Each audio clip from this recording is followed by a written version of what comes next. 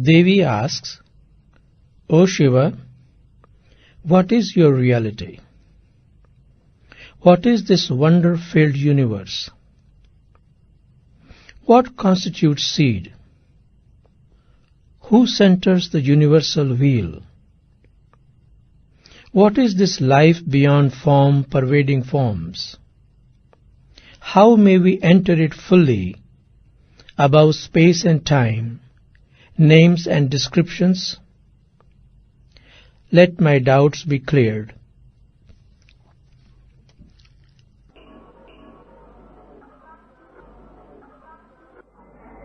Some introductory points.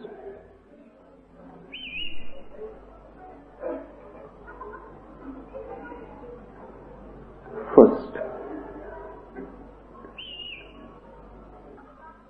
the world of Vigyan Bhairav Tantra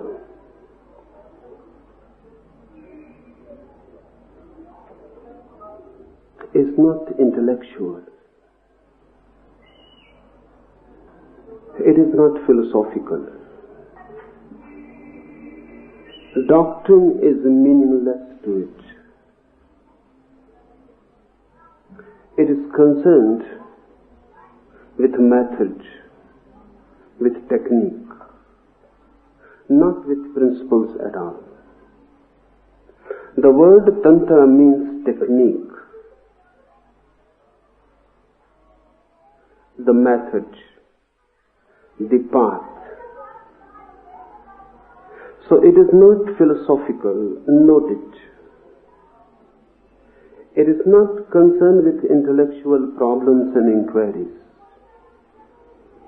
It is not concerned with why of things. It is concerned with how. Not what is truth, but how the truth can be attained.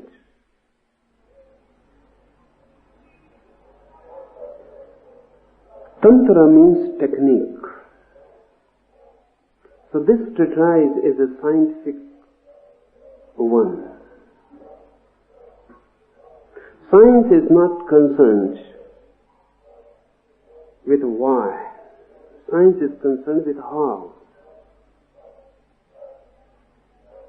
That is the basic difference between philosophy and science. Philosophy asks why this existence. Science asks how this existence.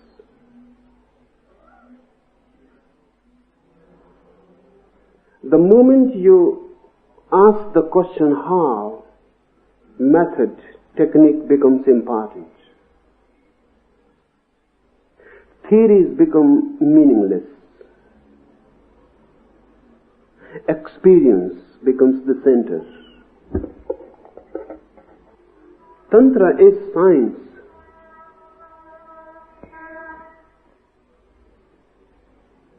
Tantra is not philosophy.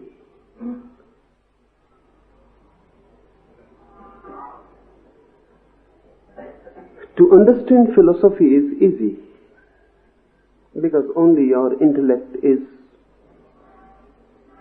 required. If you can understand language, if you can understand concepts, you can understand philosophy.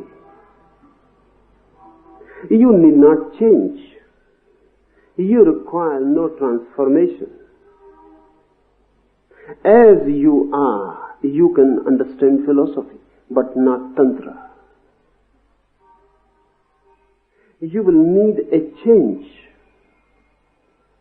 or rather a mutation. Unless you are different, Tantra cannot be understood. Because Tantra is not an intellectual proposition. It is an experience.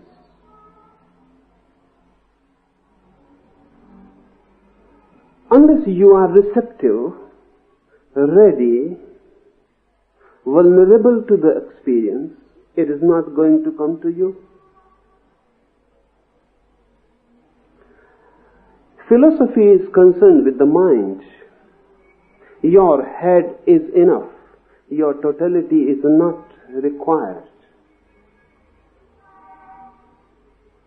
Tantra needs you in your totality. It is a deeper challenge. You will have to be in it whole and soul. It is not fragmentary.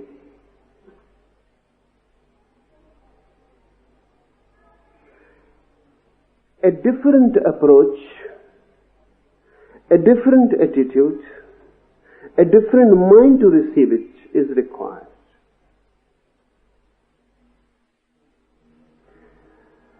Because of this, Devi is asking,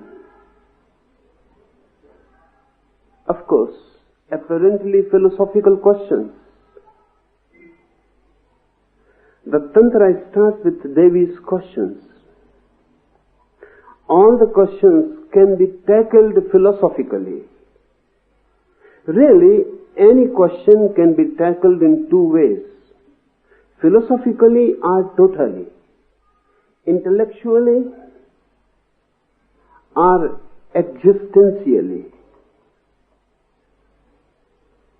For example, if someone asks what is love, you can tackle it intellectually. You can discuss. You can propose theories. You can argue for particular hypothesis. You can create a system, a doctrine. And you may not have known love at all. To create a doctrine, experience is not needed.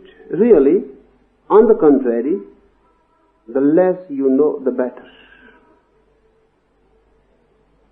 Because then you can propose a system unhesitatingly. Only a blind man can define what is light easily. When you don't know, you are bold. Ignorance is always bold. Knowledge hesitates. And the more you know, the more you feel the ground underneath is dissolving. The more you know, the more you feel how ignorant you are.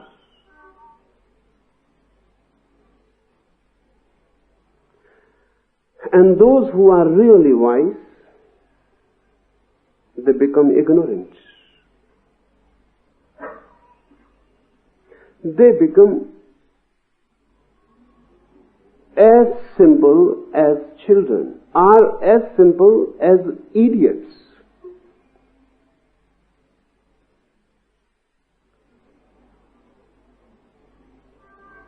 The less you know, the better to be philosophic,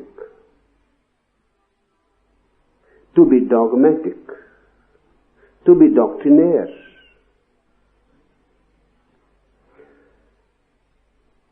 This is easy. To tackle a problem intellectually is very easy. But to tackle a problem existentially, not just to think about it, but to live it through, to go through it, to allow yourself to be transformed through it. That is, to know love, one will have to be in love.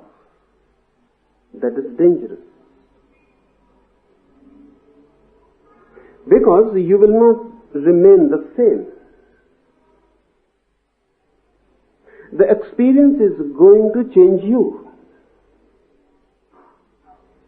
The moment you enter love, you enter a different person. And when you will come out, you will not be able to recognize your old face. It will not belong to you. A discontinuity has happened. Now there is a gap. The old man is dead, and the new man has come.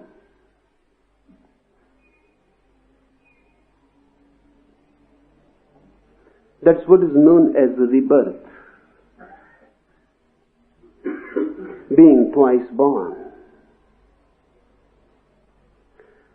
Tantra is non-philosophical and existential. So of course Devi asks questions which appear to be philosophical, but Shiva is not going to answer them that way. So better to understand it in the beginning, because otherwise you will be puzzled. Because Shiva is not going to answer a single question. All the questions Devi is asking, Shiva is not going to answer at all. And still he answers. And really only he has answered them and no one else. But on a different plane. Devi asks, what is your reality, my Lord? He is not going to answer it. On the contrary, he will give a technique. And if Devi goes through this technique, she will know. So the answer is roundabout. It is not direct. He is not going to say, who am I? He will give a technique. Do it and you know it.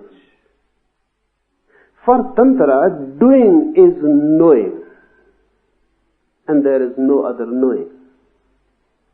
Unless you do something, unless you change, unless you have a different perspective to look at, to look with, unless you move in a different dimension altogether than the intellect, there is no answer. Answers can be given. They are all lies. All philosophies are lies. You ask a question and the philosophy gives you an answer. It satisfies you or doesn't satisfy you. If it satisfies you, you become a convert to the philosophy. You remain the same. If it doesn't satisfy you, you go on searching for some other philosophy to be converted. But you remain the same. You are not touched at all.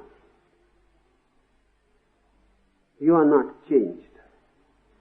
So whether you are a Hindu or a Mohammedan or a Christian or a Jain, it makes no difference. The real person behind the facade of a Hindu or a Mohammedan or a Christian is the same. Only words differ, or clothes. The man who is going to the church and to the temple and to the mosque is the same man. Only faces differ. And they are faces false, mask. Behind the mask you will find the same man. The same anger, the same aggression, the same violence, the same greed, the same lust. Everything the same. Is Mohammedan sexuality different from Hindu sexuality?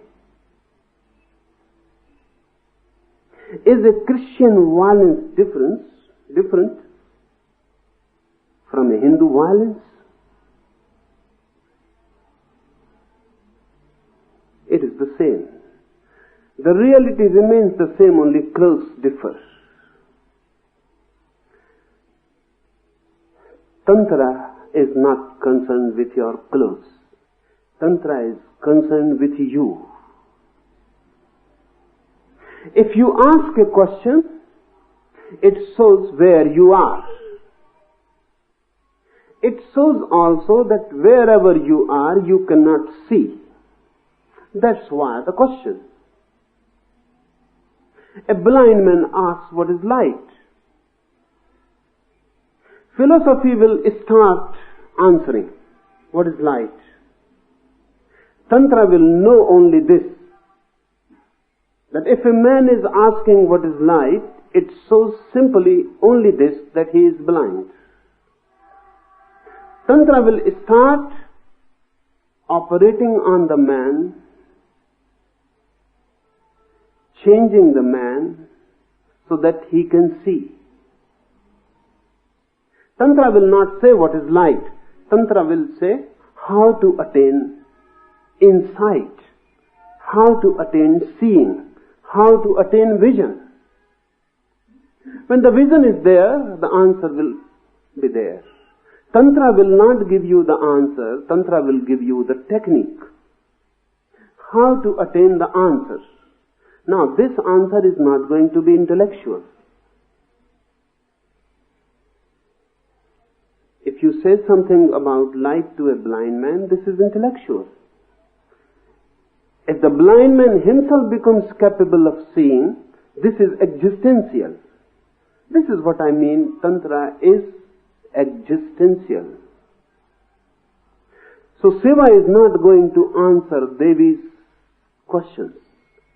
Still, he will answer. The first thing. The second thing,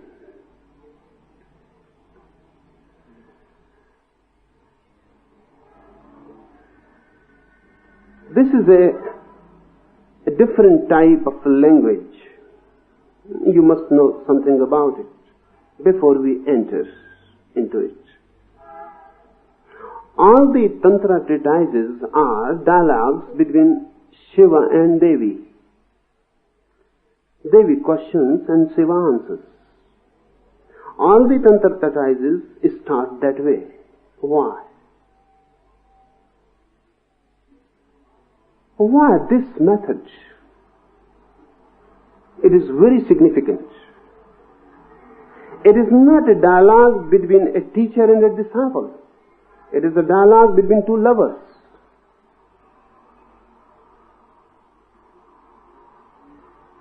And Tantra signifies through it a very meaningful thing.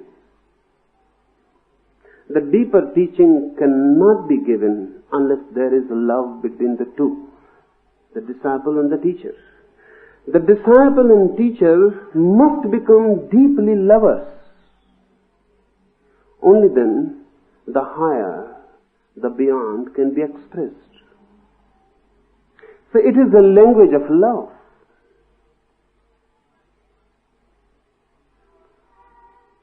The disciple must be in an attitude of love. Not only this, because friends can be lovers.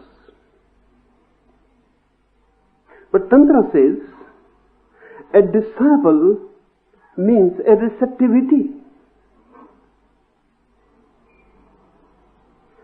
So the disciple must be in a feminine receptivity. Only then. You need not be a woman to be a disciple, but you need to be in a feminine attitude of receptivity.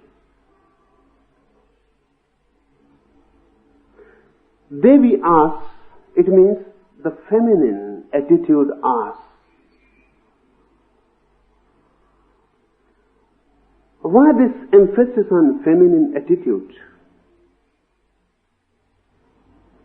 Man and woman are not only physically different, they are psychologically different.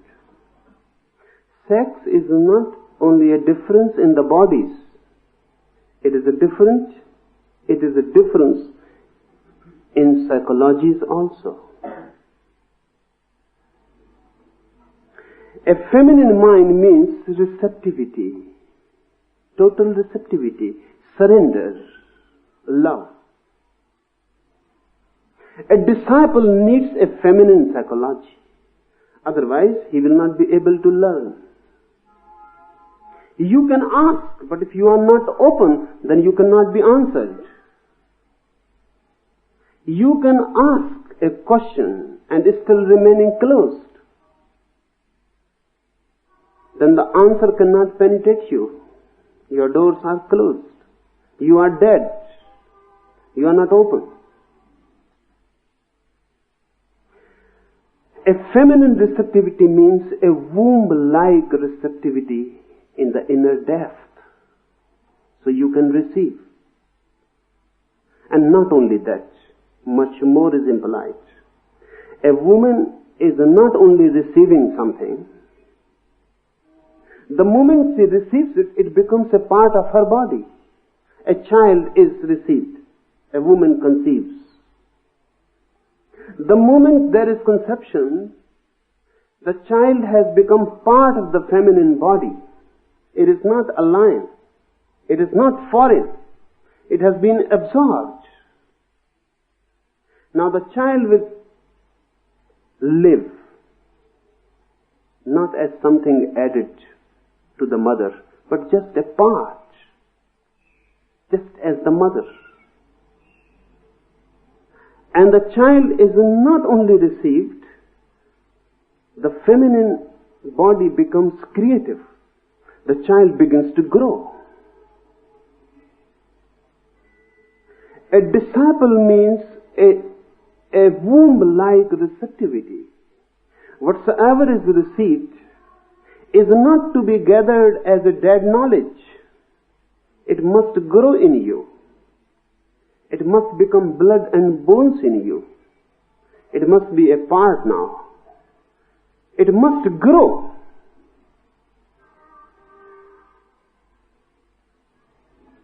This growth will change, will transform the receiver.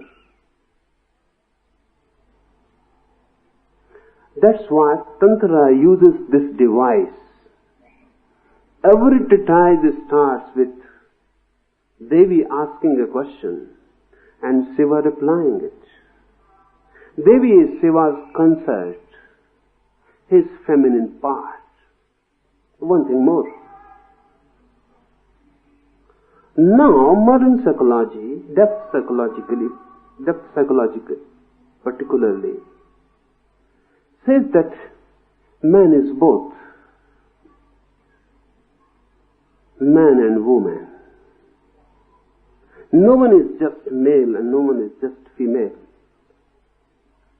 Everyone is bisexual. Both sexes are there. But this is a very recent research in the West. But for Tantra, this has been one of the most basic conceptions for thousands of years. You must have seen some picture of Shiva as Ardhanarishwar, half man, half woman. That is the only concept in the whole history of man. Shiva is depicted as half man, half woman. So Devi is not just a consort, it is Shiva's other half. And unless a disciple becomes the other half of the teacher, it is impossible to convey the higher teachings, the esoteric methods. When you become one, then there is no doubt. When you are one with the teacher, so subtly one, so deeply one, there is no argument, no logic, no reason. One simply absorbs. One becomes a womb. And then the teaching begins to grow and change you.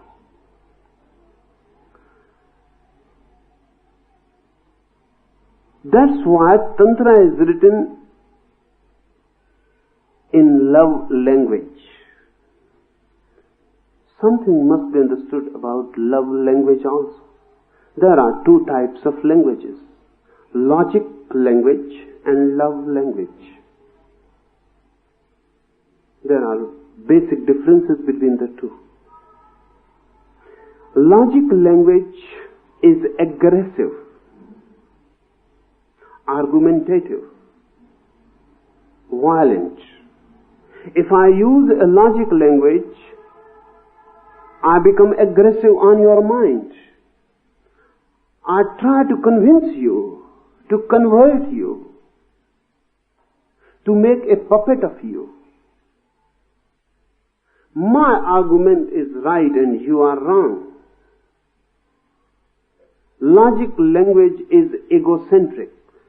I am right and you are wrong. So I must prove that I am right and you are wrong. I am not concerned with you. I am concerned with my ego. My ego is always right. Love language is totally different. I am not concerned with my ego. I am concerned with you.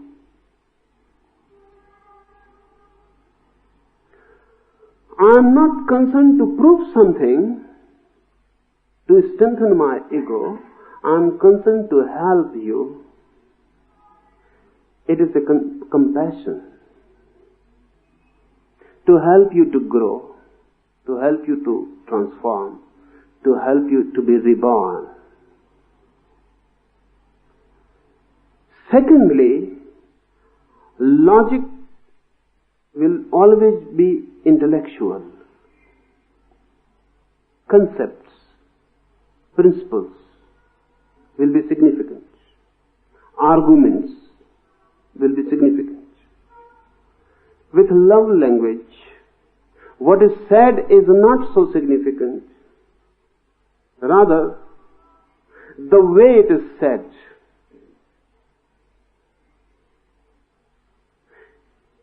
The container, the word is not important. The content, the message is more important. It is a heart-to-heart talk, not a mind-to-mind discussion. It is not a debate. It is a communion. So this is rare. Parvati is sitting in the lap of Shiva and asking. And Shiva answers. It is a love dialogue. No conflict. As if Shiva is speaking to himself.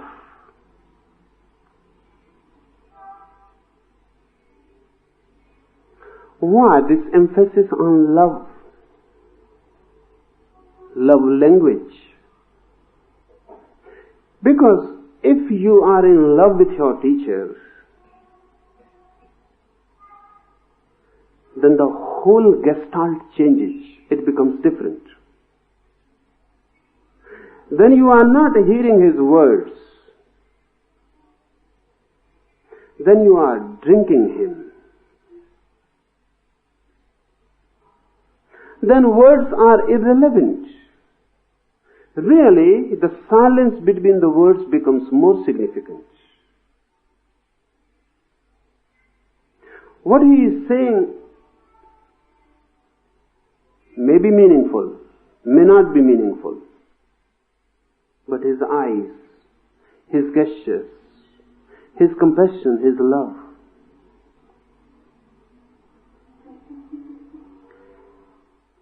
That's why Tantra has a fixed device, a structure. Every treatise starts with Devi asking and Shiva answering. No argument is going to be there.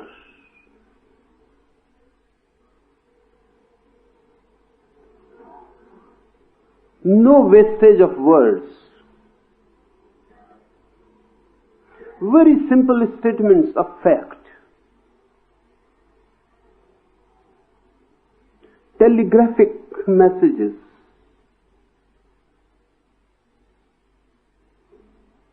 with no view to convince, just to relate. Shiva, if you encounter him with a question, with a closed mind,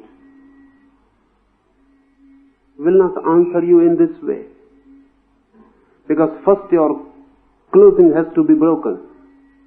Then he will have to be aggressive.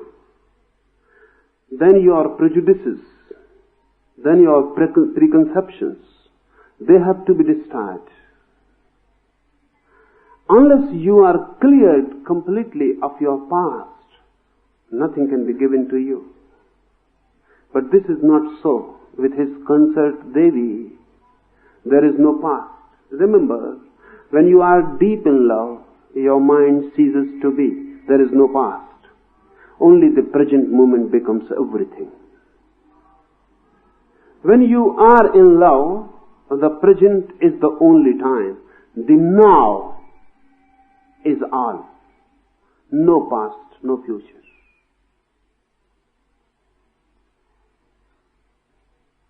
So Devi is just open. There is no defense. Nothing to be cleared. Nothing to be destroyed. The ground is ready. Only a seed has to be dropped. The ground is not only ready but welcoming, receptive, asking to be impregnated. So all these sayings that we are going to discuss will be telegraphic.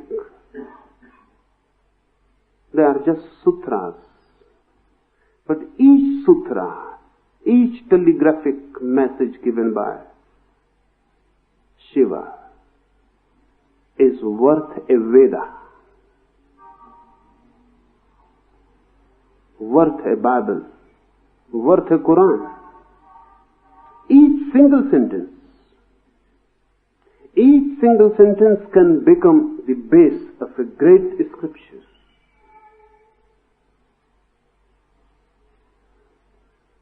Because scriptures are logical. You have to propose, defend, argue. There is no argument. Simple statements of love. Thirdly,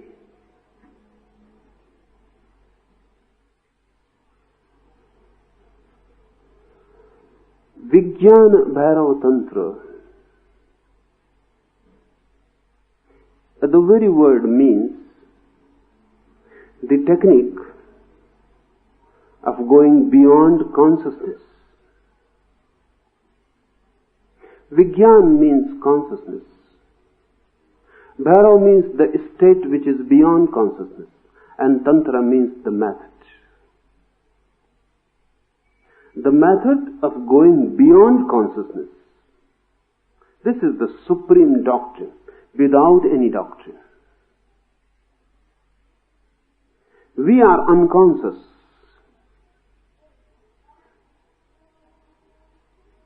So all the religious teachings are concerned how to go beyond unconsciousness, how to be conscious. For example, Krishnamurti, Zen, they are all concerned how to create more consciousness. Because we are unconscious. So how to be more aware, alert? From unconsciousness, how to move towards consciousness. But Tantra says that this is a duality, unconscious and conscious. If you move from unconscious to consciousness, you are moving from one duality to another. Move beyond both. Unless you move beyond both, you can never reach the ultimate.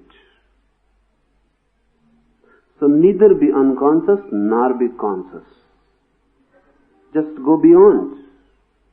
Just be. Neither be conscious nor be unconscious. Just be. This is going beyond yoga, going beyond Zen, going beyond all teachings. Vigyan means consciousness, and Bhairav is a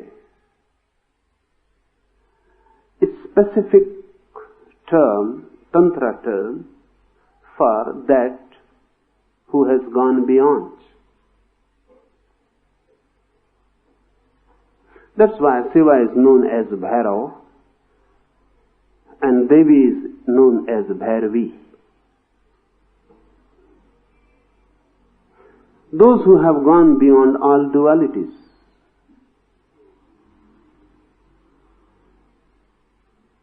In our experience, only love can give us a glimpse. That's why love becomes the very basic device to impart Tantra wisdom. In our experience, only love is something we can say which goes beyond duality. When two persons are in love, the deeper they move in it, less and less they are two. More and more they become one. And a point comes and a peak is reached when only apparently they are two, inwardly they are one. The duality is transcended. Only in this sense, Jesus saying that God is love becomes meaningful, otherwise not. In our experience, love is nearest to God. Not that God is loving, as Christians go on interpreting. That God has a fatherly love for you. Nonsense.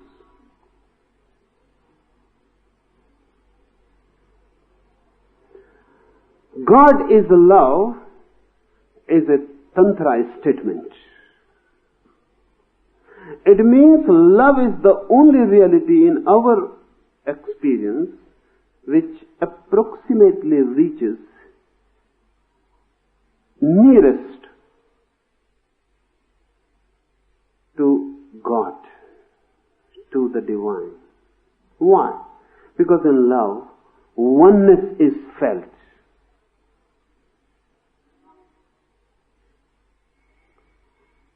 Bodies remain two,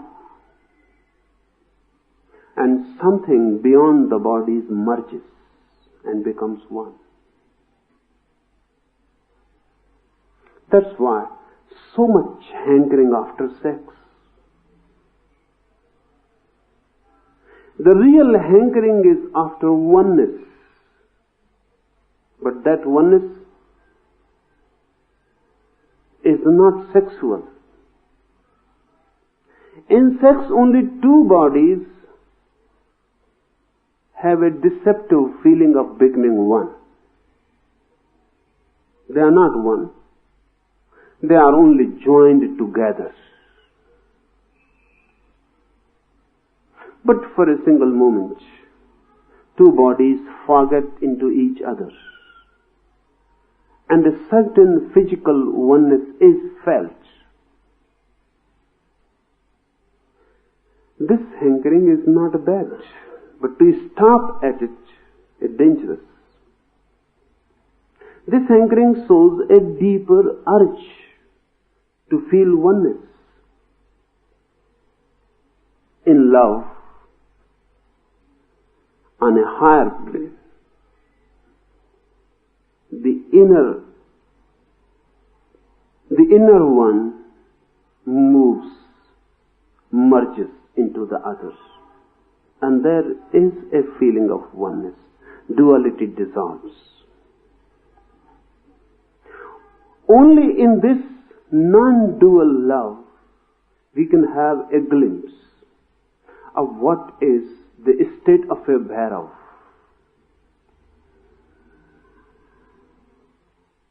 We may say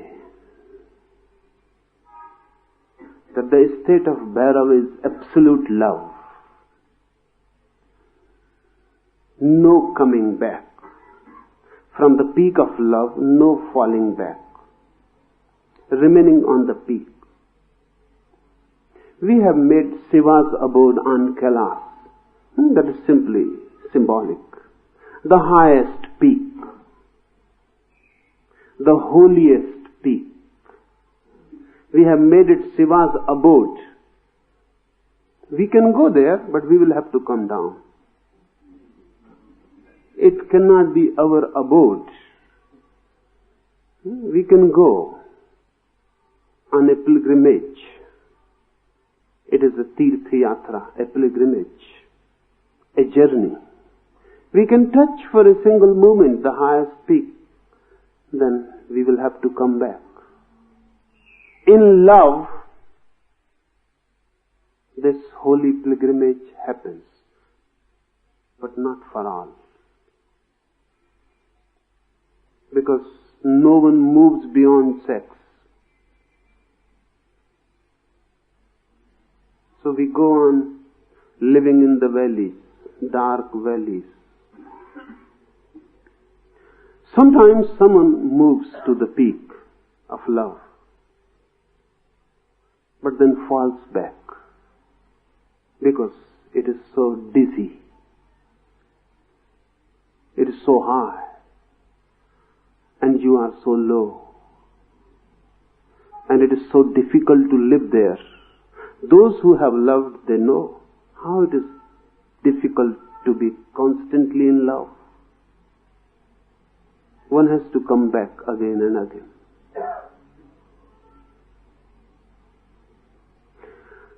It is Shiva's abode.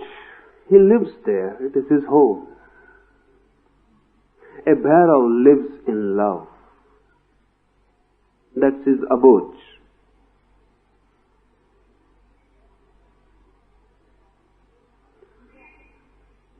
When I say that's his abode, I mean, now he is not even aware of love. Because if you live on Kailas, you will not be aware that this is Kailas. This is a peak. The peak becomes a plain thing. Shiva is not aware of love. We are aware of love because we live in non-love.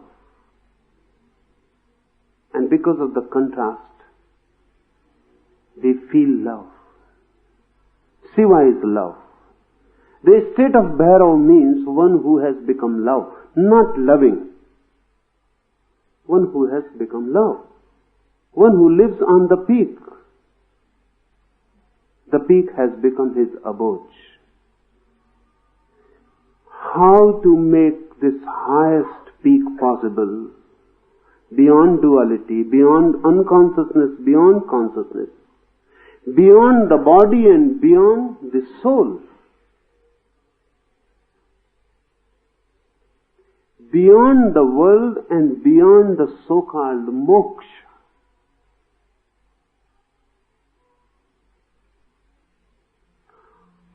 How to reach this peak? The technique is Tantra.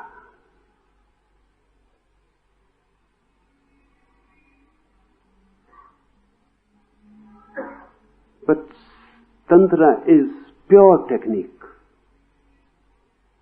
So it is going to be difficult to understand. First, let us understand the questions, what Devi is asking. O Shiva, what is your reality?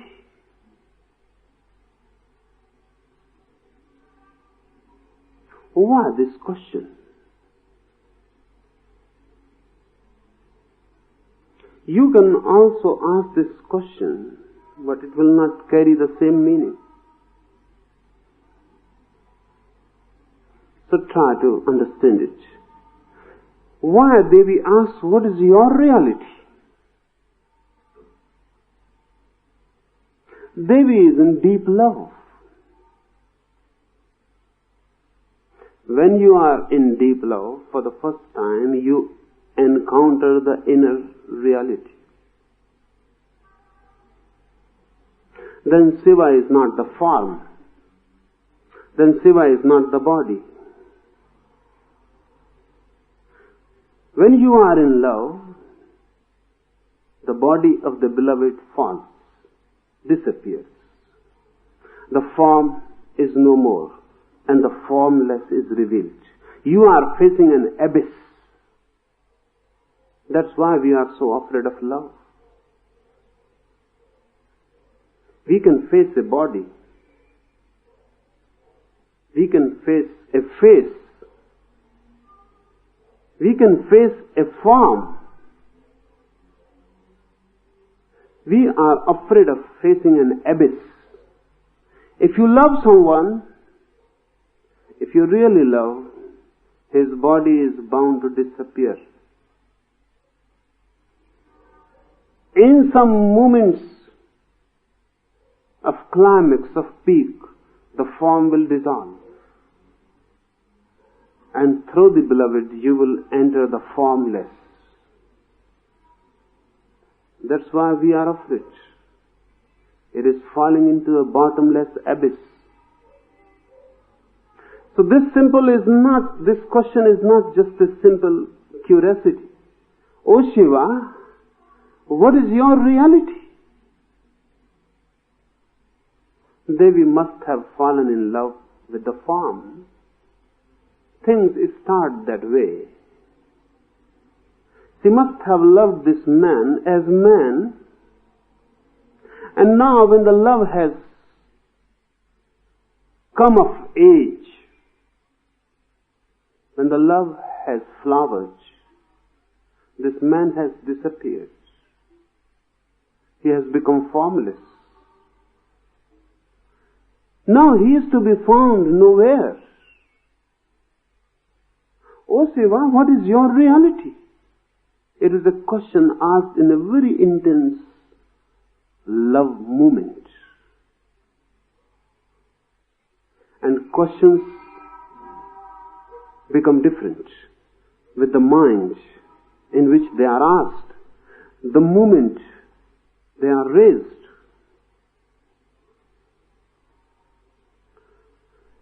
So create the situation, the milieu of the question in our minds. Parvati must be at a loss. Devi must be at a loss. Shiva has disappeared. When love reaches its peak, the lover disappears. Why this happens? This happens because really everyone is formless. You are not a body.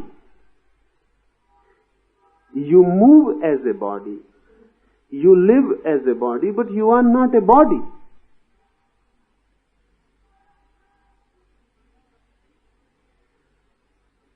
When we see someone from the outside, he is a body.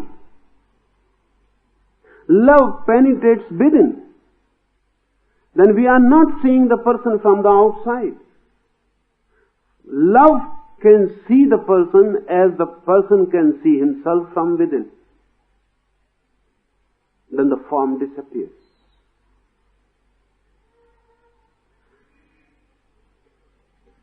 Zen monk Rinzai attained his enlightenment, and the first thing he asserted, where is my body? Where my body has gone? And he began to search. And he called his disciples and he said, go and find out where is my body. I have lost my body. He has entered the formless. You are also a formless existence. But you know yourselves not directly, you know from others' eyes. You know through the mirror.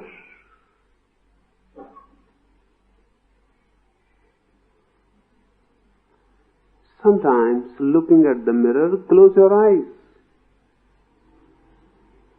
and then think, meditate. If there was no mirror, how could you have known your face? If there was no mirror, there would have been no face. You don't have face, mirrors give you faces.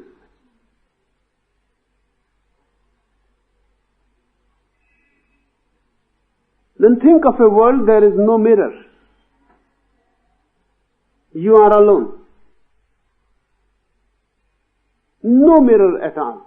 Not even others' eyes working as mirrors. You are alone on a lonely island. No, nothing can mirror you. Then will you have any face? Or will you have any body? You cannot have. You are not having it at all. Because we know ourselves through others, and the others can know only the outer form. That's why we become identified with it.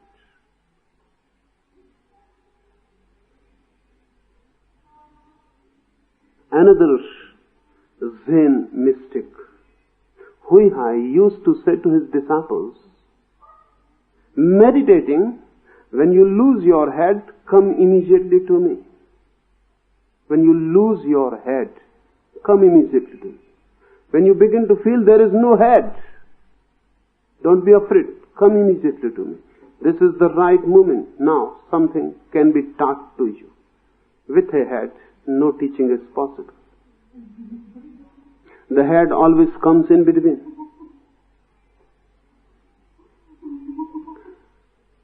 Parvati Devi asked Shiva, "O Shiva, what is your reality?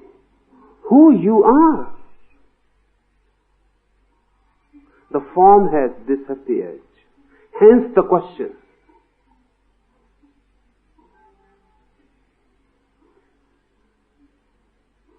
In love, you enter the other as himself. It is not you entering. You become one, and for the first time, you know an abyss, just a formless presence. That's why, for centuries together, centuries and centuries, we were not making any sculpture, any picture of Shiva. We were making only Shiva Linga, the symbol. Shiva Linga is just a formless form. When you love someone, when you enter someone, he becomes just a luminous presence. That Shiva Linga is just a luminous presence. Just an aura of light. That's why Devi asks, what is your reality? What is this wonder-filled universe? We know the universe, but we never know it as wonder-filled. Children know. Lovers know. Sometimes poets and madmen. We don't know that the world is wonder-filled. Everything is just repetitive, no wonders, no poetry, just flat prose.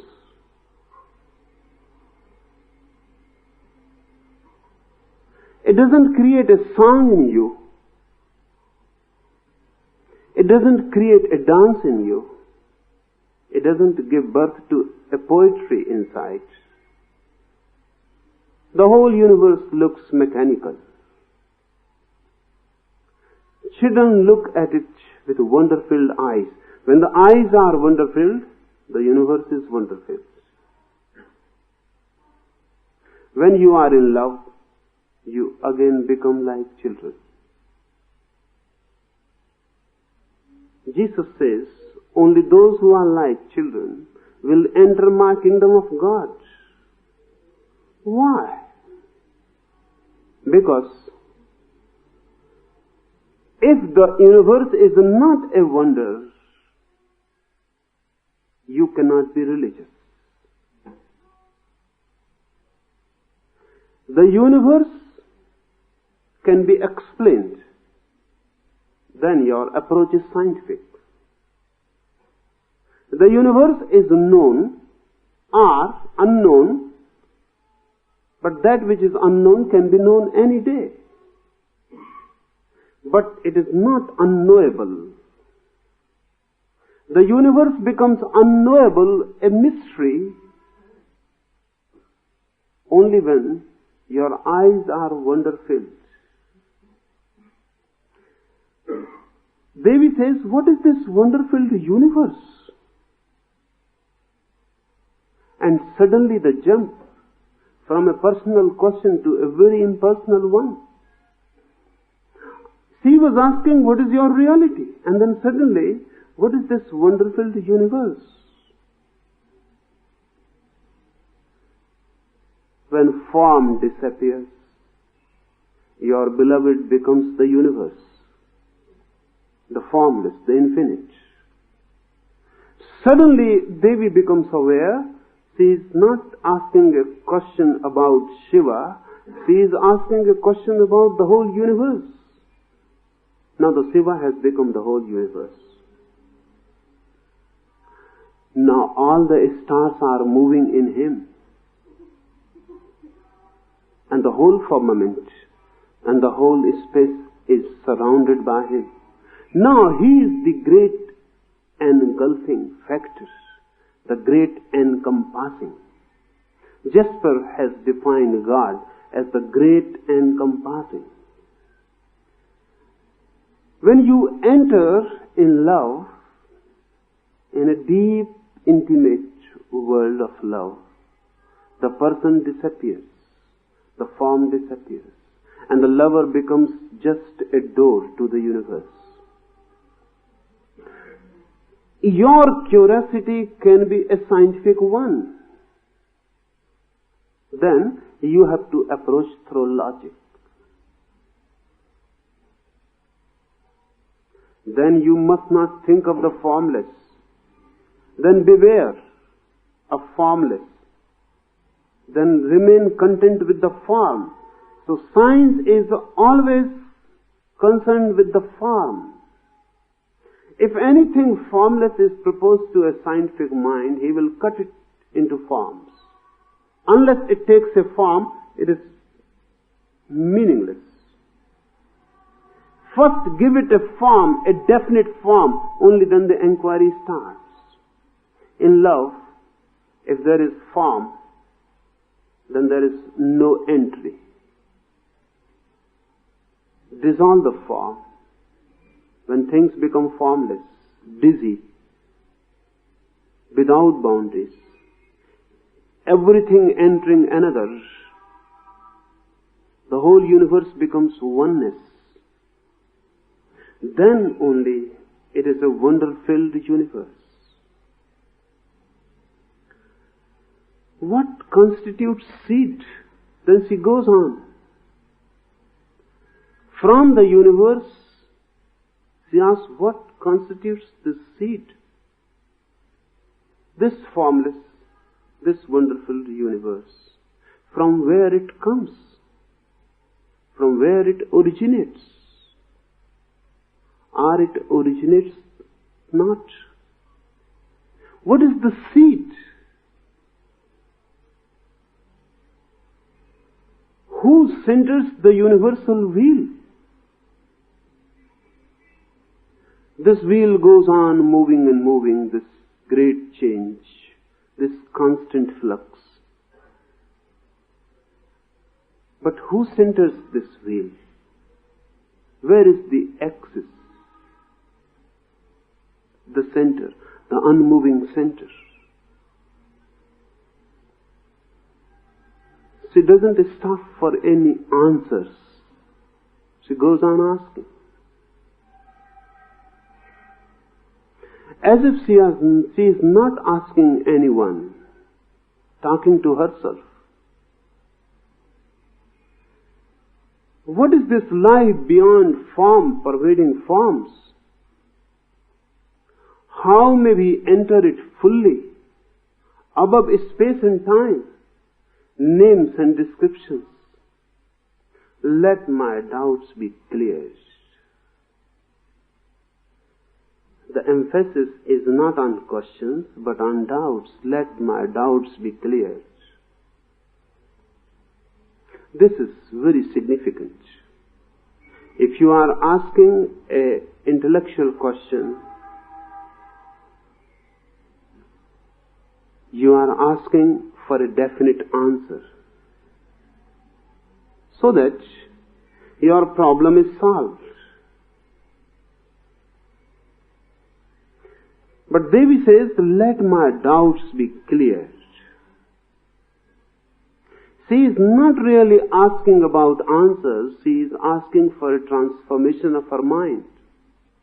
Because a doubting mind will remain a doubting mind, whatsoever answers are given. Note it. A doubting mind will remain a doubting mind. Answers are irrelevant. If I give you one answer and you have a doubting mind, you will doubt it. If I give you another answer, you will doubt that also. You have a doubting mind. Doubting mind means it will put a question mark to anything. So answers are useless. You ask me who created the world, and I say you A created the world, then you are bound to ask who created A.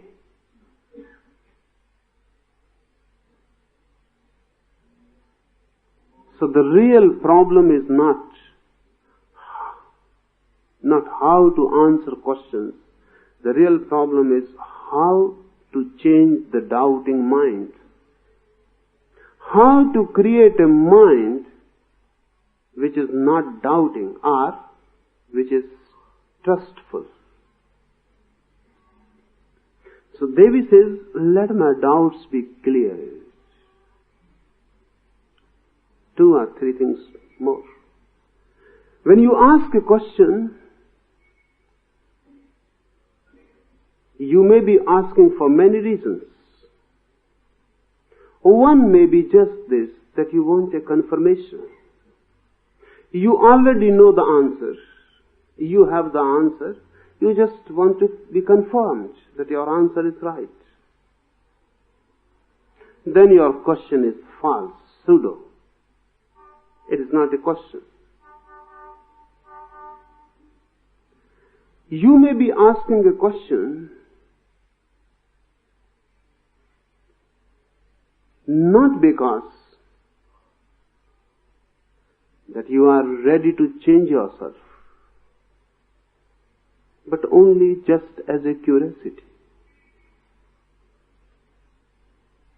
The mind goes on questioning. In the mind, questions come as leaves come in a tree. That is the very nature of the mind, to question. So it goes on questioning. It matters not what you are questioning. Anything give to the mind, it will create a question. It is a grinding machine to create questions. So give it anything, it will cut it into pieces and create many questions. One question answered and the mind will create many questions from the answer. This has been the whole history of philosophy. Bertrand Russell remembers that when he was a child, he thought that one day when he will be mature enough to understand all philosophy, all questions will be answered. Then late, when he was 80, he said that now I can say that my old questions are there, standing as they were standing when I was a child. New other questions have come up because of the study of philosophy.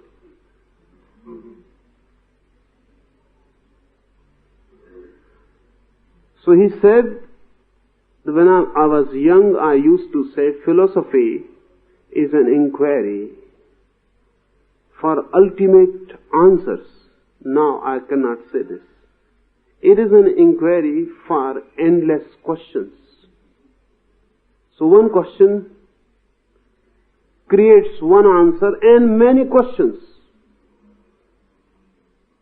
The doubting mind is the problem. Parvati says, don't be concerned with my questions. I have asked so many things. What is your reality? What is this wonderful universe? What constitutes seed? Who centers the universal wheel? What is life beyond forms? How we can enter it fully above time and space? But don't be concerned with my questions. Let my doubts be cleared. I ask these questions because they are in my mind. I ask them just to show you my mind. But don't pay much attention to them. Really, answers will not fulfill my need. My need is, let my doubts be cleared. But how the doubts can be cleared? Will any answer do? Is there any answer which will clear your doubts? Mind is the doubt. It is not that the mind doubts. Mind is the doubt.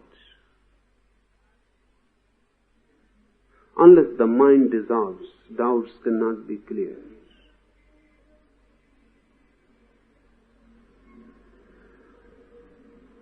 Shiva will answer.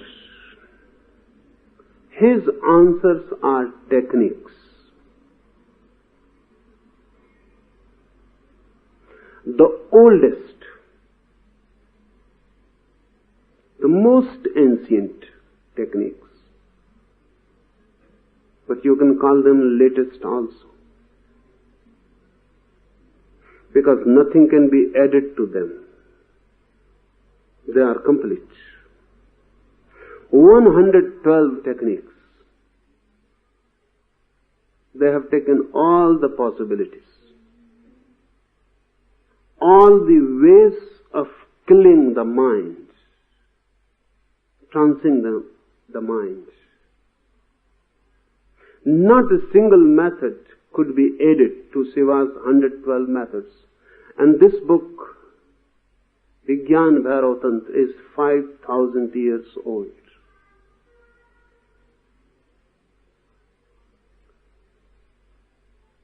Nothing can be added. There is no possibility to add anything. It is exhaustive, complete. And the most ancient, and yet the latest, yet the newest. Old like old hills. They seem eternal. And new like just a dewdrop before the sun. Because they are so fresh.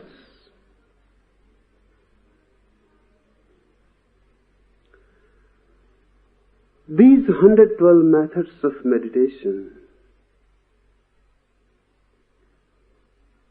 constitute the whole science of transforming mind. We will enter one by one. We will try to comprehend first intellectually. But use your intellect only as an instrument, not as a master.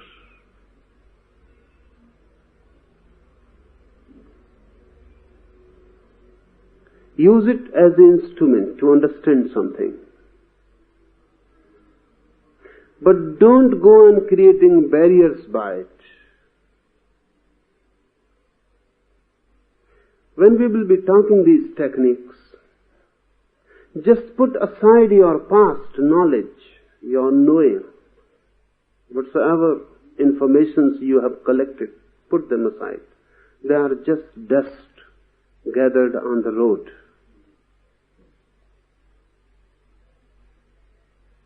Encounter these methods with a fresh mind, with alertness, of course, but not with argumentation. And don't make the fallacy that argumentative mind is alert mind. It is not. Because the moment you move into arguments, you have lost the awareness, you have lost the alertness. You are not here then. These methods don't belong to any religion. Remember, they are not Hindu. Just as the theory of relativity is not Jewish, because Einstein conceived it. And radio and television are not Christian. No one says that why you are using electricity, this is Christian. Because the Christian mind conceived it. Science doesn't belong to races and to religions, and Tantra is a science. So remember, this is not Hindu at all. These techniques were conceived by Hindus, but those techniques are not Hindu.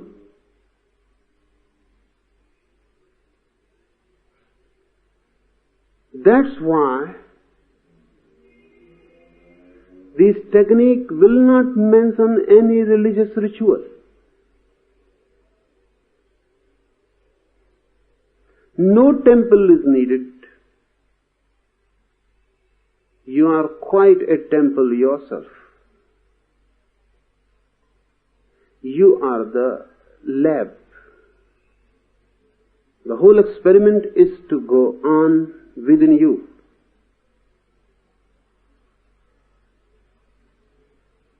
No belief is needed. This is not religion. This is science. No belief is needed. It is not required to believe in Quran or the Veda or Buddha or in Mahavir. No. No belief is needed. Only a daring to experiment is enough. Courage to experiment is enough.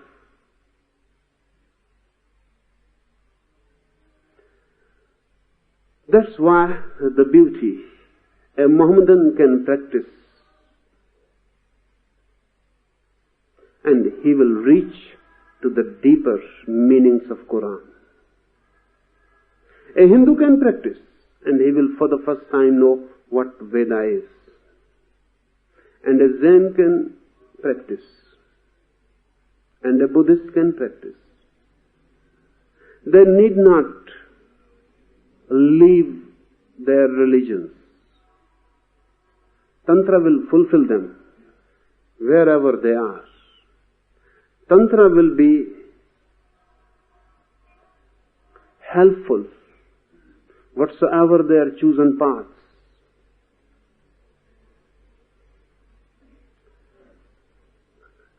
So remember this, Tantra is pure science. You may be a Hindu or a Mohammedan or a Parsi or whatsoever. Tantra doesn't touch your religion at all. Tantra says that religion is a social affair.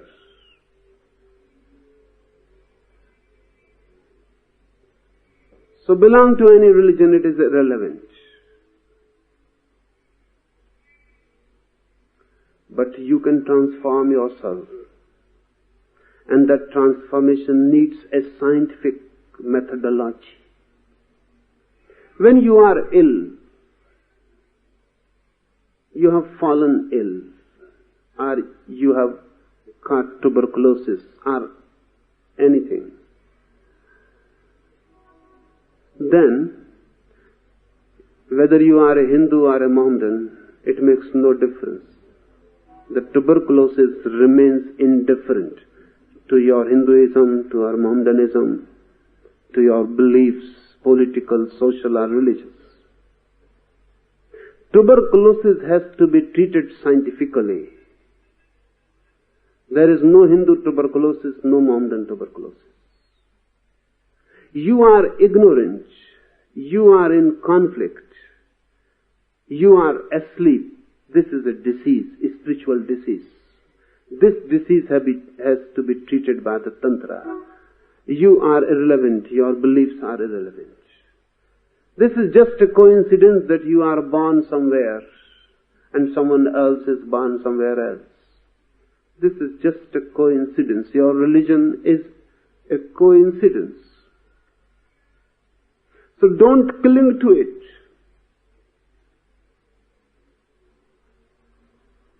Use some scientific methods to transform yourself.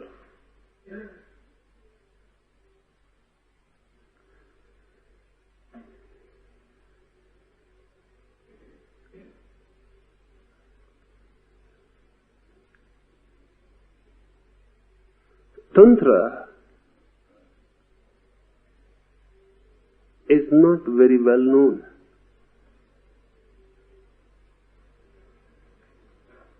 Or even if known, then very much misunderstood. There are reasons for it. Higher and purer a science, the less is the possibility of it that masses should know.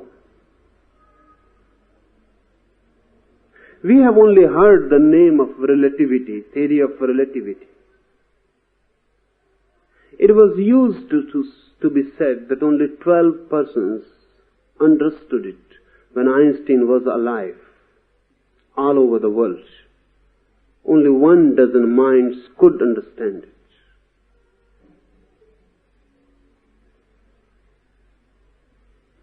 It was difficult even for Albert Einstein to make it understand to someone, to make it understandable, because it moves so high, it goes above your heads. But it can be understood. A technical, mathematical knowledge is needed. A training is needed and it can be understood. But Tantra is more difficult because no training will help. Only transformation can help. That's why Tantra could never become a mass understanding. And this happens always when you cannot understand a thing.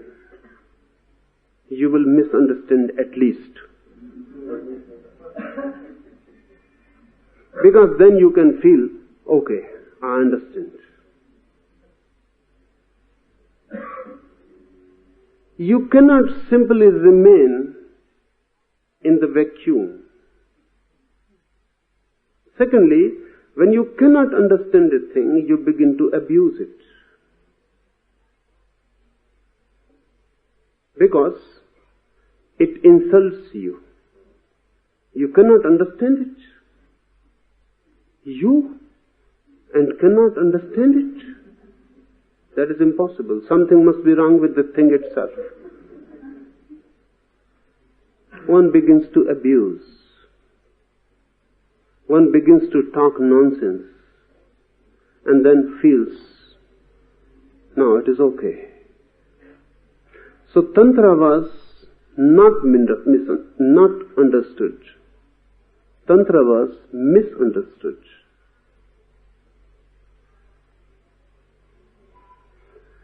It was so deep and so high that this was natural.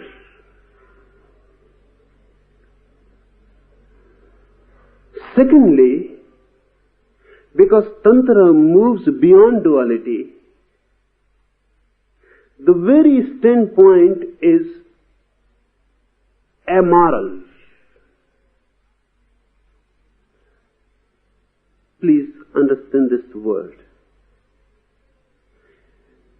Moral, immoral, amoral.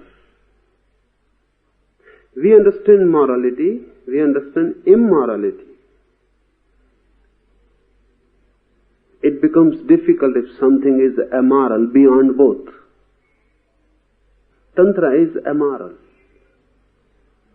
Look at it in this way. A magician is amoral. It is neither moral nor immoral. If you give it to a thief, it will help. If you give it to a saint, it will help. It will make no difference between a thief and a saint. The magician cannot say, this is a thief, so I am going to kill him. And this is a saint, so I am going to help him. A magician is a scientific thing. Your being a thief or being a saint is irrelevant.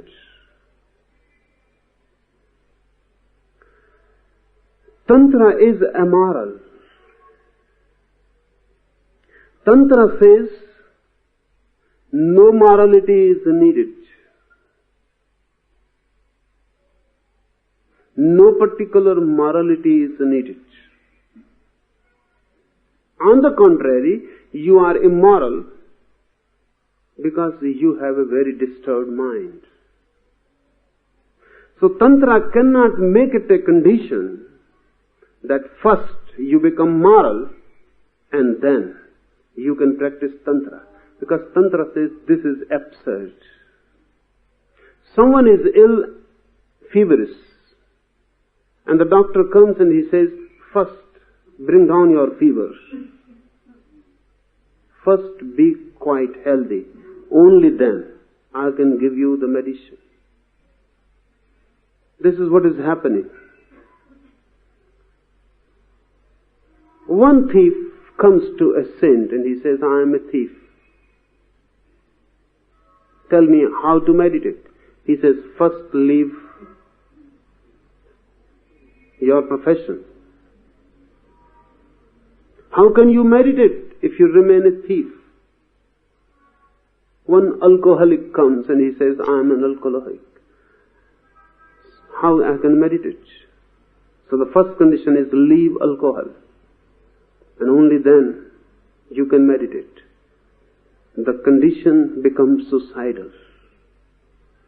The man is alcoholic or a thief or immoral because he has a disturbed mind, ill mind. These are the effects, consequences of a diseased mind. And you say, first be well and then you can meditate. But then who needs meditation? Meditation is medicinal. It is a medicine.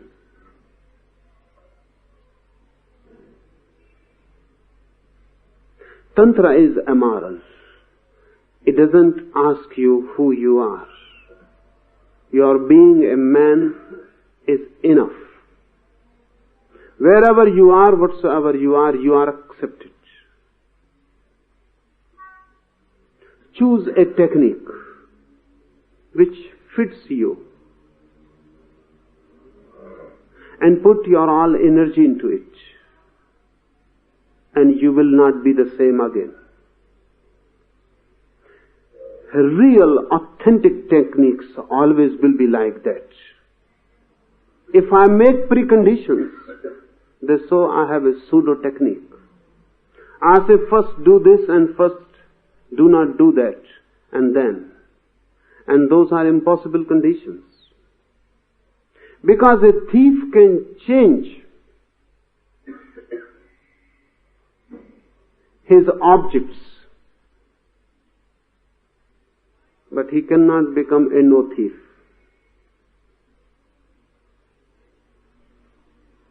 A greedy man can change his objects of greed, but he cannot become non-greedy. You can force him, or he can force upon himself non-greed also, only because of a certain greed. If heaven is promised,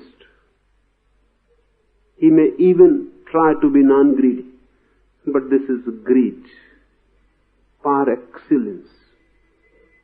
Heaven, moksha, Satchidananda, they become the objects of his greed. Tantra says you cannot change man unless you give him authentic techniques to change. Just by preaching, nothing is changed. And you can see all over the world. Whatsoever Tantra says is written all over the world. So much preaching, so much moralizing, so many priests, preachers, the whole world filled with them. And so ugly. And everything immoral. Why this is happening? The same will be the case if you give your hospitals to preachers. They will go there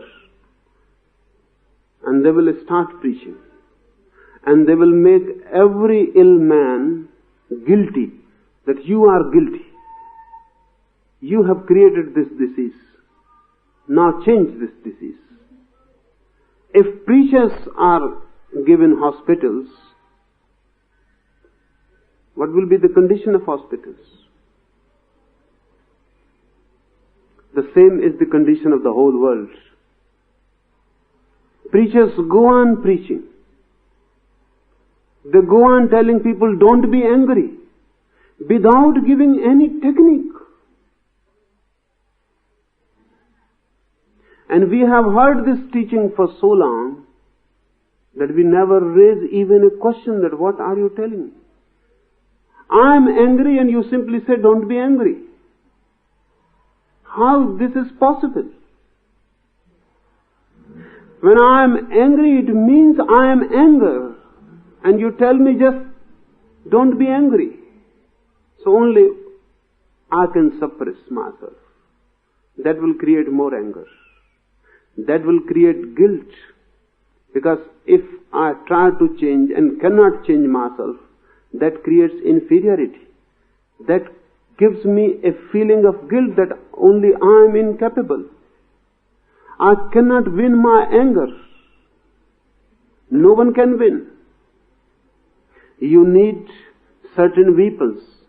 You need certain techniques.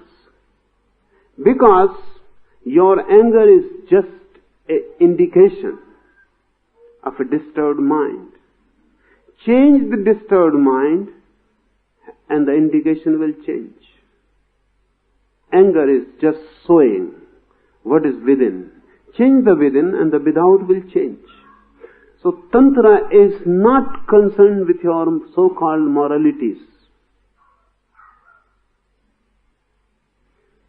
Really, to emphasize morality is mean. It is degrading. It is inhuman. When someone comes to me and I say, leave anger first, leave sex first, leave this and that, I am inhuman. What I am saying is impossible. And the impossibility will make that man feel inwardly mean. He will begin to feel inferior.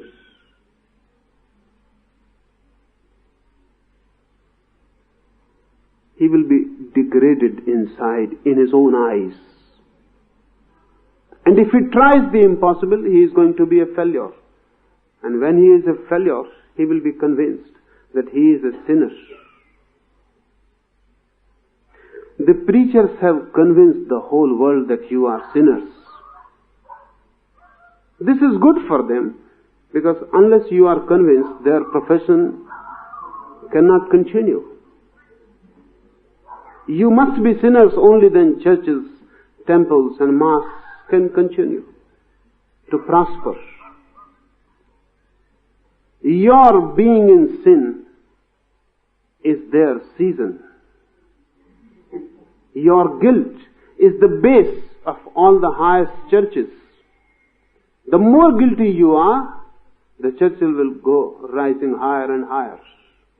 They are built on your guilt, on your sin, on your inferiority complex. So they have created inferior humanity. Tantra is not concerned with your morality, so-called social formalities, etc. That doesn't mean that Tantra says be moral. No. Tantra is so much unconcerned with your morality that Tantra cannot say be immoral. Tantra gives you scientific techniques, how to change the mind. And once the mind is different, your character will be different. Once the basis of your structure changes, your whole edifice will be different. Because of this amoral attitude, Tantra could not be tolerated by your so-called saints. They all went against it. Because if Tantra succeeds, then all this nonsense which goes on in the name of religion will have to stop. See this. Christianity fought very much scientific progress. Why? Only because if scientific progress is there in the material world, then it is not very far that in the psychological, in the spiritual also science will penetrate. So Christianity started fighting scientific progress. Because once you know that you can change matter through techniques, it is not very far. You will come to know that you can change mind through techniques. Because mind is nothing but subtle matter. This is Tantra proposition. Mind is nothing but subtle matter. It can be changed. And once you have a different mind, you have a different world. Because you look through the mind. The world you are seeing because of a particular mind. Change the mind and you look. There is a different world. And if there is no mind, that is the ultimate for Tantra. To bring a state when there is no mind. Then look at the world without any mediator. When the mediator is not, you are encountering the real.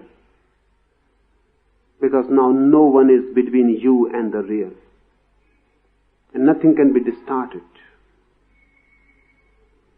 So Tantra says when there is no mind, that is the state of Bhairav, no mind state. For the first time you look a world, that which is. If you have a mind, you go on creating a world. You go on imposing, projecting. So first change the mind then change from mind to no mind, and these 112 methods can help each and everyone. Any particular method may not be of your use. That's why Shiva goes on relating many methods. Choose any one method which suits you. It is not difficult to know which suits you. We will try to understand each method and how to choose for yourself one method which can change you and your mind. This will be a basic necessity, this understanding, intellectual understanding. But this is not the end. Whatsoever I talk here, try it. Really, when you try the right method, it ticks immediately. So I will go on talking methods here every day. You try. Just play with them. Go home, try. The right method, whenever you happen to it, just ticks. Something explodes in you, and you know that this is the right method for me.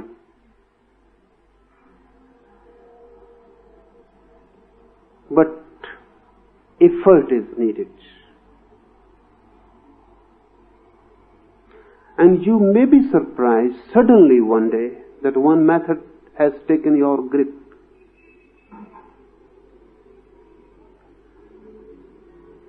So while I will be talking here, parallel to it, go on playing with these methods. I say playing because don't be too much serious.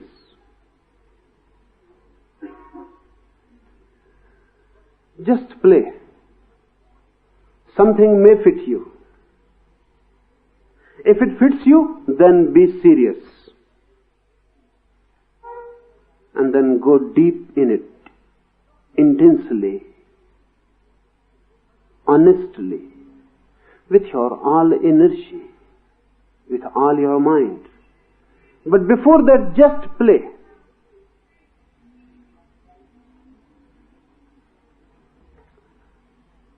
I have found that while you are playing, your mind is more open.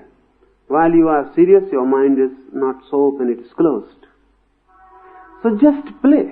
Don't be too serious. Just play. And these methods are simple. You can play with them.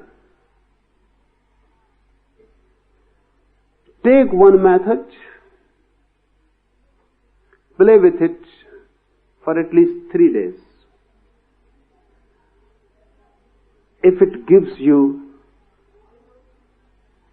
a certain feeling of affinity, if it gives you a certain feeling of well-being, if it gives you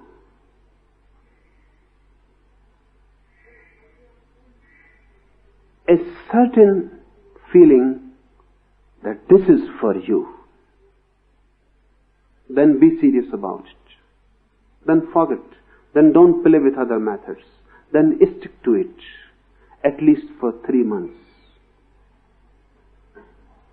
Miracles are possible. The only thing is the technique must be for you. If the technique is not for you, then nothing happens. And you may go on with it for lives together, nothing will happen. If the method is for you, then even 3 minutes are enough.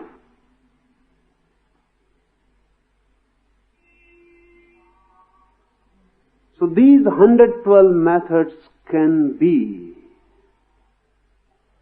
a miraculous experience for you. Or they may be just listening. It depends on you. I will go on describing each method.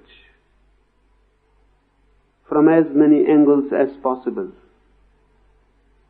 If you feel any affinity with it, play with it for 3 days, then leave it.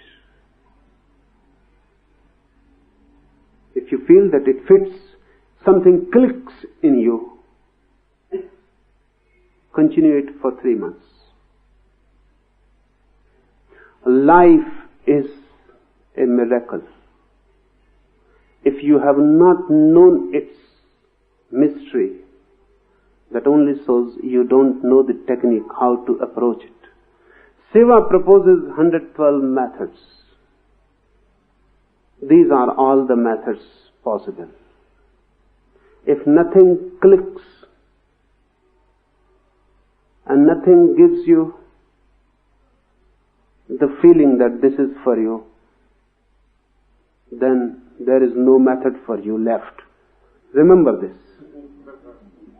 Then forget spirituality, be at ease. Then it is not for you. But these 112 methods are for the whole humanity, for all the ages that have passed and all the ages that has to come. For all time, there has never been a single man, and there will never be, who can say these 112 methods are all useless for me. Impossible. This is impossible.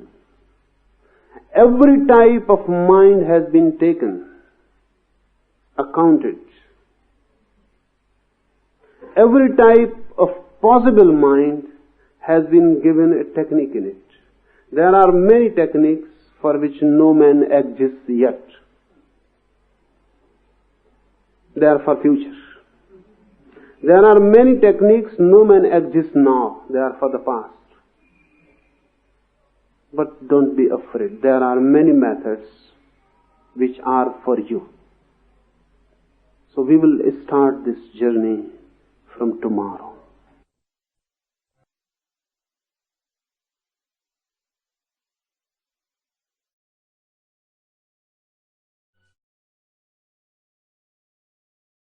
The first. What is the difference between traditional yoga and tantra? Are the same?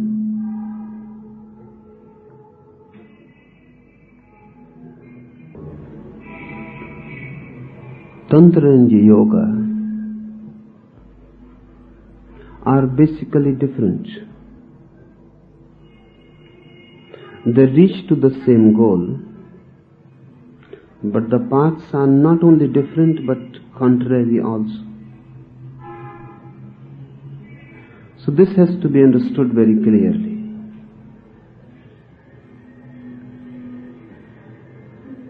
A yoga process is also methodology. Yoga is also technique. Yoga is not philosophy, just like tantra. Yoga also depends on action, method, technique. Doing leads to being in yoga also. But the process is different. In yoga, one has to fight. That is the path of the warrior. On the path of tantra, one has not to fight at all.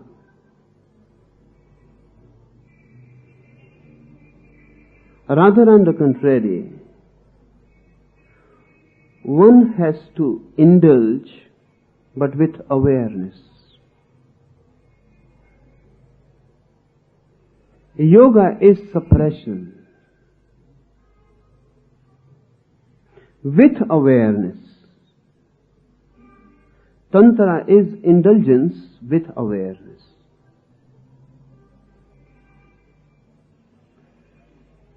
Tantra says that whatsoever you are, The ultimate is not opposite to it.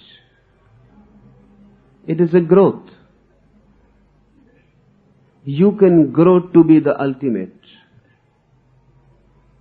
There is no opposition between you and the reality. You are part of it. So no struggle, no conflict, no opposition to nature is needed. You have to use nature. You have to use whatsoever you are to go beyond.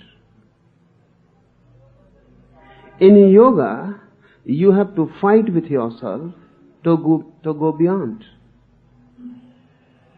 In yoga, the world and the moksha, you as you are and you as you can be, are two opposite things. Suppress, fight, dissolve that which you are so that you can attain that which you can be. Going beyond in yoga is a death. You must die for your real being to be born.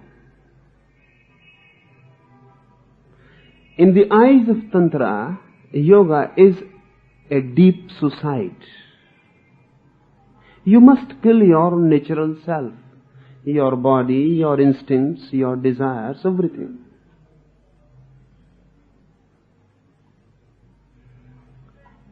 Tantra says, accept yourself as you are.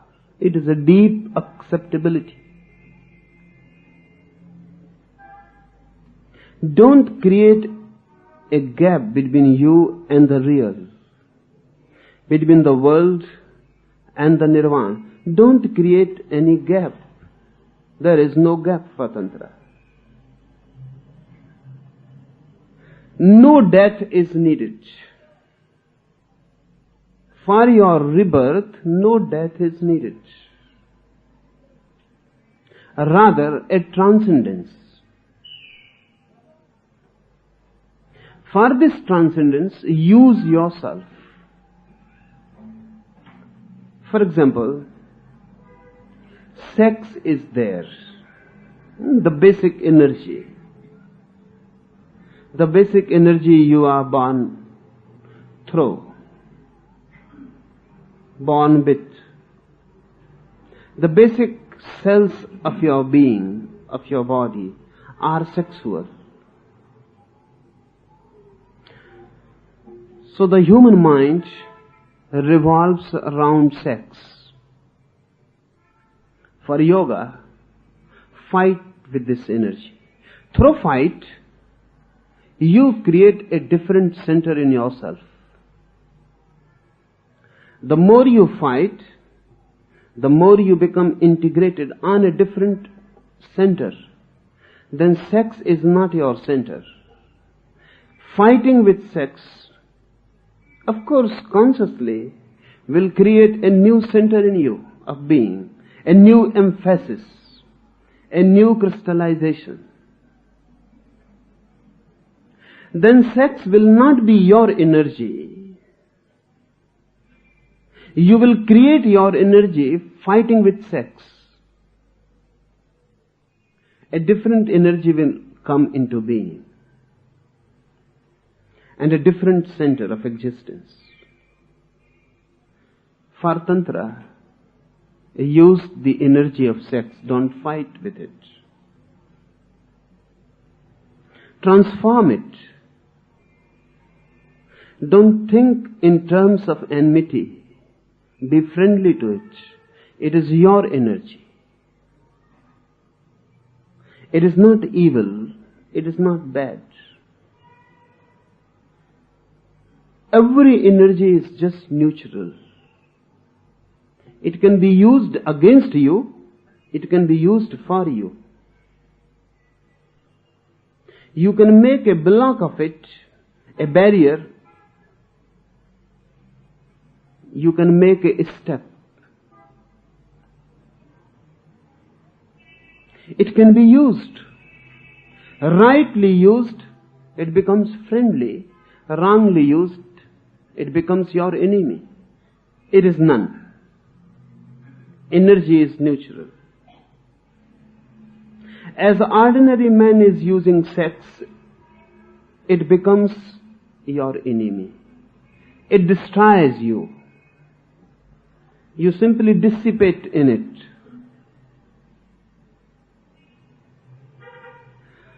Yoga takes the opposite view, opposite to the ordinary mind. Ordinary mind is being destroyed by his own desires. So yoga says, stop desiring. Be desireless. Fight desire and create an integration in you which is desireless. Tantra says, be aware of the desire. Don't create any fight.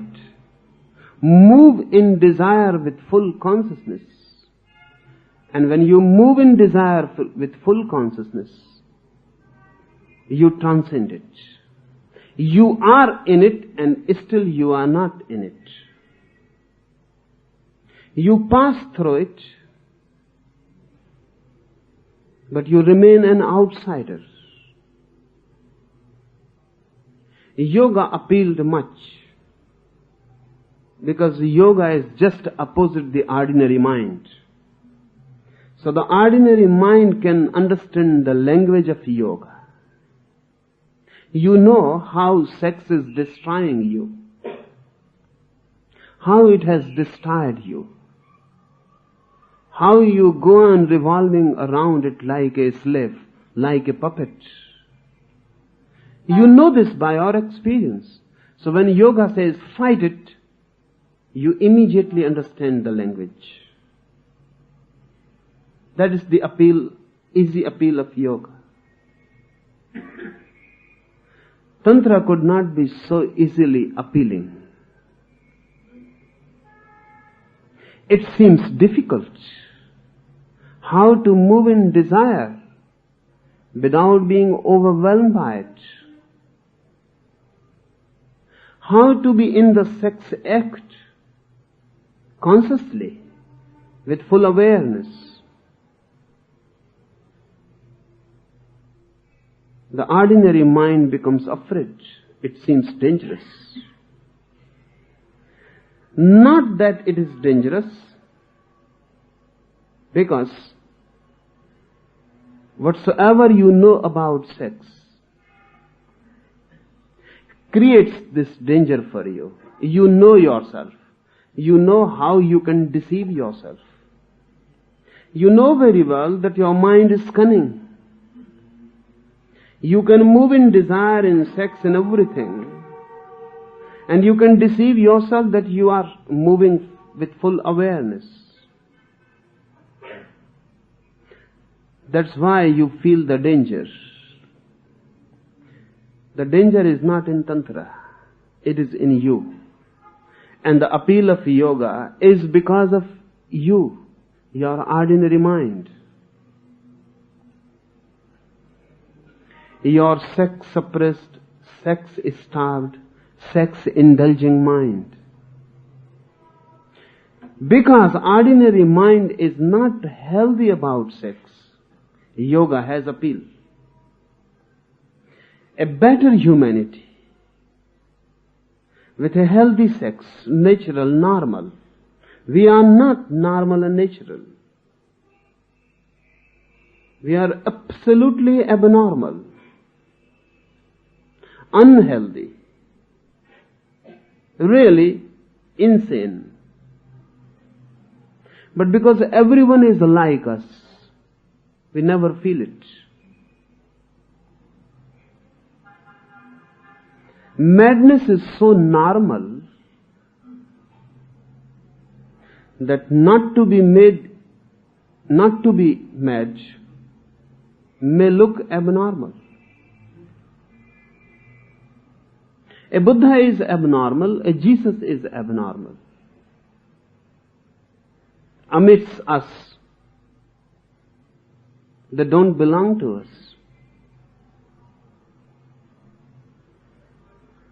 This normalcy is a disease. This normal mind has created the appeal of yoga. If you take sex naturally, with no philosophy around it, with no philosophy for or against, if you take sex as you take your hands, your eyes, if it is totally accepted as a natural thing, then Tantra will have appeal. And then only Tantra can be useful for many. But the days of Tantra are coming. Sooner or later, Tantra is to explode for the first time on the masses. Because for the first time the time is ripe. Ripe to take sex naturally.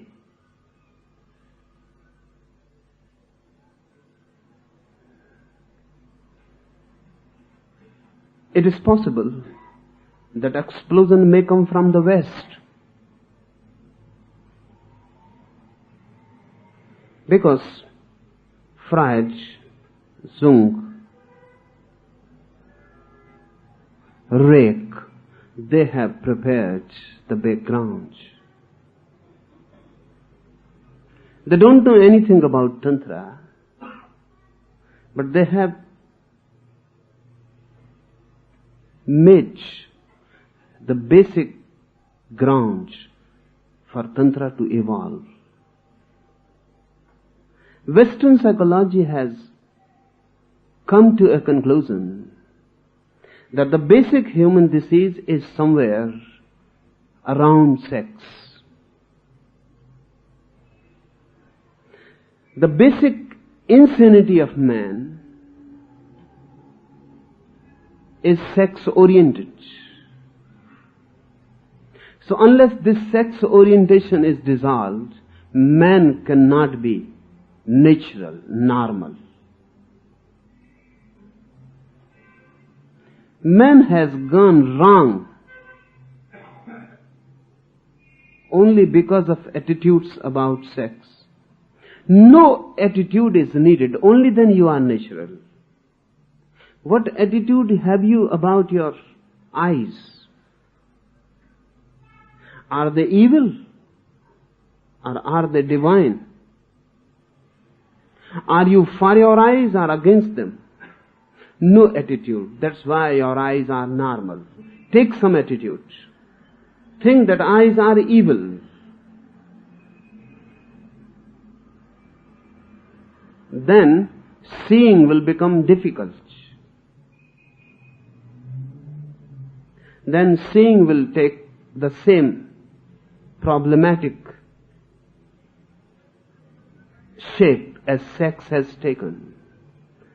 Then you would like to see, you will desire and you will hanker to see, but when you see, you will feel guilty. Whenever you will see, you will feel guilty. You have done something wrong. You have sinned. You would like to kill the very instrument of seeing. You will like to destroy your eyes. And the more you want to destroy them, the more you will become eye-centered.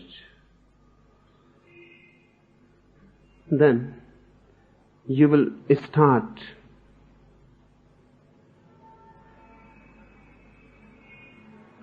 a very absurd activity. You would like more and more to see, and simultaneously you will feel more and more guilty. This same has happened with sex centers. Tantra says, accept whatsoever you are. This is the basic note. Total acceptability. And only through total acceptability you can grow. Then use every energy you have. How can you use? Accept, then find out what are these energies, what is sex, what is this phenomenon. We are not acquainted with it. We know many things about sex taught by others. We may have passed through sex act, but with a guilty mind, with a suppressive attitude, in haste, in hurry. Something has to be done and unburdened. Sex act is not a loving act. You are not happy in it.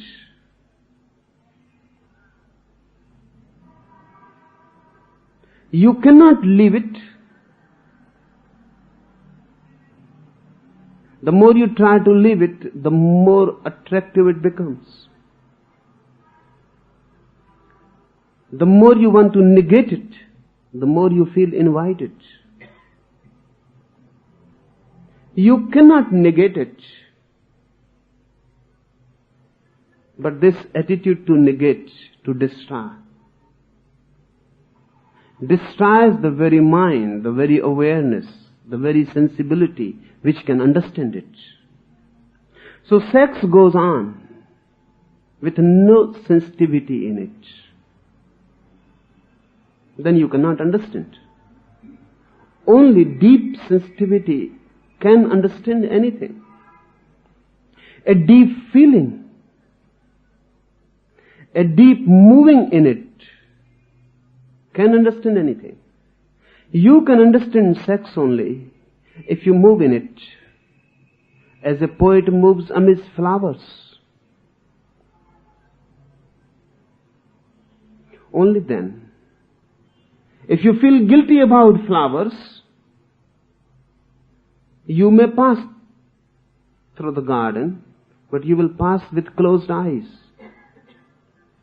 And you will be in a hurry, in a deep, mad haste.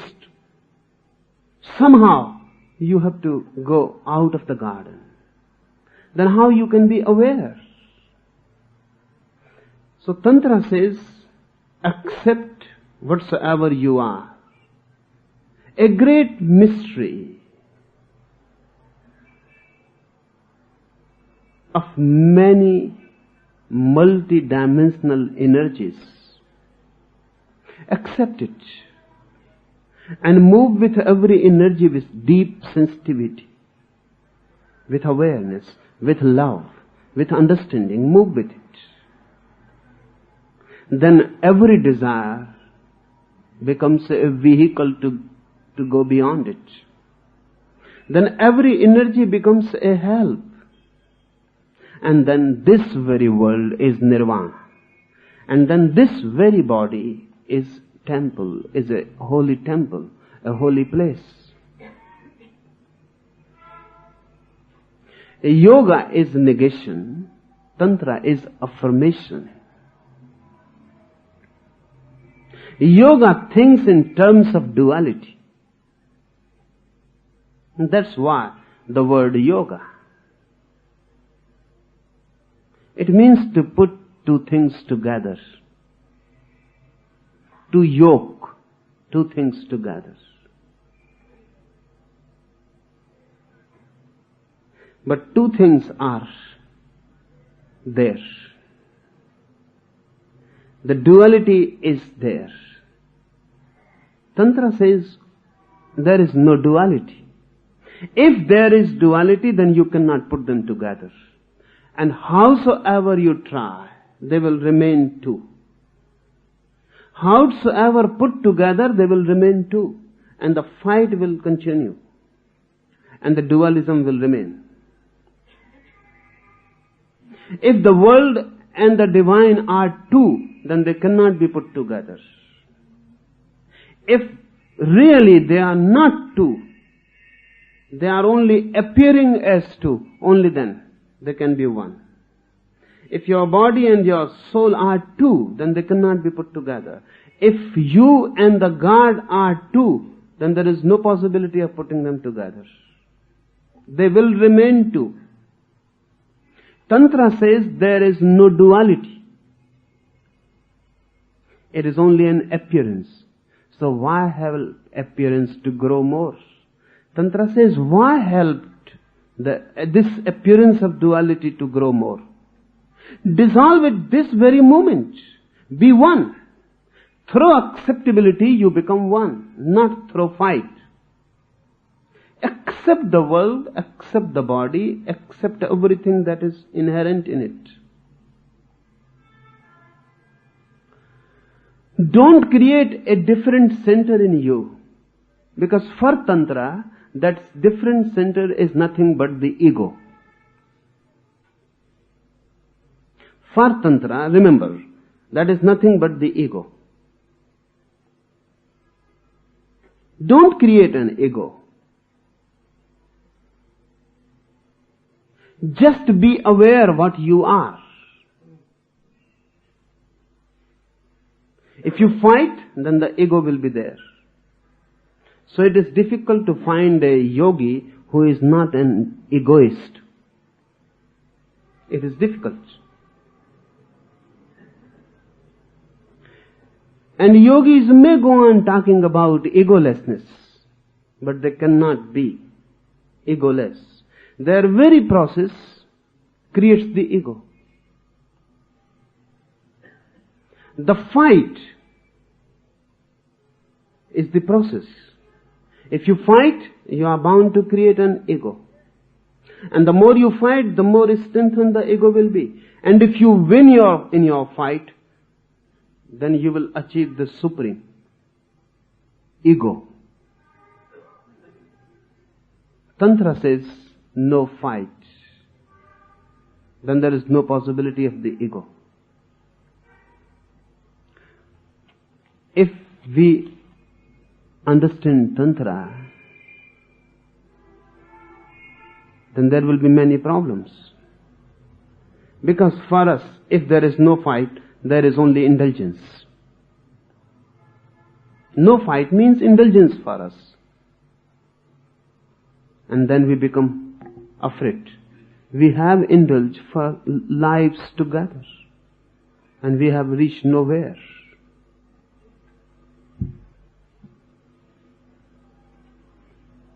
But for Tantra, indulgence is not our indulgence. Tantra says, indulge, but be aware. You are angry. Tantra will not say, don't be angry. Tantra says, be angry, wholeheartedly, but be aware. Tantra is not against anger. Tantra is only against spiritual sleepiness, spiritual unconsciousness. Be aware and be angry. And this is the secret of the method, that if you are aware, anger is transformed.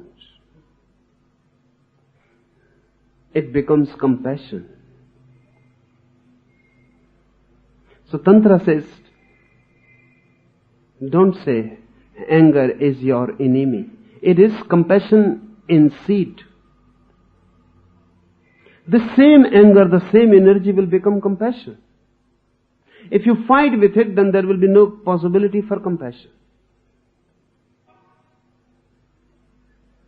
So if you succeed in fighting and suppression, you will be a dead man. There will be no anger because you have suppressed it. there will be no compassion also. Because only anger can be transformed into compassion. If you succeed in your suppression, which is impossible, then there will be no sex, but no love also. Because with the sex dead, there is no energy to grow into love. So you will be without sex, but you will be also without love. And then the whole point is missed. Because without love there is no divineness. And without love there is no liberation. And without love there is no freedom. Tantra says these same energies are to be transformed. It can be said in this way: if you are against the world, then there is no nirvana.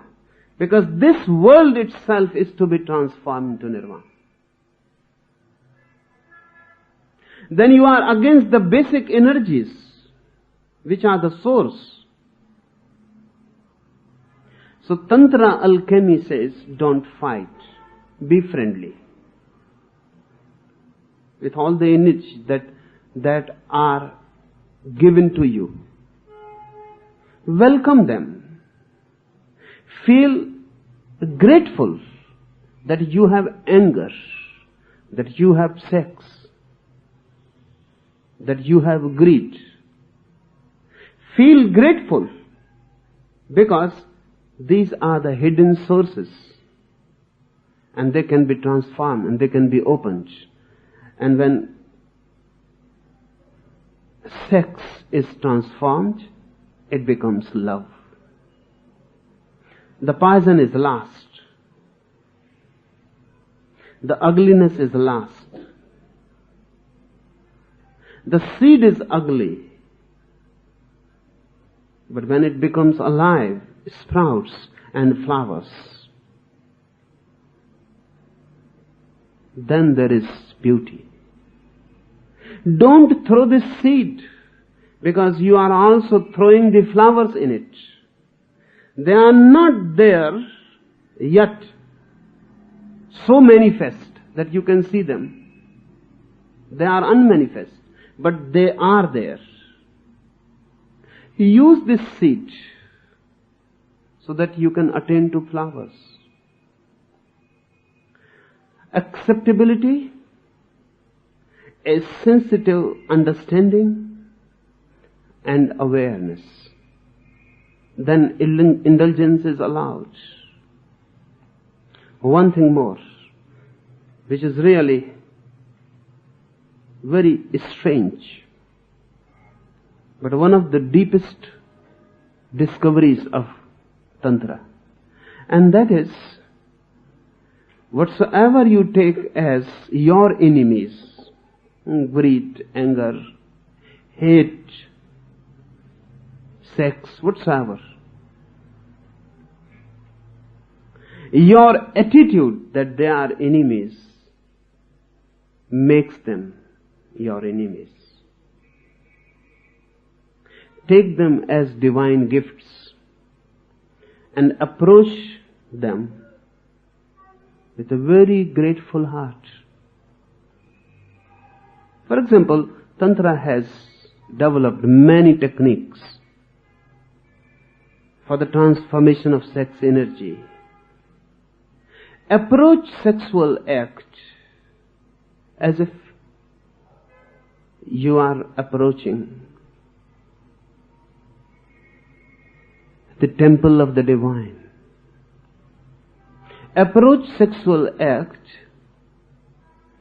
as if it is prayer, as if it is meditation. Feel the holiness of it.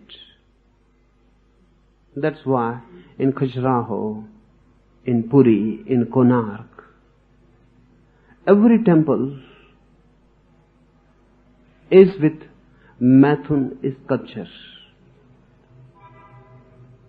Sex act on the walls of temples seems illogical, particularly for Christianity, for Islam, for Jainism. It seems inconceivable, contradictory.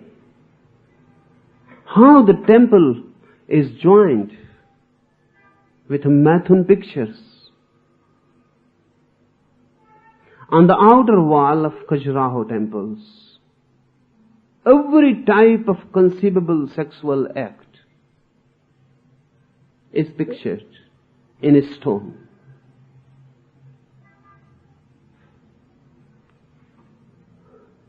Why?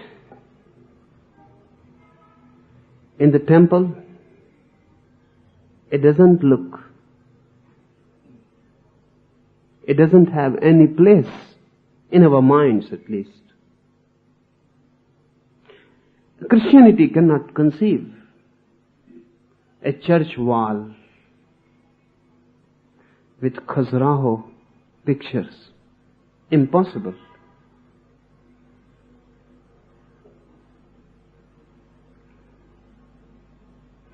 Modern Hindus also feel guilty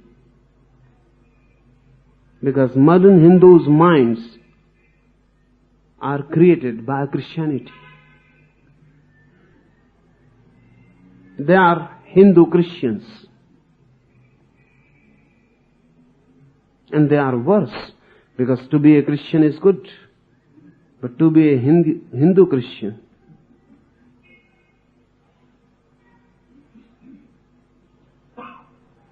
is just weird. They feel guilty. One Hindu leader, Purushottam Das Tandon, even proposed that these temples should be destroyed. They don't belong to us. Really, it looks they don't belong to us because Tantra has not been in our hearts for a long time, for centuries. It has not been the main current. Yoga has been the main current. And for yoga, Khajuraho is inconceivable. It must be destroyed. Tantra says, approach sex act as if you are entering a holy temple. That's why they pictured sex act on their holy temples. They said, approach sex as you are entering a holy temple. So when you enter a holy temple, sex must be there. So they become conjoined in your mind, associated. So that you can feel the world and the divine are not two fighting elements, but one.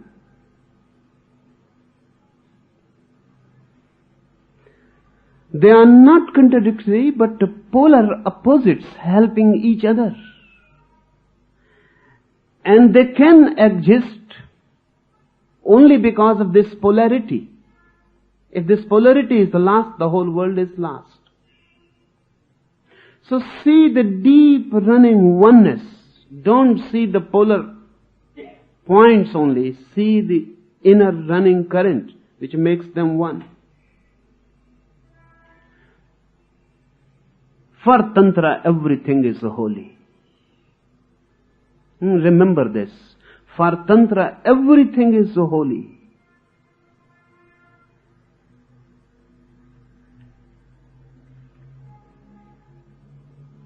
Nothing is unholy.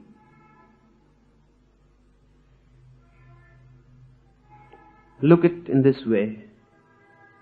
For an irreligious person, everything is unholy.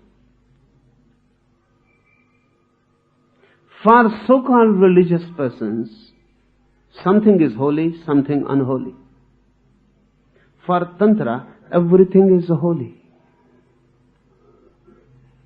One Christian missionary was with me some days before. And he said, God created the world. So I asked him, who created the sin? He said, devil. Then I asked him, who created the devil? Then he was at a loss. He said, of course, God created the devil. Devil creates the sin and God creates the devil. Then who is the real sinner? Devil or God?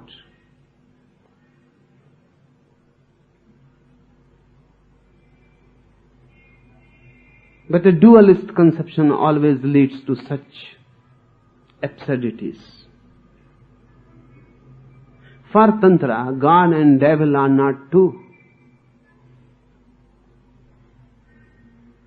Really, for Tantra, there is nothing which can be called devil. Everything is divine. Everything is holy.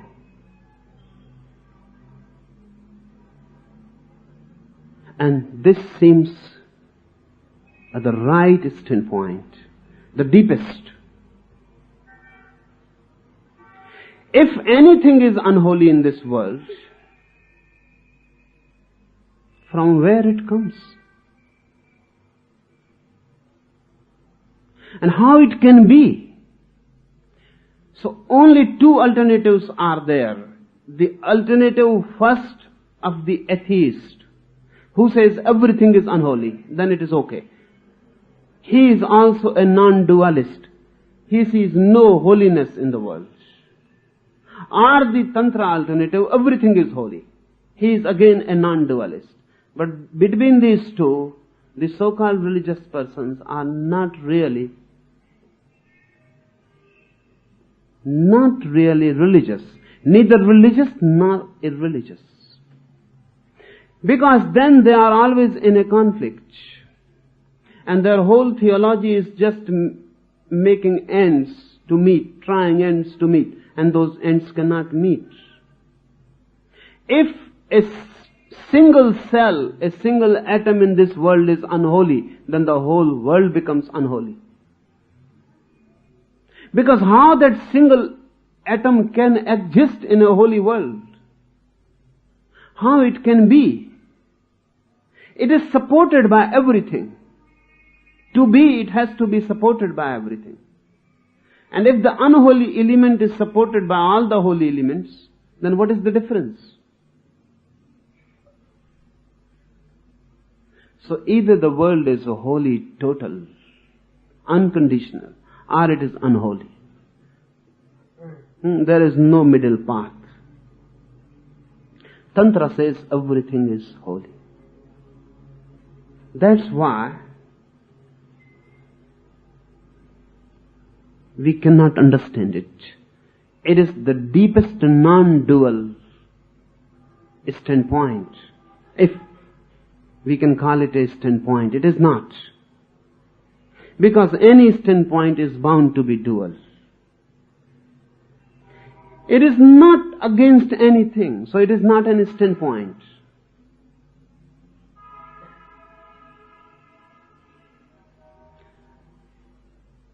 It is a felt unity, a lived unity. These are two paths, yoga and tantra.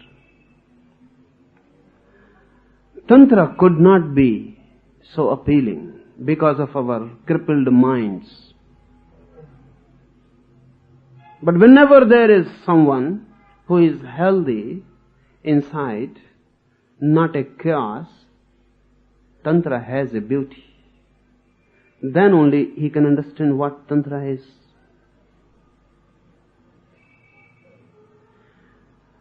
Yoga has appeal, easy appeal, because of our disturbed minds. Remember, it is ultimately your mind which makes anything attractive or not attractive. It is you who are the deciding factors. These approaches are different. I am not saying that one cannot reach through yoga. one can reach through yoga also, but not through the yoga which is prevalent. The yoga which is prevalent is really not yoga, but your interpretation of the diseased mind. Yoga can be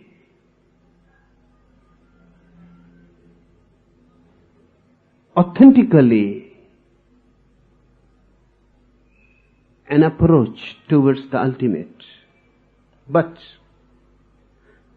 that too is only possible when your mind is healthy, your mind is not diseased and ill.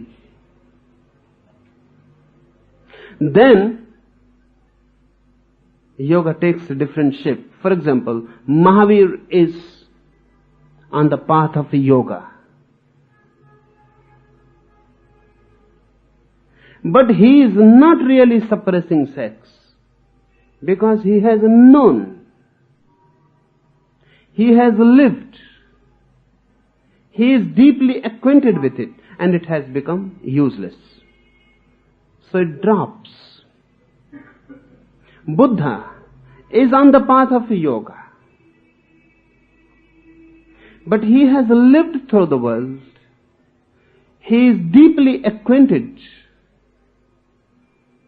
he is not fighting. Once you know something, you become free of it. It simply drops like dead leaves dropping from a tree. It is not renunciation.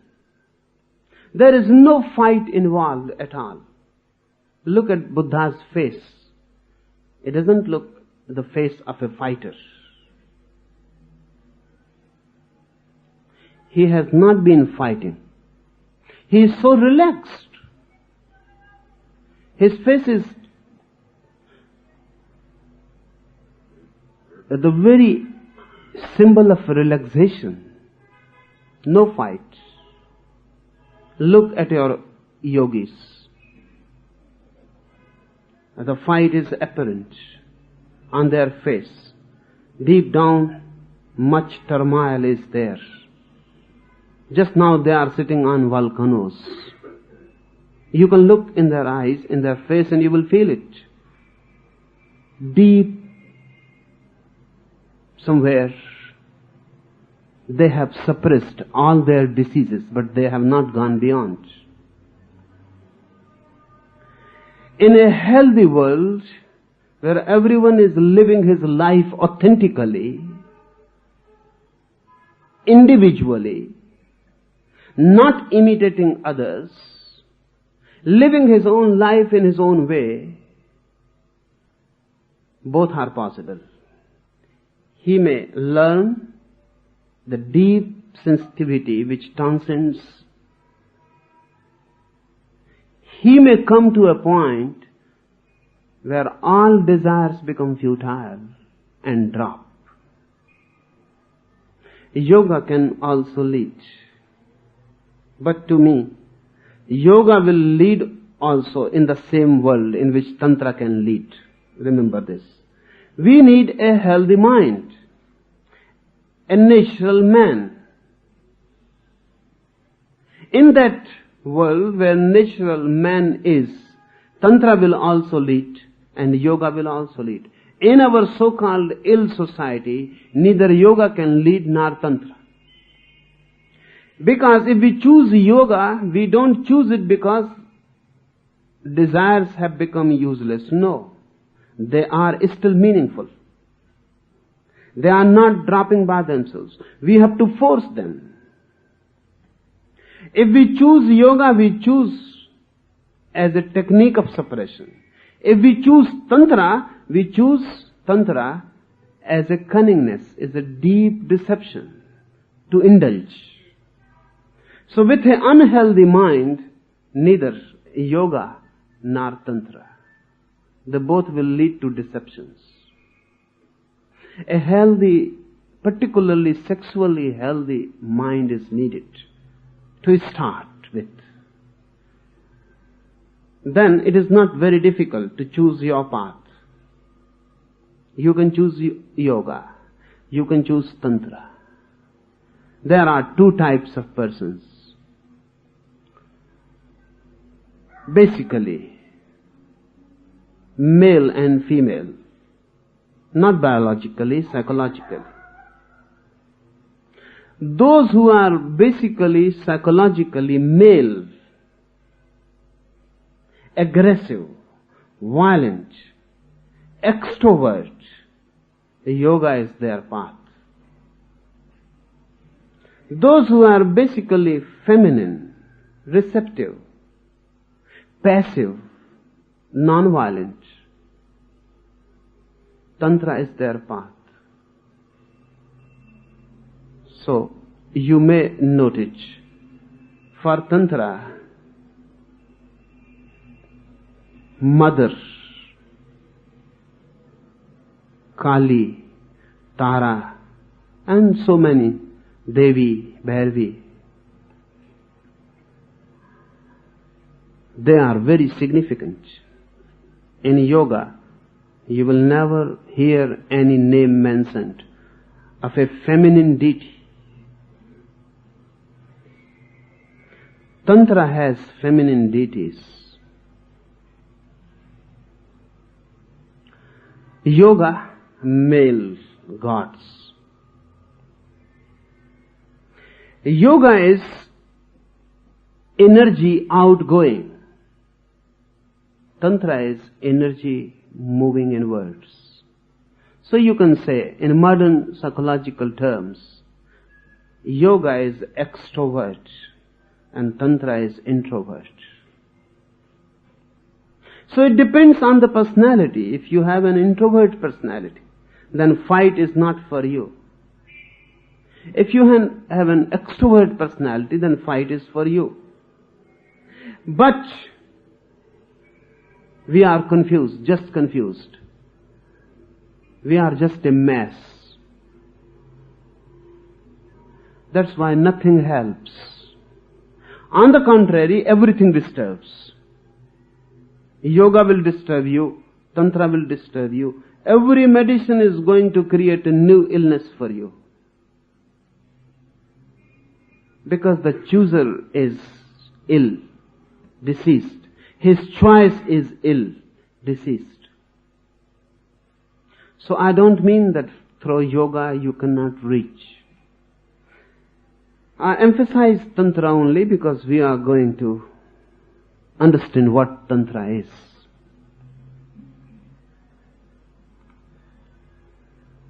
Another question.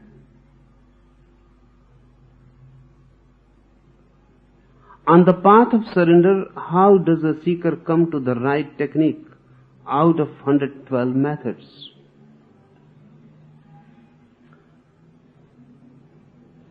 On the path of will, there are methods. These 112 methods. On the path of surrender, surrender itself is the method. There are no other methods. Remember this. All methods are non-surrendering. Because a method means depending on yourself. You can do something, the technique is there, so do it. On the path of surrender, you are no more. You cannot do anything. You have done the ultimate, the last. You have surrendered. On the path of surrender, surrender is the only method.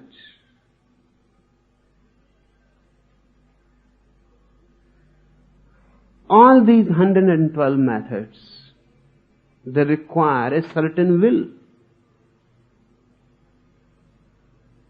They require something to be done by you. You manipulate your energies. You balance your energies. You create a center in your chaos. You do something. Your effort is significant, basic, required. On the path of surrender, only one thing is required: you surrender. So we will go deep in 112 methods. So it is good to talk something about surrender, because there will be no methods. In these 112 methods, there will be nothing for surrender. Why Shiva has said anything about surrender? Because nothing can be said. Bhairavi herself, Devi herself, has reached Shiva not through any method. She has simply surrendered.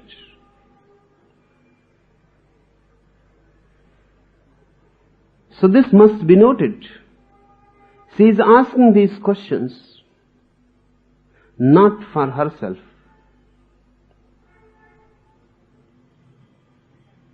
These questions are asked for the whole humanity. She has attained Shiva. She is already in his lap. She is already embraced by him. She has become one with him.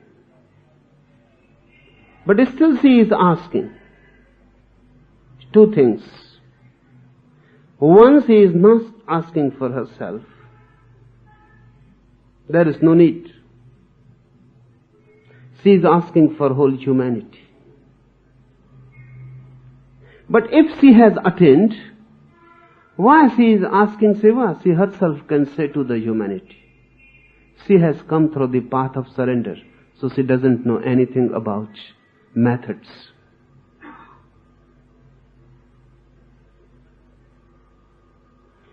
She herself has come through love. Love is enough unto itself. Love doesn't need anything more. She has come through love. So she doesn't know anything about any methods, techniques. That's why she is asking. So Shiva relates 112 methods. He also will not talk about surrender. Because surrender is not a method really.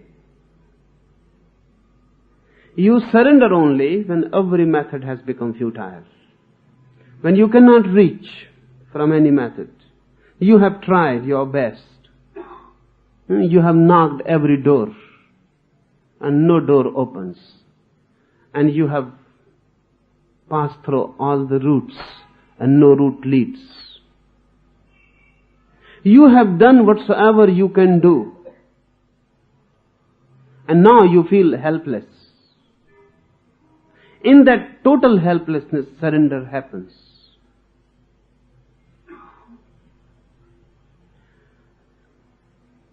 So on the path of surrender, no methods. But what is surrender? And how it works? And if surrender works, then what is the need of 112 methods? Then why go in them unnecessarily? The mind will say, then okay, if surrender works, then it is better to surrender. Why go hankering after methods? And who knows whether this method will suit you or not. And it may take lives to find out. So it is good to surrender, but it is difficult. It is good. It is difficult. It is the most difficult thing in the world. Methods are not difficult. They are easy. You can train yourself. But for surrender you cannot train yourself. No training. You cannot ask how to surrender. The very question is absurd. Can you ask how to surrender? Can you ask how to love? Either there is love or there is not. But you cannot ask how to love. And if someone tells you and teaches you how to love, remember, then you will never be capable of love. Once a technique is given to you for love, you will cling to the technique. That's why actors cannot love. They know so many techniques, so many methods. And we are all actors. Once you know the trick how to love, then love will not flower.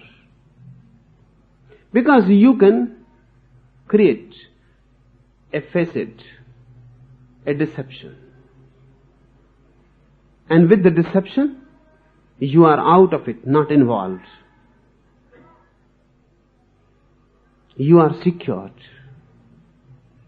Love is going totally open, vulnerable. It is dangerous. You become insecure.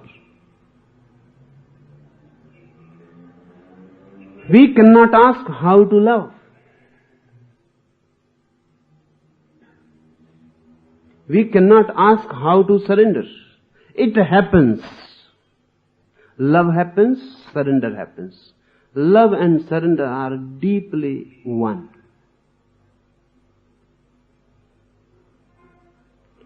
But what it is? And if we cannot know how to surrender, at least we can know how we are maintaining ourselves from surrendering. How we are resisting ourselves from surrendering. That can be known, and that is helpful. How you have not surrendered yet. What is your technique of non-surrendering? If you have not fallen in love yet, then the real problem is not how to love. The real problem is to dig deep how you have lived without love. What is your trick? What's your technique? What's your structure? Defense structure. How you have lived without love. That can be understood, and that should be understood. So first thing, we live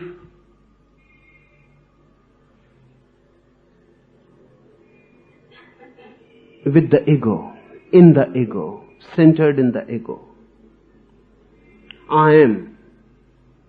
Without knowing who I am, I go on announcing I am. This I amness is false because I don't know who I am. And unless I know who I am, how I can say I? This I is a false I. This false I is the ego. This is the defense. This protects you from surrendering. You cannot surrender, but you can become aware of this defense measure. If you become aware of it, it dissolves. By and by you are not strengthening it. And one day you come to feel I am not. The moment you come to feel I am not, surrender happens. So try to find out whether you are. Really, is there any center in you can call my, I? So go deep down in yourself. Go on finding, trying, where is this I? Where is the abode of this ego?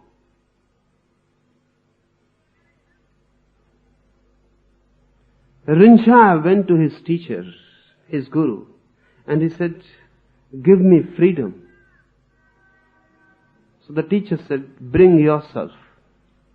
If you are, I will make you free. But if you are not, then how I can make you free? You are already free. And freedom, his guru said, is not your freedom. Really, freedom is freedom from you.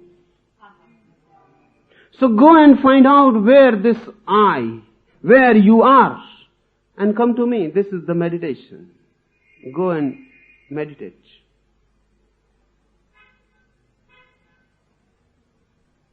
So the disciple Rinjaya goes, meditates, weeks, months, and then he comes. And then he says, I am not the body. Only this much I have found. So the Guru said, this much you have become free. Go again. Try to find out.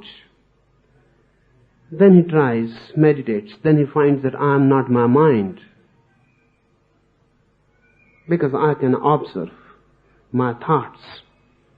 So the observer is different from the observed. So I am not my mind. So he comes and he says, I am not mine. So his Guru says, now, you are 3/4 liberated. Now go again and find out then who you are.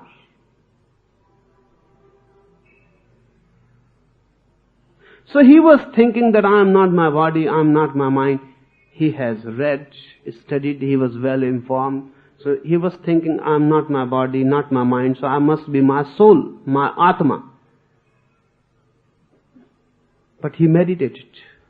And then he found that there is no Atma, no soul. Because this Atma, this soul is nothing but your mental information. Just doctrines, words, philosophies. So he came running one day and he said, now I am no more. So his Guru said, am I now to teach you the methods for freedom? The Rinjaya said, I am free because I am no more. There is no one to be in bondage. I am just a void, emptiness, nothingness. Only nothingness can be free. If you are something, you will be in bondage. If you are, you will be in bondage. Only a void, vacant space can be free. Then you cannot bind it. Rinjaya came running and said, I am no more. Nowhere I am to be found. This is freedom. And for the first time, he touched his Guru's feet. For the first time, not actually because he had touched many times before also. But the Guru said, for the first time, you have touched my feet.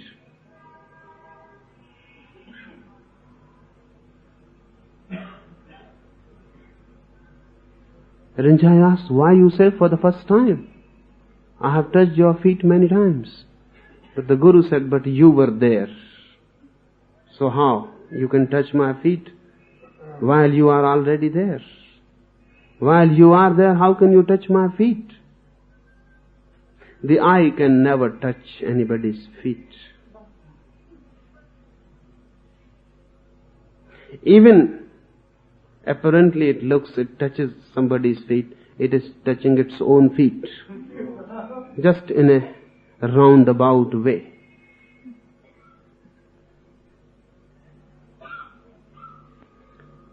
You have touched my feet for the first time, the teacher said, because now you are no more. And this is also the last time, the teacher said.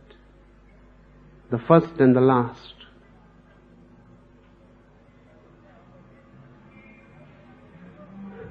Surrender happens when you are not. So you cannot surrender. That's why surrender cannot be a technique. You cannot surrender. You are the hindrance. When you are not, surrender is there. So you and surrender cannot cohabit. There is no coexistence between you and surrender. Either you are or surrender is. So find out where you are, who you are. This inquiry creates many surprising interpretations. Raman Maharishi used to say, "Inquire, who am I?" It was misunderstood. Even his nearmost disciples have not understood the meaning of it. They think that this is an inquiry to find out really who I am. This is not. If you go on inquiring who I am, you are bound to come to the conclusion you are not. This is not an inquiry to find out who I am. Really, this is an inquiry to dissolve. I have given to many this technique to inquire within who am I. Then a month or 2 months later they will come to me and they will say, I have still not found.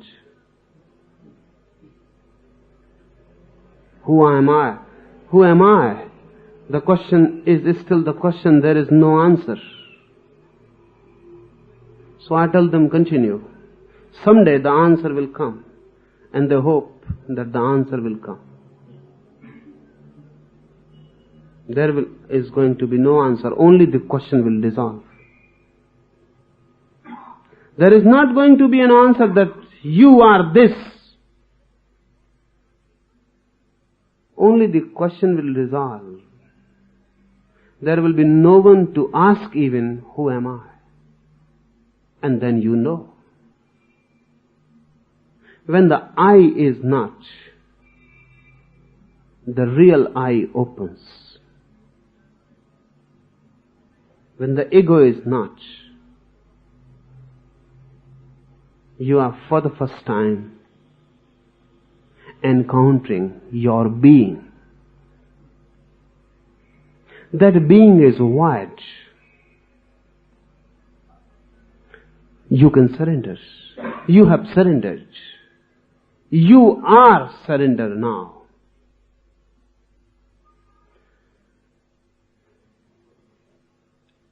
So there can be no techniques, are only negative techniques. This inquiry, who am I?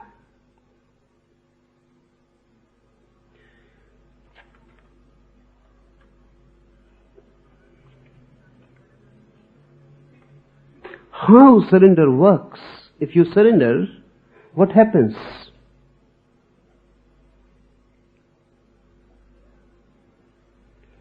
How it works? Because we will come to understand how methods work. We will go deep into methods and we will come to know how they work. They have a scientific basis of work. How surrender works? When you surrender, you become a valley. When you are an ego, you are like a peak. Ego means you are above everyone else. You are somebody. The others may recognize you, may not recognize you. That's another thing. You recognize that you are above everyone.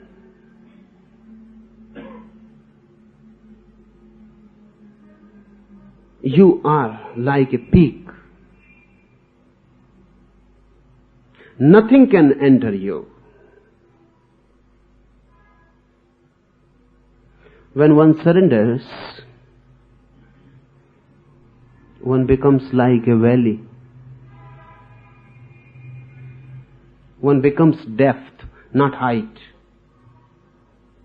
Then the whole existence begins to pour into him from everywhere.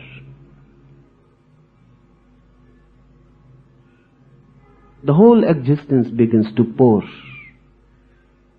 He is just a vacuum. Just a depth.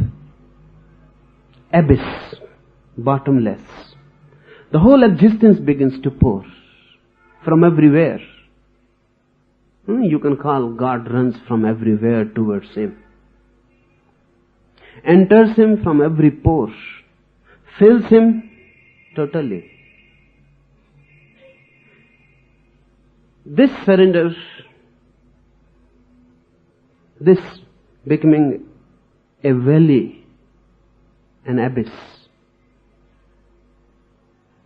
This surrendering can be felt in many ways. There are minor surrenders. There are major surrenders. Even in minor surrenders you feel it. Surrendering to a guru is a minor surrender.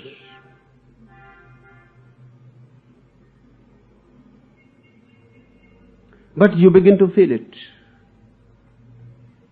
Because the guru begins to flow into you immediately.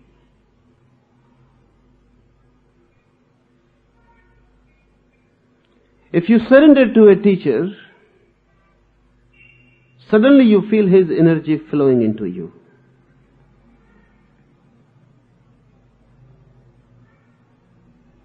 If you cannot feel energy flowing into you, then know well, you have not surrendered. Even in a minor way, you have not surrendered. There are so many stories which have become meaningless for us because we don't know how they happened.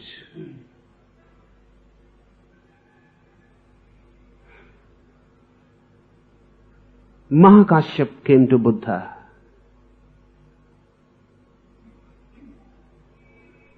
And Buddha just touched his head with his hand. And the thing happened. And Mahakashyap began to dance. So Ananda asked Buddha, what has happened to him? And I have been for 40 years with you. Is he mad? Or is he just befooling others? What has happened to him? And I have touched your feet 1,000 and 1,000 times.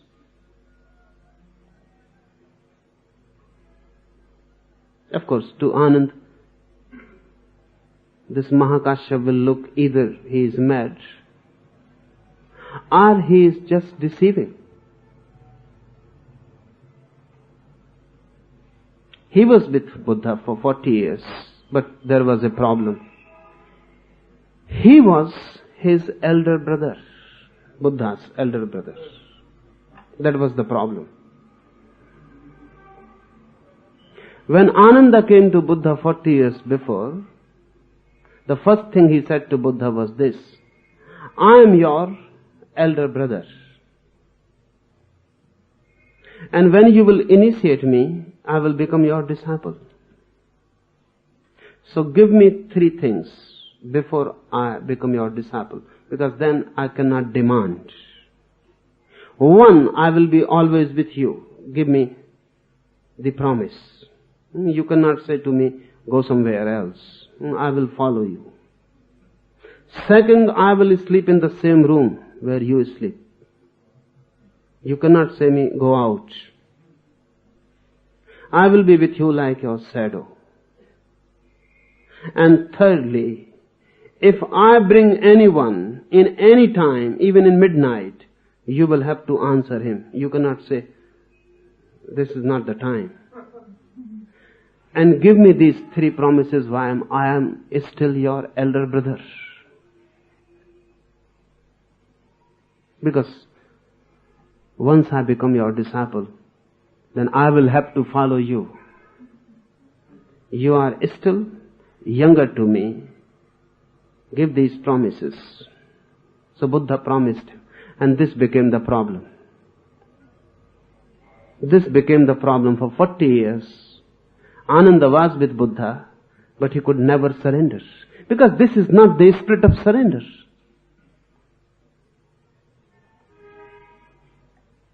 Ananda asks many, many times, when I am going to attain? Buddha says, unless I die, you will not attain. And Ananda could attain only when Buddha died. What happened to this Mahakashyap suddenly? Is Buddha partial? Partial to Mahakashyap? He is not. He is flowing. Constantly flowing. But you have to be a valley, a womb to receive him. If you are above him, how can you receive? that flowing energy cannot come to you. It will miss you. So bow down. Even in a minor surrender with a guru, energy begins to flow.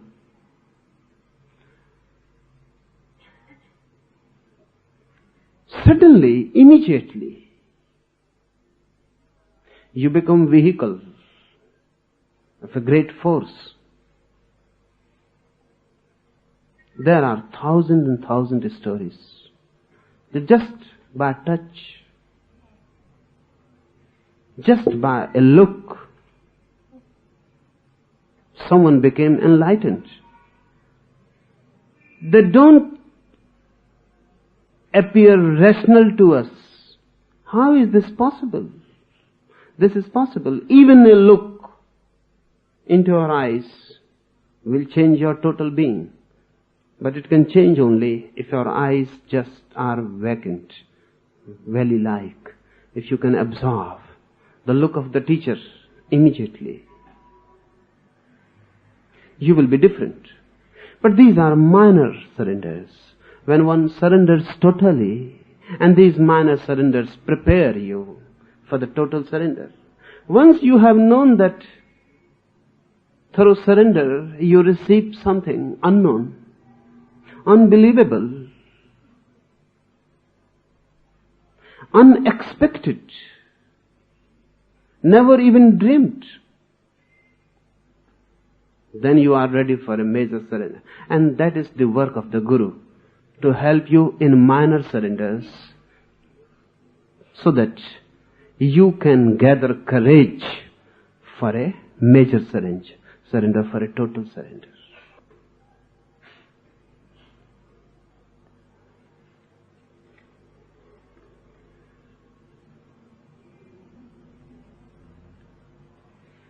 One last question. What are the exact indications to know that a particular technique one is practicing will lead to the ultimate? There are indications. One, you begin to feel a different identity within you. You are no more the same. If the technique fits you, immediately you are a different person.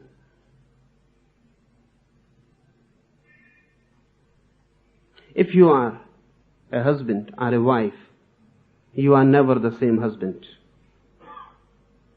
If you are a shopkeeper, you are never the shopkeeper again the same. Whatsoever you are, if the technique fits you, you are a different person. That is the first indication. So if you begin to feel strange about yourself, know that something is happening to you. If you remain the same and don't feel any strangeness, nothing is happening. This is the first indication whether a technique fits you. If it fits, immediately you are transported, transformed into a different person.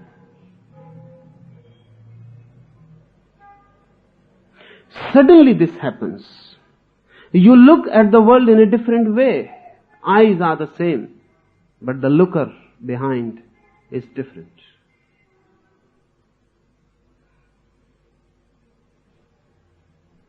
Secondly,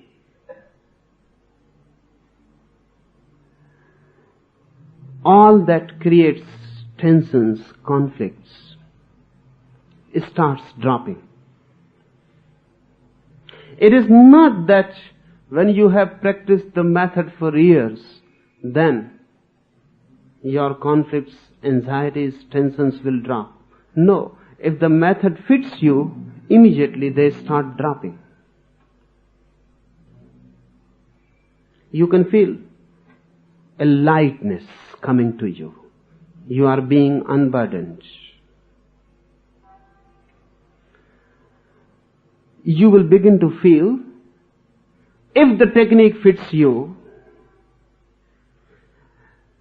that gravitation has become reverse. Now the earth is not pulling you down, rather the sky is pulling you up. How do you feel when the aeroplane takes off?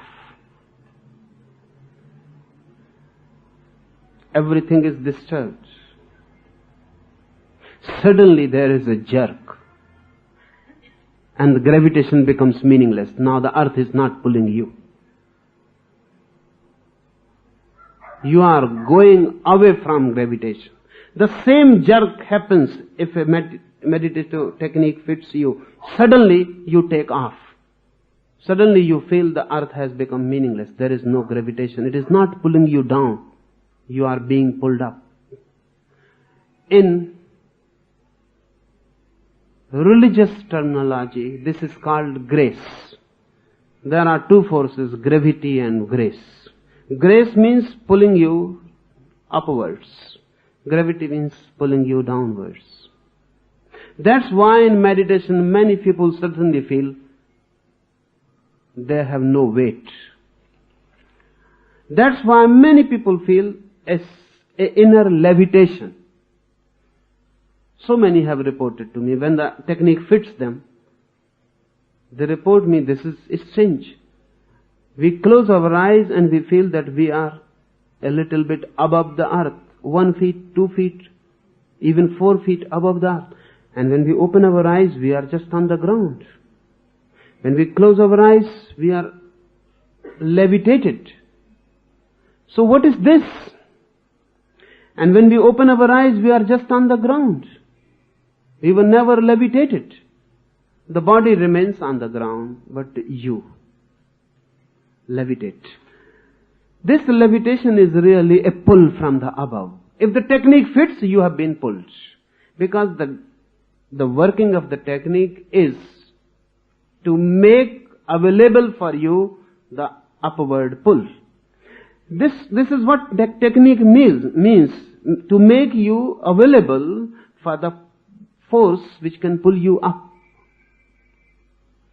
So if it fits, you know, you have become weightless. Thirdly, whatsoever now you will do, howsoever trivial, will be different. You will walk in a different way. You will sit in a different way. You will eat in a different way. Everything will be different. This difference you will feel everywhere.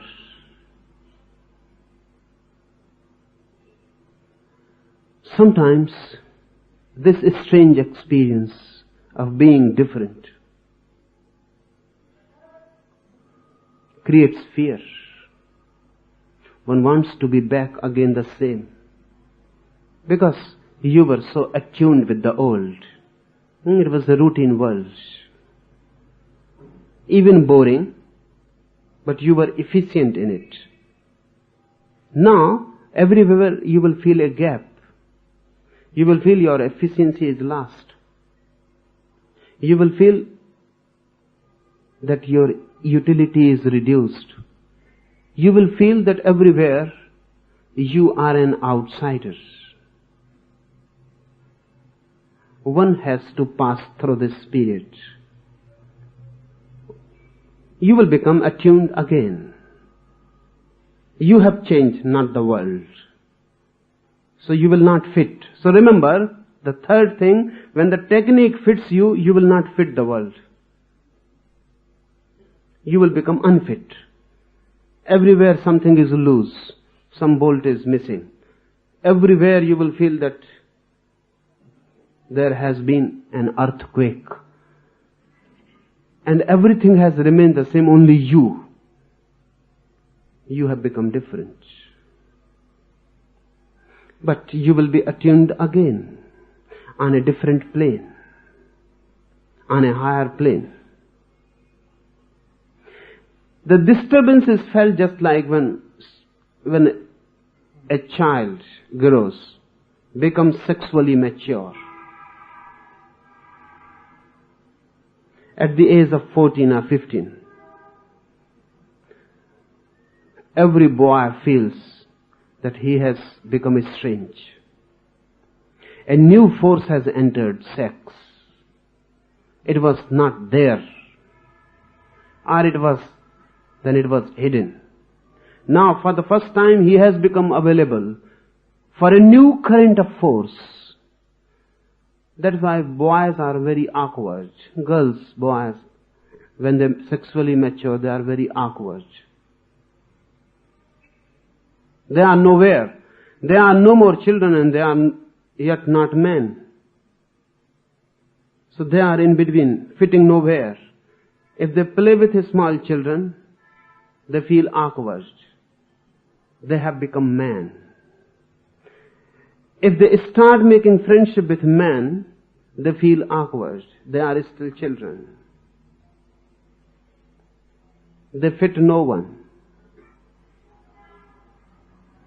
The same phenomena happens when a technique fits you. A new energy source becomes available, greater than sex. You are again in a transitory period. Now you cannot fit in this world of worldly man. You are not a child, and you cannot yet fit the world of saints. You are yet not a man. So in between one feels awkward. If a technique fits you, these three things will come up. But you may not have expected that I should say these things. You may have expected I will say you will become more silent, more quiet. And I am saying quite contrary, you will become more disturbed. When the technique fits, you will become more disturbed, not more silent.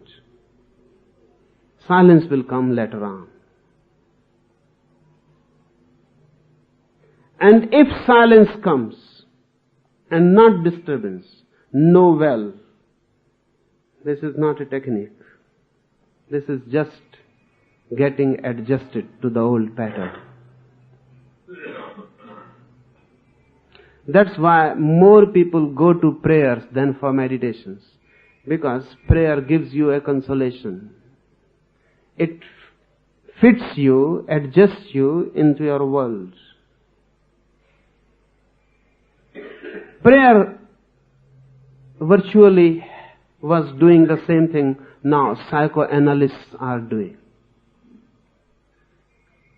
If you are disturbed, they will make you less disturbed, adjusted to the pattern, to the society, to the family. So going to a psychoanalyst for 1, 2 or 3 years, you will not get better, but you will be more adjusted.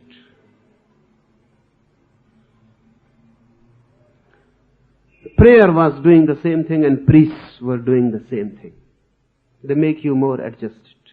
Your child has died and you are disturbed, and you go to a priest and he says, don't be disturbed.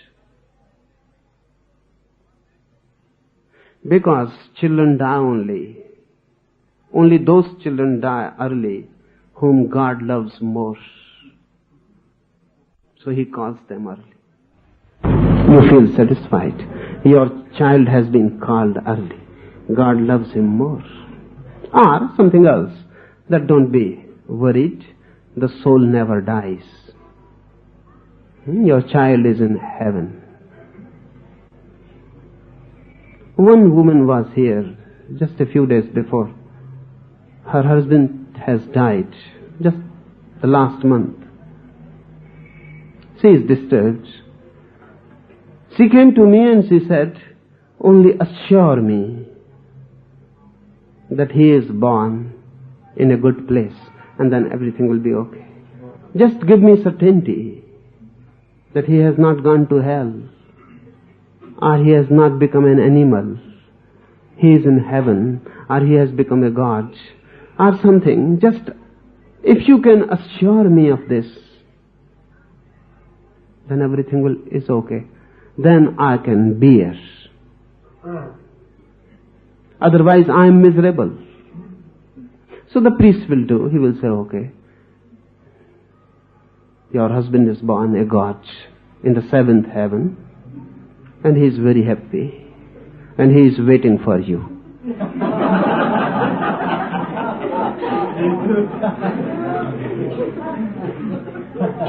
Priests' prayers, they make you adjusted to the pattern. You feel better. Meditation is a science. It is not going to help you in adjustment. It is going to help you in transformation. That's why I said these 3 signs will be there as indications. Silence will come, but not as adjustment. Silence will come as an inner flowering. Silence then will not be an adjustment with the society, with the family, with the work, business. No. Then silence will be real harmony with the universe, not with society, family, etc. Then a deep harmony flowers between you and the totality. Then there is silence. But that will come later. First you will get disturbed. First you will get mad. Because you are mad, only unaware. If the technique fits, it will make you aware of everything that you are. Your anarchy, your mind, your madness, everything will come to light. You are just a dark mess. When the technique fits, as if suddenly there is light, and the whole mess becomes apparent. For the first time you encounter yourself as you are. You would like to put the light off and go to sleep again. It is fearful.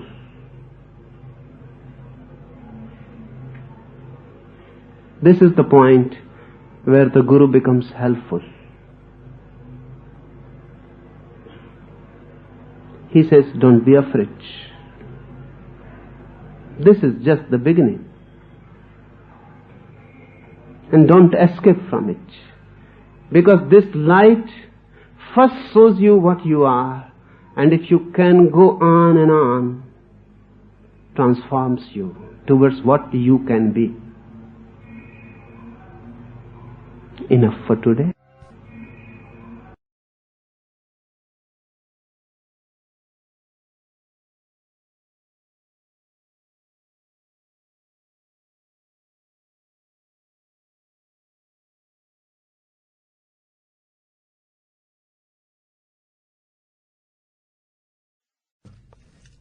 Shiva replies, Radiant One, this experience may dawn between 2 breaths. After breath comes in, down, and just before turning up, out, the beneficence. As breath turns from down to up, and again as breath curves from up to down, through both these turns, realize. Or, whenever in-breath and out-breath fuse, at this instant touch the energyless, energy-filled center. Or, when breath is all out, up, and stopped of itself, or all in, down, and stopped, in such universal pause, one's small self vanishes. This is difficult only for the impure.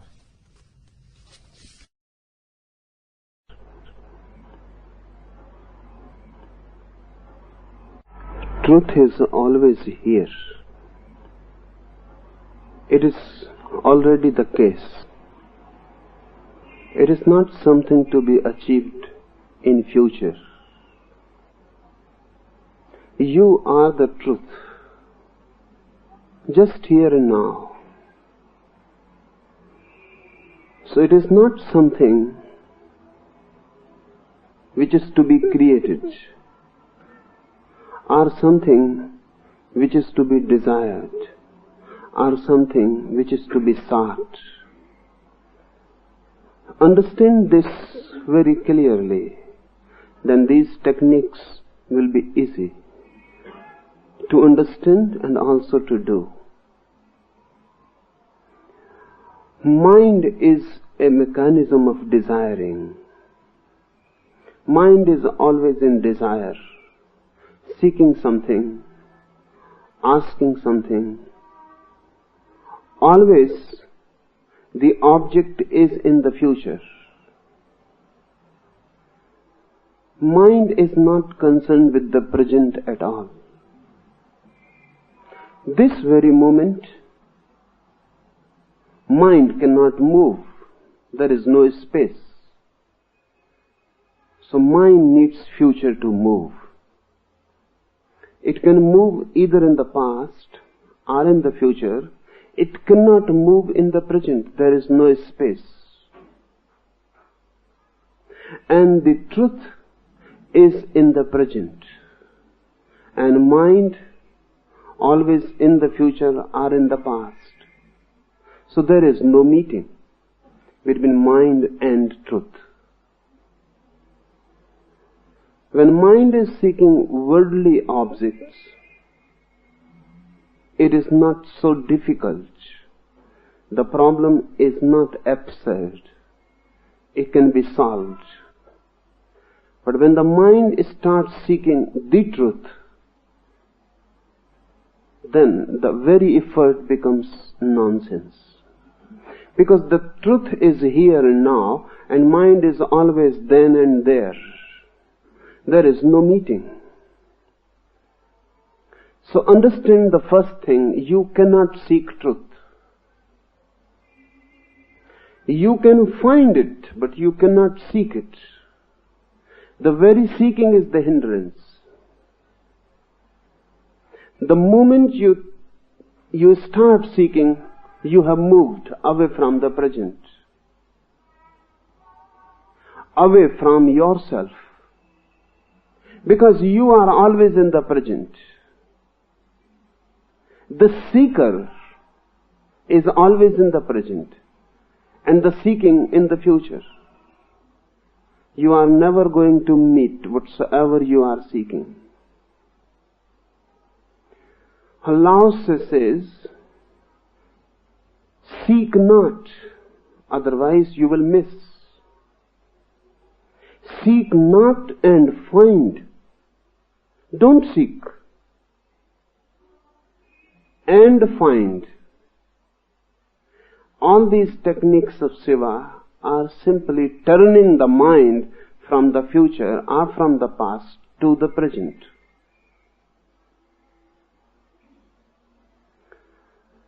That which you are seeking is already there. It is the case already. So mind has to be turned from seeking to non-seeking. It is difficult. If you think it intellectually, it is very difficult. How to turn the mind from seeking to non-seeking? Because then the mind makes non-seeking itself the object. Then the mind said, don't seek. Then the mind says, I should not seek. Then the mind says, no, non-seeking is my object. Now I desire the state of desirelessness. The seeking has entered again. The desire has come again. Through the back door. That's why there are people who are seeking worldly objects, and there are people who think they are seeking non-worldly objects. All objects are worldly. Because seeking is the world. So you cannot seek anything non-worldly. The moment you seek, it becomes the world. If you are seeking God, your God is part of the world. If you are seeking moksha, nirvana, liberation, your liberation is part of the world. Your liberation is not something transcendent in the world, because seeking is the world, desiring is the world. So you cannot desire nirvana. You cannot desire non-desire. So if you try to understand intellectually, it will become a puzzle. Shiva says nothing about it. He immediately proceeds to give techniques. They are non-intellectual. He doesn't say to Devi that the truth is here. Don't seek it, and you will find it. He immediately gives techniques. Those techniques are non-intellectual. Do them and the mind turns. The turning is just a consequence, just a byproduct, not an object. The turning is just a byproduct. If you do the technique, your mind will turn from its journey into the future or into the past. Suddenly you will find yourself in the present. That's why Buddha has given techniques. Lao Tse has given techniques. Krishna has given techniques. But they always introduce their techniques with intellectual concepts. Only Shiva is different. He gives immediately techniques with no intellectual understanding, no intellectual introduction. Because he knows the mind is tricky, the most cunning thing possible. It can turn anything into a problem. Non-seeking will become the problem. There are people who come to me and they say, how not to desire? They are desiring non-desire. Somebody has said them, or somewhere they have read, or they have heard spiritual gossip, that if you don't desire, you will reach bliss. If you don't desire, you will be free. If you don't desire, there will be no suffering. Now their mind hankers to attain that state where there is no suffering. So they say, how not to desire? Their mind is playing tricks.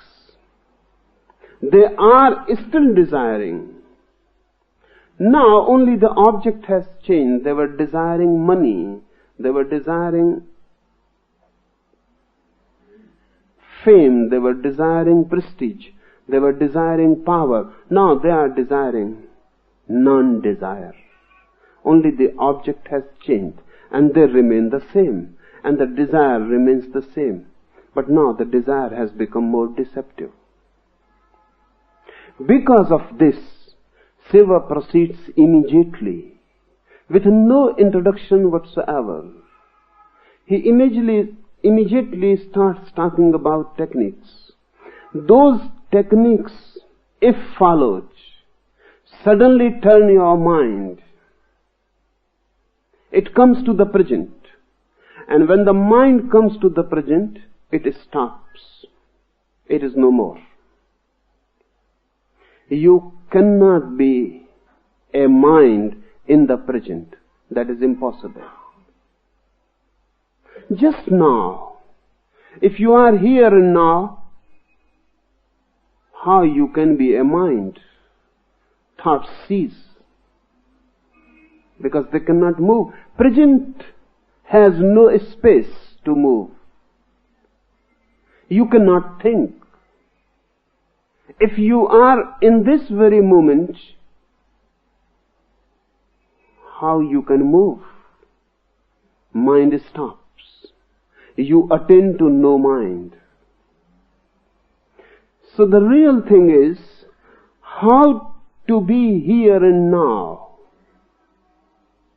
You can try, but effort may prove futile. Because if you make it a point to be in the present, then this point has moved into the future. You ask how to be in the present. Again you are asking about the future. This moment is passing in the inquiry how to be present, how to be here and now. This present moment is passing in the inquiry, and your mind will begin to web, create dreams in the future. Someday you will be in a state of mind when there is no movement, no motive, no seeking, and then there is bliss. So how to be in the present? Shiva doesn't talk anything about it. He simply gives a technique. You do it, and suddenly you find you are here and now. And your being here and now is the truth. And your being here and now is the freedom. And your being here and now is the nirvana.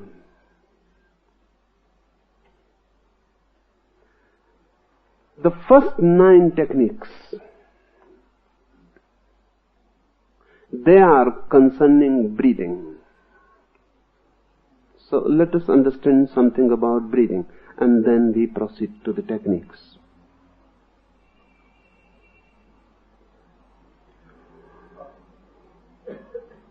We are breathing continuously from the moment of birth to the moment of death.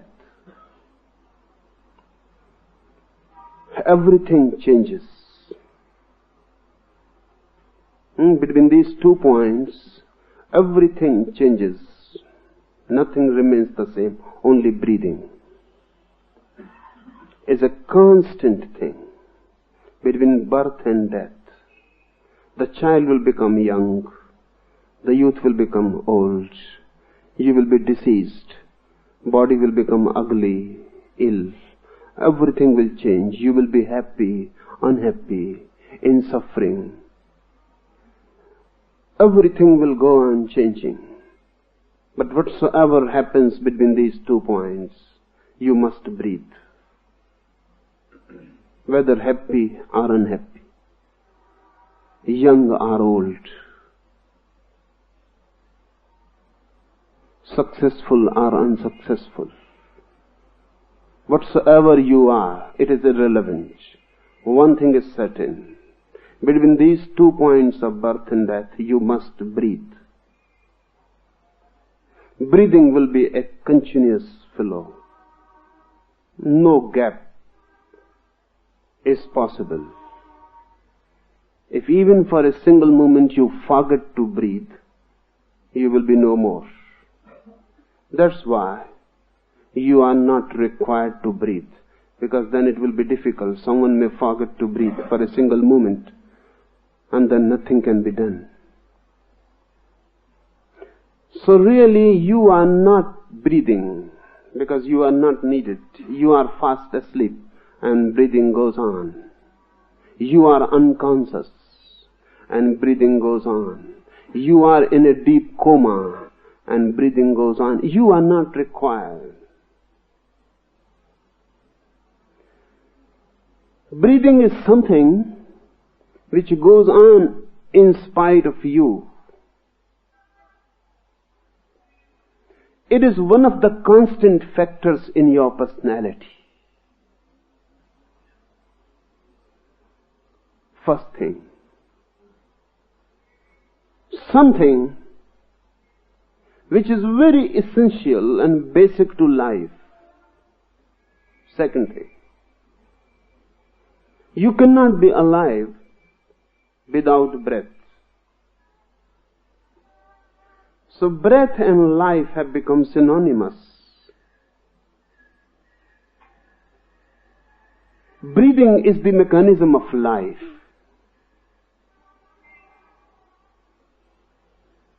Life is deeply related with breathing. That's why in India we call it prana. We have given one word for both. Prana means the vitality, the aliveness.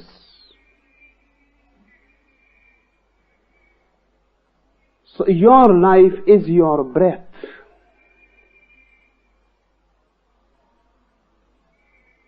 Thirdly, your breath is a bridge between you and your body.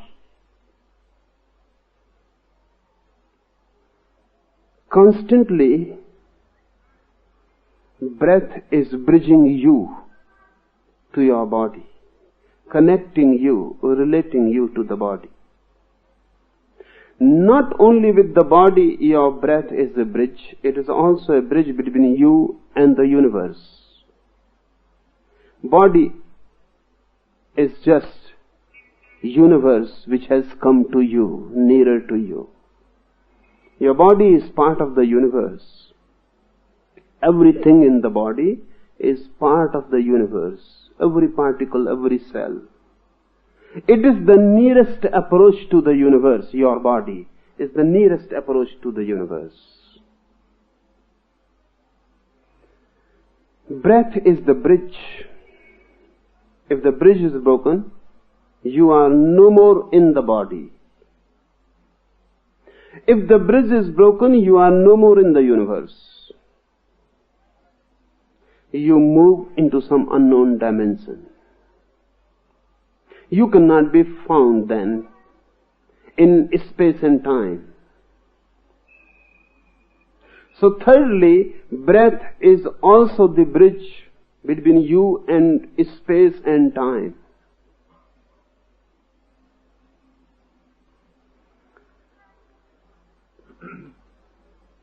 Breath, therefore, becomes very significant, the most significant thing. So the first 9 techniques are concerning breath. If you can do something with breath, you will suddenly turn to the present. If you can do something with breath, you will attain to the source of life. If you can do something with breath, you can transcend time and space. If you do something with breath, you will be in the world and also beyond it. Breath has 2 points. One, where it is touching the body and the universe. Another, where it is touching you and that which transcends universe. We know only one part of the breath. When it moves into the universe, into the body, we know it. But it is moving always from the body to the nobody, from the nobody to the body. We don't know the other point. If you become aware of the other point, the other part of the bridge, the other pole of the bridge, suddenly you will be transformed. Transplanted into a different dimension.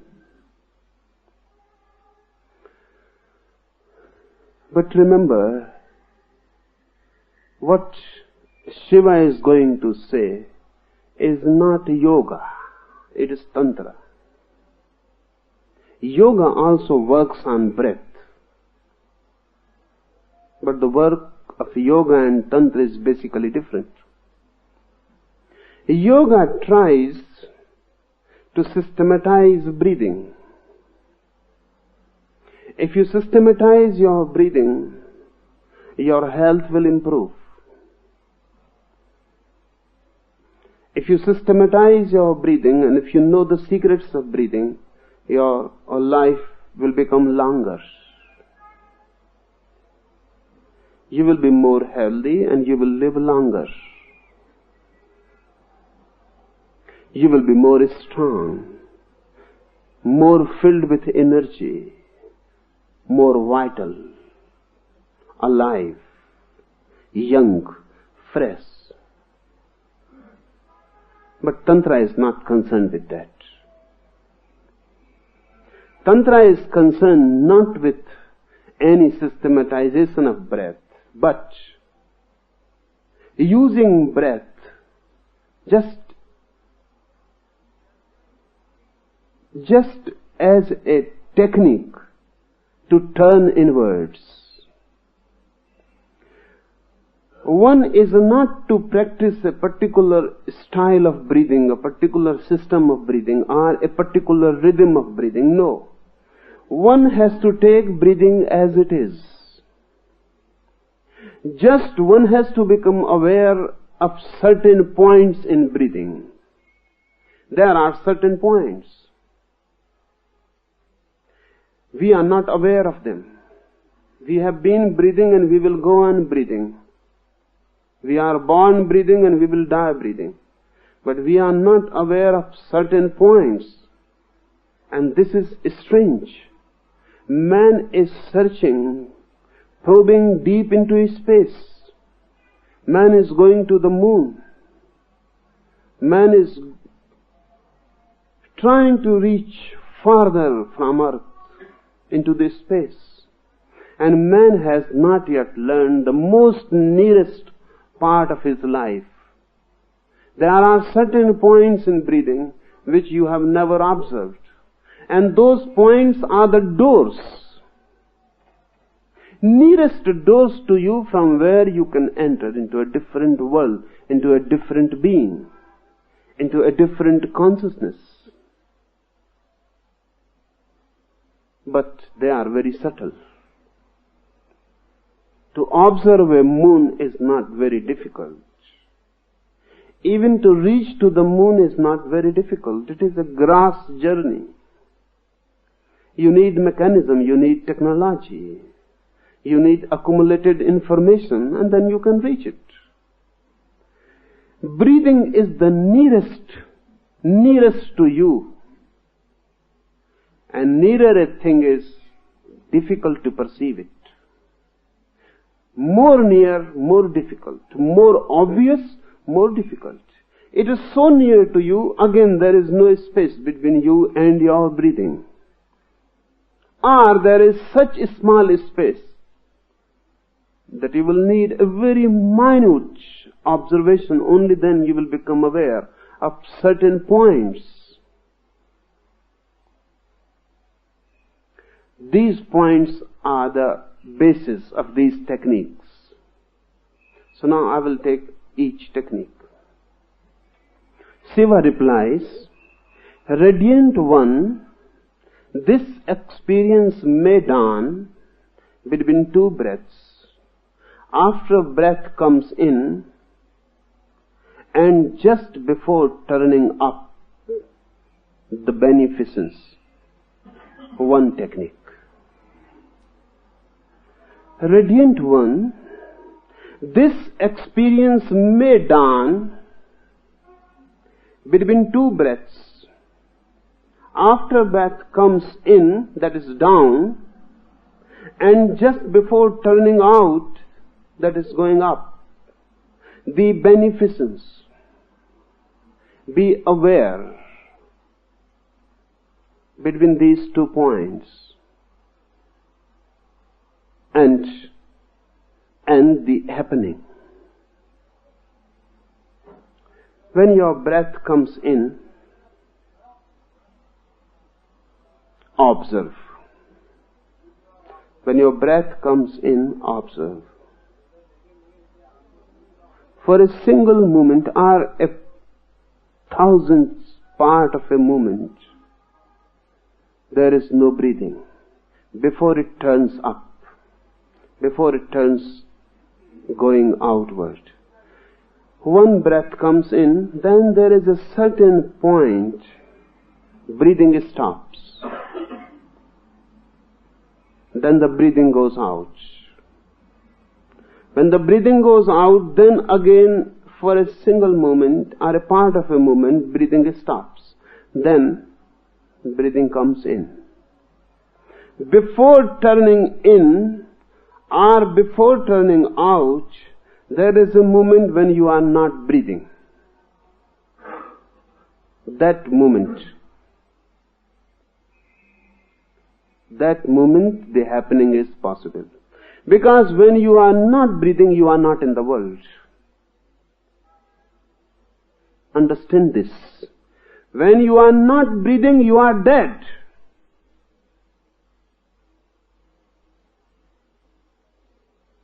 You are still, but dead. But the moment is of such a short duration, you never observe it.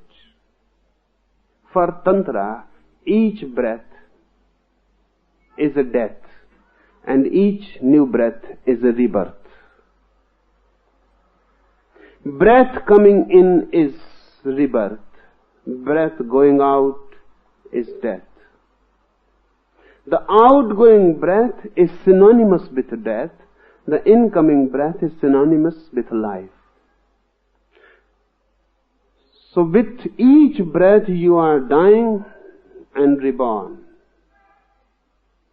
And the gap between the two, it is of very short duration, but keen, sincere observation and attention will make you feel the gap. If you can feel the gap, Shiva says, the beneficence, then nothing else is needed. You are blessed. You have known the thing has happened. You are not to train the breath, just as it is. Why? Such a simple technique, it looks so simple.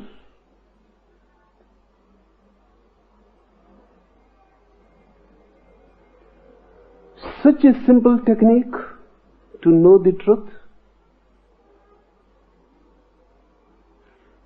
To know the truth means to know that which is neither born nor dies.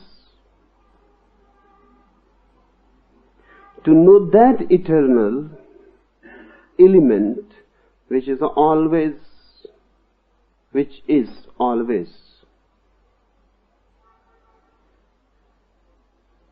But you can know the breath going out, you can know the breath coming in. You never know the gap between the two. Try it.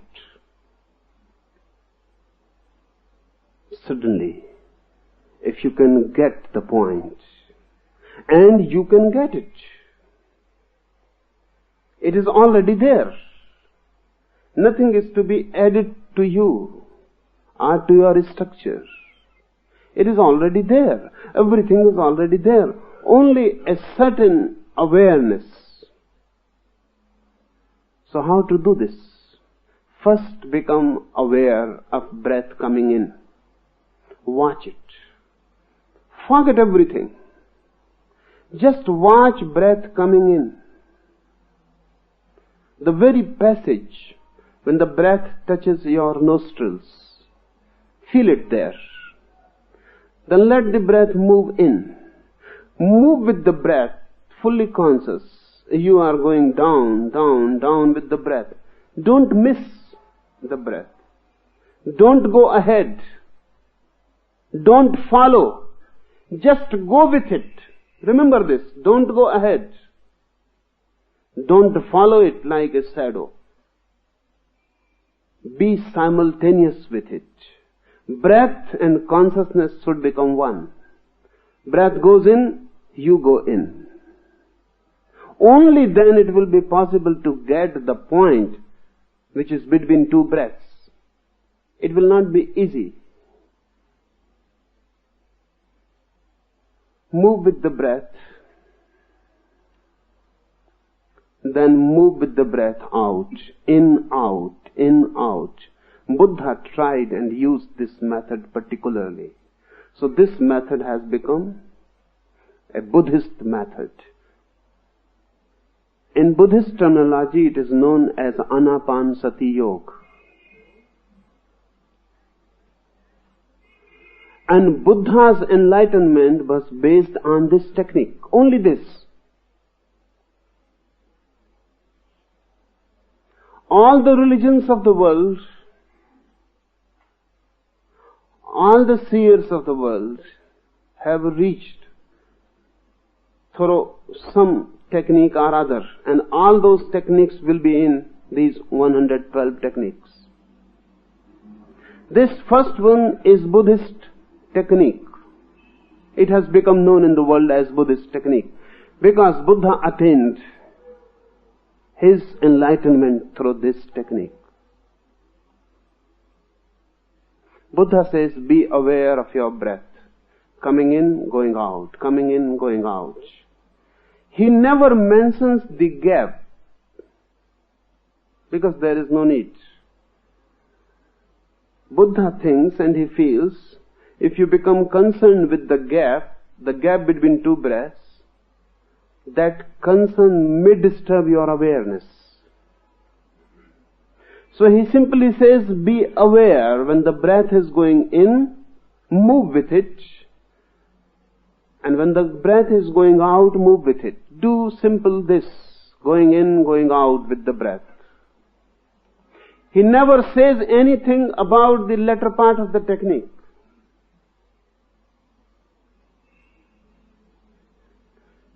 The reason is Buddha was talking with a very ordinary man.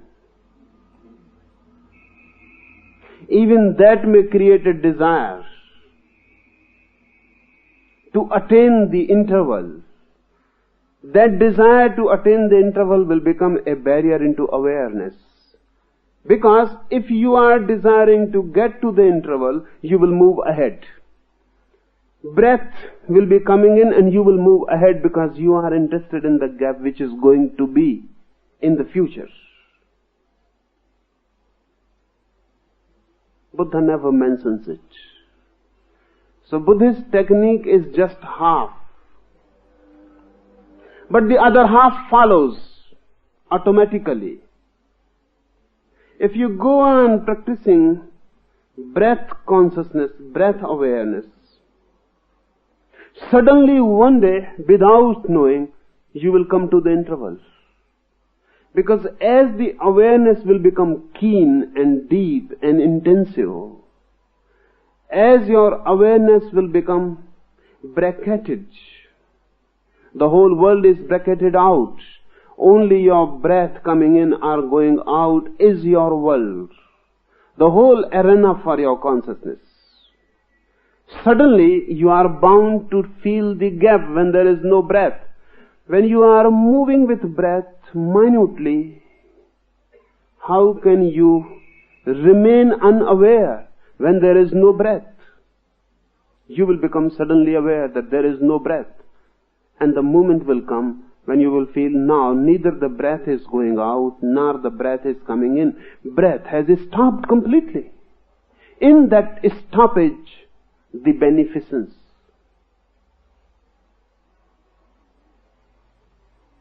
This one technique is enough for millions.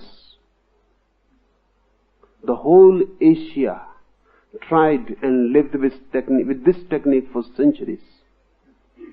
Tibet, China, Japan, Burma, Thailand, Siam, Ceylon, the whole Asia except India has tried this technique, only one technique. And thousands have attained to enlightenment through this technique. And this is only the first technique.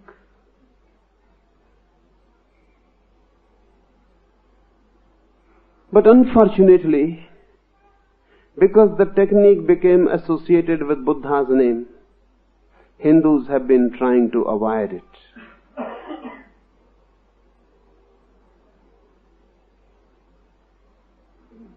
Because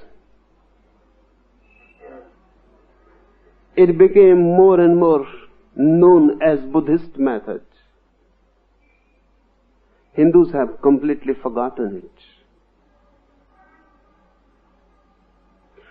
Not only this, because this technique is the first technique mentioned by Shiva, many Buddhists have claimed that this book, Vigyan Bhairav Tantra, is a Buddhist book, not a Hindu book.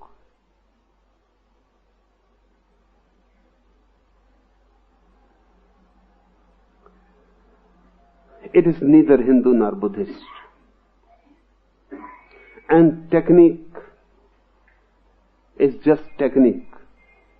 Buddha used it, but it was there already to be used. Buddha became a Buddha because of the technique. Technique preceded Buddha. Technique was already there.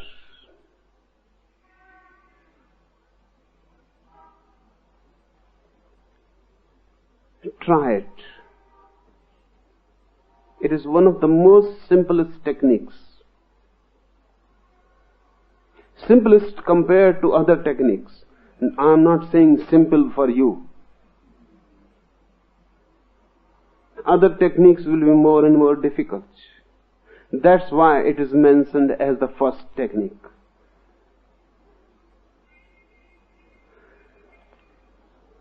The second. All these 9 techniques are concerned with breath. As breath turns from down to up, and again as breath curves from up to down, through both these turns realize the same, but with a slight difference. The emphasis is not now on the gap, but on the turning. Outgoing, ingoing breath, they make a circle. Remember, these are not 2 parallel lines. We always think of them as 2 parallel lines. Breath going in and breath going out. We think these are 2 parallel lines. They are not. Breath going in is half the circle. Breath going out is other half of the circle. So understand first, breath in and out creates a circle. They are not parallel lines. Because parallel lines never meet anywhere. Secondly, the breath coming in and the breath going out are not 2 breaths. One breath. The same breath which comes in goes out. So it must have a turn inside. It must turn somewhere. There must be a point where the incoming breath becomes outgoing.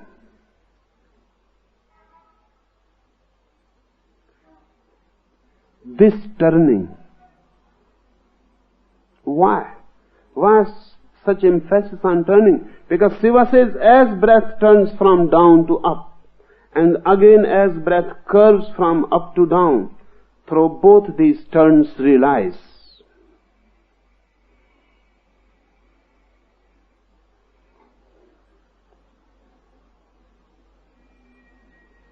Very simple. But he says, realize the turn, and you will realize the self. Why turn? If you know driving, you know gears.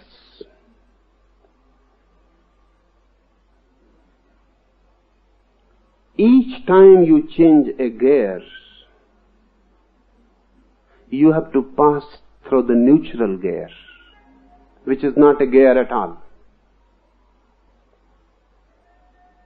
From first gear you move to second, or from second to third.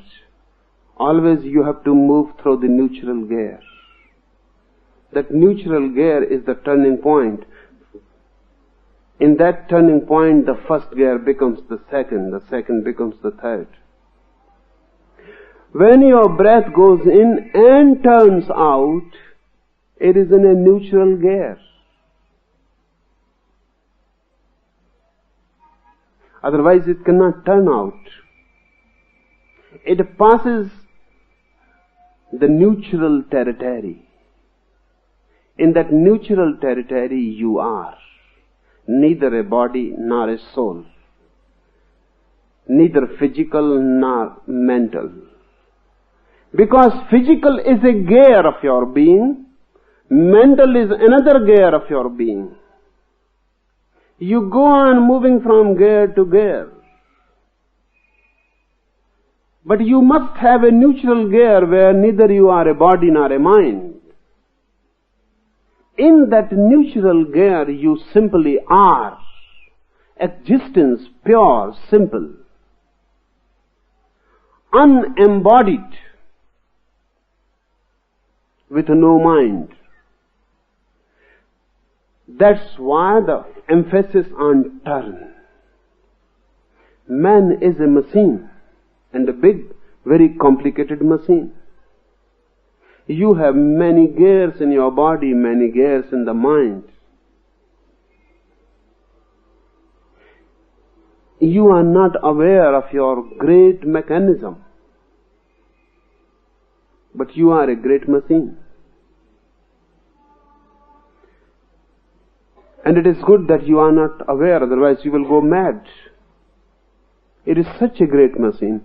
Scientists say that if we have to create a factory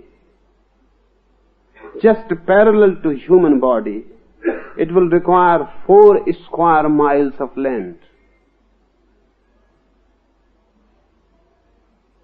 And the noise will be such that 100 square mile land will be disturbed by it. It is a great mechanical device, the greatest. You have millions and millions of cells. Each cell is an alive soul. You are a big city. 7 crore. That is 70 million cells. That is 70 million citizens in you.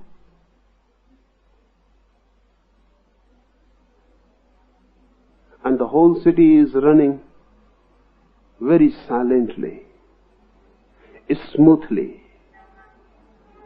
Every moment the mechanism is working. It is very complicated. These techniques will be related at many points with your mechanism of the body and your mechanism of the mind. But always the emphasis will be on those points where suddenly you are not part of the mechanism. Remember this. Suddenly you are not part of the mechanism. There are moments when you change gears. For example, in the night, when you drop into sleep, you change gears. Because for the day, for waking consciousness, you need a different mechanism. A different part of the mind functions. Then you drop into sleep, that part becomes non-functioning. Another part of the mind begins to function. And there is a gap, interval, a turning, a gear is changed. In the morning when you are again getting up, the gear is changed. You are silently sitting. Suddenly someone says something and you get angry. Gear. You are moving into different gear. That's why everything changes. If you get angry, your breathing will change suddenly. Your breathing will become irritated, chaotic. A trembling will get into your breathing. You will feel suffocated. Your whole body will like to do something, shatter something.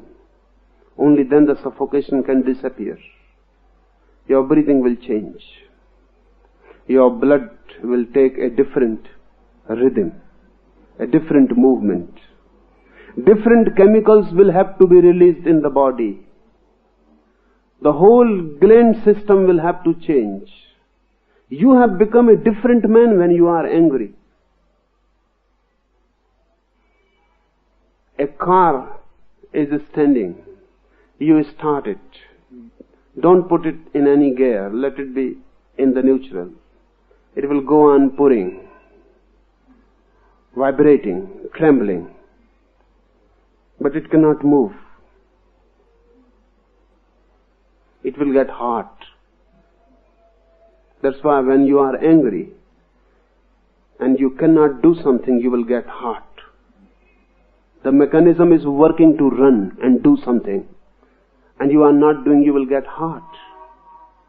You are a mechanism, of course, not only the mechanism, you are more. But the more has to be found.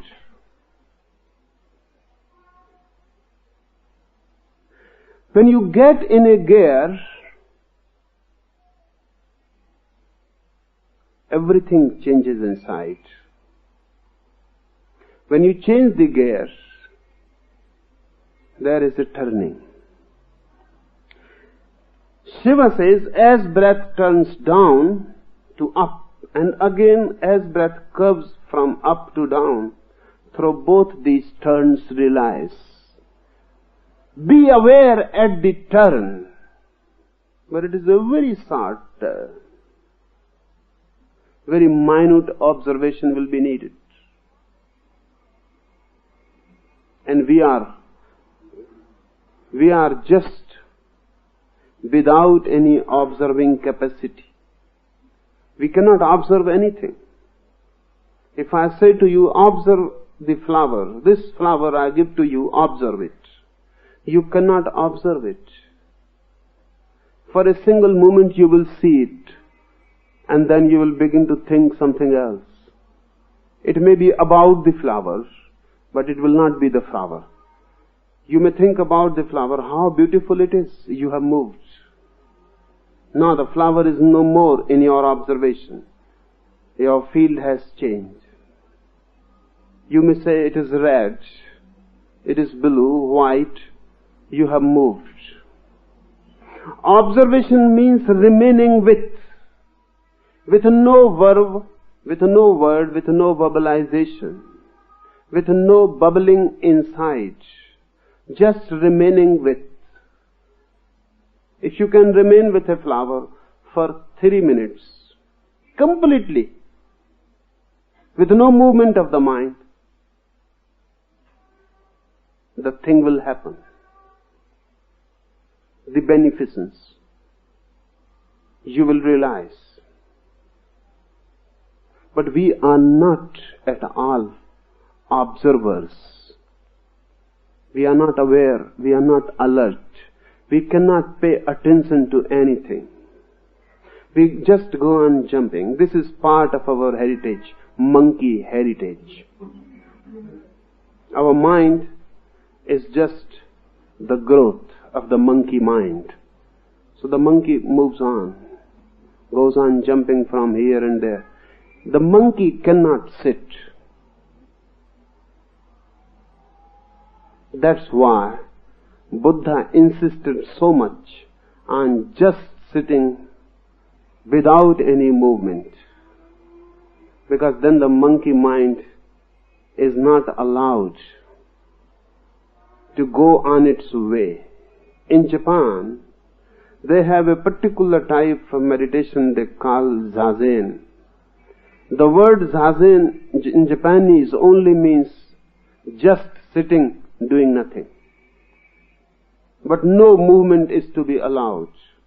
One is just sitting like a statue, dead, not moving at all.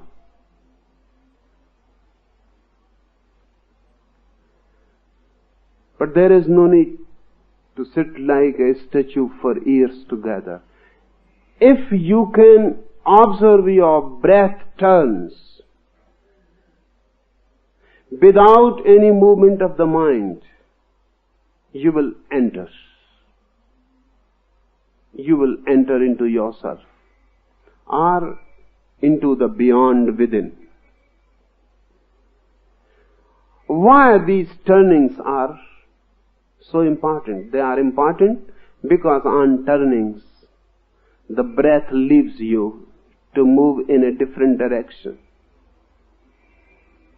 It was with you when it was coming in. It will be again with you when it will be going out. But on the turning point, it is not with you and you are not with it. In that moment, breath is different from you and you are different from it. If breathing is life, then you are dead. If breathing is your body, then you are no body. If breathing is your mind, then you are no mind in that moment. I wonder whether you have observed it or not. If you stop your breath, mind stops suddenly. If you stop just now your breath, mind stops suddenly. Mind cannot function. A sudden stoppage into breath and mind stops. Why? Because they are disjoined. Only a moving breath is joined with the mind, with the body. A non-moving breath disjoined.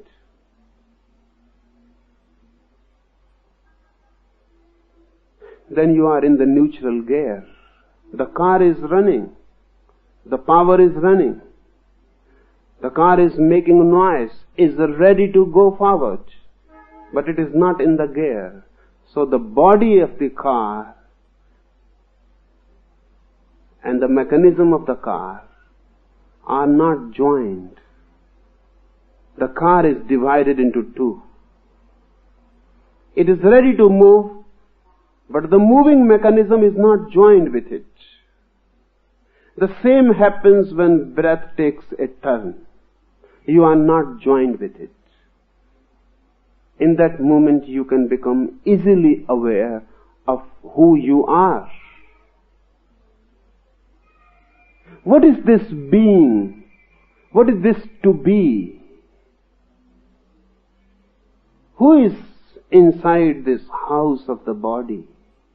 Who is the master? Or am I just the house? Or is there some master also? Or am I just the mechanism? Or something else also penetrates this mechanism?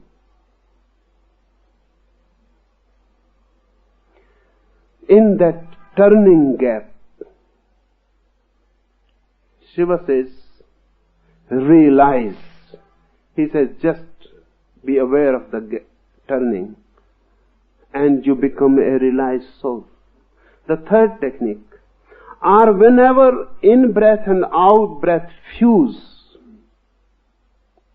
at this instant, touch the energyless, energy-filled center.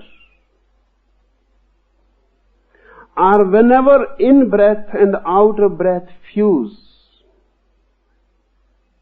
at this instant, touch the energyless, energy-filled center. We are divided into the center and the periphery. Our body is the periphery. We know the body, we know the periphery, we know the circumference, but we don't know the center, where it is. When out-breath fuses with in-breath, when they become one, when you cannot say whether it is out-breath or in-breath, when it is difficult to demark and define whether the breath is going out or coming in, when the breath has penetrated in and starts moving out, there is a movement of fusion. It is neither going out nor moving in. Breath is static. When it is moving out, it is dynamic. When it is coming in, it is dynamic. When it is neither, it is silent, non-moving. You are near to the center. The fusion point of in and outgoing breath is your center. Look at it in this way. When the breath goes in, where it goes?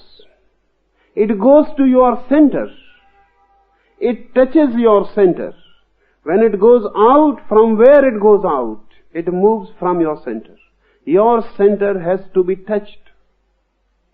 That's why Taoist mystics, Zen mystics, they say that head is not your center. Navel is your center. Breath goes to the navel, then moves out. It goes to the center. As I said, it is a bridge between you and your body. You know the body, but you don't know where is your center. But the breath is constantly going to the center and moving out. But we are not taking enough breath. So ordinarily it is not going to the center really. Now at least, it is not going to the center. That's why everyone feels decentralized. Everyone feels off-center. In the whole modern world, those who can think at all, they feel they are missing their center. Look at a child sleeping. Observe his breath. The breath goes in, the belly comes up. The chest remains unaffected. That's why children have no chests, only bellies. Very dynamic bellies. The breath goes in and the belly comes up, and the breath goes out and the belly goes down. The belly moves. Children are in their centers, at their centers. That's why they are so happy, so bliss-filled, so energy-filled, never tired, overflowing, and always in the present moment. No past, no future. A child can be angry. When he is angry, he is totally angry. He becomes the anger. Then his anger is also a beautiful thing. When one is totally angry, anger has a beauty of its own, because totality has always beauty. You cannot be angry and beautiful. You will become ugly. Because partiality is always ugly. And not only with anger. When you love, you are ugly. Because you are again partial, fragmentary. You are not total. Look at your face when you are loving to someone, making love. Make love before a mirror and look at your face. It will be ugly, animal-like. In love also your face becomes ugly. Why? Love is also a conflict. You are withholding something in. You are giving very miserly. Even in your love, you are not total, given completely, holy. A child, even in anger and violence, is total. his face becomes radiant and beautiful. He is here and now. His anger is not something concerned with the past or something concerned with the future. He is not calculating, he is just angry.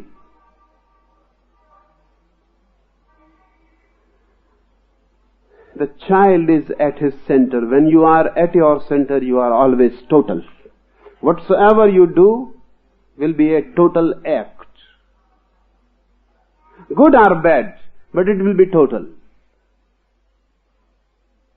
When you are fragmentary, when you are off center, your every act is bound to be a fragment of you, not your totality is responding.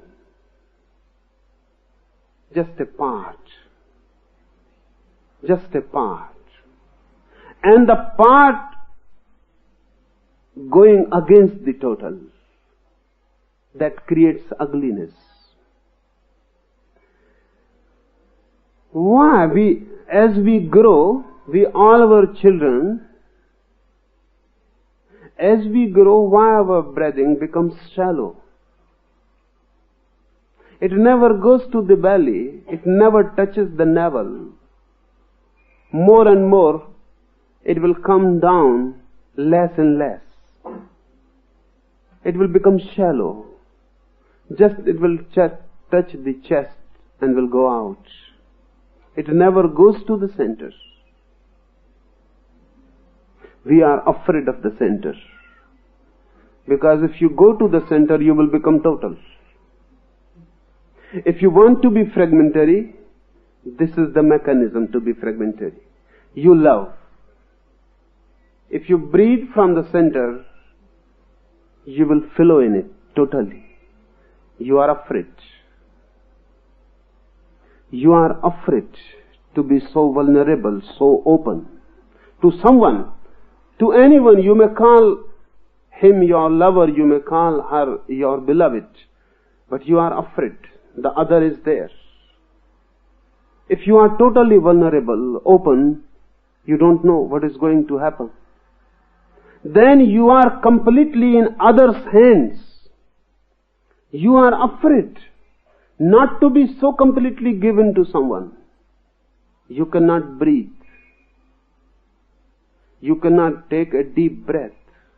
You cannot relax your breathing so that it goes to the center. Because the moment breathing goes to the center, your act becomes total. Afraid of being total, you breathe shallow. You just breathing at the minimum, not at the maximum. That's why life seems so lifeless. Breathing at the minimum, life will become lifeless. You are living at the minimum, not at the maximum. You can live at the maximum, then life is an overflowing. But then there will be difficulties. You cannot be a husband, you cannot be a wife if life is overflowing.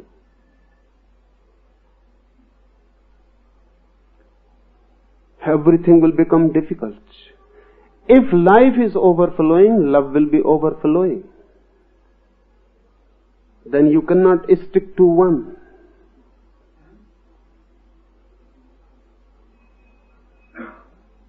Then you will be flowing all over. All dimensions will be filled by you.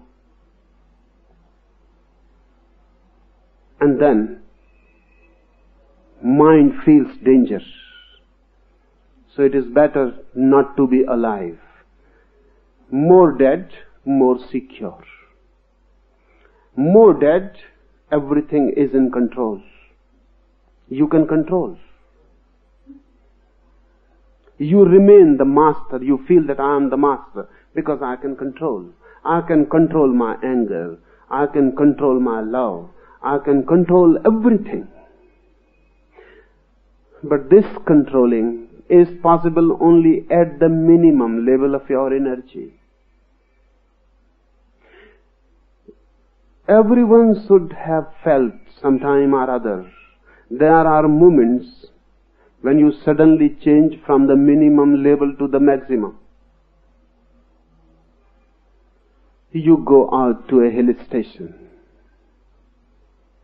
Suddenly you are out of the city and the prison of it. You feel free. The sky is vast and the forest is green and the height touches the clouds. Suddenly you take a deep breath. You may not have observed. Now if you go to a hill station, observe. It is not really the hill station which changes, it is your breathing. You take a deep breath, you say, ah, ah.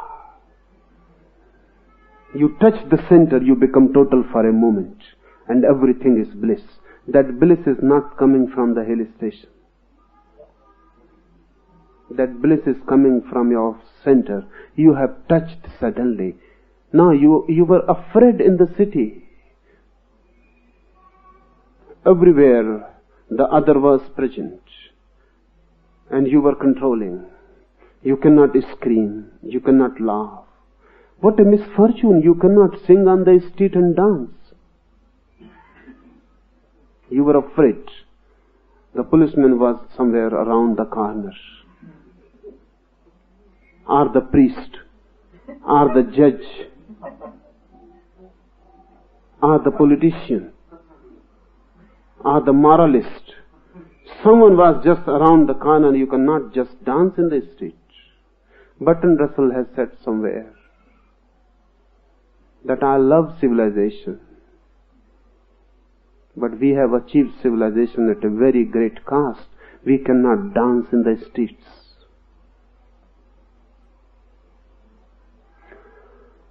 You go to a hill station, suddenly you can dance. You are alone with the sky. And the sky is not an imprisonment. It is just opening, opening and opening. Vast, infinite. Suddenly you take a breath, deep. It touches the center and the bliss. But it is not going to be so for a long time. Within an hour or two, hill station will disappear. You may be there, but the hill station will disappear. Your worries will come back. You will begin to think, to make a call to the city, to write a letter to your wife. Or, after 3 days you are going back, so make arrangements. You have just reached and making arrangements to leave. You are back. That breath was not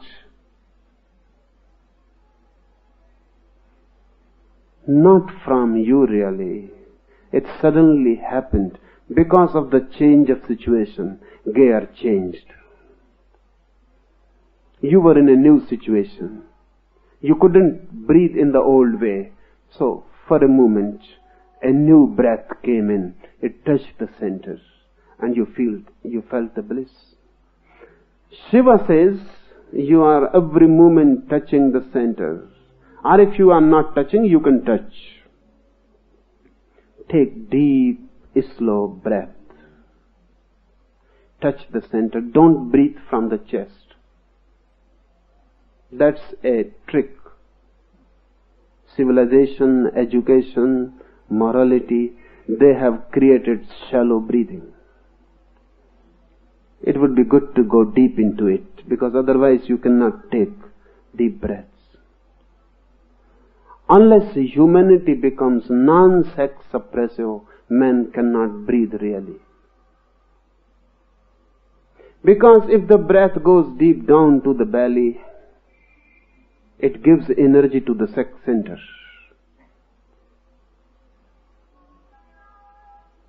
It touches sex center. It massages sex center from within. Sex center becomes more active, more alive. Civilization is afraid of sex. We don't allow our children to touch their sex centers. their sex organs, we say, stop, don't touch. Look at a child when he first touches his sex center, and then you say, stop, and then observe his breathing. When you say, stop, don't touch your sex center, breath will become shallow immediately.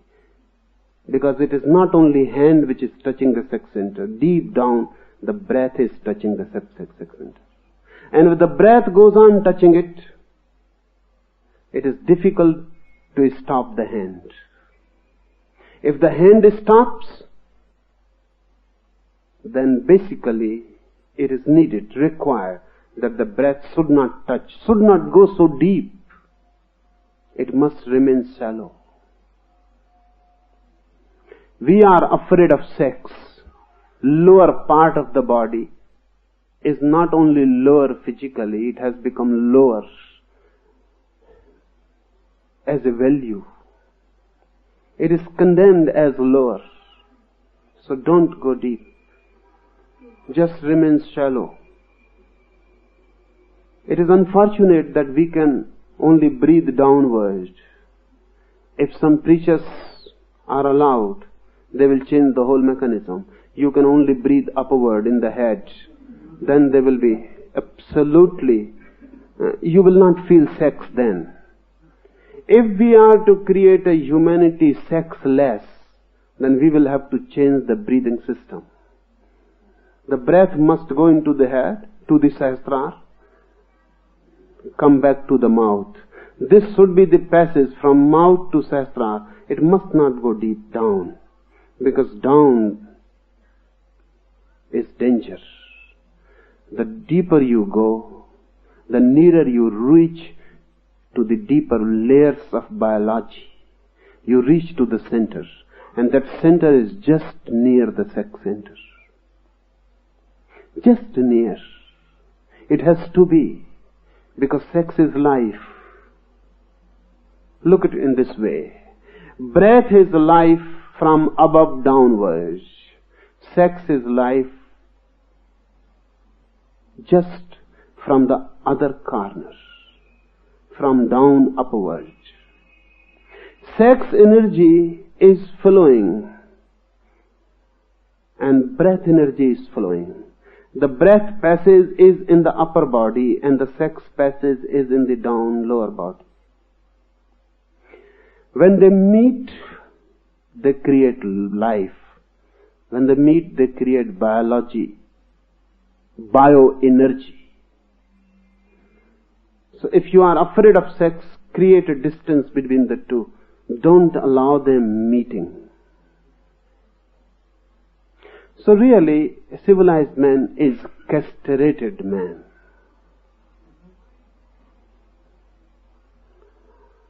That's why we don't know. This sutra will be difficult to understand. Because Shiva says, whenever in-breath and out-breath fuse, at this instant touch the energyless, energy-filled center. He uses a very contradictory term, energyless, energy-filled.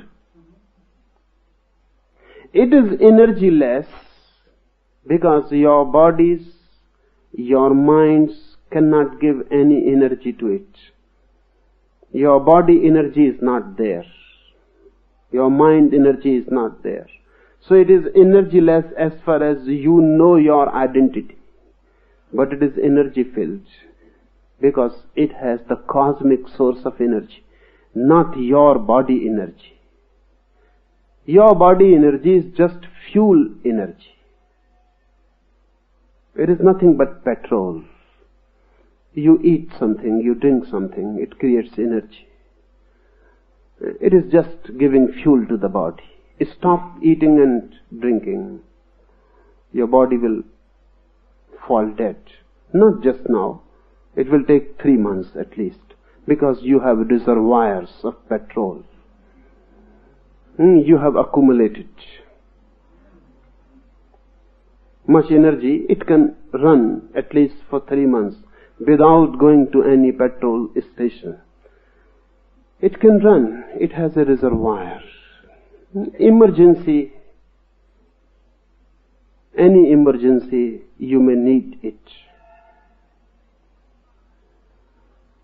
This is fuel energy. The center is not getting any fuel energy. That's why Shiva says it is energyless.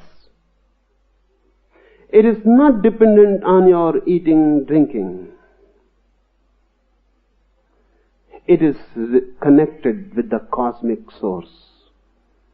It is cosmic energy. That's why he says energyless, energy-filled center. The moment you can feel the center from where breath goes out or comes in, the very point where breath fuses, breaths fuse, that center, if you become aware, the enlightenment.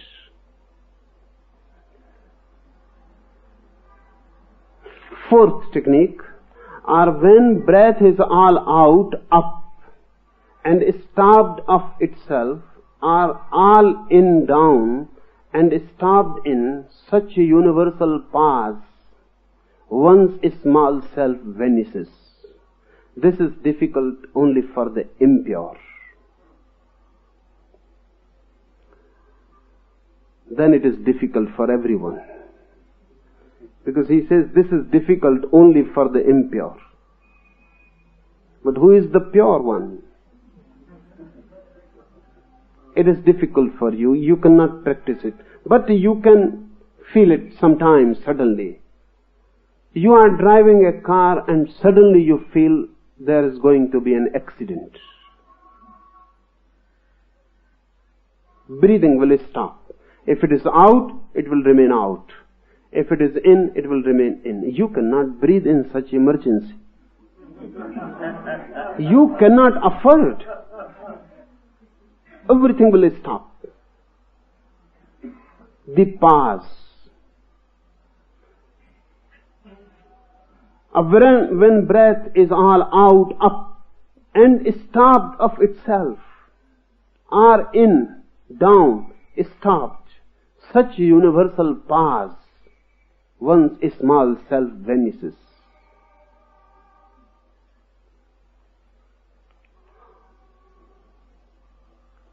Your small self is only a daily utility. In emergencies, you cannot remember it, who you are. The name, the bank balance, the prestige, everything just evaporates. Your car is just heading towards another car. A moment and there will be death. In this moment there will be pause. Even for the impure, there will be pause.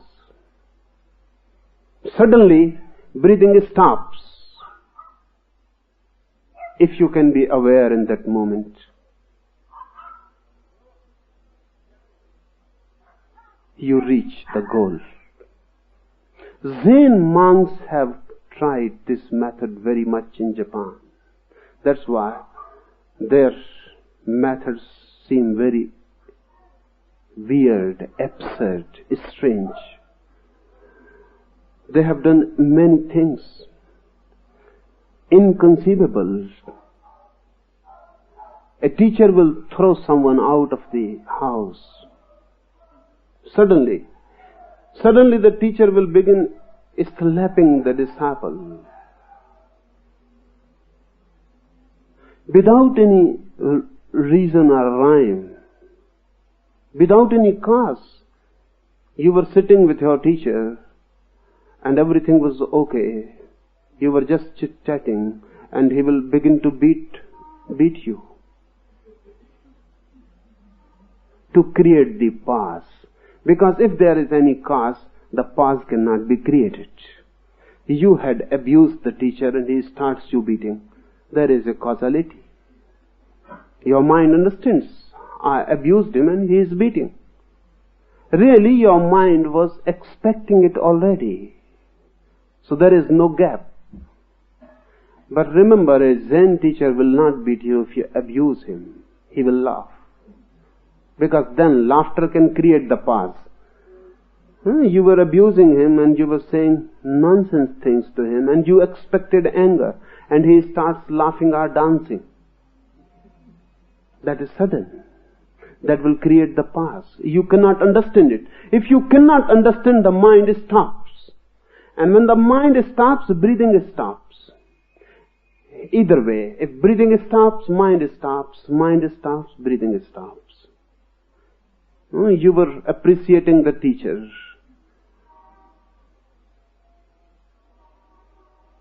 And you were feeling good. And you were thinking, now the teacher must be pleased. And suddenly he takes his staff and begins to beat you. And mercilessly, because Zen masters are merciless. He begins to beat you, you cannot understand what is happening. The mind stops. There is a pause. If you know the technique, you can attain to yourself. Because of such stories that someone attained Buddhahood because the teacher suddenly started beating him. We cannot understand what nonsense. How one can attain Buddhahood? By being beaten by someone or being thrown out of the window by someone. Even if someone kills you, you cannot attain Buddhahood. But if you understand this technique, then it becomes easy to understand. In the West particularly, for these 30 years, 40 years, Zen has become very much prevalent, a fashion. But unless they know this technique, they cannot understand Zen. They can imitate it, but imitation is of no good. Rather, it is dangerous. These are not things to be imitated. The whole Zen technique is based on the fourth technique of Shiva. But this is unfortunate. Now we will have to import Zen from Japan. Because we have lost the whole tradition. We don't know. Shiva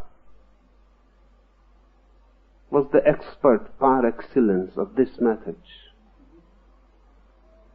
When he came to marry Devi with his barat, with his procession, the whole city must have felt the pause. The whole city. Devi's father was not willing to marry his girl to this hippie. Shiva was, he is the original hippie. Devi's father was totally against. No father will marry. No father. So, we cannot say anything against Devi's father. No father will marry to Shiva. And then Devi insisted. So he had to agree. Non-willingly. Unhappily. But he agreed. Then came the marriage procession. It is said people began to run, seeing Shiva and his procession.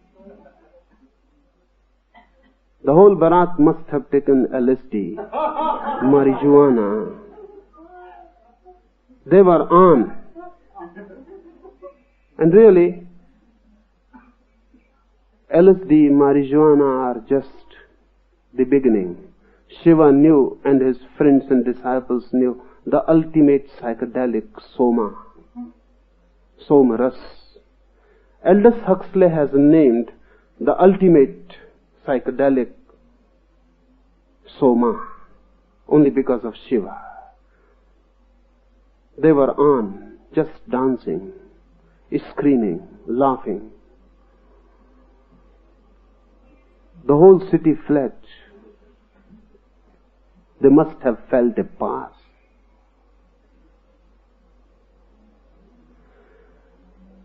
Any sudden, unexpected, unbelievable thing can create the pause for the impure. But for the pure, there is no need of such things. For the pure, the pause is always there. The pause is always there.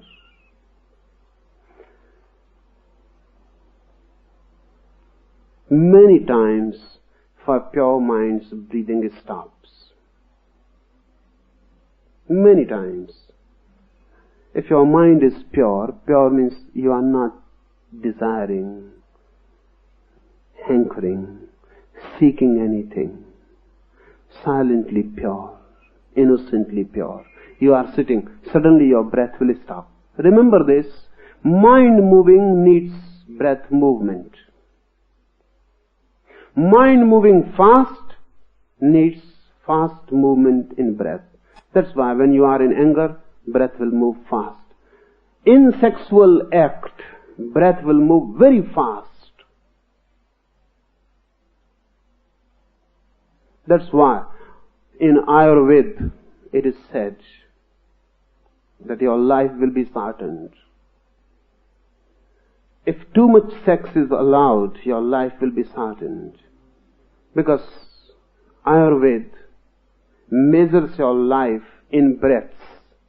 If you take too fast breathing, your life will be shortened. Modern medicine says that sex helps blood circulation. Sex helps relaxation. And those who suppress their sex, they may get into trouble, particularly heart trouble. And they are right. And Ayurveda is also right, but they seem contradictory. But Ayurveda was invented 5,000 years before. Every man was doing much labor. Life was labor. So there was no need to relax. There was no need to create artificial devices for blood circulation. But now, those who are not doing much physical labor, only sex is their labor. That's why modern medicine is also right for modern man. He is not doing any physical exertion. Sex gives the exertion. Heart beats more. Blood circulates fast. Breathing becomes deep and goes to the center. So after the sexual act, you feel relaxed and you can fall into sleep easily. Freud says sex is the best tranquilizer. And it is, at least for the modern man. In sex, breathing will become fast. In anger, breathing will become fast. In sex, mind is filled with desire, lust, impurity. When the mind is pure, no desire in the mind, no seeking, no motivation, not going anywhere, just remaining here and now as an innocent pool, not even a ripple. Then, breathing stops automatically. There is no need. This pause, in this pause, the small self vanishes. and you attain to the higher self, the Supreme Self.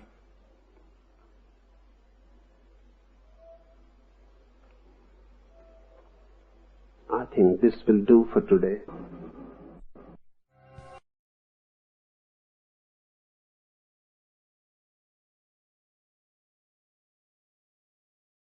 The first question: how is it possible that by simply becoming aware at particular points in the breathing process, one can attain to enlightenment? How is it possible to become free from the unconscious by just being aware of such a small and momentary gap in the breathing? This question is significant, and to many minds this question would have occurred. So many things have to be understood. First, it is thought that spirituality is some difficult attainment. It is neither. It is neither difficult nor an attainment.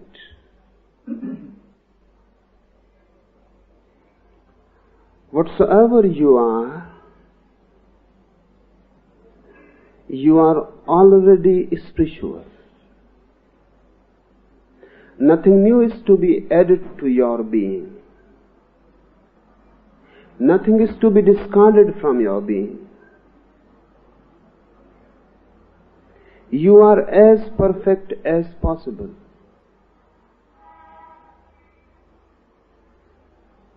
It is not that you are going to be perfect somewhere in the future. It is not that you have to do something arduous to be yourself. It is not a journey to some other point, somewhere else. You are not going somewhere else. You are already there. That which is to be attained is already attained. This idea must go deep. Only then you will be able to understand why such simple techniques can help. If spirituality is some attainment, then of course it is going to be difficult. Not only difficult, but really impossible. If you are not already spiritual, you cannot be. You can never be. Because how one who is not spiritual can be spiritual?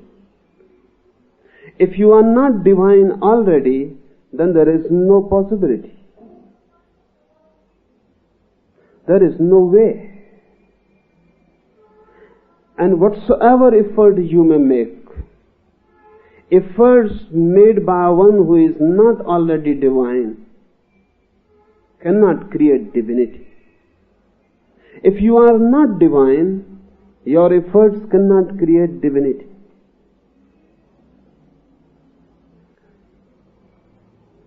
Then it is impossible.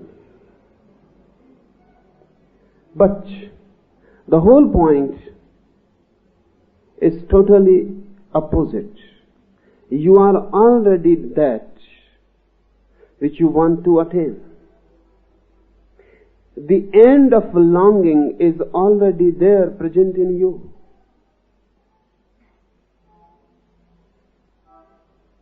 Here and now, this very moment, you are that which is known as divine.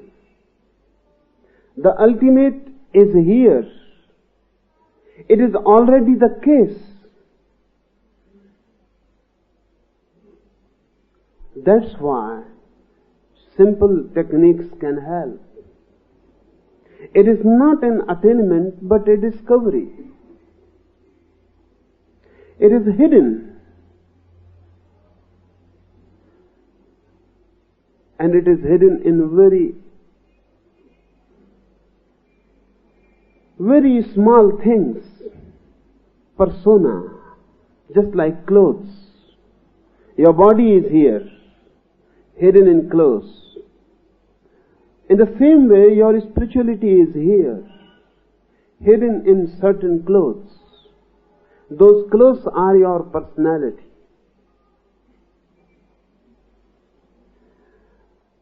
You can be naked just here and now. In the same way, you can be naked in your spirituality also. But you don't know what are the clothes. You don't know how you are hidden in them. You don't know how to be naked.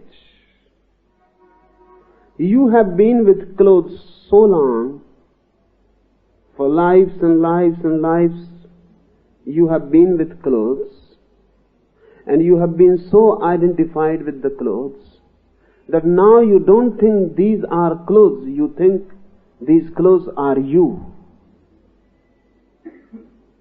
That is the only barrier. For example, you have some treasures, but you have forgotten. Or you have not yet recognized that this is a treasure, and you go on begging in the street. You are a beggar. If someone says, go and look inside your house, you need not be a beggar.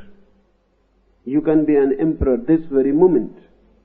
The beggar is bound to say, what nonsense you are talking. How I can be an emperor this very moment? I have been begging for years. Still I am a beggar. And even if I go on begging for lives together, I am not going to be an emperor. So how absurd, illogical your statement is that you can be an emperor this very moment. It is impossible. The beggar cannot believe it. Why? Because the begging mind is a long habit. But if the treasure is just hidden in the house, then simple digging, removing the earth a little bit, and the treasure will be there. And immediately he will not be a beggar again. He will become an emperor. The same is with spirituality. It is a hidden treasure. Nothing to be achieved somewhere in the future. You have not yet recognized it. It is there already in you. You are the treasure. But you go on begging. So simple techniques can help. Digging earth, removing a little bit is not a big effort. But you can become an emperor immediately. You have to dig a little bit to remove the earth. And when I say to remove the earth, it is not only symbolically that I am saying. Literally, your body is part of the earth. And you have become identified with the body. Remove this earth a little bit. Create a hole in it. And you will come to know the treasure. That's why this question will occur to many. Really, to everyone this question will occur. How is small techniques like this, being aware of your breathing, being aware of the incoming breath, outgoing breath, and then realizing the interval between the two. Is this enough? Such a simple thing? Is this enough for enlightenment? Is this only the difference between you and a Buddha?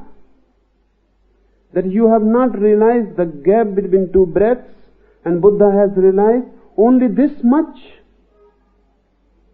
It seems illogical. The distance is vast between a Buddha and you. The distance seems infinite. The distance between a beggar and an emperor is infinite. But the beggar can become immediately the emperor if there is treasure hidden already. Buddha was a beggar like you.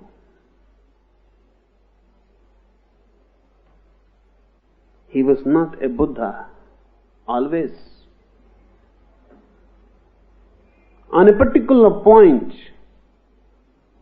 the beggar died and he became the master. This is not a gradual process really. It is not that Buddha goes on accumulating. Then one day he is not the beggar but becomes the emperor. No. A beggar can never become an emperor if it is going to be an accumulation. He will remain a beggar.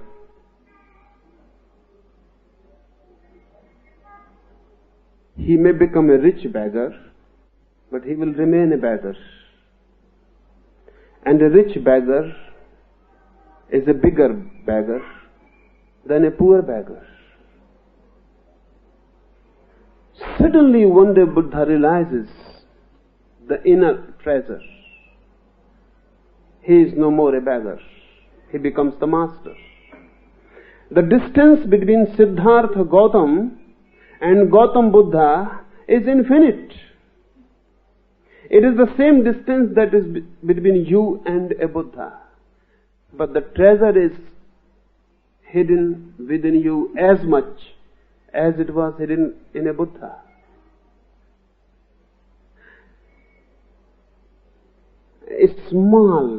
A very small technique can be helpful. Take another example. One man is born with blind eyes, diseased eyes.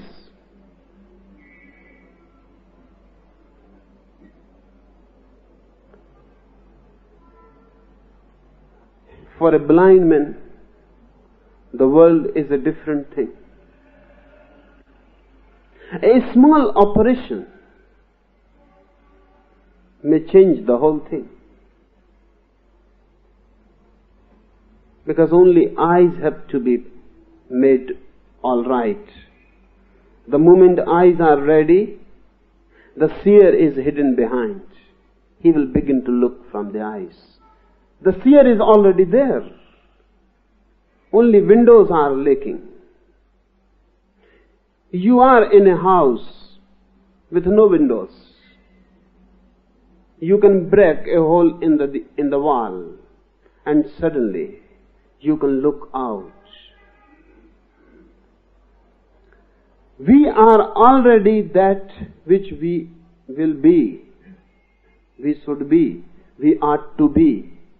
The future is already hidden in the present. The whole possibility is here in the seed. Only a window has to be broken. Only a small surgical operation is needed.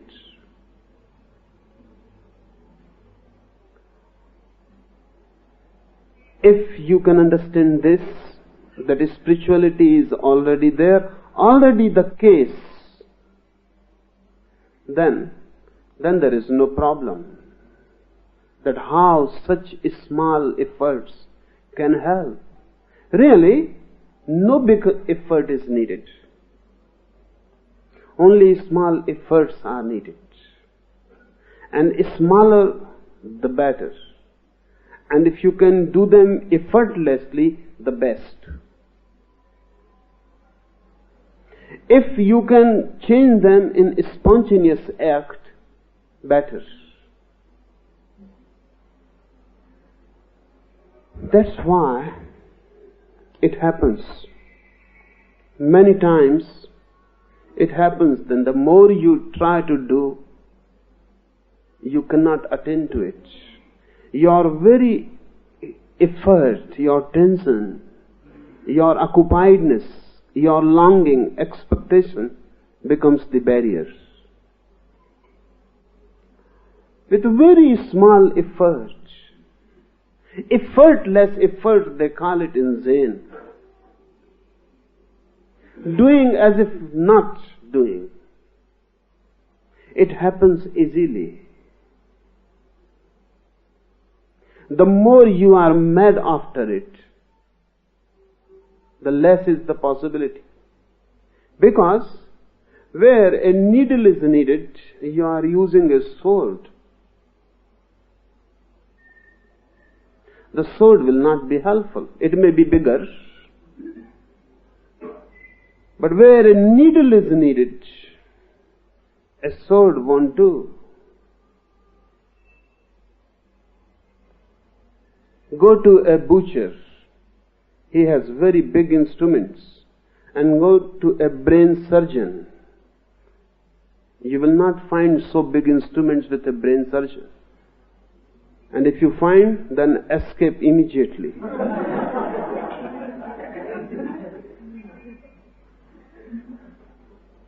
A brain surgeon is not a butcher.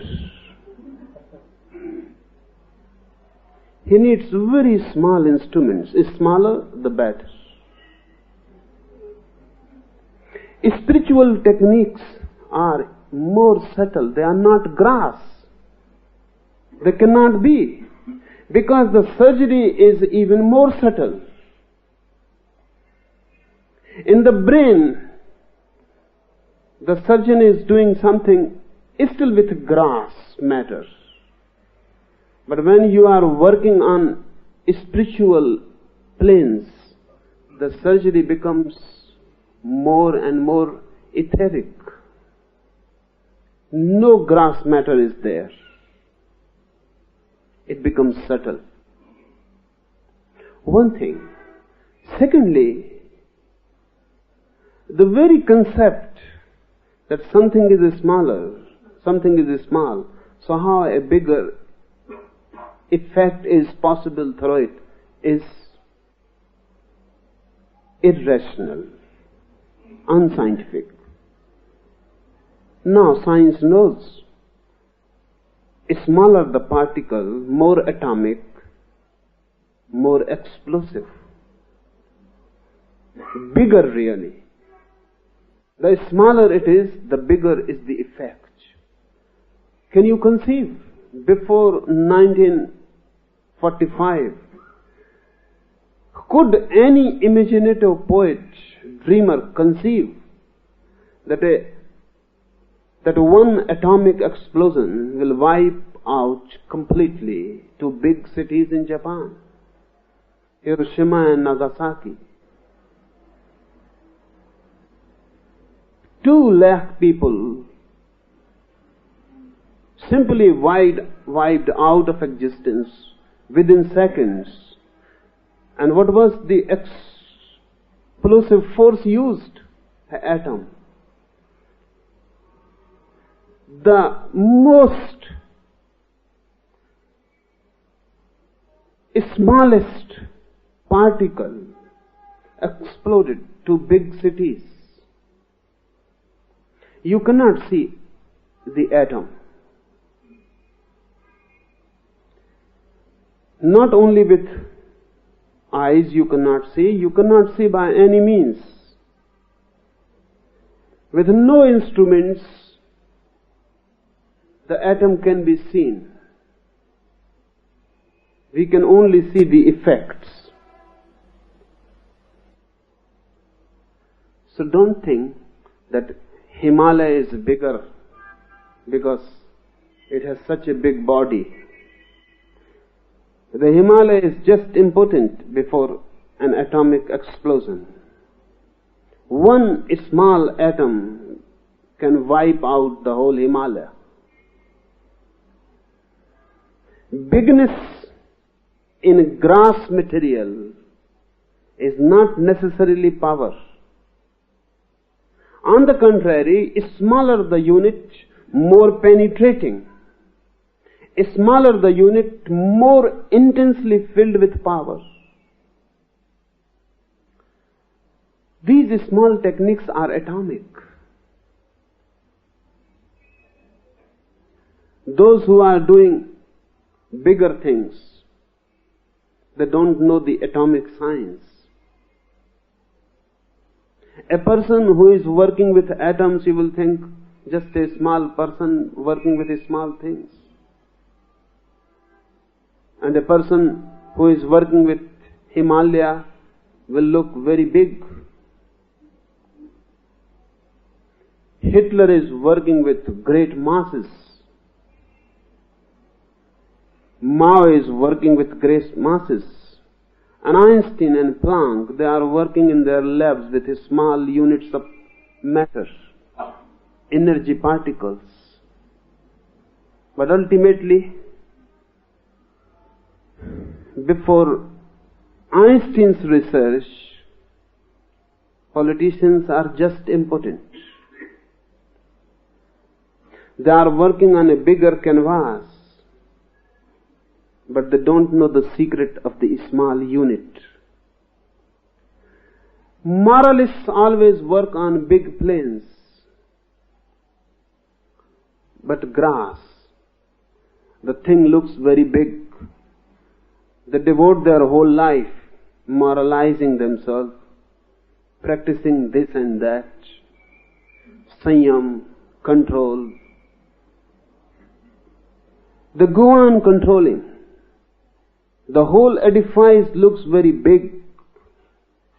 Tantra is not concerned.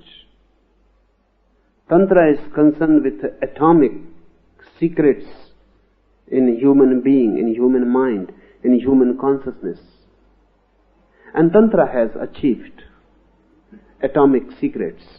These methods are atomic methods. If you can attend to them, their result is explosive, cosmic. Another point to be noted, the moment you say how with such small, simple, little exercises one can become enlightened. This you are saying without doing the exercise.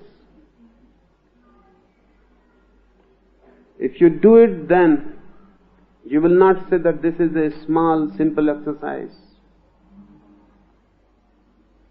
It looks, because within 2 or 3 sentences the whole exercise has been given. You know the atomic formula. 2 or 3 words and the whole formula is given. And with those 2 or 3 words, those who can understand and those who can use those 3 words, they can destroy the whole earth.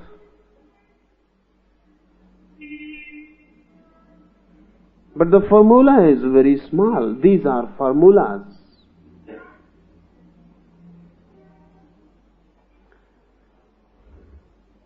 So if you just look at the formula, it may look very, very small, simple thing. It is not. Try to do it. When you will do it, then you will know it is not so easy. It looks simple. It is one of the most deepest things. We will analyze the process, then you will understand. When you take your breath in, you never feel the breath. You have never felt the breath. You will immediately deny. You will say, this is not right. We may not be conscious continuously, but we feel the breath. No. You don't feel the breath, you feel the passage. Look at the sea. Waves are there. You see the waves. But those waves are created by air, wind. You don't see the wind. You see the effect on the water. When You take breath in, it touches your nostril. You feel the nostril. You never know the breath. It goes down, you feel the passage. It comes back, again you feel the passage. You never feel the breath. You just feel the touch on the passage. This is not meant when Shiva says, be aware. First you will become aware of the passage. When you become completely aware of the passage, then only you will begin by and by to be aware of the breath itself. And when you become aware of the breath, then you will be capable to be aware of the gap, the interval. It is not so easy. As it looks, it is not so easy.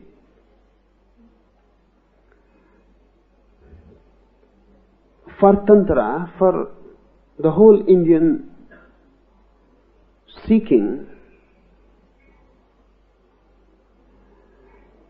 there are layers of awareness.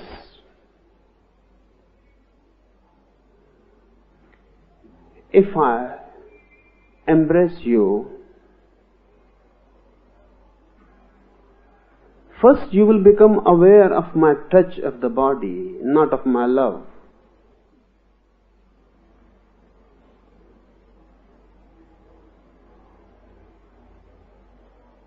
My love is not so gross. And ordinarily we never become aware of love. We are aware only of the bodies in movement. We know loving movements, we know non-loving movements. But we have never known love itself.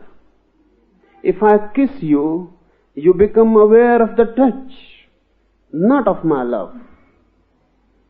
That love is a very subtle thing.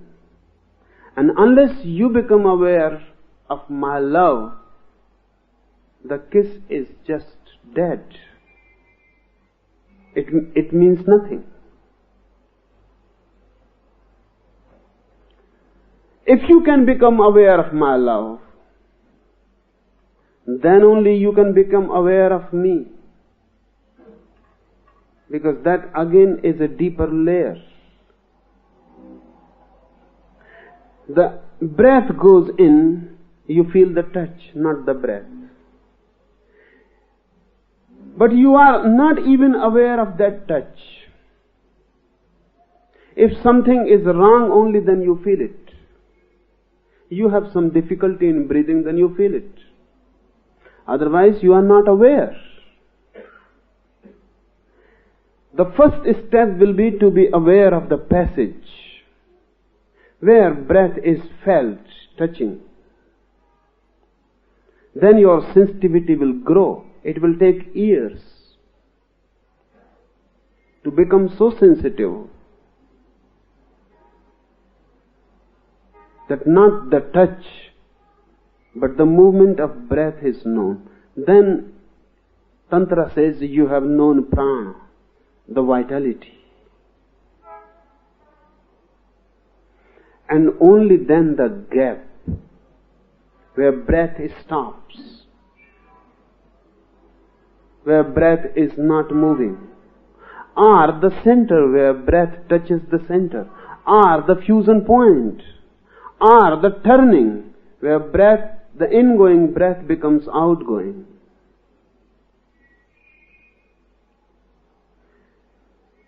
This will become arduous.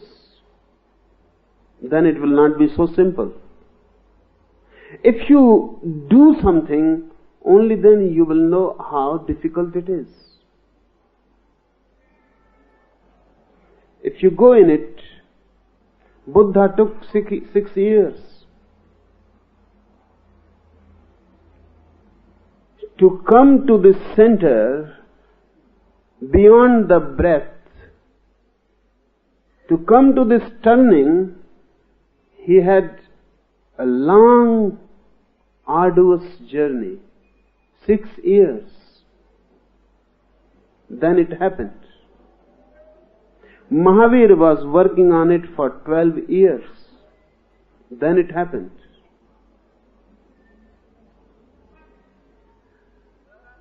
But the formula is simple.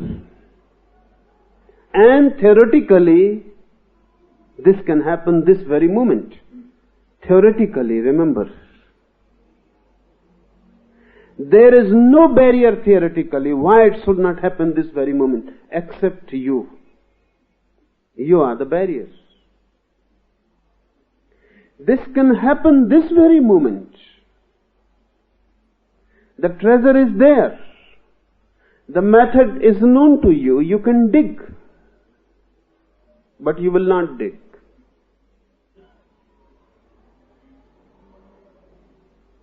Even this question is a trick not to dig.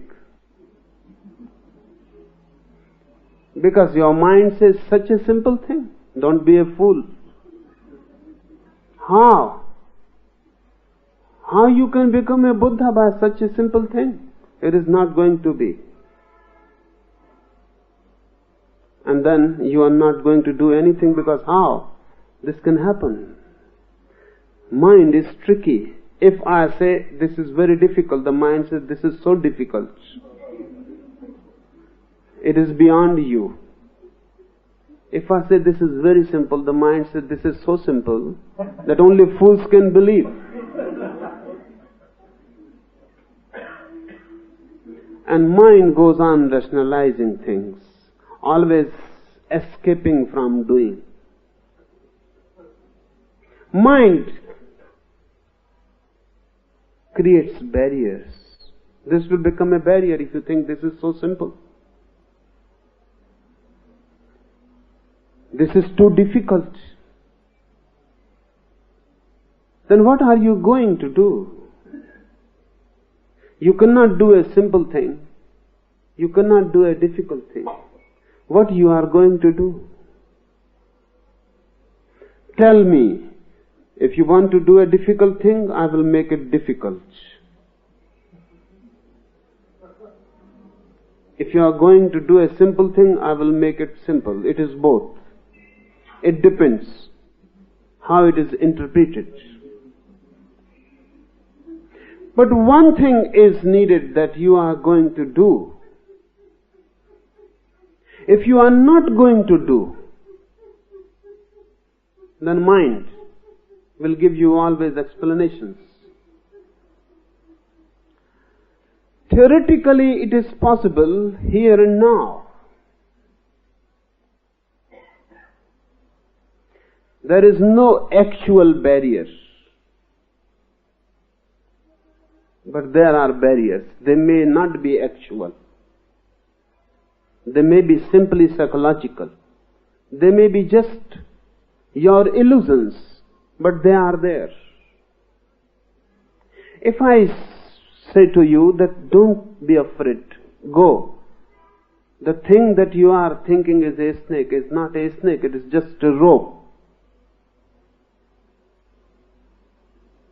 Still the fear is there. To you it appears a snake. So whatsoever I say is not going to help. You are trembling. You want to escape and run away. I say it is just a rope. Your mind will say this man may be in conspiracy with the snake.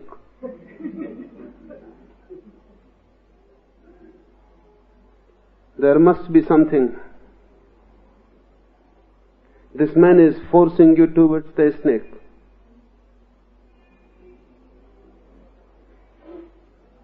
He may be interested in your death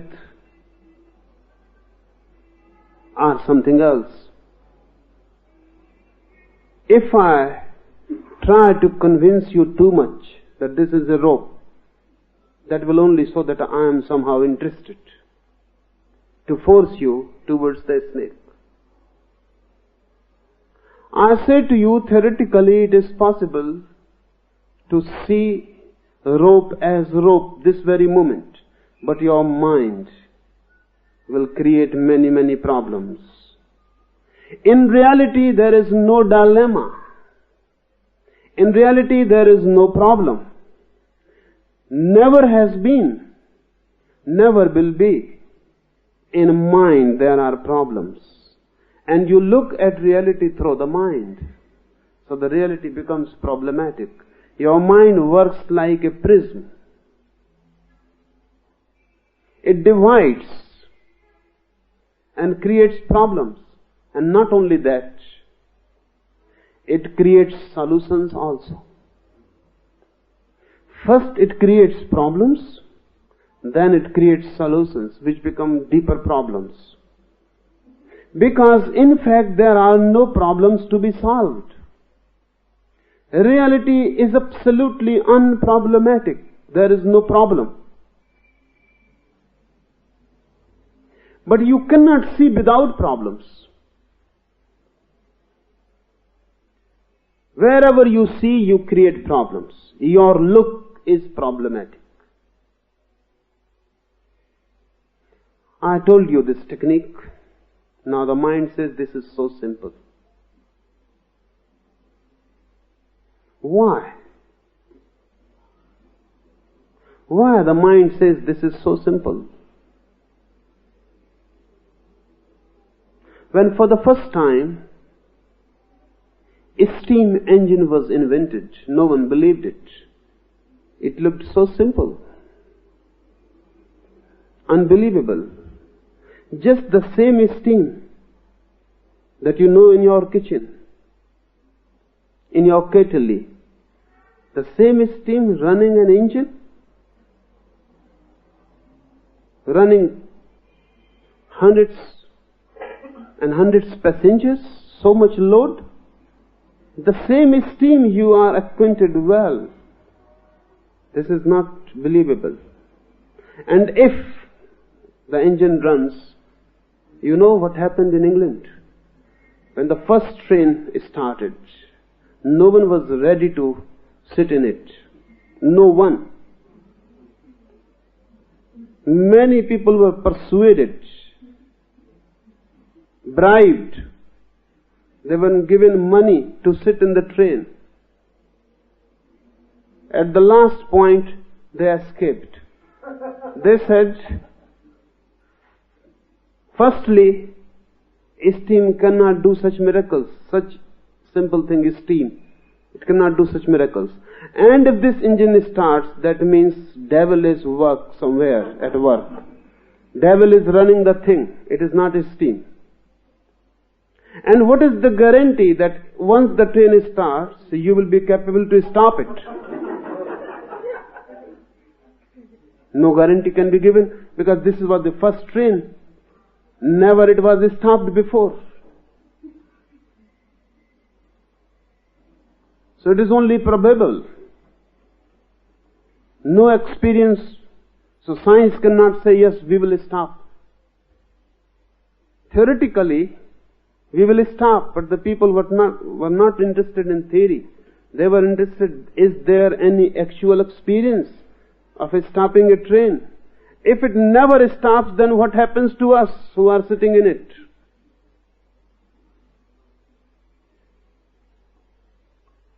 So 12 criminals from the jail were brought as passengers. Anyhow, they were going to die. Anyhow, they were sentenced for death. So there was no problem if the train is not going to stop. Then the mad driver who thinks that it is going to stop, and the scientist who has invented it, and these 12 passengers, who were anyhow going to be killed, they will be killed. Such a simple thing as steam. But now no one says this, because now it is working and you know it. Everything is simple. Reality is simple. It is complex only because of ignorance. Otherwise everything is simple. Once you know it, it becomes simple. But the knowing is bound to be difficult, not because of reality, remember, but because of your mind. This technique is simple. It is not going simple to be for you. Your mind will create difficulties. Try with it. Another friend has asked that if I try this method of being aware of my breathing, if I pay attention to my breathing, then I cannot do anything else. The whole attention goes to it. And if I am to do anything else, then I cannot be aware of my breathing.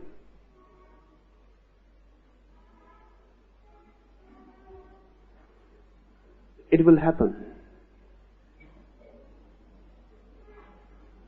So, in the beginning, choose a particular period in the morning or in the evening or any time. For 1 hour, just do the exercise, don't do anything.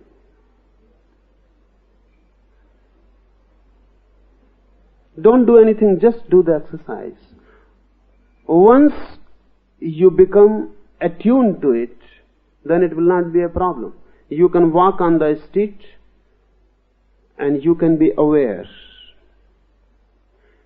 In awareness and attention there is a difference. When you pay attention to anything, it is exclusive. You have to withdraw your attention from everywhere else.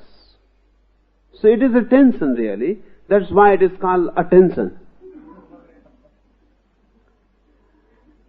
So you pay attention to one thing at the cost of everything else. So if you pay attention to your breathing, you cannot pay attention to your walking or to your driving. Don't try it while you are driving. Because then you cannot pay attention to both. Attention means to one thing, exclusively. Awareness is a very different thing. It is not exclusive. It is not paying attention, it is being attentive. It is just being conscious.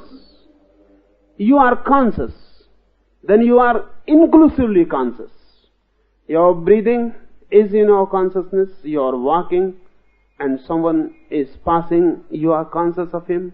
Someone is making noise on the road. Some train passes by. Some aeroplane flies. Everything inclusive. Awareness is inclusive. Attention exclusive. But in the beginning it will be attention. So first try in selected periods.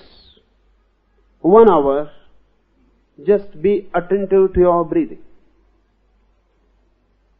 By and by you will be able to change your attention into awareness. Then do simple things, for example walking.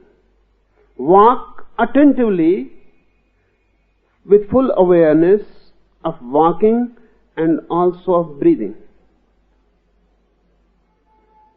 Don't create any opposition between two actions, walking and breathing. Be a watcher of both. It is not difficult. Look, for example, I can pay attention to one face here. If I pay attention to one face, all the faces will not be here for me. I pay my attention to one face, then all are bracketed out.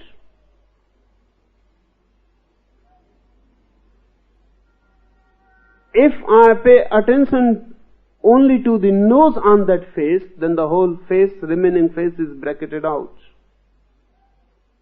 I can go on narrowing down my attention to a single point. The reverse is also possible.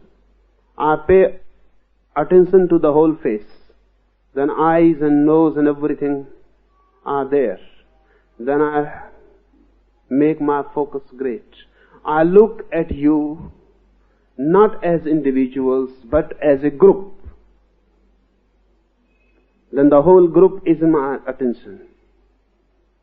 If I take you different from the noise that is going on the street, then I am bracketing out street. But I can look at you and the street as one whole. Then I can be aware of you and the street both. I can be aware of the whole cosmos. That depends how your focus is becoming greater and greater. But start from attention and remember that you have to grow into awareness. So choose a small period. The morning is good because you are fresh. Energies are vital. Everything is rising. You are more alive in the morning. Physiologists say not only more alive, your height is a little more in the morning than in the evening. Your height. If you are 6 feet, then in the morning you are 6 feet half inch. And in the evening you remain 6 feet. Half inch is lost. Because your backbone settles down when it is tired. So in the morning, you are fresh, young, alive, with more energy. Do this. Don't make meditation the last thing on your schedule. Make it the first.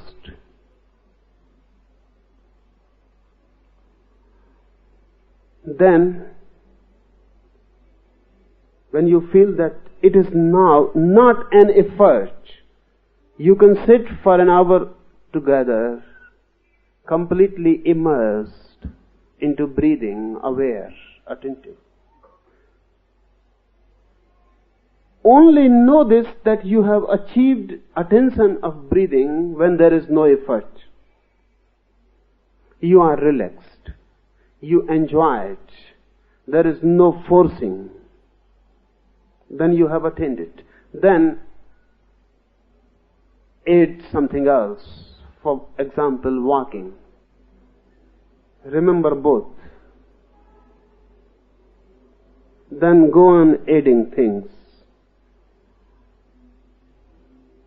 After a certain period, you will be capable of being aware of your breath continuously, even in sleep. And unless you are aware, even in sleep, you will not be able to know the gap. But this comes. By and by this comes. One has to be patient. And one has to start rightly. Note this, because the cunning mind will always try to give you a wrong start. Because then you can leave. Within 2 or 3 days, you can say, this is hopeless. The mind will give you a wrong start. So always remember to begin rightly, because rightly begun, half done. Wrongly begun, and we start wrongly. You know very well that attention is a difficult thing, because we are totally asleep. So if you start while you are doing something, and you start being attentive of breathing, you cannot do it. And you are not going to leave the job, you will leave this effort to be attentive of breathing. So don't create unnecessary problems for yourself. In 24 hours, you can find out a small corner. 40 minutes will do. Do it there. But the mind will say many things. The mind will say, where is the time?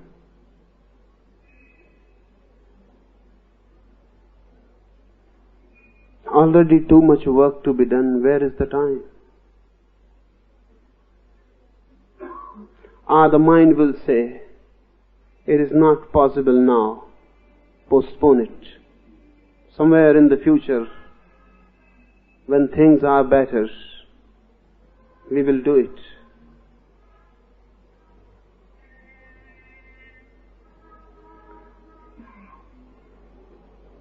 Beware what your mind says to you. Don't be too trusting of the mind. And we are never doubtful. We can doubt everyone, but we never doubt our own minds. Even those who talk too much of skepticism, of doubt, of reason, even they never doubt their own minds. And your mind has brought you to the state you are in. If you are in a hell, your mind has brought you to this hell. And you never doubt this guide. You can doubt any teacher, any master, but you never doubt your mind. With unflinching faith, you move with your mind as the guru. And your mind has brought you to the mess, the misery you are. So if you are going to doubt anything, doubt first your own mind. And whenever your mind says something, think thrice. Is it true? You don't have any time? Really? You don't have any time to meditate? To give 1 hour to meditation? Think thrice. Ask again and again to the mind, is this the case that you don't have any time? I don't see. I have not seen a man who has not more than enough. Because I go on seeing at people, they are playing cards and they say we are killing time. They are going to pictures and they say what to do. Killing time. Gossiping. Reading the same newspaper again and again. Talking the same things they have been talking their whole lives. And they say we don't have any time. For unnecessary things they have enough time. Why? With unnecessary things, mind is not in any danger. The moment you think of meditation, mind becomes alert. Now you are moving in a dangerous dimension. Because meditation means death of the mind. If you move in meditation, sooner or later, your mind will have to dissolve, retire completely. The mind becomes alert and he begins to say to many things to you, where is the time? And even if there is time, then more important things are to be done first. Postpone it later. Anytime you can meditate. Money is more important. Gather money first, then meditate at your leisure. How can you meditate without money?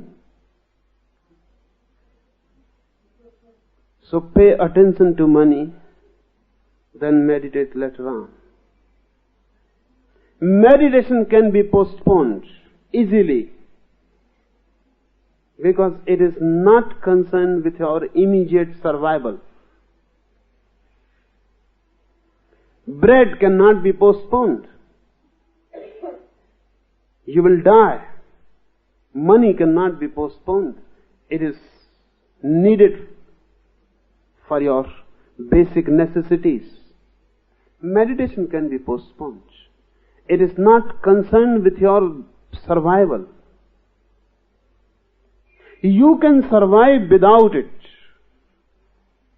Really, you can survive without it easily. The moment you go deep in meditation, you will not survive on this earth at least. You will disappear from the circle of this life, from this wheel. You will disappear. So meditation is like death. Mind becomes afraid. Meditation is like love. Mind becomes afraid. Postpone. And you can go on postponing ad infinitum. When your mind says things like this, and don't think that I am talking about others. I am talking particularly about you.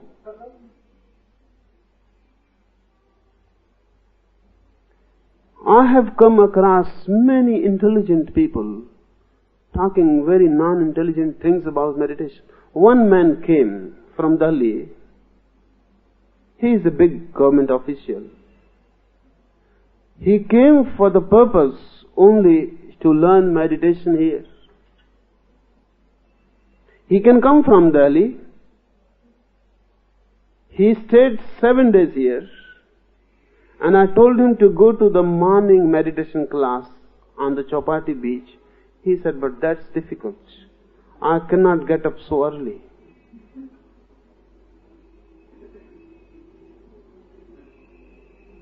And he will never think what his mind has told him. Is this so difficult? Now you will know. The exercise can be simple, but your mind is not so simple.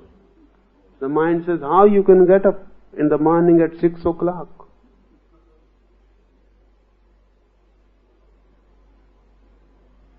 I was in a big city, and the collector of that city came to meet me. At 11 o'clock in the night, I was just going to my bed. And he came, he said, no, it is immediate. I am very disturbed. It is a question of life and death, he told me. So please, give me at least half an hour. Teach me meditation. Otherwise I may commit suicide. I am very much disturbed. And I am so frustrated that if something is not going to happen in my inner world, my outer world is lost completely. So I told him, come in the morning at 5 o'clock. He said, that's not possible. It is a question of life and death. But he cannot get up at 5 o'clock. That's not possible. I never get up so early. Okay, I told him, then come at 10.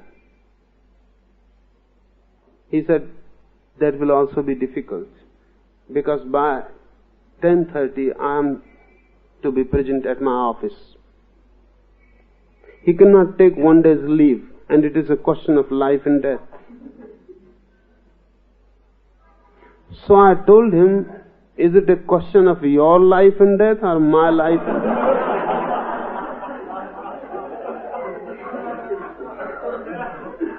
Whose?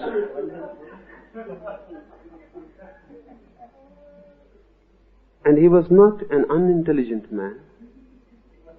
He was enough intelligent. These tricks were enough intelligent. So don't think that your mind is not playing the same tricks. It is very intelligent. And because you think it is your mind, you never doubt it. It is not yours. It is just a social product. It is not yours. It has been given to you. It has been forced upon you. You have been taught and conditioned in a certain way. From the very childhood, your mind is being created by others, parents, society, teachers. The past is creating your mind and influencing your mind. The dead past is forcing itself upon the living continuously.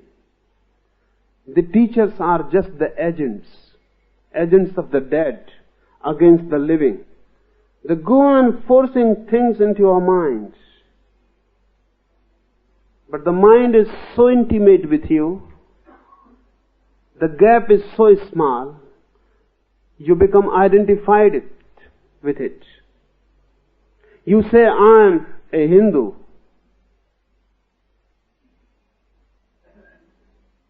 Think again, reconsider it. You are not a Hindu.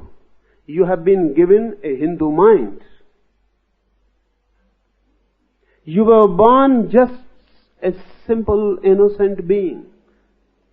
Not a Hindu, not a Mohammedan. But you were given a Mohammedan mind, a Hindu mind. You were forced, encaged, imprisoned in a particular conditioning. And then life goes on adding to this mind. And this mind becomes heavy on you.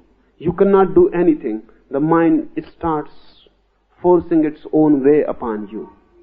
Then your experiences, they are being added to the mind.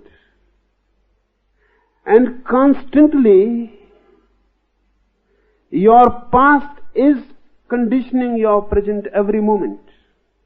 If I say something to you, you are not going to think about it in a fresh way, in an open way. Your old mind, your past will come in between, will begin to talk and chatter, for or against. Remember, your mind is not yours. Your body is not yours. It comes from your parents. Your mind is also not yours. It comes also from your parents. Who you are, either one is identified with the body or with the mind. You think you are young, you think you are old, you think you are Hindu, you think you are a Jain, you are a Parsi. You are none. You were born as a pure consciousness. These are all imprisonments. These techniques which look so simple to you will not be so simple, because this mind will create constantly many complexities and problems. Just a few days before, a man came to me and he said, I am trying your method of meditation. But tell me, in what scripture it is given? Because if you can convince me that in my religious scripture it is given, then it will be easier for me to do. But why it will be easier for him to do if it is written in the scripture? Because then the mind will not create problems. The mind will say, okay, this belongs to us, do it. If it is not written in the scripture, then the mind says, what are you doing? The mind goes against it. I asked the man, you have been doing this method for 3 months, how are you feeling? He said, wonderful. I am feeling very wonderful. But tell me, give some authority from the scripture. His own feeling is not an authority at all. He says, I am feeling wonderful. I have become more silent, more peaceful, more loving. I am feeling wonderful. But his own experience is not the authority. The mind asks authority in the past. I told him, it is not written anywhere in your scripture.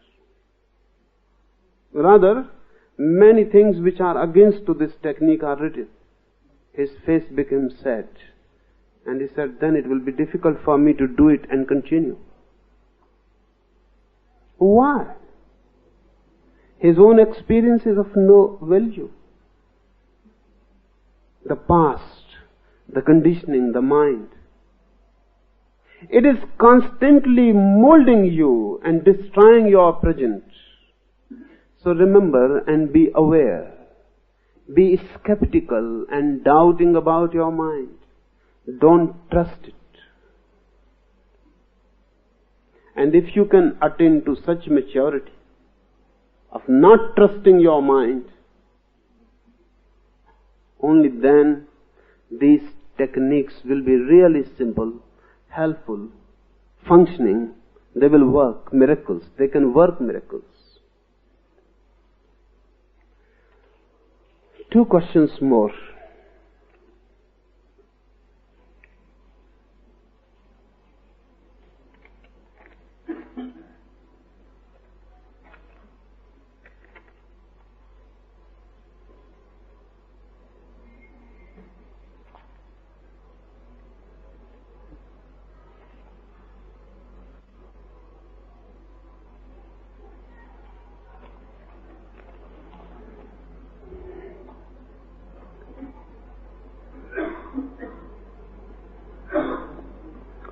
These techniques,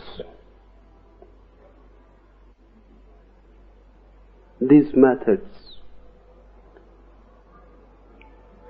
cannot be understood intellectually at all. I am trying the impossible. But then why I am trying? If they cannot be understood intellectually, then why I am talking to you?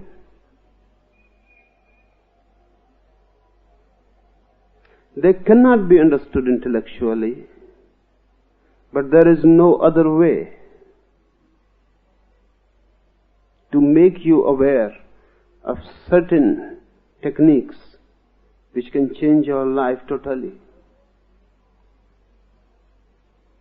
You can understand only intellect. This is a problem. You cannot understand anything else. You can understand only the intellect. And these techniques cannot be understood intellectually. So how to communicate?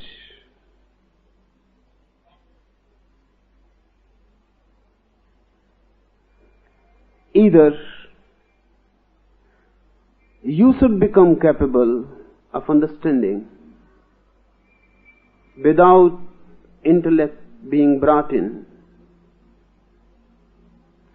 or some methods should be found so that these techniques can be made intellectually understandable. The second is not possible, but the first is possible. You will have to start intellectually, but don't cling to it. When I say do, try doing. If something begins to happen within you, then you will be capable of throwing your intellect aside and reaching towards me direct, without the intellect, without the mediation, without the mediators. But start doing something. We can go on talking for years and years. Your mind can be stuffed with many things. That is not going to help. it may rather harm you, because you begin to know many things. And when you know many things, you will become confused. It is not good to know many things. It is good to know a little and practice it. A single technique can be helpful. Something done is always helpful. What is the difficulty in doing it?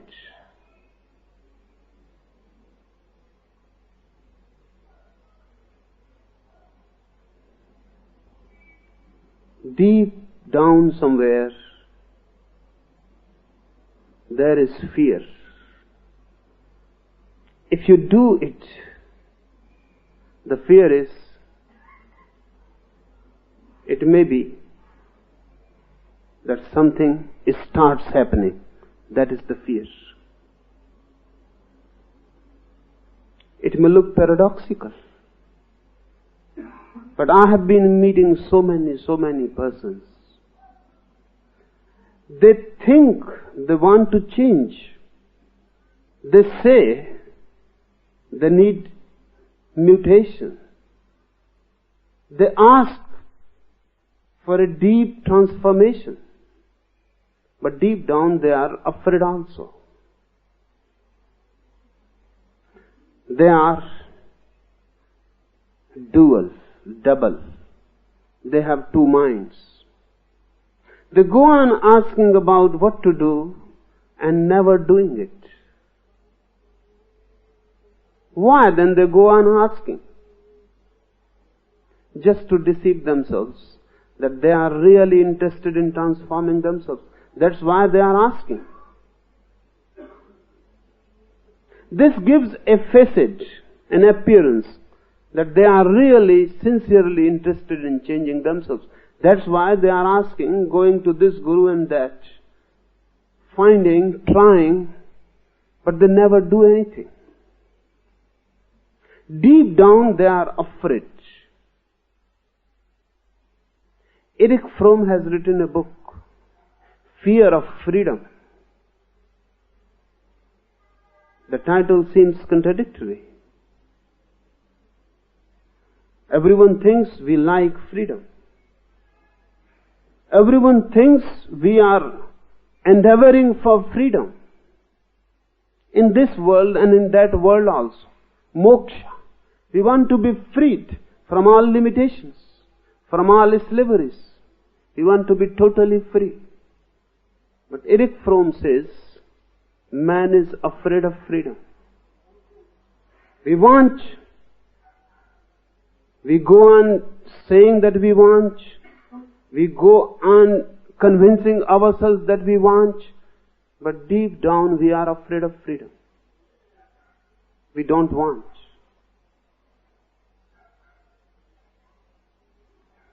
Why? Why this duality? Freedom creates fear. And meditation is the deepest freedom possible. You are not freed only from outward limitations. You are freed from inner slavery. The very mind, the base of all slaveries. You are freed from all past. The moment you have no mind, the past has disappeared. You have transcended history. Now there is no society, no religion, no scripture, no tradition, because they all have their abode in the mind. Now there is no past, no future, because past and future are parts of the mind, memory, imagination. Now you are here and now in the present. Now there is going to be no future. There will be now and now and now. Eternal now. You are freed completely. You have transcended all tradition, all history, body, mind, everything. one becomes fearful. Such freedom, then where you will be? In such freedom, can you exist? In such freedom, in such vastness,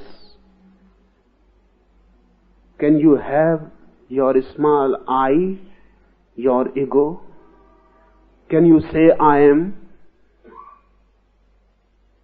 You can say, I am in bondage, because you can know your boundary. When there is no bondage, there is no boundary.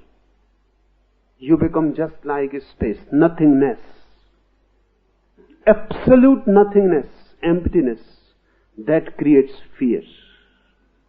So one goes on talking about meditation, how to do it, and one goes on without doing it.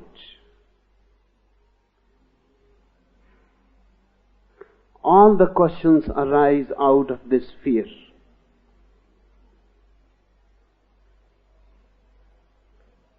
Feel this fear. If you know it, it will disappear. If you don't know it, it will continue. Are you ready to die in the spiritual sense? Are you ready to be not?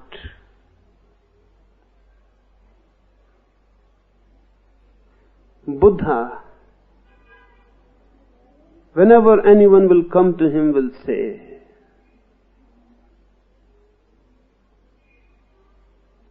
he will say, this is the basic truth, that you are not.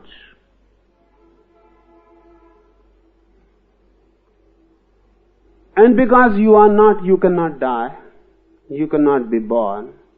And because you are not, you cannot be in suffering and bondage. Are you ready to accept this? Buddha will ask, are you ready to accept this? If you are not ready to accept this, then don't try meditation first. First try whether really you are or you are not. Meditate on this first. Is there any self? Is there any substance within? Or you are just a combination? If you go to find out, you will find your body a combination. Something has come from your mother, something has come from your father, and all else has come from food. This is your body. In this body you are not, there is no self. Contemplate on the mind. Something has come from here, something from there. Mind has nothing as original. Just accumulation. Find out, is there any self in the mind? If you move deep, you will find your identity just like onion.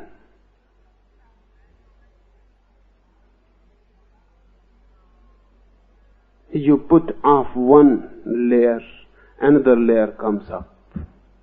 You put off another layer comes up. You go on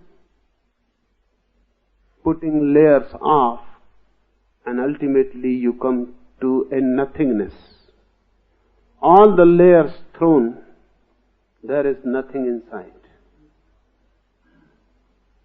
Body and mind are like onions. When you have put body and mind both off, then you come to encounter a nothingness, an abyss, a bottomless void. Buddha has called it sunya. To encounter this sunya, to encounter this void, creates fear.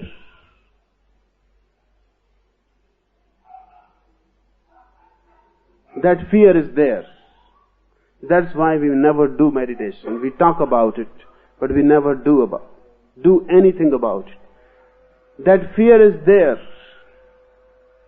You know deep down there is a void, but you cannot escape this fear. Whatsoever you do, the fear will remain. Unless you encounter it, that's the only way. Once you encounter your nothingness,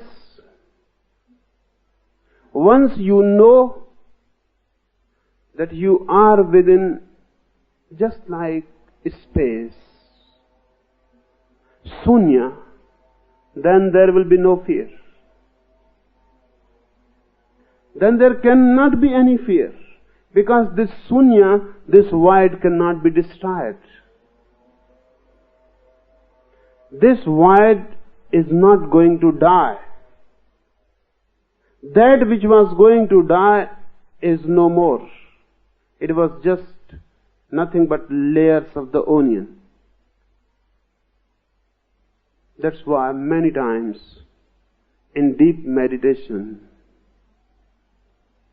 one comes when nearer to this nothingness,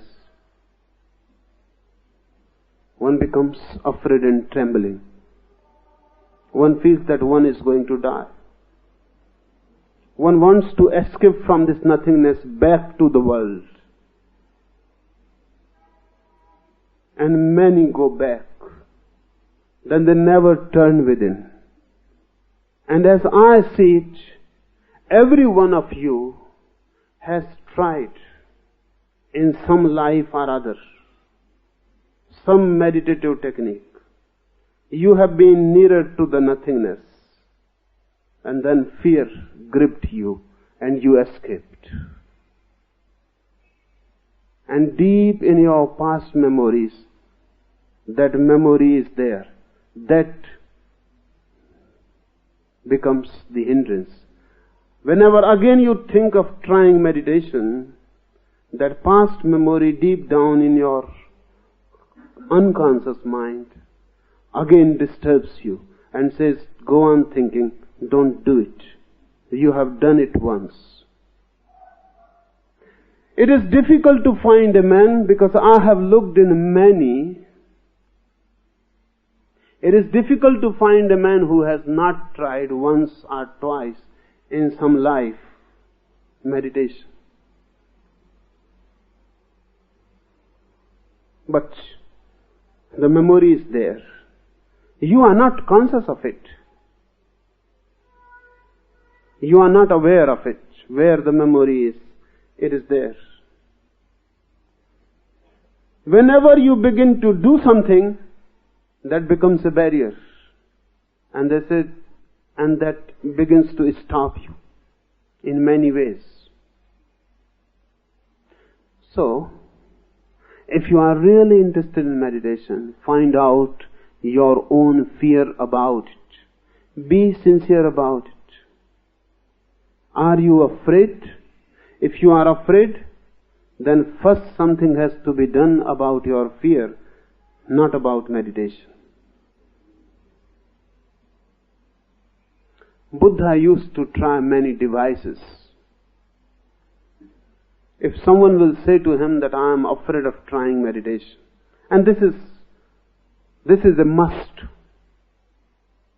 The teacher must be told that you are afraid. You cannot deceive the teacher, and there is no need, and it is deceiving yourself. So whenever someone will say, I am afraid of meditation, Buddha will say, you are fulfilling the first requirement. If you say yourself that you are afraid of meditation, then something becomes possible. Then something can be done. Because you have uncovered a deep thing. So what is the fear? Meditate on it. Go and dig where it comes from. What is the source? And all fear is basically death-oriented. All fear, whatsoever its form, mode, whatsoever its shape, name, all fear is death-oriented. If you move deep, you will find that you are afraid of death.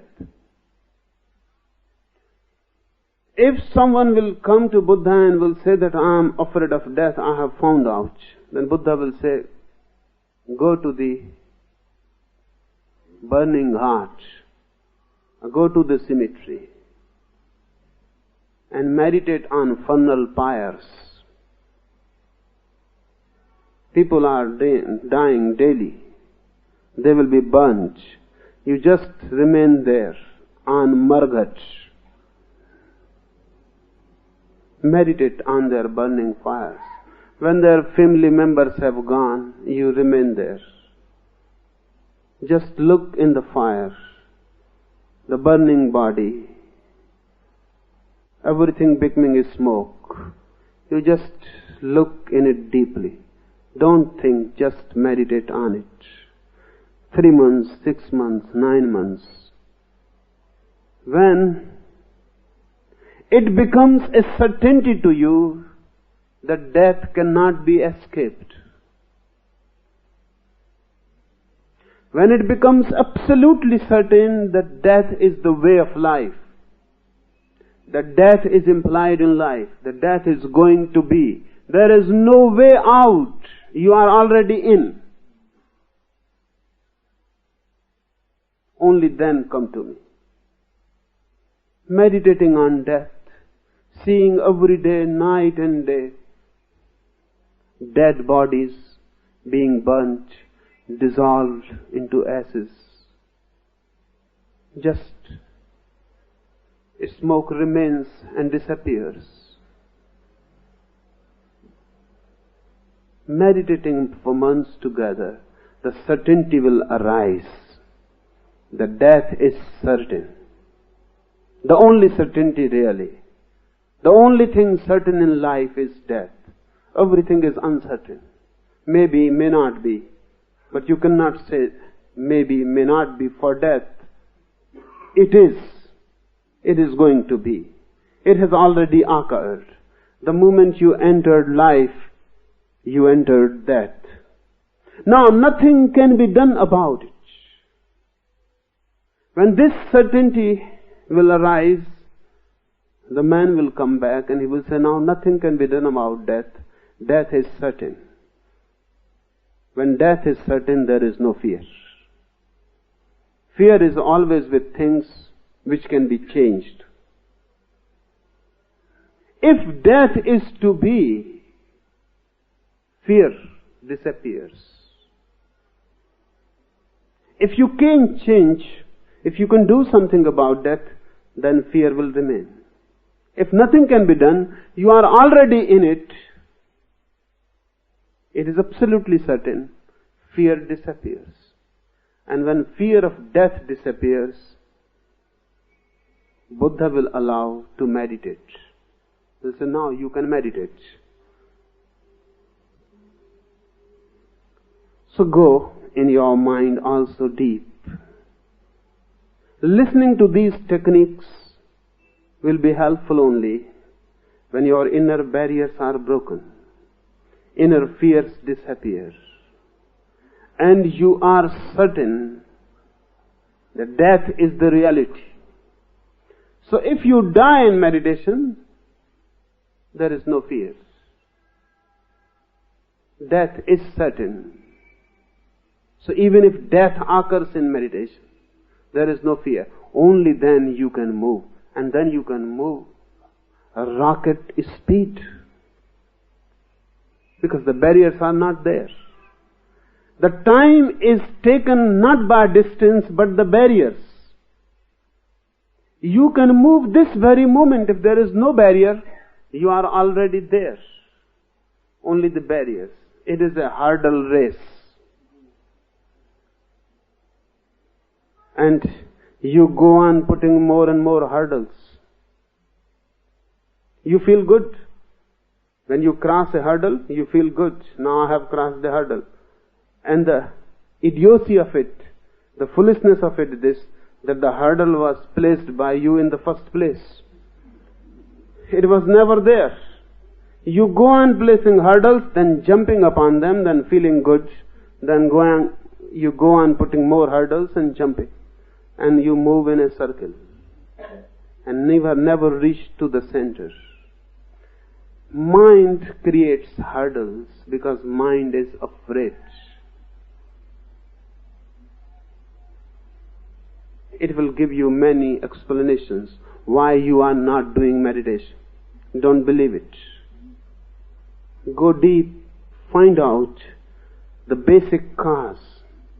Why one person goes on talking about food and never eats? What is the problem? The man seems mad. One man goes on talking about love and never loves. One man goes on talking about something and never doing anything about it. This talking becomes obsessive. It becomes a compulsion.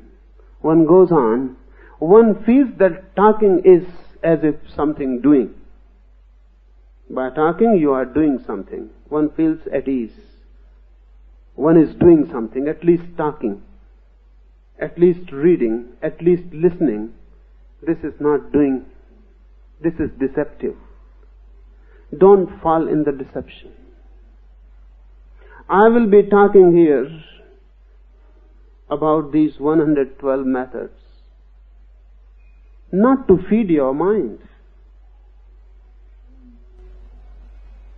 not to make you more knowledgeable,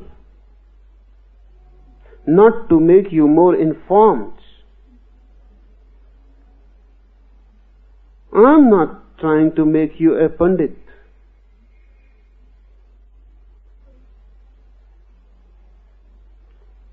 I am talking here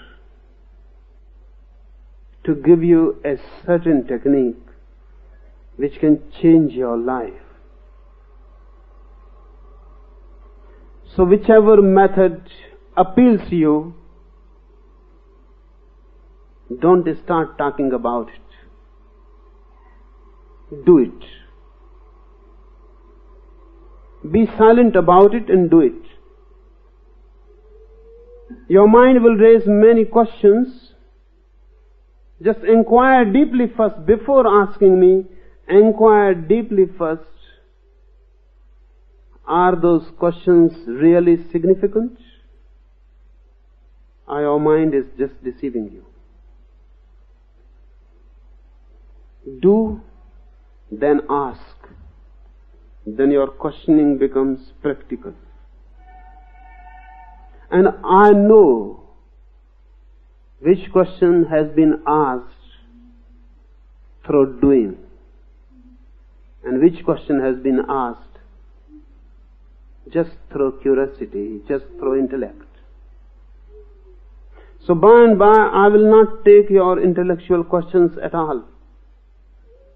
Do something, then your questions become significant.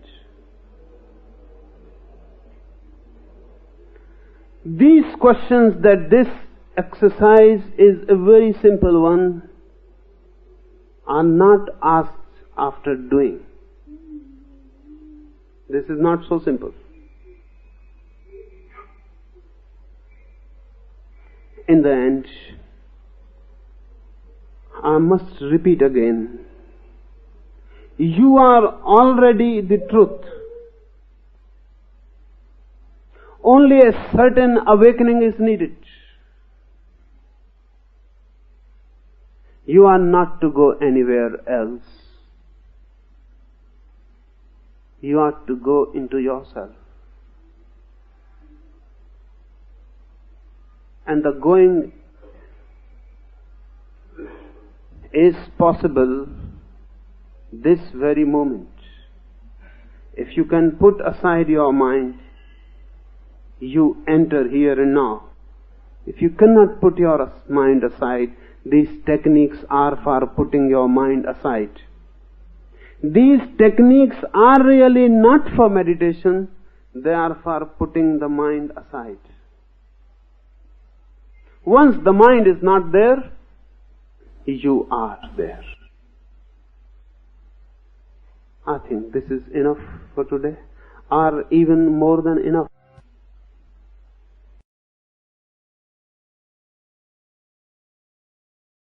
Attention between eyebrows. Let mind be before thought.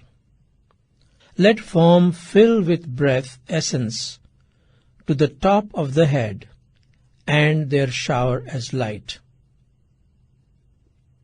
When in worldly activity, keep attention between two breaths, and so practicing, in a few days, be born anew. With intangible breath in center of forehead, as this reaches heart at the moment of sleep, have direction over dreams and over death itself. With utmost devotion, center on the two junctions of breath and know the knower. Lie down as dead, enraged in wrath, stay so, or stare without moving an eyelash, or suck something and become the sucking.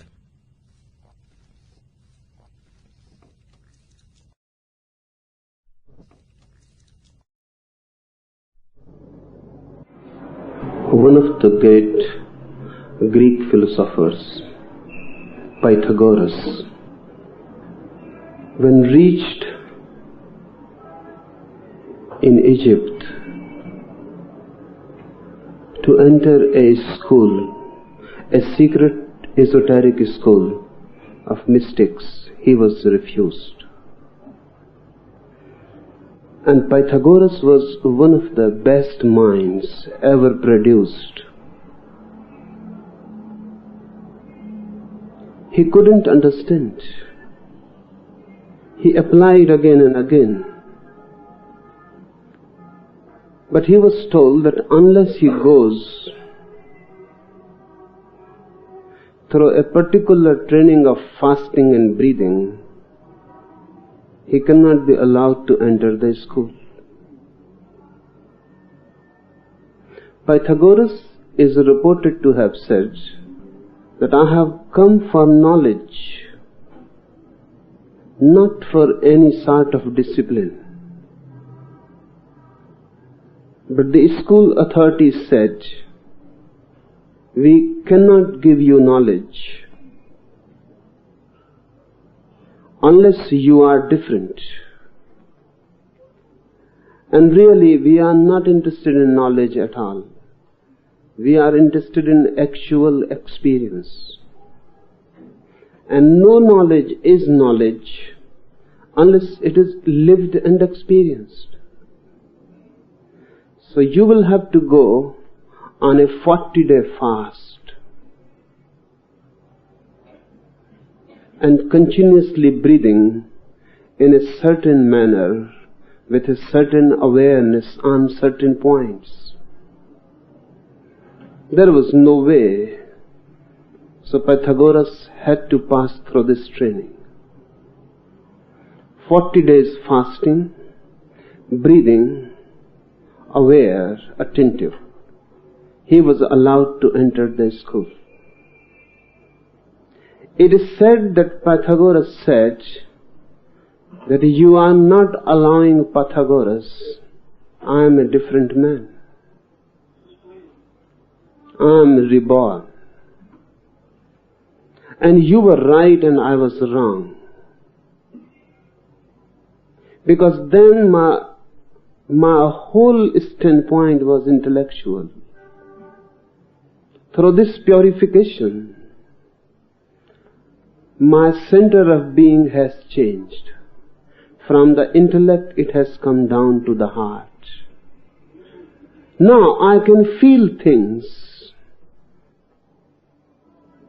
Before this training, I could only understand through the intellect, through the head. Now I can feel. Now truth is not a concept to me, but a life.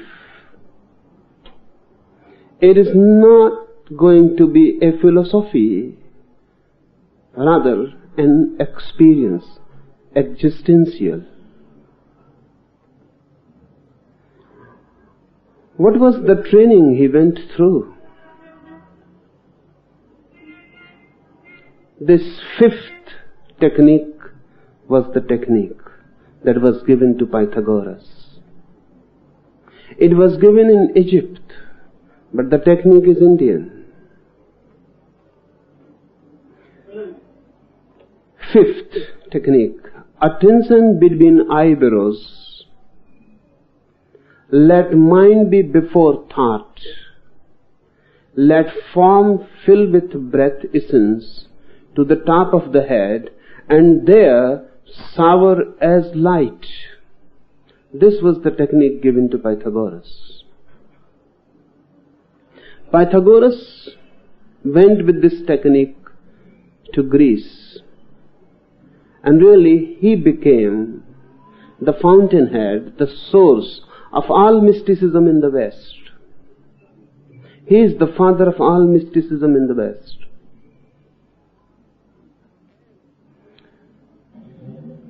This technique is one of the very deep methods.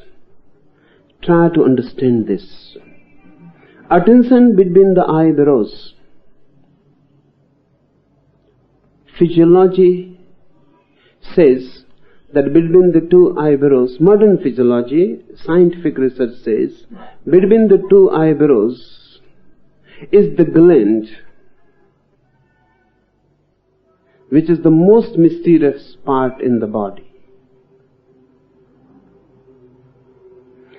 This gland, they call it pineal gland, is the third eye of the Tibetans. Shiva Netra, the eye of the Shiva of the Tantra. Between these two eyes, there is a third eye, existent but non-functioning. It is there, it can function any moment, but it is not functioning naturally. You have to do something about it to open it. It is not blind, it is simply closed. This technique is to open the third eye. Attention between the eyebrows. Close your eyes and focus your both eyes just in the middle of the two eyebrows, as if you are looking by your both eyes just in the middle with closed eyes. Give total attention to it. And this is one of the simplest methods of being attentive. You cannot pay attention to anybody, any part of the body so easily, because this gland absorbs attention like anything. If you give attention to it, your both eyes become hypnotized with the third eye. They become fixed. They cannot move. If you are trying to be attentive of any other part in the body, it is difficult. This third eye catches attention, forces attention. It is magnetic for attention. So all the methods all over the world have used it. It is the simplest to train attention. Because not only you are trying to be attentive, but the gland itself helps you. It is magnetic. Your attention is drawn forcibly, absorbed. It is said in the old Tantra scriptures that for the third eye, attention is food. It is hungry. It is hungry for lives and lives. If you pay attention to it, it becomes alive. It comes alive. the food is given to it.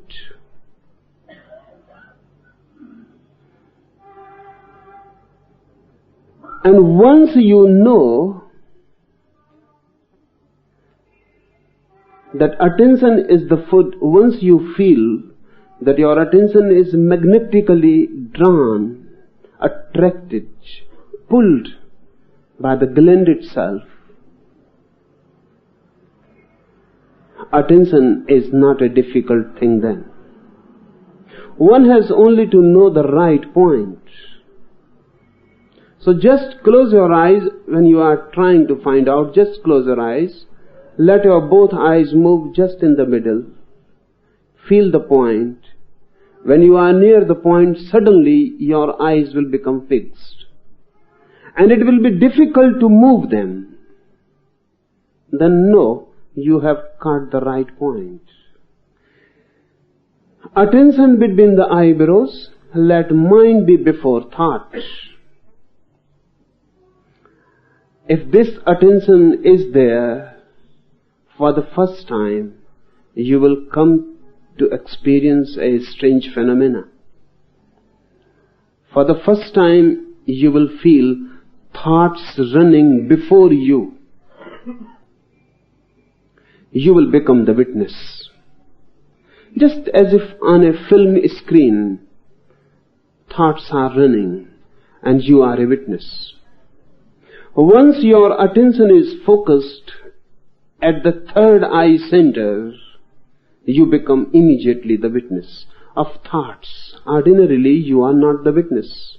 You are identified with thoughts. If anger is there, you become anger. If a thought moves, you are not the witness. You become one with the thought, identified, and you move with it. You become the thought. You take the form of the thought. When sex is there, you become sex. When anger is there, you become anger. When greed is there, you become greed. Any thought moving becomes identified with you. You don't have any gap between you and the thought. But focused at the third eye, suddenly you become a witness. Through the third eye, you become the witness. Through the third eye, you can see thoughts running like clouds in the sky or people moving on the street. You are sitting in your window, looking in the sky or at the street. You are not identified. You are aloof, a watcher on the hills. Different. Now, if anger is there, you can look at it as an object. Now, you don't feel that you are angry. You feel you are surrounded by anger. A cloud of anger has come around you. But you are not the anger. And if you are not the anger, anger becomes impotent. It cannot affect you. You remain untouched. The anger will come and go, and you will remain centered in yourself. This fifth technique is the technique of finding the witness. Attention between the eyebrows, let mind be before thought. Now look at your thoughts. Now encounter your thoughts. Let form fill with breath, ascends to the top of the head, and there soar as light. Let form fill with breath, ascends to the top of the head, and there soar as light. When attention is focused at the third eye center between the two eyebrows, two things happen. One, suddenly you become a witness. This can happen in both the ways. You become a witness and you will be centered at the third eye. Try to be a witness. Whatsoever is happening, try to be a witness. You are ill. The body is aching and painful. You have misery, suffering, whatsoever. Be a witness to it. Whatsoever is happening, don't identify yourself with it. Be a witness, an observer. Then, if witnessing becomes possible, you will be focused in the third eye. Vice versa also. If you are focused in the third eye, you will become a witness. These two things are part of one. So the first thing, by being centered in the third eye, will be the arising of the witnessing self. Now you can encounter your thoughts. This will be the first thing. And the second thing will be, now you can feel this subtle, delicate vibration of breathing. Now you can feel the form of breathing, the very essence of breathing. First try to understand what is meant by the form, the essence of breathing. While you are breathing, you are not only breathing air. Science says you are breathing only air. Just oxygen, hydrogen and other gases and their combined form, air. You are breathing air. But Tantra says air is just the vehicle, not the real thing. You are breathing prana, vitality. Air is just the medium. Prana is the content. You are breathing prana, not only air. Modern science is still not able to find out whether there is something like prana. But some researchers have felt something mysterious. Breathing is not simply air. It has been felt by many modern researchers also. Particularly one name is to be mentioned. Wilhelm Reich, one German psychologist,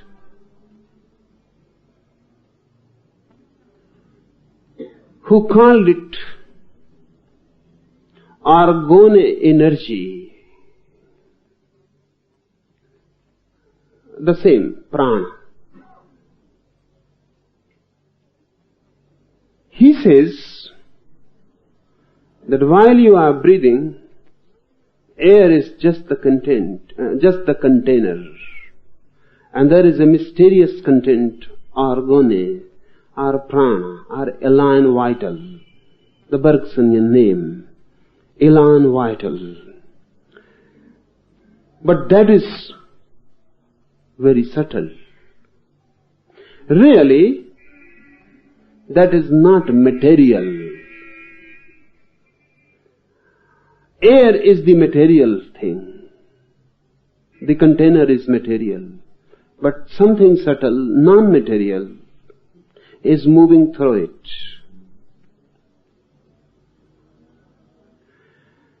The effects of it can be felt. When you are with a very vital person, you will feel a certain vitality arising in you. If you are with a very sick person, you will feel sucked. Something has been taken out of you. When you go to the hospital, why you feel so tired? You are being sucked from everywhere. The whole hospital atmosphere is ill. And everyone there needs more elan vital, more prana. So if you are there, suddenly your prana begins to flow out of you. Why you feel suffocated sometimes when you're in a crowd. Your prana is being sucked. While you are alone under the sky in the morning, under the trees, suddenly you feel a vitality in you. The prana. Each one needs a particular space. If that space is not given, your prana is sucked.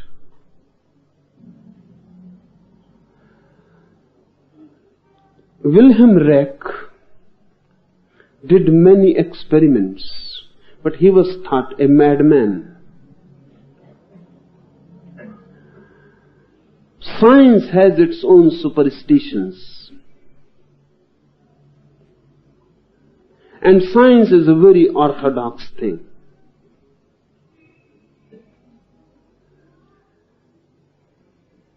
Science cannot feel yet that there is anything more than air.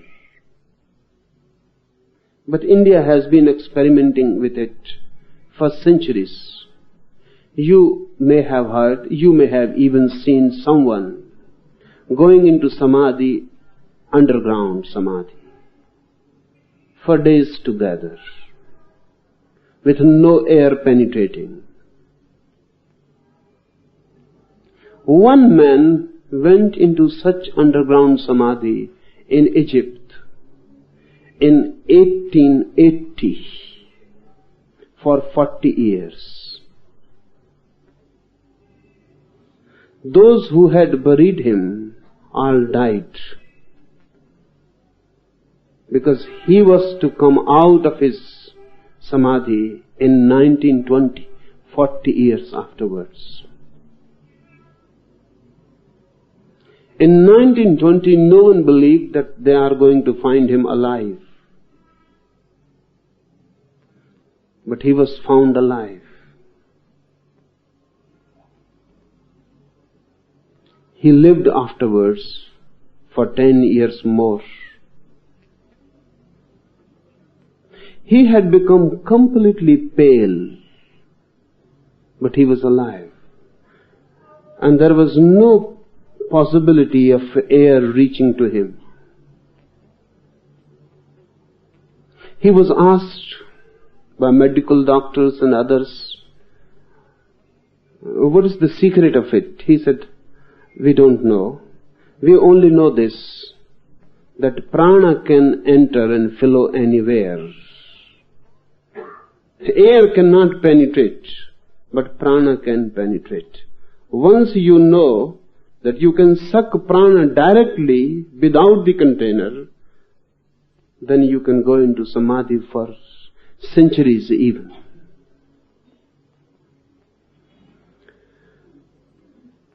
By being focused in the third eye, suddenly you can observe the very essence of breath. Not breath, but the very essence of breath, prana. And if you can observe the essence of breath, prana, you are on the point from where the jump, the breakthrough happens. This sutra says, let form fill with breath essence to the top of the head. And when you come to feel the essence of breathing, prana, just imagine that your head is filled with it. Just imagine, no need of any effort.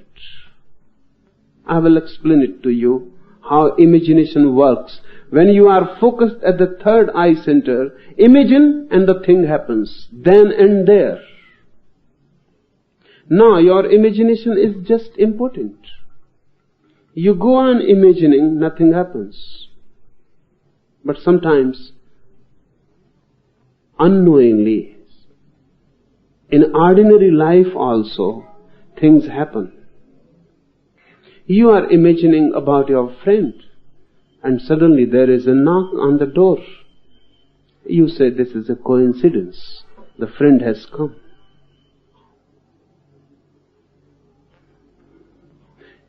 Sometimes, just like coincidences, your imagination works. But whenever this happens, now try to remember and analyze the whole thing. Whenever this happens, that you feel that your imagination has become actual, go inside and observe. Somewhere your attention must have been near the third eye. Whenever this coincidence happens, it is not a coincidence. It looks, because you don't know the secret science. Your mind must have moved unknowingly near the third eye center. If your attention is in the third eye, just imagination is enough to create any phenomena. This sutra says when you are focused between the eyebrows and you can feel the very essence of breathing, let form fill. Now imagine that this essence is filling your whole head, particularly the top of the head, sahasrara. And the moment you imagine, it will be filled. Top of the head and there sour as light. And this prana essence is sourding from the top of your head as light, and it will begin to sour. And you will be under this sour of light, refreshed, reborn, completely become new. That is what inner rebirth means. So two things. First, focused at the third eye, you will become a witness. Second, focused at the third eye, your imagination becomes potent, powerful. That's why so much insistence has been given. Before doing these practices, be pure. Purity is not a moral concept for Tantra. Purity is significant because if you are focused at the third eye and your mind is impure, your imagination can become dangerous. Dangerous to you, dangerous to others. If you are thinking to murder someone and this idea is in the mind, just imagining may kill the man.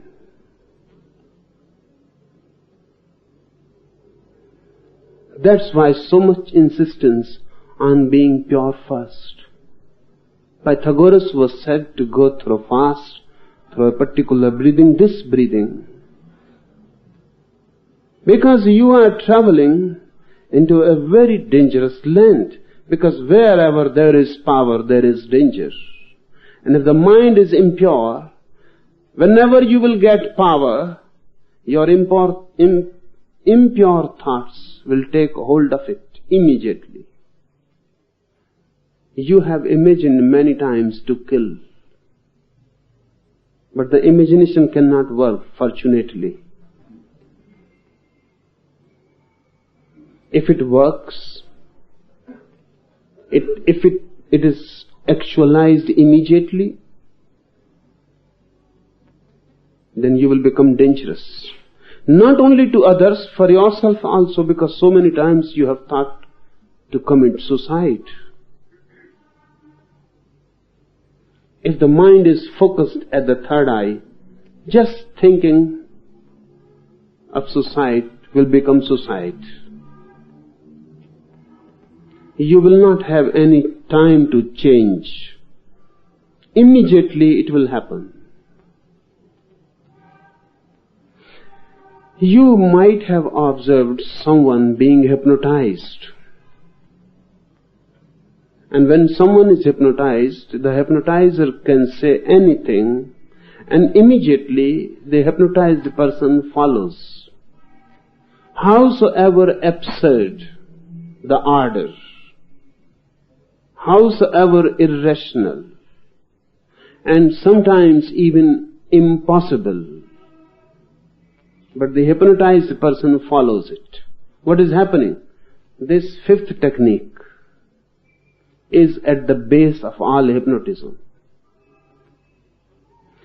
Whenever someone is being hypnotized, he is told to focus his eyes at a particular point, at some light, at some dot on the wall or anything, or at the eyes of the hypnotizer. When you focus your eyes at any particular point, within 3 minutes, your inner attention begins to flow towards the third eye. And the moment your inner attention begins to flow towards the third eye, your face begins to change. And the hypnotizer knows when your face is changing.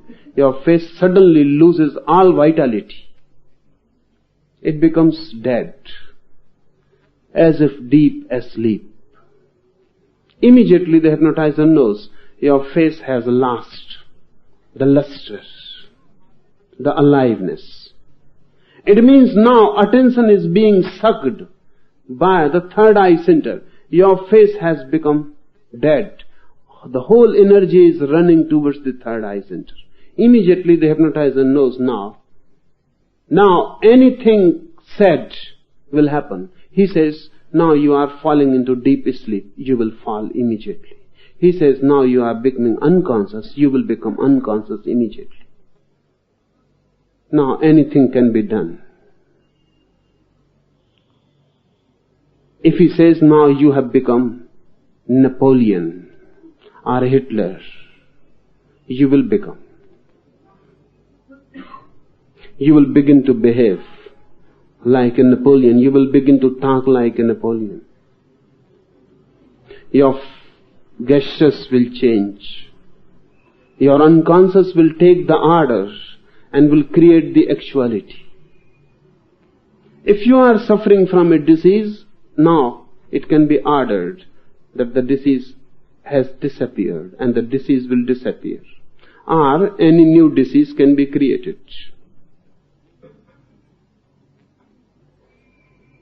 Just by putting an ordinary stone from the street on your hand, the hypnotist can say, this is fire on your hand. You will feel intense heat. Your hand will get burnt. Not only in the mind, actually your skin will be burnt. You will have a burning sensation. What is happening? There is no fire. Ordinary stone, cold. How this burning happens? You are focused at the third eye center. Your imagination is being suggested by the hypnotist. It is being actualized. If the hypnotist says, now you are dead, you will die immediately. Your heart has stopped. It will stop. This happens because of the third eye. In the third eye, imagination and actualization are not two things. Imagination is the fact. Imagine and it is so. There is no gap between dream and reality. There is no gap between dream and reality. Dream and it will become real. That's why Sankara has said, this whole world is nothing but the dream of the divine. Dream of the divine. Because the divine is centered in the third eye, always, eternally. So whatsoever the divine dreams, it becomes real. If you are also centered in the third eye, whatsoever you dream will become real. Sariputta came to Buddha, meditated deeply. Then many things, many visions started coming. As it happens with everyone who goes in deep meditation. He began to see heavens, he began to see hells, he began to see angels, gods, demons. And they were actual, so real, that he came running to Buddha and he said, such and such a vision has come to me. And Buddha says, nothing, just dreams, just dreams. But Sariputta said, they are so real. How can I say they are dreams? When I see a flower in my vision, it is more real than any flower in the world. The fragrance is there. I can touch it. When I see you, he told to Buddha, it is more real than you are here, just before me. So how I can differentiate what is real and what is dream? So Buddha says, now that you are centered in the third eye, dream and reality are one. Whatsoever you are dreaming will be real.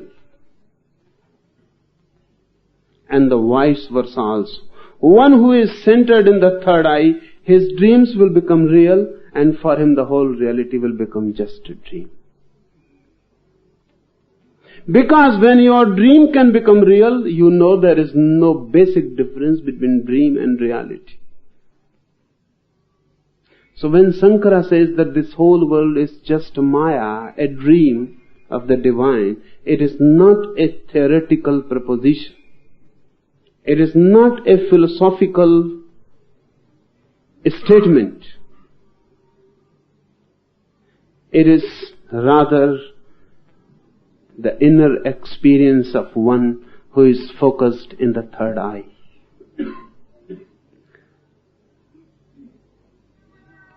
When you are focused in the third eye, just imagine that the essence of prana is showering from the top of the head. Just as if you are sitting under a tree and flowers are showering. Or just you are under the sky and suddenly a cloud begins to shower. Or just you are sitting in the morning and the sun rises and rays begin to shower. Imagine. And immediately there is a shower of light falling down from your top of your head. This shower recreates you, gives you a new birth. You are reborn. Sixth technique, when in worldly activity, keep attentive between the two breaths, and so practicing in a few days be born anew. When in worldly activity, keep attentive between the two breaths. Forget breaths, keep attentive between. One breath has come.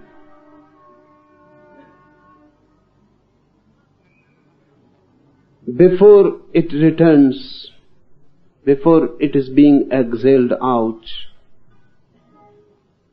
the gap, the interval. One breath has gone out, before it is taken in again, the gap. In worldly activity, keep attentive between the two breaths, and so practicing, in a few days be born anew. But this has to be done continuously. This sixth technique has to be done continuously. That's why it is mentioned when in worldly activity. Whatsoever you are doing, keep your attention in the gap between the two breaths.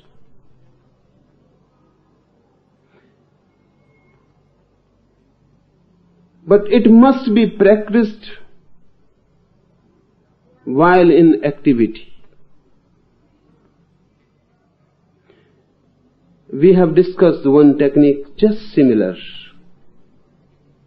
with only this difference that this has to be practiced while in worldly activity. Don't practice it in isolation. Just practice it while you are doing something else. You are eating. Go on eating and be attentive of the gap. You are walking, go on walking and be attentive of the gap. You are going to sleep, lie down, let sleep come, you go on being attentive of the gap. Why? In activity. Because activity distracts the mind.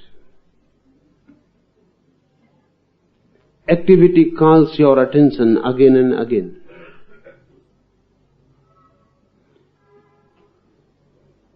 Don't be distracted. Be fixed at the gap. And don't stop activity. Let the activity continue. You will have two layers of existence. Doing and being.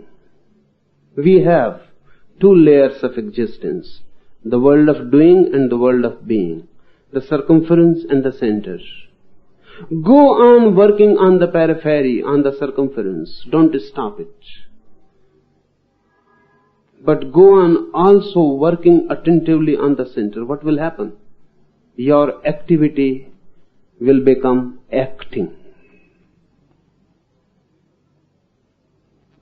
As if you are playing a part. You are playing a part, for example, in a drama. You have become Ram, or you have become Christ. You go on acting as Christ or as Ram. And still you remain yourself. In the center, you know who you are. On the periphery, you go on acting Rama, Christ or anyone. You know you are not Ram. You are acting. You know who you are. Your attention is centered in you. Your activity goes on the circumference. If this method is practiced, your whole life will become a long drama. You will be an actor, playing roles. But constantly centered in the gap. If you forget the gap, then you are not playing roles, you have become the role. Then it is not a drama. You have mistaken it as life. That is what we have done. Everyone is thinking that he is living a life. It is not life. It is just a role. A part which has been given to you by the society, by the circumstances, by the culture, tradition, country, situation. You have been given a role. You are playing it. We become identified with it. To break that identification, this technique. India has many names. Krishna is one of the greatest actors. He is constantly centered in himself and playing.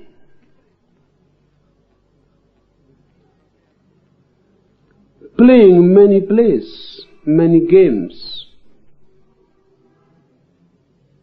but absolutely non-serious. Seriousness comes from identification. If you become really Ram in the drama, then there are bound to be problems. Those problems will come out of your seriousness. Then Sita is stolen. You may get an heart attack. And the whole play would have to be stopped. If you really become Ram,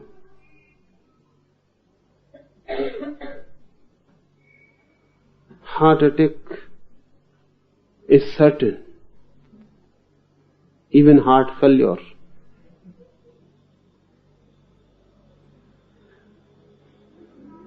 But you are just an actor. Sita is stolen.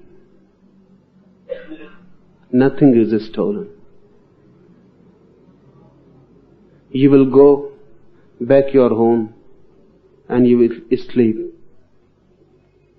peacefully. Not even in dream. You will feel that Sita is stolen.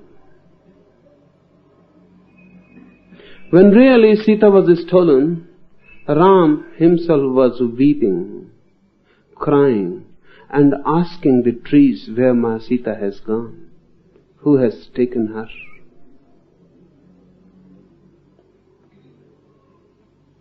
But this is the point to understand. If Rama is really weeping and asking the trees, he has become identified. He is no more Ram. He is no more a divine person. This is the point to remember, that for Ram, his real life was also just a part. You have seen other actors playing Rama, but Rama himself was just playing a part on a greater stage, of course. So India has a very beautiful story about it. I think that story is unique.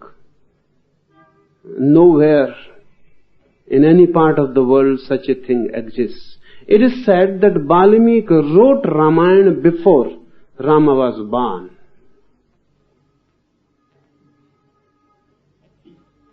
And then Rama had to follow. So really the first act of Ramayana was also just a drama. The story was written before Rama was born. And then Rama had to follow what he can do. When a man like Valmiki writes this story, Rama has to follow. So everything was fixed in a way. Sita was to be stolen. And the war has to be fought. If you can understand this, then you can understand the theory of destiny, bhagya, fate. It has a very deep meaning. And the meaning is, if you take it, that everything is fixed for you, your life becomes a drama. You are playing Ram's act in the drama. You cannot change it. Everything is fixed, even your dialogue. If you say something to Sita, it is just repeating something which is fixed. You cannot change it. If life is taken as fixed, you are going to die on a particular day. It is fixed. And when you will be dying, you will be weeping. It is fixed. and such persons will be around you. It is fixed. If everything is fixed, everything becomes a drama. If everything is fixed, it means you are just to enact it. You are not asked to live it. You are just asked to enact it. This technique, sixth technique, is to make your life a psychodrama. Just a play. You are focused in the gap between two breaths, and life moves on the periphery. Your attention is in the center, then your attention is not really on the periphery. Just sub-attention. Just it happens somewhere near your attention. You can feel it. You can know it. But it is not significant. As if it is not happening to you. I will repeat this. If you practice this sixth technique, your whole life will be as if it is not happening to you, it is happening to someone else. Seventh technique, with intangible breath in center of forehead. As this reaches heart at the moment of sleep, have direction over dreams and over death itself. More and more we are entering deeper layers. With intangible breath in center of forehead, if you have known the third eye, then you know the intangible breath, the invisible prana. In the center of forehead, and if you know the showering, that the energy, the light showers, as this reaches heart, when the shower will reach your heart at the moment of sleep, have direction over dreams and over death itself. Take this technique in three parts. One, you must be able to feel the prana in breath, the intangible part of it, the invisible part of it, the immaterial part of it. It comes if you are attentive between the eyebrows. It comes easily. If you are attentive in the gap, then too it comes, but a little more uneasily. If you are aware of the center at your navel, where breath comes and touches and goes out, it comes still with less ease. The easiest point to know the invisible part of breath is to be centered at the third eye. But wherever you are centered, it comes. You begin to feel the prana flowing in you. If you can feel the prana flowing in you, you can know when you are going to die. Before 6 months of your day of death, you begin to know. If you can feel the invisible part of breath. Why? So many saints declare their day of death. It is easy. Because if you can see the content of the breath, prana flowing in you, the moment the process reverses, you can feel. Before you die, 6 months before you die, the process reverses. Prana begins to flow from you out. Then the breath is not taking it in, rather on the contrary, the breath is taking it out. The same breath you cannot feel. Because you don't know the invisible part, you know only the visible. You know only the vehicle. The vehicle will be the same. But now the breath is carrying prana in, leaving it there. Then the vehicle goes back vacant. Again is filled with the prana, comes in. So the ingoing breath and the outgoing breath are not the same, remember. The ingoing breath and outgoing breath are the same as vehicles. But the incoming breath is filled with prana and the outgoing breath is empty. You have sucked prana and the breath has become empty. The reverse happens when you are nearing death. The incoming breath comes prana-less, empty. Because your body cannot suck prana from the cosmos. You are going to die, there is no need. The whole process has reversed. And when the breath goes out, it takes your prana out.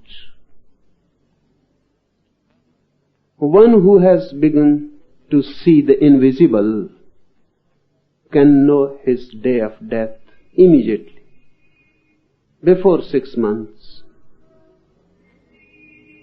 the process reverses.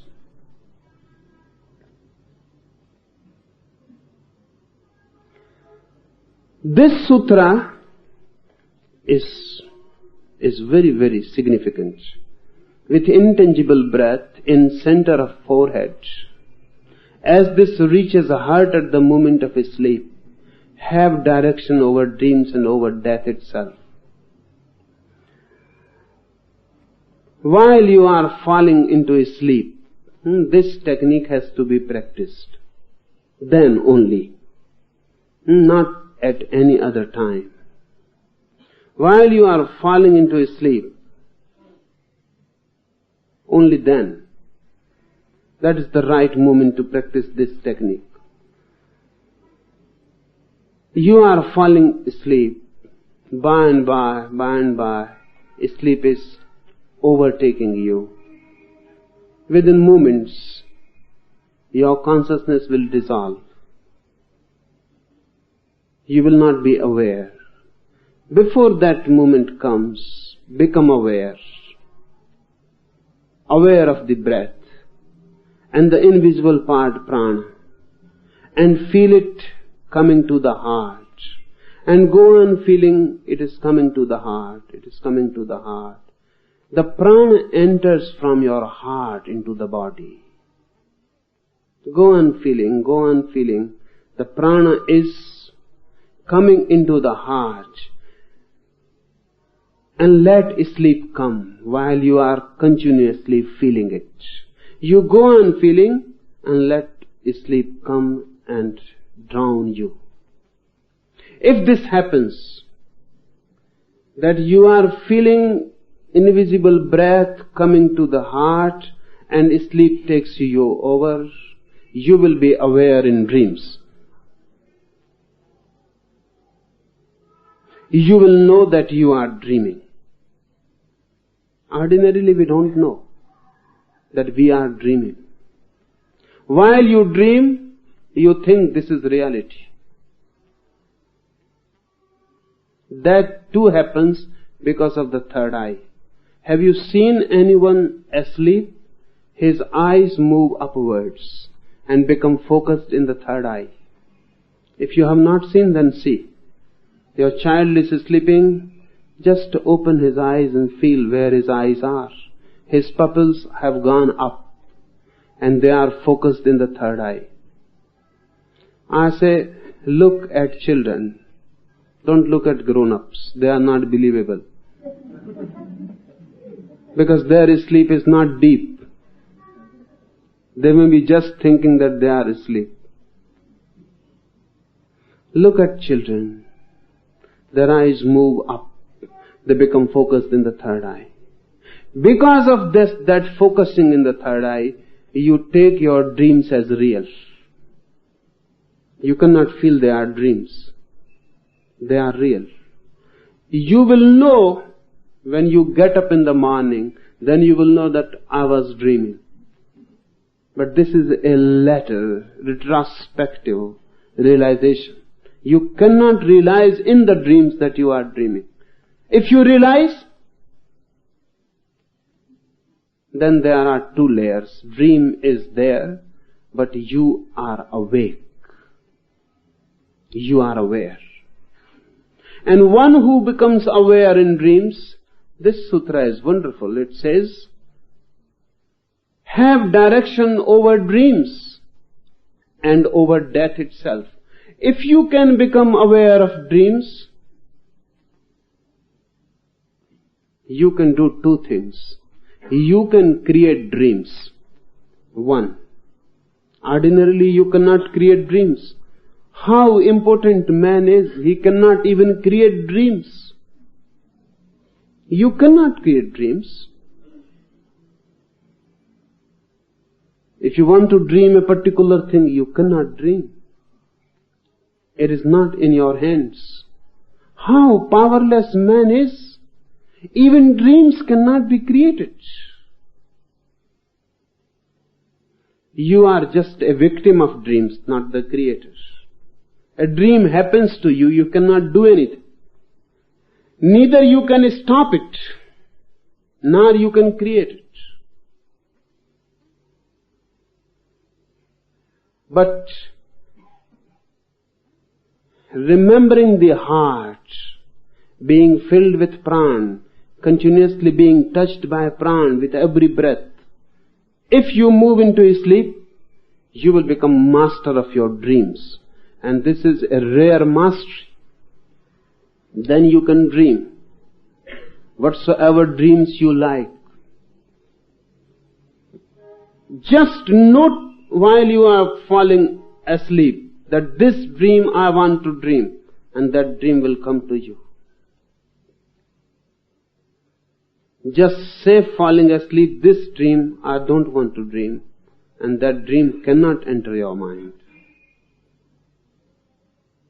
But what is the use of becoming master of dreaming? Useless. No, it is not useless. Once you become master of dreams, you will never dream. It is absurd. It is absurd. When you are master of your dreams, dreaming stops. There is no need. And when dreaming stops, your sleep has a different quality altogether. And the quality is the same as of death. Death is deep sleep. And if your sleep can become so deep as death, that means there should be no dreaming. Dreaming creates superficiality in the sleep. You move on the surface. Because of the dreams, hanging to the dreams, you move on the surface. When there is no dreaming, you just drop into the sea. Its depth is reached. The depth is the same. That's why India has always been saying that sleep is a short duration death, and death is a long sleep. Qualitatively they are same.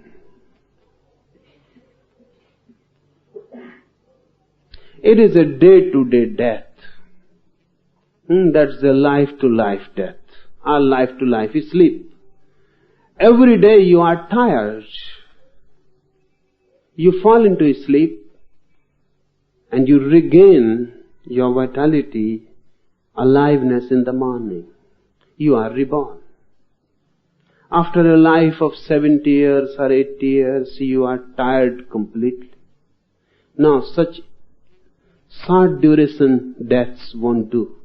You need a great death. After that great death or great sleep, you are reborn with a totally new body. Once you can know dreamless sleep and can be aware in it, then there will be no fear of death. No one has ever died. No one can die.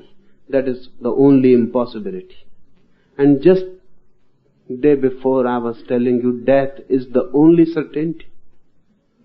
And now I say to you, death is impossible. No one has ever died, and no one can die. The only thing impossible in the world is death, because universe is life. You are again and again reborn. But the sleep is so deep that you forget your old identity. Your mind is washed clean of the memories. Think it in this way. Today you are going to sleep. If we have some mechanism, and soon we will have, just as we can wipe out a tape record, wipe clean. So whatsoever is recorded is no more there. The same is possible with the memory, because memory is really just a deep recording. Sooner or later we will find a mechanism we can put on the head, and it cleans your mind completely. In the morning, you are no more the same person, because you cannot remember who went to sleep. Then your sleep will look like a death. There is discontinuity. You cannot remember who went to sleep. This is happening naturally. When you die, when you are reborn, you cannot remember who died. You start again. With this technique, first you will become master of dreams, that is, dreaming will cease. Or if you want to dream, you can dream. But dreaming will become voluntary. It will not be non-voluntary. It will not be forced upon you. You will not be a victim. Then your quality of sleep will become just like that of death. Then you know that death is sleep. That's why this sutra says, have direction over dreams and over death itself. Now you know that death is just a long sleep. And helpful and beautiful, because it gives you new life. Gives you everything anew. Death ceases to be. With cessation of dream, death ceases to be. And another meaning of getting power over death, direction over death. If you can feel that death is just a sleep, now you can direct. If you can direct your dreams, you can direct your death also. Now you can say where I am to be born again. To whom? When? In what form? You become master of your birth also.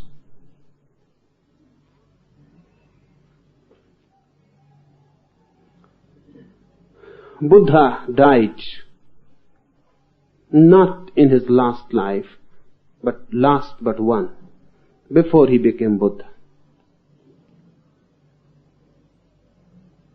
So he said, I will be born to such and such a parent. Such will be my mother, such will be my father. But my mother will die immediately. When I will be born, my mother will die immediately. When I will be born, my mother will have these dreams. Not only you get power on your dreams, you get power on others' dreams also. So Buddha as a symbol said that these dreams will be there when I will be in the womb. My mother will have these dreams. So whenever any woman has these dreams in this sequence, know well that I am going to be born to her.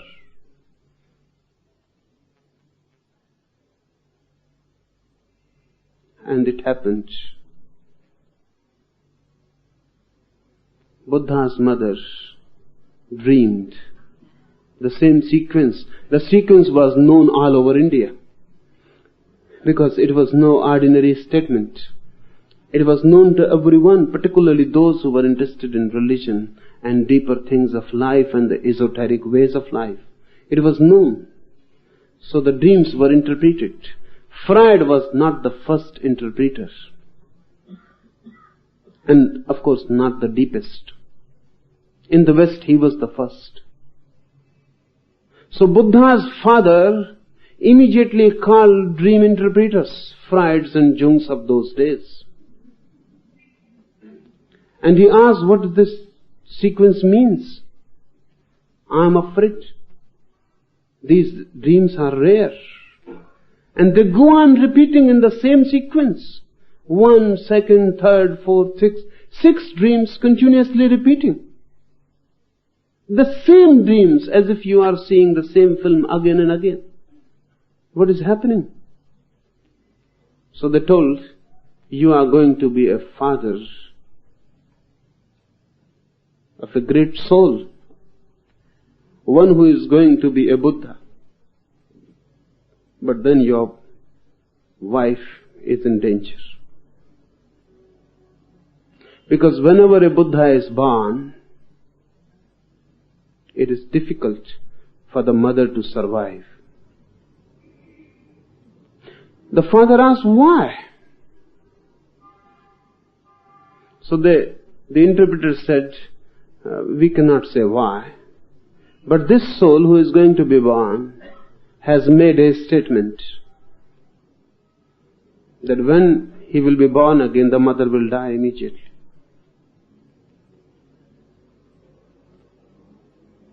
Later on, Buddha was asked, why your mother died immediately? So he said, giving birth to a Buddha is such a big event that everything else becomes futile afterwards. So the mother cannot exist. She will have to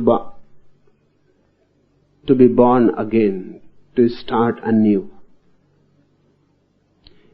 It is such a climax, giving birth to a Buddha. It is such a peak that the mother cannot exist beyond it. The mother died. And Buddha has said in his previous life that he will be born while his mother will be standing under a sal tree.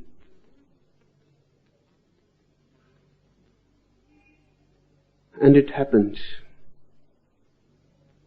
The mother was standing under a sal tree. Standing, Buddha was born. And he had said that I will born while my mother will be standing under a sal tree. Then I will take 7 steps. Immediately I will walk. These are the signs he had said, I give to you so that you can know a Buddha is born. And he directed everything. And it is not only about Buddha. It is so about Jesus. It is so about Mahavir. It is so about many others. Every Jain Tirthankara has predicted in his previous lives how he is going to born. And they have given particular dream sequence that these will be the symbols and how it will happen. You can direct, once you can direct your dreams, you can direct everything, because dream is the very stuff of this world. This life is made out of the stuff of dreams. Once you can direct your dreams, you can direct everything. This sutra says, over death itself, then one can give a certain birth, a certain life to oneself. We are just victims. We don't know why we are born, why we die, who directs us, and why. There seems to be no reason. It all seems just a chaos, just accidents. It is because we are not masters. Once we are masters, it is not.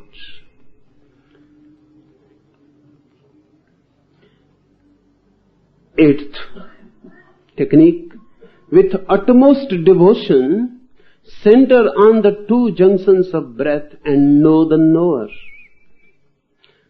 Slight differences in techniques, slight modifications, but they are slight in the techniques. For you, they may be great. A single word makes great difference. With utmost devotion, center on the two junctions of breath. The incoming breath has one junction where it turns.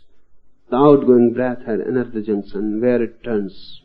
These two turnings, but we discussed about this technique. A slight difference is made. That is slight in the technique, but for the seeker, it may be great. Only one condition is added, with utmost devotion. And the whole technique becomes different. In the first form of it, there was no question of devotion. Just a scientific technique. You do it, and it works. But there are persons who cannot do such dry scientific techniques. Those who are heart-oriented. Those who belong to the world of devotion. For them, a slight difference has been made. With utmost devotion, center on the two junctions of breath and know the knower. If you are not of the bent of a scientific attitude, if you are not a scientific mind, then try this with utmost devotion. With faith, love, trust. Center on the two junctions of breath and know the knower. How to do this? How? Because you can have devotion about someone, about Krishna, about Christ. You can have devotion. How can you have devotion about yourself, about this juncture of the breathing? The phenomena seems absolutely non-devotional. But that depends. Tantra says the body is the temple. Your body is the temple of the divine, abode of the divine. So don't treat your body as an object. It is sacred, it is holy.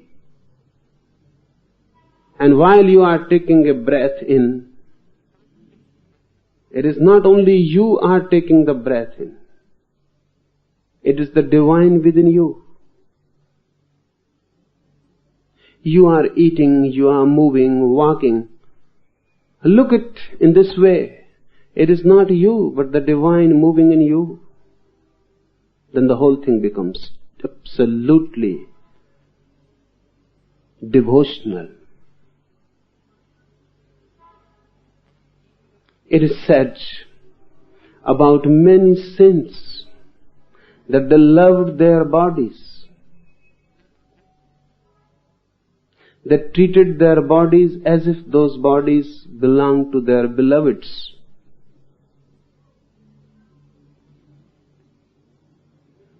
you can treat it. You can treat it just like a mechanism. That again is an attitude. You can treat it as guilt, sin. You can treat it as something dirty. You can treat it as something miraculous, a miracle. You can treat it as the abode of the divine. It depends on you. If you can treat your body like a temple, then this technique will be helpful with utmost devotion. Try it. While you are eating, try it. Don't think you are eating. Think it is the divine who is eating within you. And look the change. You are eating the same thing. You are the same, but immediately everything becomes different. You are giving it to the divine. You are taking a bath. A very ordinary, trivial thing, but change the attitude. Feel that you are giving a bath to the divine in you.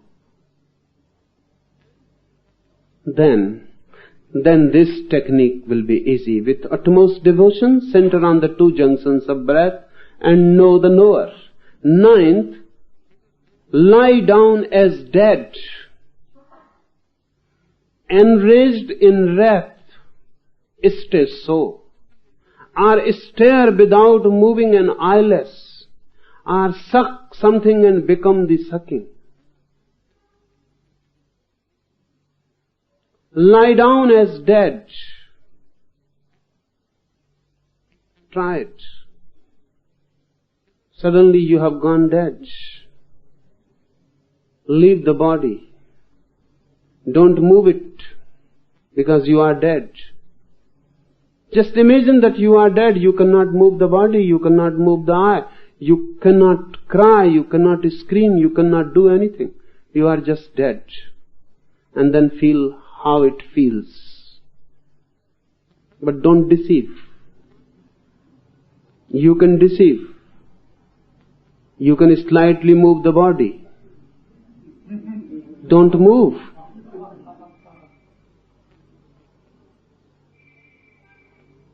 If some mosquito is there, then treat the body as dead.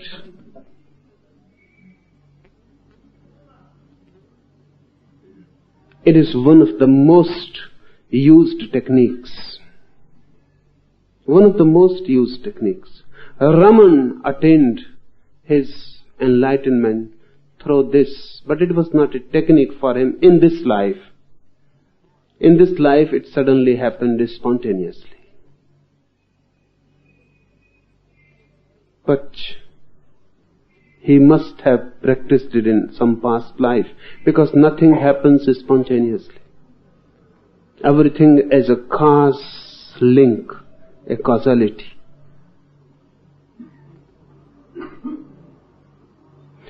Suddenly one night Raman felt, he was just young, 13, 14 or 15. Suddenly one night he felt that he is going to die. And it was so certain in his mind that death has taken over. He couldn't move his body. He felt that as if he is paralyzed. Then he felt a sudden choking. And he knew now the heart is going to drop. He cannot even cry and say to others that I am going to die. Sometimes it happens in some nightmares. You cannot cry. You cannot move. Even when you become awake for a few moments, you cannot do anything. That happened. He had absolutely power over his consciousness, but no power over his body. He knew he was there, present, conscious, alert, but he was going to die. And the certainty became so certain that there was no possibility, so he just gave up. He closed his eyes and remained there just to die, waited there just to die. By and by the body became stiff. The body died. But then it became a problem. He knew that the body has died, and he was there. And he knew it. And he knew it that he is alive and the body has died. Then he came back. In the morning, the body became okay, but the same man never returned. Because he had known death, and he had known a different realm, a different dimension of consciousness. He escaped from the house. That death experience changed him completely. He became one of the very few enlightened persons of this age. This is the technique. This happened spontaneously to Raman. It is not going to happen spontaneously to you. But try it. In some life, it may become spontaneous. It may happen while you are trying it. And if it is not going to happen, the effort is never wasted. It is in you, it remains in you. And sometimes as a seed, when the time is ripe and rains fall, it sprouts. Every spontaneity is just like this. Seed was sown sometime, but the time was not ripe. There were no rains. In another life, the time becomes ripe. You are more mature, more experienced, more frustrated with the world. And suddenly, in a certain situation, there are rains and the seed explodes. Lie down as dead, enraged in wrath, stay so. Of course, while you are dying, it will not be a happy moment. It is not going to be so blissful while you are feeling that you are dead. Fear will take you. Anger may come in the mind. Frustration, sadness, sorrow, anguish, anything. It will differ with individual to individual. The sutra says, enraged in wrath, stay so. If you feel enraged, stay so. If you feel sad, stay so. If you feel anxiety, fear, stay so. You are dead, you cannot do anything, so stay so. Whatsoever is in the mind, body is dead, you cannot do anything, stay. That staying is beautiful. If you can stay for a few minutes, suddenly you will feel everything has changed. But we start moving. If there is some emotion in the mind, body begins to move. That's why we call it emotion.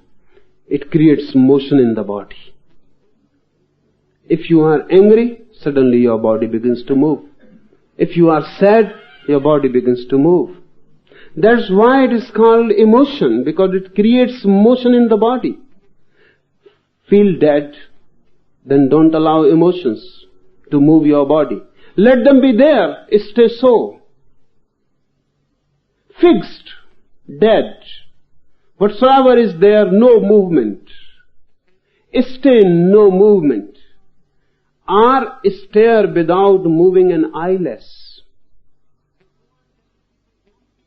This, or stare without moving an eyelash, was the method of Meher Baba.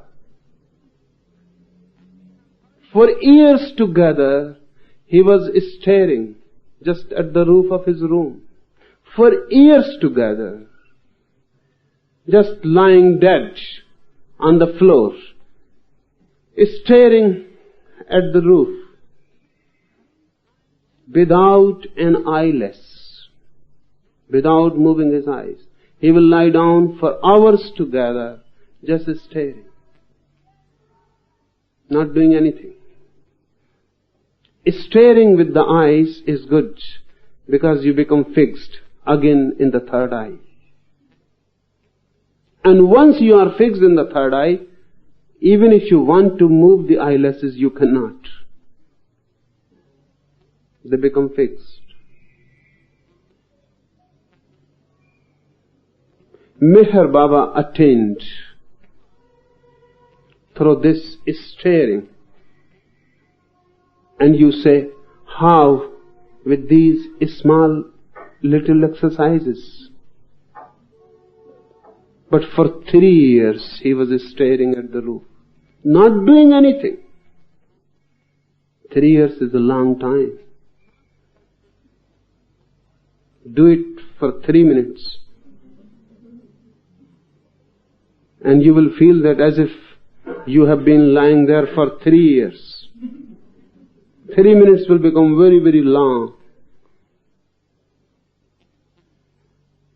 It will look that time is not passing. The clock has stopped. Meher Baba stared. By and by thought ceased. Movement ceased. He became just consciousness. He became just staring. Then he remained silent for his whole life. He became so silent inside by this staring, it became impossible to formulate words again.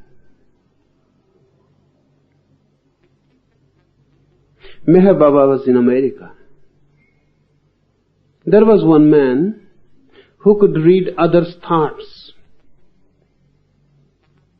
Mind reading. And he was really one of the rarest mind readers. He will close his eyes, he will sit before you, and within few minutes he will get attuned with you, and he will begin to write what you are thinking. Thousands and thousands of times he was examined, and he was always right, always correct. So someone brought him to Meher Baba.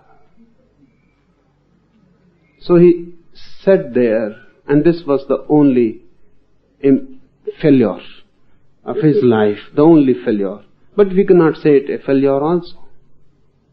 He stared, and he tried, and he began to perspire. But he couldn't catch a single word. Pen in his hand. He remained there, and he said, "What type of man is this? I cannot read because there is nothing to read. This man is absolutely vacant. Even I forget that someone is sitting there. When I close my eyes, I have to open again and look whether that man is there or he has escaped." So it is difficult to concentrate, because the moment I close my eyes, I feel that I am being deceived. That man has escaped. There is no one before me. So I have to open my eyes, and this man is there. And he is not thinking at all. That staring, that constant staring has stopped the mind completely. Or stare without moving an eyelash. Or suck something and become the sucking. These are slight modifications. Anything will do. Lie dead, enough. Enraged in wrath, stay so. Even this part can become one technique. You are in anger, lie down, remain in the anger, don't move from it. Don't do anything. Just remain, stay. Krishnamurti goes on talking about this. His whole technique depends on this single thing. Enraged in wrath, stay so. If you are angry, then be angry and remain in anger. Don't move. If you can stay, anger will go. And you will come out a different man. If you are in anxiety, don't do anything. Remain there, stay there. The anxiety will go.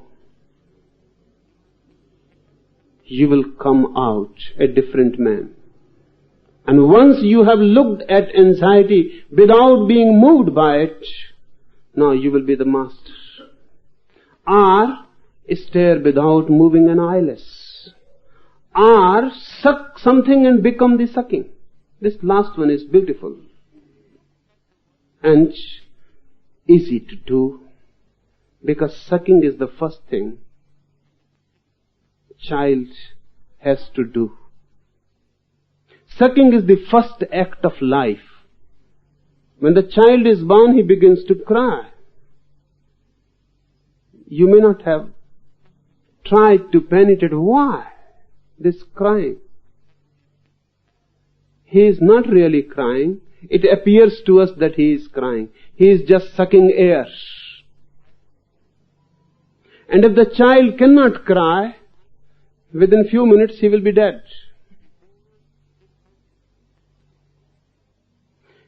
Because crying is the first effort of sucking the air. The child was not breathing while he was in the womb. He was non-breathingly alive. He was doing the same which yogis are doing underground.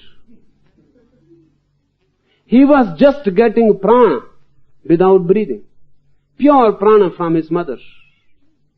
That's why the love between the child and the mother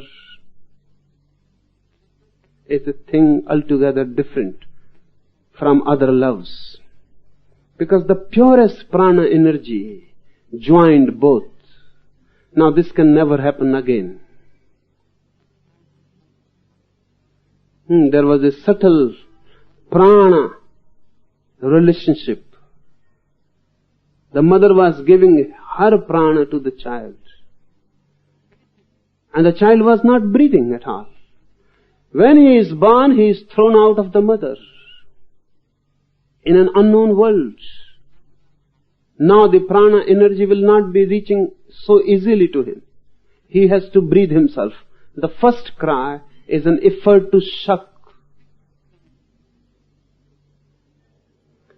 And then he will suck the milk from the mother's breast. These are the first basic acts you have done. Whatsoever you have done is later. These are the first life acts. They can be made. And this sutra says, suck something and become the sucking. Suck something, just suck the air, but forget the air. Become sucking. What is meant? You are sucking something. You are the sucker, not the sucking. You are standing behind and sucking. This sutra says, don't stand behind. Move in the act and become the sucking. Try anything, that will do. You are running. Become the running. Don't be the runner. Become running. Forget the runner. Feel that there is no runner inside. Just the process of running. You are the process. A river-like process. Running. Nobody there inside. Wired inside. And the process. But sucking is good. But you will feel very difficult. Because we have forgotten completely. Not completely. Because we go on substituting it. Mother's breast is substituted by a cigarette.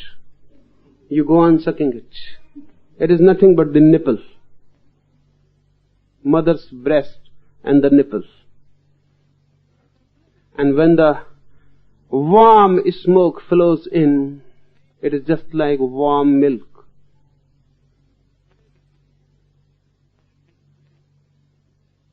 So those who were not really allowed to suck mother's breast as much as they wanted will smoke later on.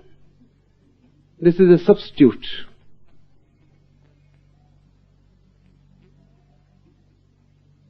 So, but the substitute will do.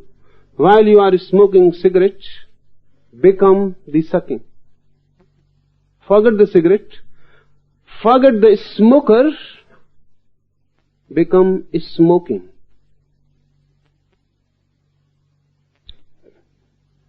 There is the object you are sucking. There is the subject who is sucking. And the process in between of sucking. Become the sucking. Become the process. Try it. You will have to try it with many things. Then you will find out what is right for you. You are drinking water. The cool water is going in. Become the drinking. Don't drink the water. Forget the water and forget yourself and your thirst. Just become drinking. The very process. The coolness, the touch, the entry. Emphasis has to be given to the process. Why? What will happen? If you become the sucking, what will happen? If you can become the sucking, immediately you will become innocent like a first-day born child. Because that is the first process. You will be regressed in a way. And the hankering is there. The very being of man hankers after sucking. He tries many things. Nothing helps. Because the point is missed. Unless you become the sucking, nothing will help. So try it. I gave this method to one man. He had tried many things. He had tried many methods. Then he came to me. So I asked him, if I give you only one thing to choose in this whole world, what you are going to choose? And I told him immediately to close his eyes and tell me, don't think about it. He became afraid, hesitant. So I told him, don't be afraid, don't hesitate. Be frank and tell me. He said, this is absurd. But a breast appears before me. And then he began to feel guilty. So I said, don't feel guilty. Nothing is wrong in a breast. It is one of the most beautiful things. So why be guilty? But he said, this has always been an obsession with me. And he asked me, please tell me first, then you proceed on your method and the technique. First tell me why I am so much interested in the breasts of women. Whenever I look at a woman, the first thing that I see is the breast. The whole body is secondary. And it is not so with him alone. It is so with everyone, almost everyone. And it is natural. Because the breast of the mother was the first acquaintance with the universe. It is basic. The first contact with the universe was mother's breast. That's why breasts are so appealing. They look beautiful. They attract. They have a magnetic force. That magnetic force comes from your unconscious. That was the first thing that you came in contact. And the contact was lovely. It felt beautiful. It gave you food, strength, vitality, love, everything. The contact was soft, receptive, inviting. It has remained so in the mind of man. If you try sucking, so I told that man that now I will give you the method. And this was the method I gave him. Suck something and become the sucking. So I told him, you just close your eyes, imagine your mother's breast or anybody's breast you like. Imagine and start sucking as if there is a real breast. Start sucking. He started sucking. Within 3 days, he was sucking so fast, so madly. And he became so much enchanted by it that he told me that it has become a problem. I want to suck the whole day. And it is so beautiful and so deep silence is created by it. Within 3 months, the sucking became a very, very silent gesture. Lips stopped. You couldn't have judged that he is doing something. But an inner sucking started. He was sucking the whole day. It became a japa, a mantra. After 3 months he came to me and he said, something strange is happening to me. Something sweet is falling from my head on my tongue continuously. And it is so sweet and so energy filling that I don't need any food. There is no hunger left. It has become a formality. I take something, not to create any problems in the family, but something is continuously coming to me. It is sweet, life-giving. I told him to continue. 3 months more, and one day he came just mad, dancing to me. And he said, sucking has disappeared, but I am a different man. I am no more the same one who had come to you.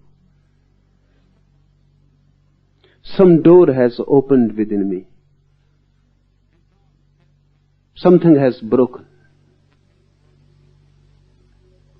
And there is no desire left. Now I don't want anything. Not even God. Not even moksha. I don't want anything. Now everything is okay. As it is. I accept it. And I am blissful. Try this. This suck something and become the sucking may be helpful to many. Because it is so basic. This much for today.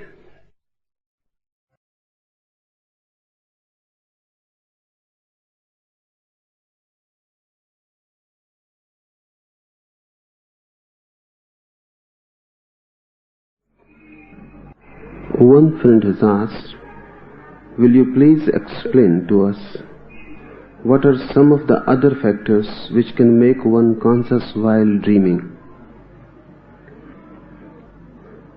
This is a significant question. for all those who are interested in meditation. Because meditation is really transcending the process of dreaming. You are constantly dreaming, not only in the night, not only while you are asleep. You are dreaming the whole day. This is the first point to be understood. While you are awake, you are still dreaming. Just close your eyes any time of the day, relax the body, and you will feel the dreaming is there.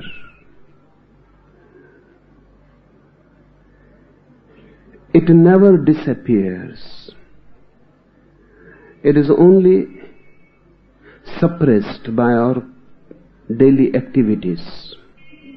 It is like the stars in the day.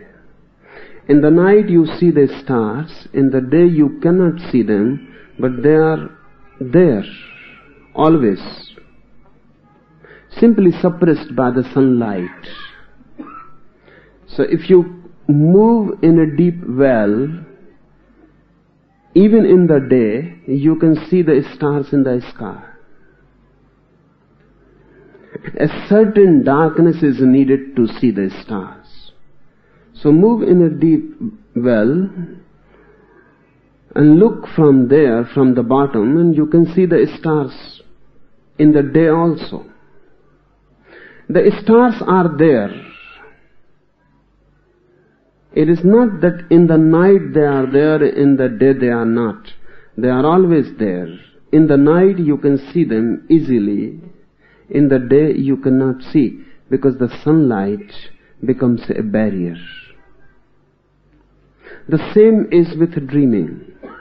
It is not that you dream while you are asleep. In sleep, you can feel dreams easily, because the daily activity of the day is no more. So the inner activity can be seen and felt. When you get up in the morning, the dreaming continues inside. You start acting outside. This process of activity, of daily activity, simply suppresses the dreaming. The dreaming is there. Close your eyes, relax on an armchair, and suddenly you can feel the stars are there. They have not gone anywhere. The dreams are there. Always it is a continuous activity. First thing. Second thing, if the dreaming continues, you cannot be said to be really awake. In the night you are more asleep, in the day less asleep. The difference is relative. Because if the dreaming is there, you cannot be said really awake. Because dreaming creates a film over the consciousness. This film becomes like a smoke. You are surrounded by it. You cannot be really awake while you are dreaming, whether in the day or in the night. So second thing, you can be said only awake when there is no dreaming at all. We call Buddha the awakened. What is this awakening? This awakening is really the cessation of inner dreaming. There is no dream inside. You move there, no dream. As if there is no star in the sky. It has become pure space. When there is no dreaming, you become pure space. This purity, this innocence, this non-dreaming consciousness is what is known as enlightenment, the awakening.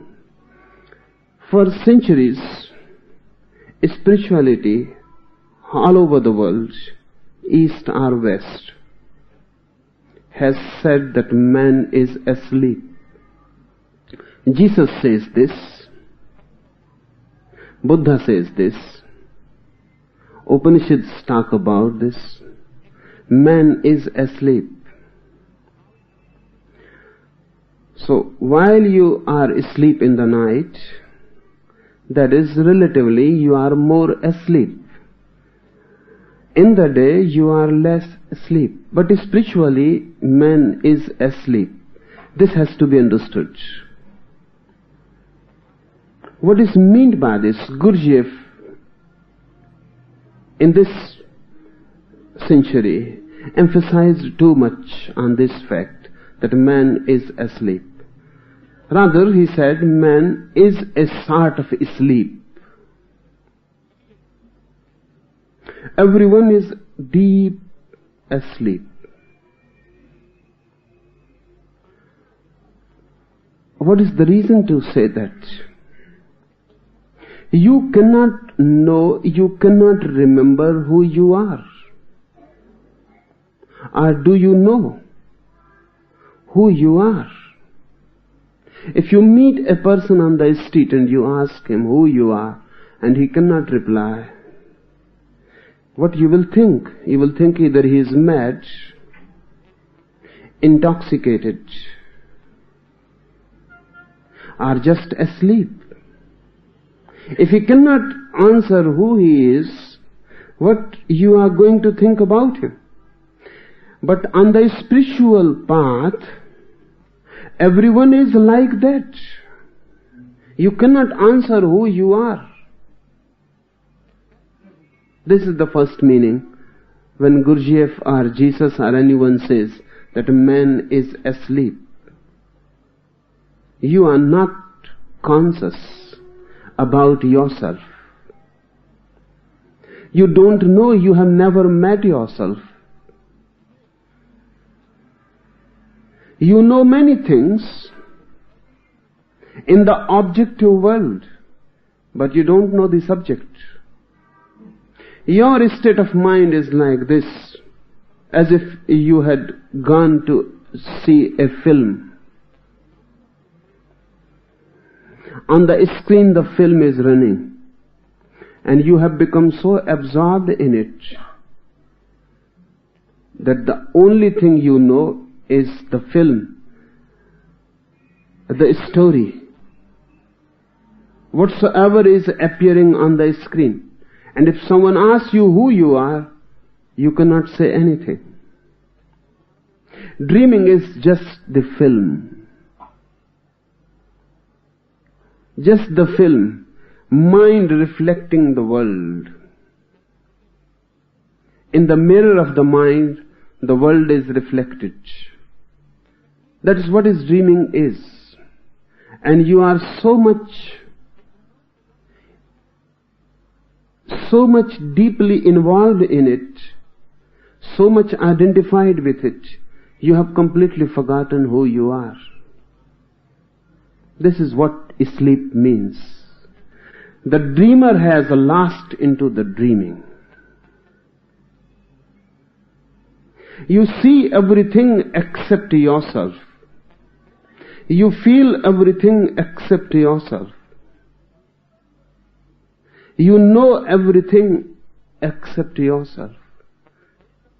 This self-ignorance is sleep. Unless dreaming ceases completely, you cannot awake to yourself. You might have felt it sometimes. Looking at a film for 3 hours, when suddenly the film stops, you come back to yourself. You remember 3 hours have passed. You remember that it was just a film. You feel your tears. You have been weeping because the film was a tragedy. Or you were laughing. Or you were doing something and now you laugh about yourself. What nonsense you were doing. It was just a film, just a story. There was nothing on the screen, just a play of light and shadow, just electrical play. Now you laugh, you have come back to yourself, but where you were for these 3 hours? You were not at your center. You had moved completely to the periphery. Where the film was moving, you had gone there. You were not at your center. You were not at yourself. You were somewhere else. This happens in dreaming. This is what our life is. Because the film runs only for 3 hours, this dreaming is running for lives and lives and lives. Even if suddenly the dreaming stops, you will not be able to recognize who you are. Suddenly, you will feel very strange, even afraid. You will try to move again into the film because that is known, acquainted. You are well adjusted to it. So when it happens, there is a path, particularly in Zen, which is known as sudden path, sudden enlightenment. There are techniques.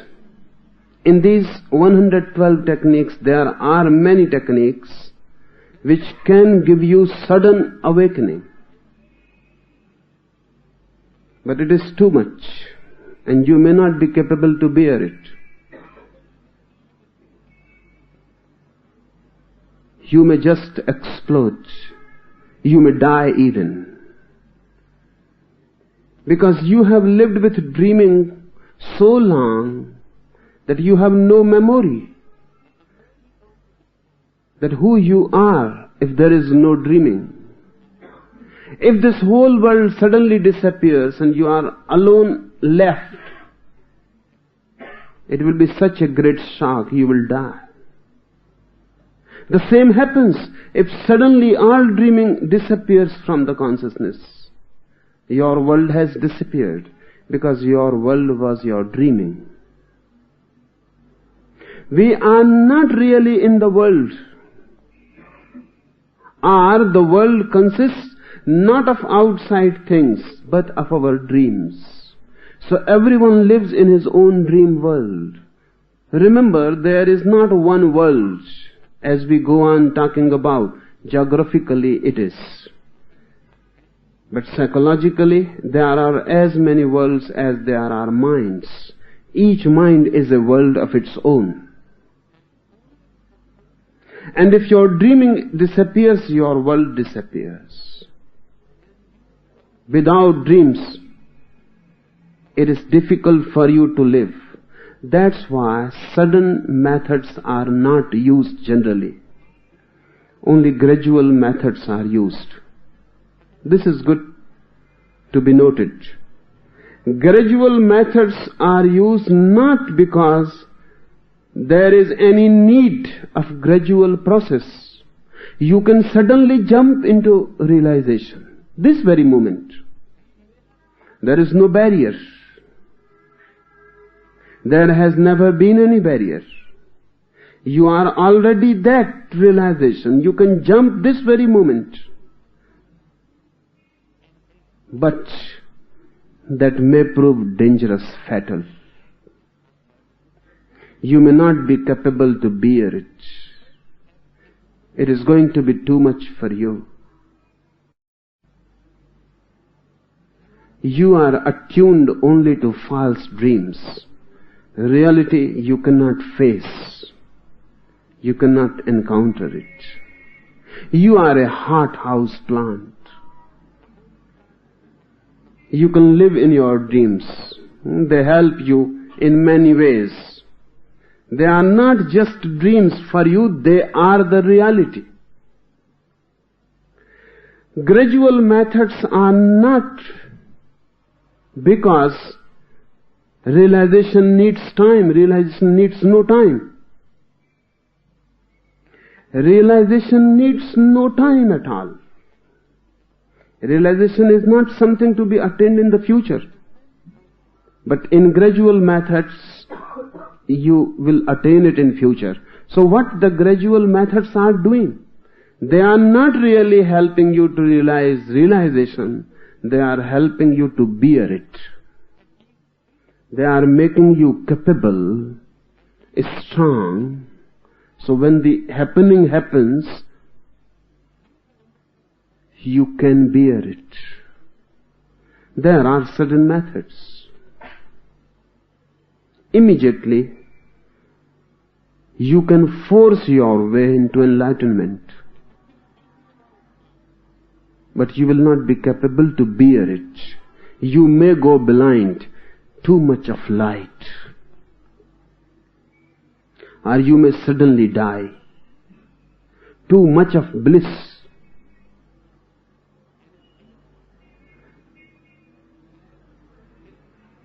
This dreaming, this deep sleep we are in, how can it be transcended? This question is meaningful in transcending it. Will you please explain to us what are some of other factors which can make one conscious while dreaming? So I will talk about two methods more. One we discussed yesterday. Two more, even more easier. One is to start acting,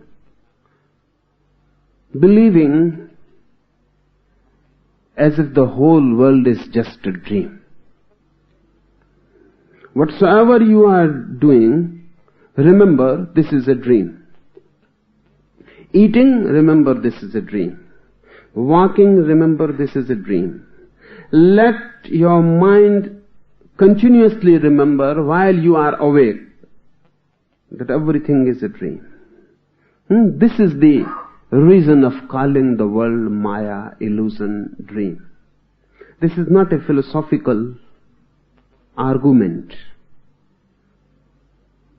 Unfortunately, when Sankara was translated into English, German and French in Western languages, he was understood just to be a philosopher.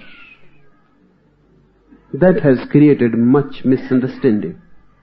In the West, there are philosophers, for example, Berkeley, who says that the world is just a dream, a projection of the mind. But this is a philosophical theory. Berkeley proposes it as a hypothesis. When Sankara says that the world is a dream, it is not philosophical, not a theory. Sankara proposes it as a help, as a support for a particular meditation. And this is the meditation. If you want to remember while dreaming that this is a dream, you will have to start while you are awake. As the case is, while you are dreaming, you cannot remember this is a dream. You think this is a reality. Why you think this is a reality? Because the whole day you are thinking everything is a reality. That has become the attitude, fixed attitude. While awake, you were taking a bath, it was real. While awake, you were eating, it was real. While awake, you were talking with a friend, it was real. So the whole day, the whole life, whatsoever you are thinking, your attitude is, this is real. This becomes fixed. This becomes a fixed attitude in the mind. So while you are dreaming in the night, the same attitude goes on working. This is real. So let us first analyze. There must be some similarity between dreaming and reality. Otherwise, the attitude must feel some difficulty. I am seeing you now. I close my eyes and I go into a dream and I see you in my dream. In both seeing there is no difference. While I am actually seeing you, what I am doing? Your picture is reflected in my eye. I am not seeing you. Your picture is mirrored in my eye. And then that picture is transformed through mysterious processes. Science is still not in a position to say how. Then that picture is transformed chemically and is carried to somewhere inside the head. Science is still not able to say where exactly the seeing happens. It is not happening in the eyes. Eyes is just the window. I am not seeing you by the eyes. I am seeing you through the eyes. In the eyes you are reflected. You may be just a picture. You may be a reality. You may be a dream. Remember, dreams are three-dimensional. I can recognize a picture because picture is two-dimensional. Dreams are three-dimensional. So they look exactly like you. And the eye cannot say whether whatsoever is seen is real or unreal. There is no way to judge. Eye is not the judge. Then the picture is transformed into chemical waves. Those chemical waves are electric waves. They go somewhere in the head. It's still unknown. Where is the point where I come in contact with this process of seeing? Just waves reach to me, and then they are decoded. Then I again decode them and know what is happening. I am always inside and you are always outside, and there is no meeting. So whether you are real or just a dream is a problem. Even this very moment, there is no way to judge whether I am dreaming or you are really here. Listening me, how can you say that really you are listening me and you are not dreaming? There is no way. That's why the attitude which you maintain the whole day is carried in the night. And while you are dreaming, you take it as real. Try the opposite. That's what Sankara means. He says the whole world is an illusion. He says the whole world is a dreaming. Remember this. But we are stupid people. If Sankara says this is a dream, then we say, then what is the need to do anything? If this is just a dream, then there is no need to eat. Why go on eating and think this is a dream?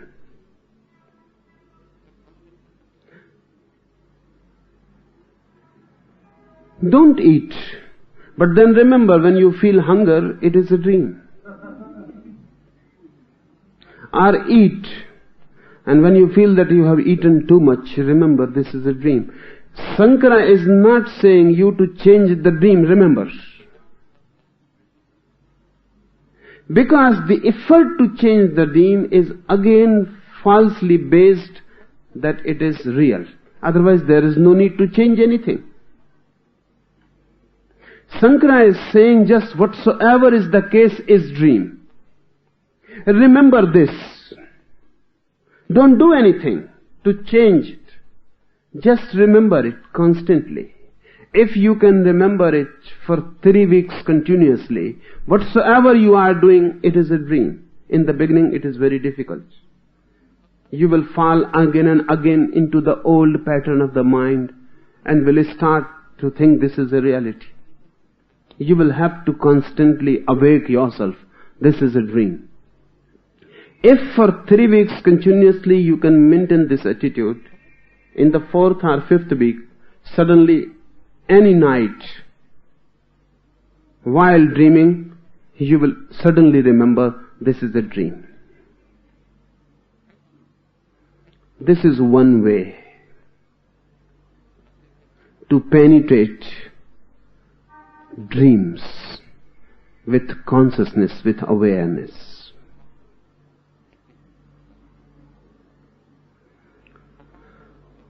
If you can remember in the night while dreaming that this is a dream, then in the day you will not need any effort to remember that this is also a dream. You will know it then. In the beginning, while you are practicing, this will be just a make-believe. You start just in faith that this is a dream. But when you can remember in dreaming that this is a dream, it will become a reality. Then in the day while you will get up, you will not feel that you are getting up from sleep. You will feel you are simply getting up from one dreaming to another. Then it will become a reality. And if the whole 24 hours become dreaming, and you can feel and remember, you are standing at your center now. And your consciousness has become double-arrowed. You are feeling dreams, and if you are feeling them as dreams, you will start to feel the dreamer, the subject. If you take dreams as real, you cannot feel the subject. If the film has become real, you forget yourself. When the film stops and you know that it was unreal, your reality erupts, breaks out. You can feel yourself. This is one way. Another. This has been one of the oldest Indian methods. That's why we have insisted on the world being unreal. We don't mean it philosophically. We don't say that this house is unreal, so you can pass through the walls. We don't mean that. When we say this house is unreal, this is a device. This is not an argument against the house. When Berkeley proposed that the whole world is just a dream, one day he was walking with Dr. Johnson in the morning. Dr. Johnson was a hard realist. So Berkeley said, "Have you heard about my theory? I'm working on it. And I feel that the whole world is unreal. And it cannot be proved that it is real."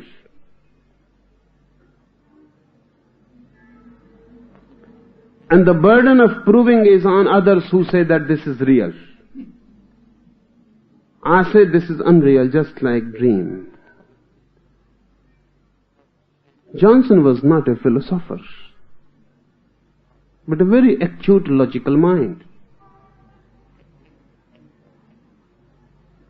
They were on the street, just passing, walking in the morning. Lonely street. Johnson takes one stone in his hand and hits Berkeley's leg. Blood oozes out. And Berkeley screams. And Johnson says, "Why are you screaming? The stone is just a dream." So whatsoever you say, you believe in the reality of the stone. Your saying is different. Your behaving is different and contrary.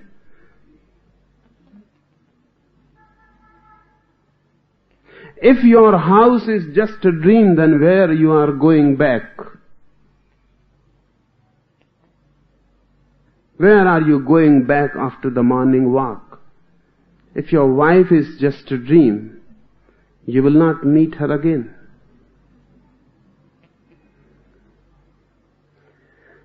Realists have always argued this way, but they cannot argue this way with Shankara, because it is not a philosophical theory.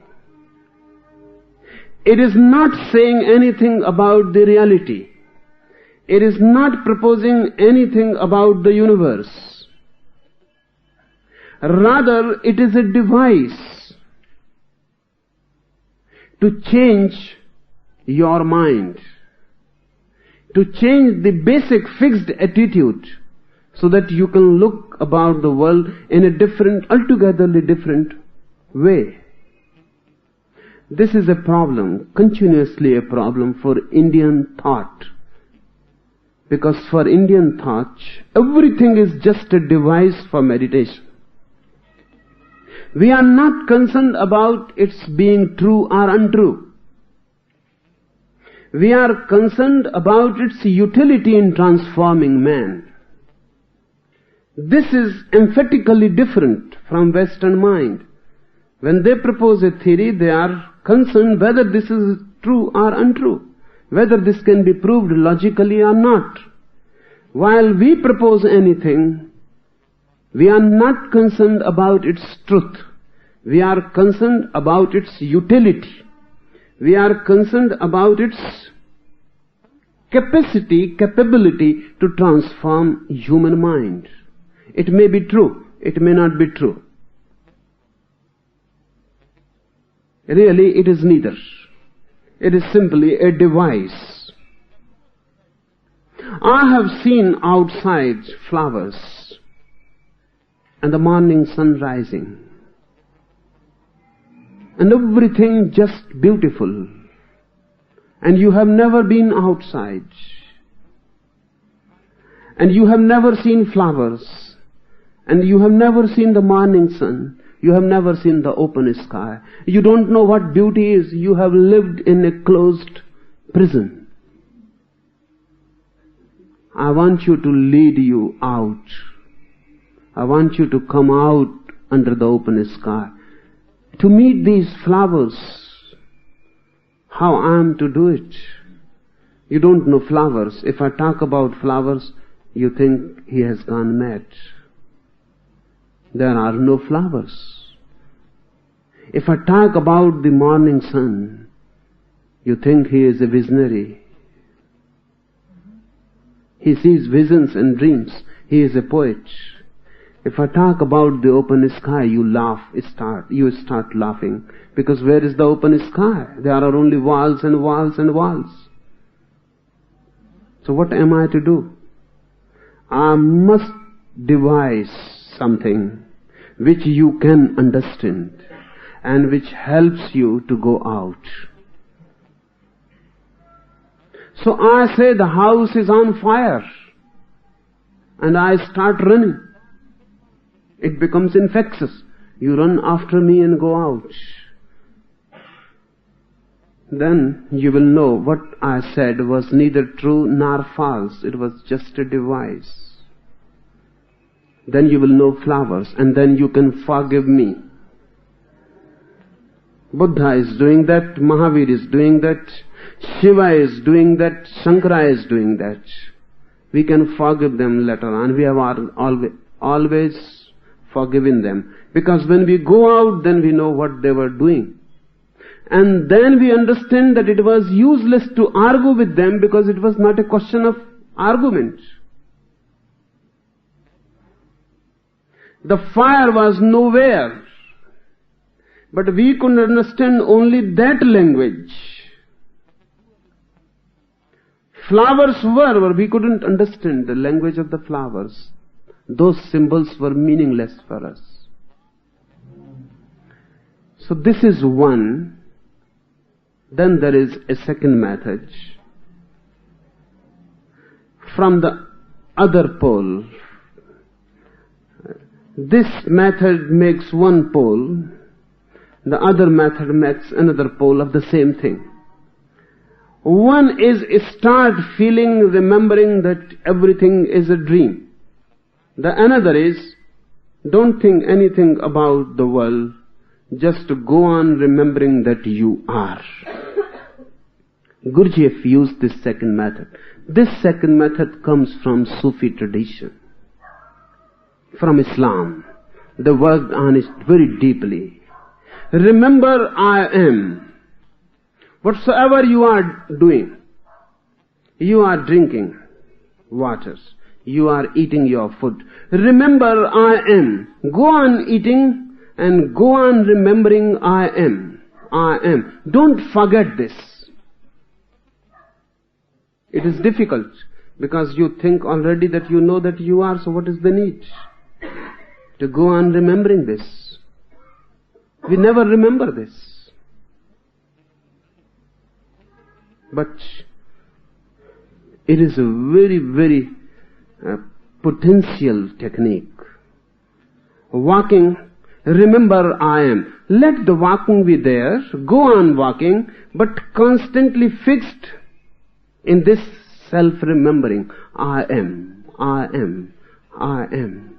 Don't forget this. You are listening to me. Just do it here. You are listening to me.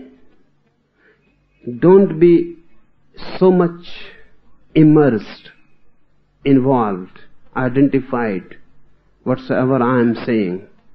Remember, go on remembering. Listening is there. Words are there. Someone is talking. You are. I am.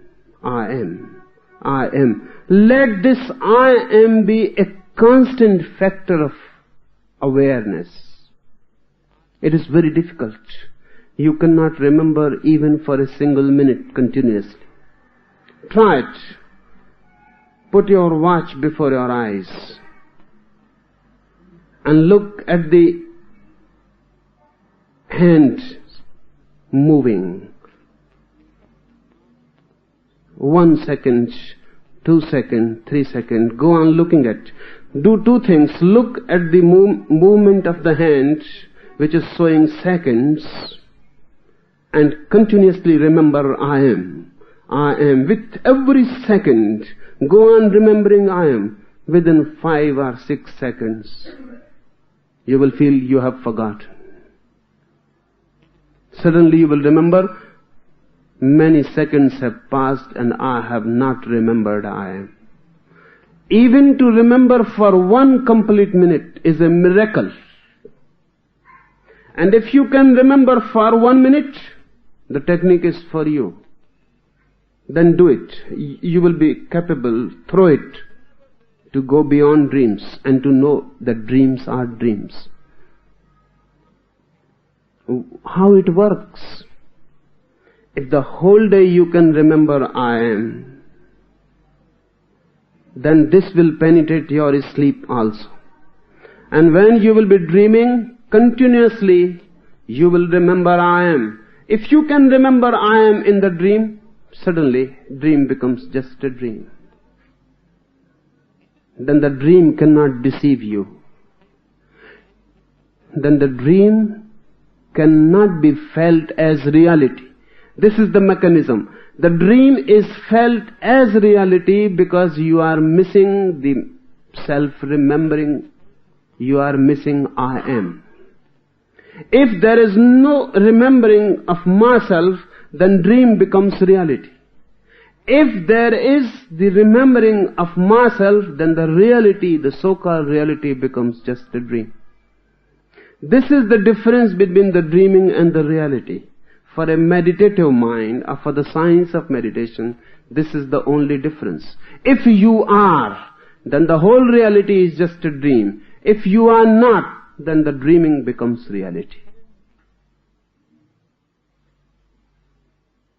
Nagarjuna says that now I am, so the world is not. While I was not, the world was. Only one can exist. That doesn't mean that the world has disappeared. Nagarjuna is not telling about this world. He is telling about the world of dreaming. Either you can be or the dreams can be. Both cannot be. So the first step will be to continue remembering constantly I am. Simple I am. Don't say Ram, don't say Shyam, don't use any name, because that you are not. Just simply I am.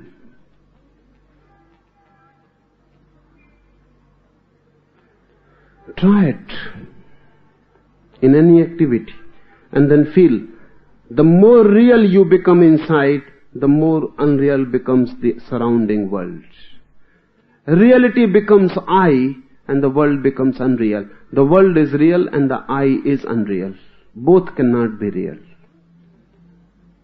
Your feeling that you are is just a dream now. The world is real. Change the emphasis. Become real. The world will become unreal. Gurdjieff worked on this method continuously. His chief disciple, P.D. Ouspensky, relates that when Gurdjieff was working on him with this method, and he was practicing for 3 months continuously, this remembering I am. After 3 months, everything is stopped. Thoughts, dreaming, everything is stopped. Only one note remained inside, like eternal music. I am. And now this was not an effort. This was a spontaneous activity going on. I am.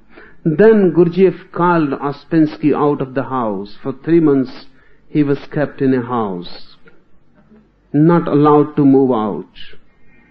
Then Gurdjieff said, "Come with me." They were residing in a Russian town, Tiflis. Gurdjieff called him out and they went into the streets.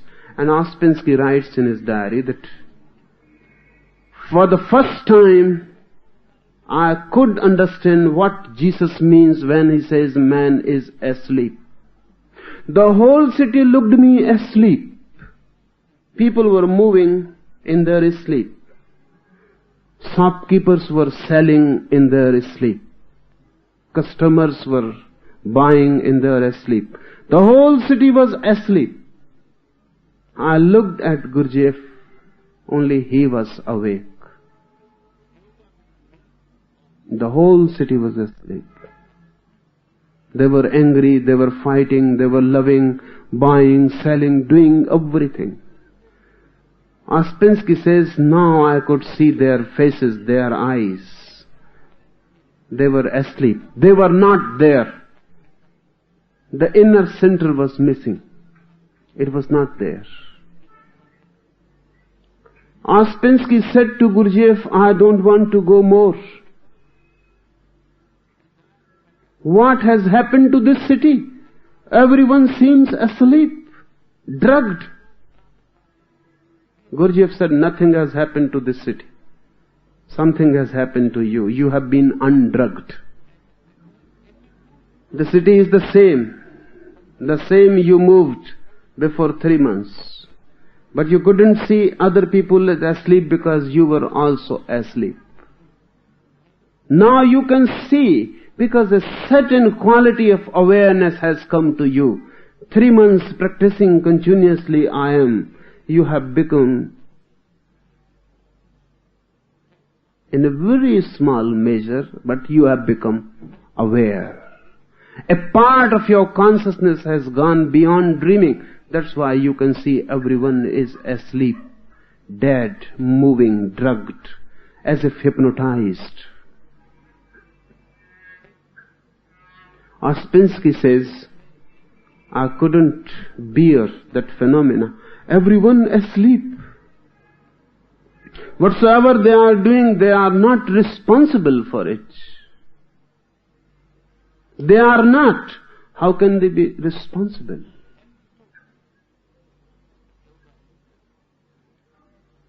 He came back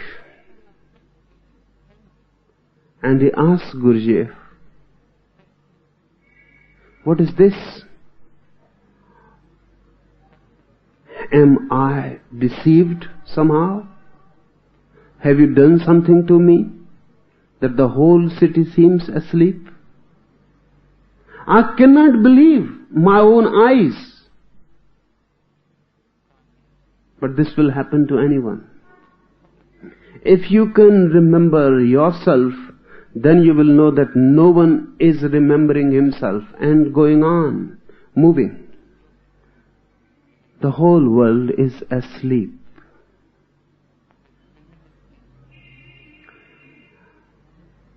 But start. While you are awake, any moment you remember, start, I am. I don't mean that you have to repeat the word I am. The feeling, taking a bath, feel I am. Let there be the touch of that cold shower. And let yourself be there behind, feeling it and remembering I am. Remember, I am not saying verbally you have to repeat I am. You can repeat it. But that repetition will not give you awareness. That repetition may even create more sleep. There are many people who are repeating many things. They go on repeating Ram, Ram, Ram. And if they are just repeating without awareness, then this Ram, Ram, Ram becomes a drug. They can sleep well through it. That's why Mahesh Yogi's so much appeal in the West. Because he is giving mantras to repeat. And in the West, sleep has become one of the most severe problems. Sleep is totally disturbed. Natural sleep has disappeared. Only through tranquilizers, drugs you can sleep. Otherwise, sleep has become impossible.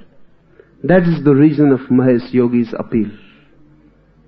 Because if you constantly repeat something, that repetition gives you deep sleep. That's all. So the so-called transcendental meditation is nothing but a psychological tranquilizer. Nothing. Just a tranquilizer. It helps. It is good. For sleep, not for meditation. You can sleep well. A more calm sleep will be there. It is good. But it is not meditation at all.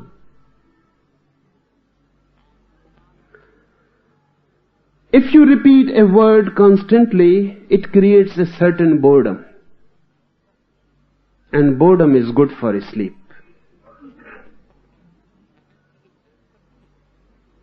So anything monotonous, repetitive can help sleep. The child in the mother's womb sleeps for 9 months continuously. And the reason you may not be knowing. The reason is only the tick-tack of the heart of the mother. Continuous. The beat, heartbeat. It is one of the most monotonous things in the world. Continuously repeating the same beat. So child is drugged. He goes on sleeping.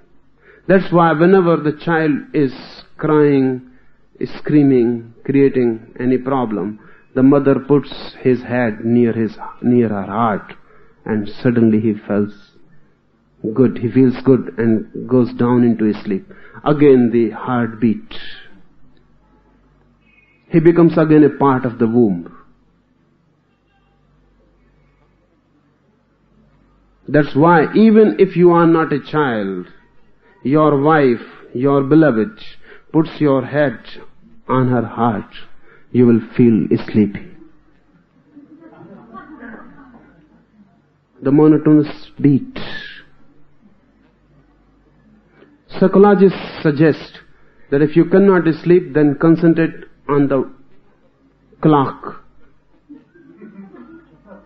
Just concentrate on the clock, tick-tack, tick-tack. It repeats the heartbeat. You can fall asleep.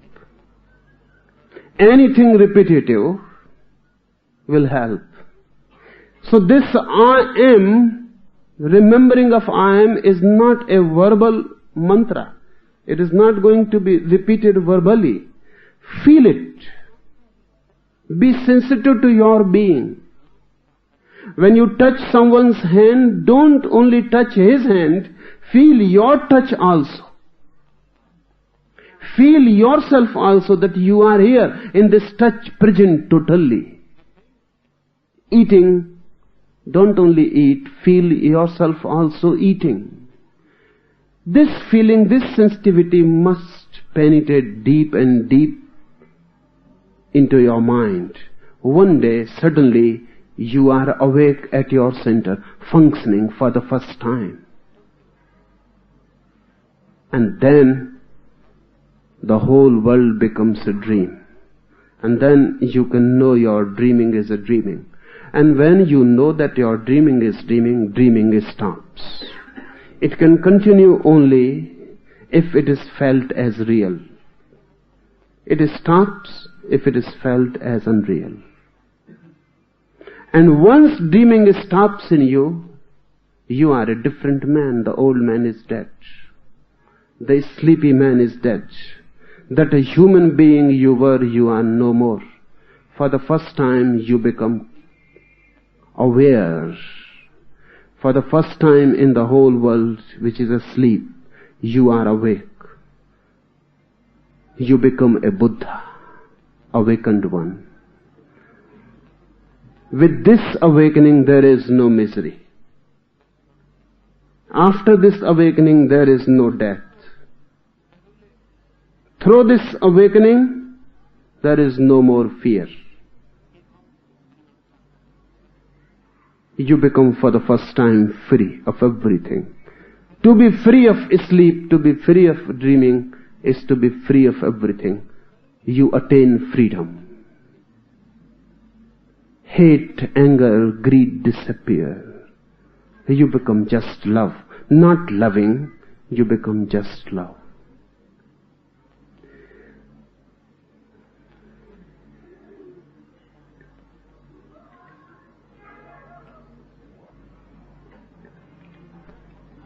One question more, and it is related to the first.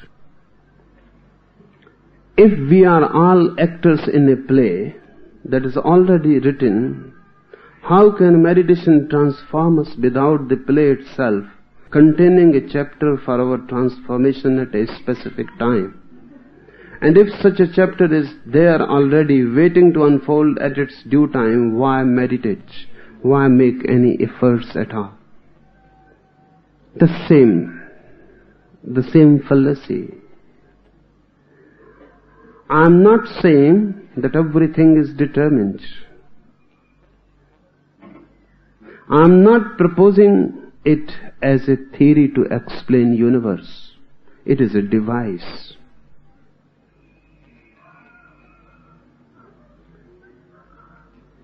India has always been working with this device. Fate. It is not meant thereby that everything is predetermined. It is not meant at all.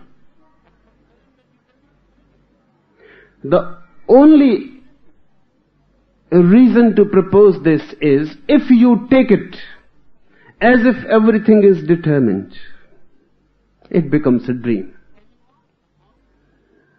If you take it, if you believe it this way that everything is predetermined, you are going to die on a particular date. It is not determined. It is not fixed. No one is so much interested in you. And the universe is completely unaware of you when you are going to die. It is so useless a thing. Your death is irrelevant to the universe. Don't think yourself so much important that the whole universe is determining your day of death, time, minute, moment. No.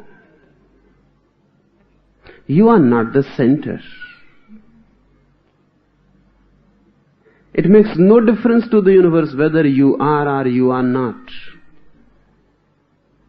But this fallacy goes on working in our mind. It is created in childhood and it becomes unconscious. A child is born. He cannot give anything to the world, but he has to take many things. He cannot reply. He cannot give back anything. He is so impotent, just helpless. He will need food, he will need love, he will need shelter, he will need warmth. Everything is to be supplied. A child is born absolutely helpless, particularly man's child. No animal is so helpless. That's why no animal could create family. There is no need. But man's child is so helpless, absolutely helpless. He cannot exist without there being a mother to protect, a father, a family, a society. He cannot exist. He will die immediately. He is so dependent. He will need love. He will need food. He will need everything. And he will demand everything. And the mother will supply. The father will supply. The family will supply. The child begins to think that he is the center of the whole world. Everything is to be supplied to him. He has but to demand enough. No other effort is needed. So the child begins to think himself the center, and everything just goes on around him, for him. The whole existence seems to be created for him. The whole existence was waiting for him to come and demand, and everything will be fulfilled. This is a necessity, that his demand should be fulfilled, otherwise he will die. But this necessity becomes very dangerous. He grows with this attitude that I am the center. By and by, the more he will demand, because a child's demands are very simple, they can be supplied. As he will grow, his demands will become more and more complex. Sometimes it will not be possible to supply, to fulfill. Sometimes it may be absolutely impossible. He may demand the moon or anything. The more he will grow, the more demands will become complex, impossible. Then frustration sets in. And then the child begins to think that now he is being deceived. And he has taken it for granted that he was the center of the world. Now problems will be there.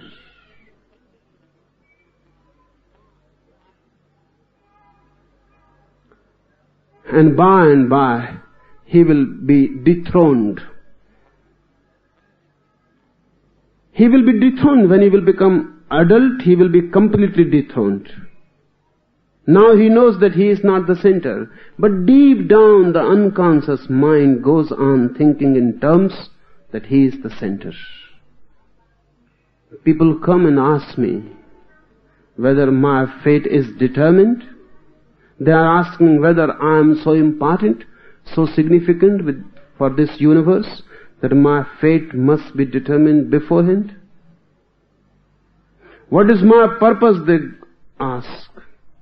Why I was created. This childhood nonsense that you are the center create these questions. For what purpose I am created? You are not created for any purpose. And it is good that you are not created for any purpose. Otherwise you will be a machine. A machine is created for some purpose. Man is not created by some purpose, for something. No. Man is just the out overflowing creation. Everything is, flowers are there, and the stars are there, and you are here. Everything is just a overflowing, a joy, a celebration of existence with no purpose. But this theory of fate, predetermination, that creates problems, because we take it as a theory. We think that everything is determined. Nothing is determined. But this technique uses it as a device. When we say everything is determined, this is not said to you as a theory. The purpose is this, that if you take life as a drama, predetermined, then it becomes a dream. For example, if I know that this day, this night, I was going to talk to you, and it is predetermined what words I should speak on that day. And if it is so fixed that nothing can be changed, I cannot utter a single new word, suddenly I am not related at all with the whole process. Because then I am not the source of action. If everything is determined, and if every word is to be spoken by the universe itself, or the divine, or whatsoever name we choose, I am no more the source of it. I can become one observer, simple observer. If you take life as predetermined, then you can observe it. You are not involved. If you are a failure, it was predetermined. If you are a success, it was predetermined. If both are predetermined, both become equivalent, synonymous. Then one is a Raman, one is a Ram. Everything is predetermined. So Raman need not feel guilty. Ram need not feel superior. Everything is predetermined, so you are just actors. Just on a stage, playing a role. To give you this feeling that you are playing a role, a predetermined pattern you are fulfilling. To give you this feeling so that you can transcend it. This is the device.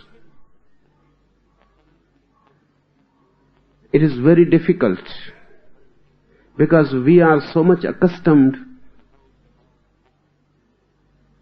thinking fate as a theory, not only as a theory but as a law, that we cannot understand this attitude of taking these laws and theories as devices. I will explain you. One example will be helpful. I was in a city. One man came. He was a Mohammedan, but I didn't know. I was not aware. And he was so dressed that he looked like a Hindu. Not only looked, but as he talked with me, he was of the Hindu type. He was not a Mohammedan type. He asked me one question. He said, Mohammedans, Christians, they say, that there is only one life. Hindus, Buddhists, Jainas, they say there are many lives, a long sequence of lives. Unless one is liberated, one goes on and on, being reborn again and again. So what do you say? If Jesus was an enlightened man, he must have known, or Muhammad, or Moses, they must have known, if they were enlightened men, that there are many lives, not one. Or if you say they are right, then what about Mahavir, Krishna, Buddha, Sankara? They all cannot be enlightened. One thing is certain. If Christianity is right, then Buddha is wrong, then Krishna is wrong, then Mahavir is wrong. And if Mahavir and Krishna and Buddha are right, then Muhammad, Jesus, Moses are wrong. So tell me, I am very much puzzled. I am in a mess, confused. And both cannot be right. How both can be right? Either there are many lives or there is one. How both can be right? He was a very intelligent man. He has studied many things. And he said, so you cannot just escape that both are right. Both cannot be right. It is logically so. Both cannot be right. But I said, they need not be. Your approach is absolutely wrong. Both are devices. Neither is right, neither is wrong. Both are devices. It became impossible for him to understand what I mean by device. Muhammad, Jesus and Moses,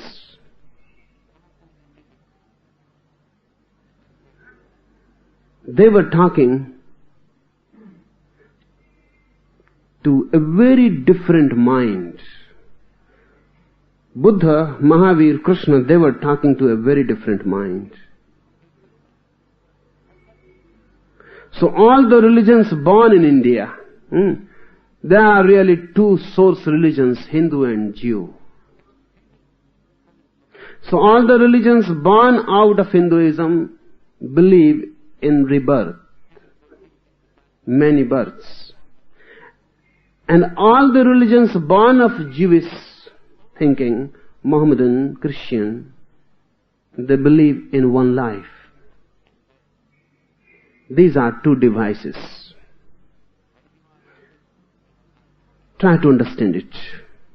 Because our minds are fixed, taking things as theories, not as devices. So many times people come to me, they say, one day you said this is right, and another day you said this is right, and both cannot be right. Of course, both cannot be right, but no one is saying that both are right. I am not concerned at all which is right and which is wrong. I am only concerned which device works. In India, they use this device of many lives. Why? There are many points. All the religions born in the West, particularly out of Jewish thinking, they were religions of poor people, uneducated. Were their prophets. Jesus was not educated, Muhammad was not educated, Moses was not.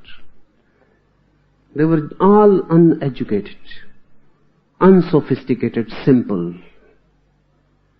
And they were talking with masses who were not sophisticated at all. And they were poor. They were not rich.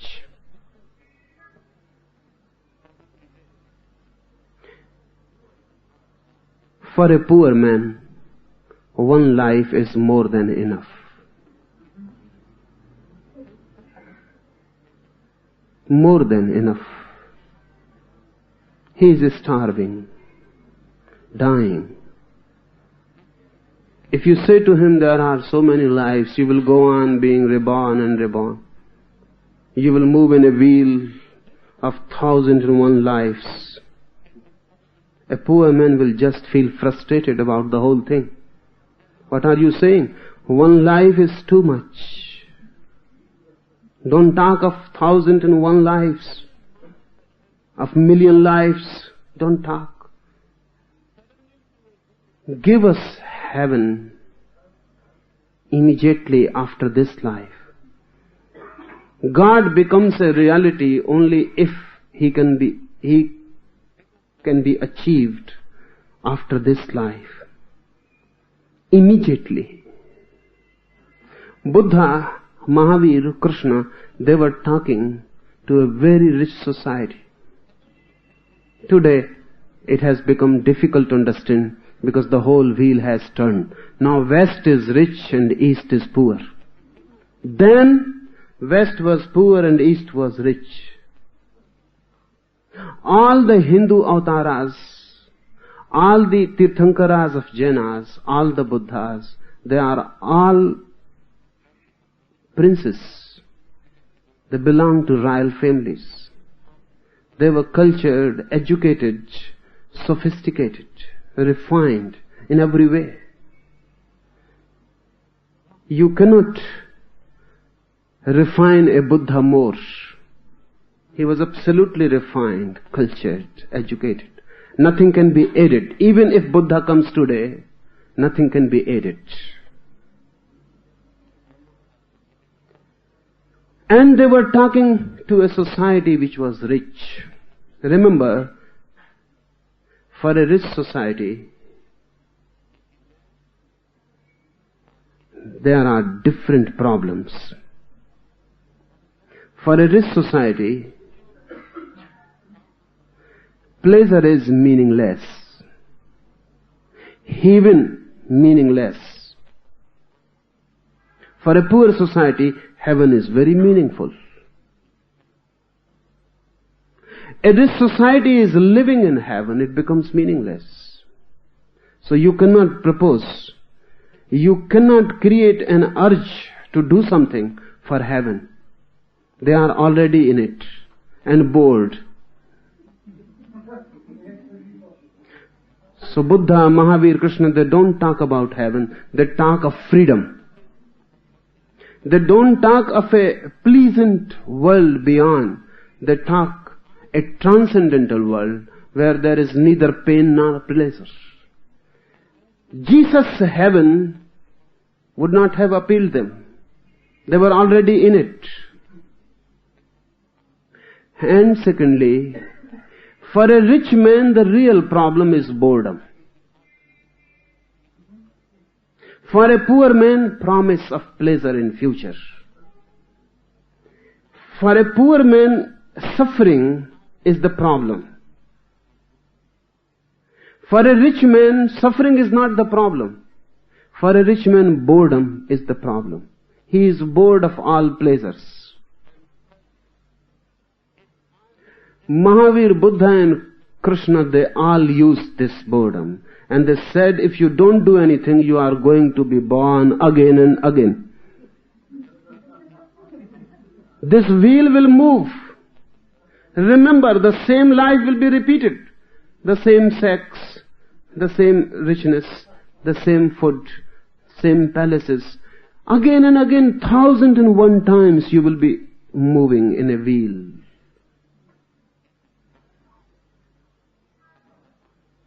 A rich man who has known all pleasures, this is not a good prospect of repetition. Repetition is the problem. That is the suffering for him. He wants something new. And Mahavir and Buddha say, nothing new. This world is old. Nothing is new under the heaven. Everything is just old. And you have tasted all these things before. And you will go on tasting them. You are in a wheel moving. Go beyond it. Take a jump out of the wheel. For a rich man, if you create a device which intensifies his feeling of boredom, only then he can move towards meditation. For a poor man, if you talk about boredom, you are talking meaningless thing. A poor man is never bored. Never. Only a rich man is bored. A poor man is never bored. He is always thinking of future. Something is going to happen and everything will be okay. He needs a promise. But if the promise is very long, it becomes meaningless. It must be immediate. So Jesus is reported to have said that in my life, in your life, you will see the kingdom of God. That statement has haunted whole Christianity for 20 centuries. Because Jesus said, in your life, immediately you are going to see the kingdom of God. And the kingdom of God has not come even yet. So what did he mean? And he said the world is going to end soon. Don't waste time. Time is short. Jesus says time is very short. There is nothing to waste it. Immediately the world is going to end and you will have to reply. So repent. Jesus created a feeling of immediacy through the concept of one word. He knew. Buddha and Mahavir also knew. But whatsoever they knew is not told. Whatsoever they devised is known. This was a device to create immediacy, urgency. So you begin to act. India was an old country, rich. There was no question of urgency in future promise. There was only one way possible to create urgency if you can create more boredom. If a man feels that he is going to be born again and again, again and again, infinitely, ad infinitum, he immediately comes and asks, how to be freed from this wheel? This is too much. Now I cannot continue it anymore, because whatsoever can be known, I have known. If this is to be repeated, it is a nightmare. I don't want to repeat it. Something new. So Buddha and Mahavir said there is nothing new under the sky. Everything is old and a repetition. And you have repeated it for many, many lives, and you will go on repeating for many, many lives. Beware of the repetition. Beware of the boredom and take a jump. The device is different, but the purpose is the same. Take the jump. Move. Transform yourself, whatsoever you are. Transform yourself from it. If we take religious statements as devices, then there is no contradiction. Then Jesus and Krishna and Muhammad and Mahavir, they mean the same thing. They create different routes for different people, different techniques for different minds, different appeals for different attitudes. But those are not principles to be fought over and argued. They are the devices to be used and transcended and thrown. This much for today.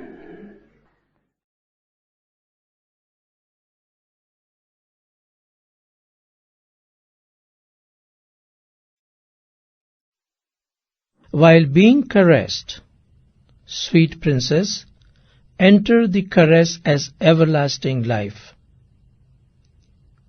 Stop the doors of the senses when feeling the creeping of an ant.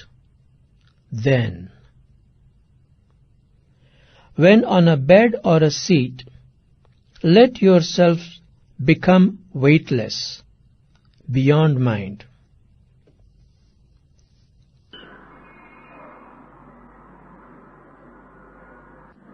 man has a center but lives off the center. That creates inner tension, constant turmoil, anguish. You are not where you should be.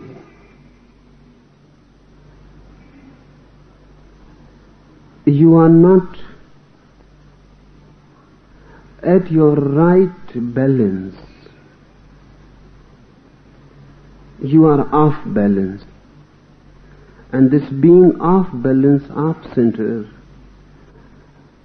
is the base of all mental tensions. If it becomes too much, you go mad. A madman means one who has gone out of himself completely.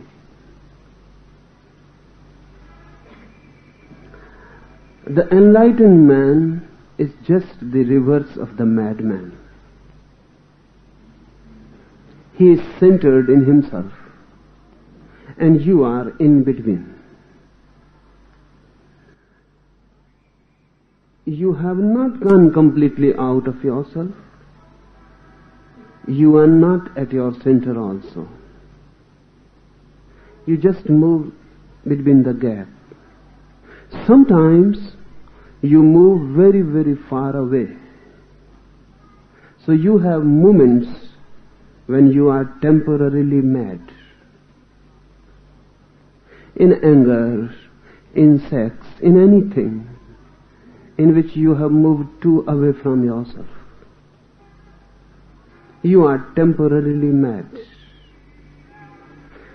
Then there is no difference between you and a madman. The difference is only he is permanently there, you are temporarily there. You will come back. When you are in anger, it is madness, but not permanent. Qualitatively, there is no difference. Quantitatively, there is difference. But the quality is the same. So sometimes you touch madness, and sometimes when you are relaxed, totally at ease, you touch your center also. Those are the blissful moments. They happen. Then you are just like a Buddha or like a Krishna, but only temporarily, momentarily. You will not be there. Really, the moment you realize that you are blissful, you have moved. It is so momentary that even the time that you take in recognition, it is finished. We go on moving between these two. But this movement is dangerous. This movement is dangerous because then you cannot create a self-image, a fixed self-image. You don't know who you are. If you constantly move from madness to being centered in yourself, if this movement is constant, you cannot have a solid image of yourself. You will have a liquid image. Then you don't know who you are. It is very difficult. That's why even we become afraid of touching these moments. We try to fix ourselves somewhere in between. That's what we mean by a normal human being. He never touches madness in anger. He never touches that total freedom, ecstasy also. He never moves from his solid image. Normal man is really a dead man between these 2 points. That's why All those who are exceptional, great artists, painters, poets, they are not normal. They are very liquid. Sometimes they touch the center. Sometimes they go mad. They move fast between these two. Of course, their anguish is great. Their tension is much. They have to live between two worlds constantly, changing themselves. That's why they feel that they have no identity. They feel, in the words of Colin Wilson, that they are outsiders. In your world of normalcy, they are outsiders. So, this will be helpful to define these four types. One, the normal man, who has a fixed, solid identity, who knows who he is, a doctor, engineer, a professor, a saint, who knows who he is, and never moves from there, constantly clings to the identity, to the image. Second, those who have liquid images, poets, artists, painters, singers. They don't know who they are. Sometimes they become just normal. Sometimes they go mad. Sometimes they touch the ecstasy a Buddha touches. Thirdly, those who are permanently mad.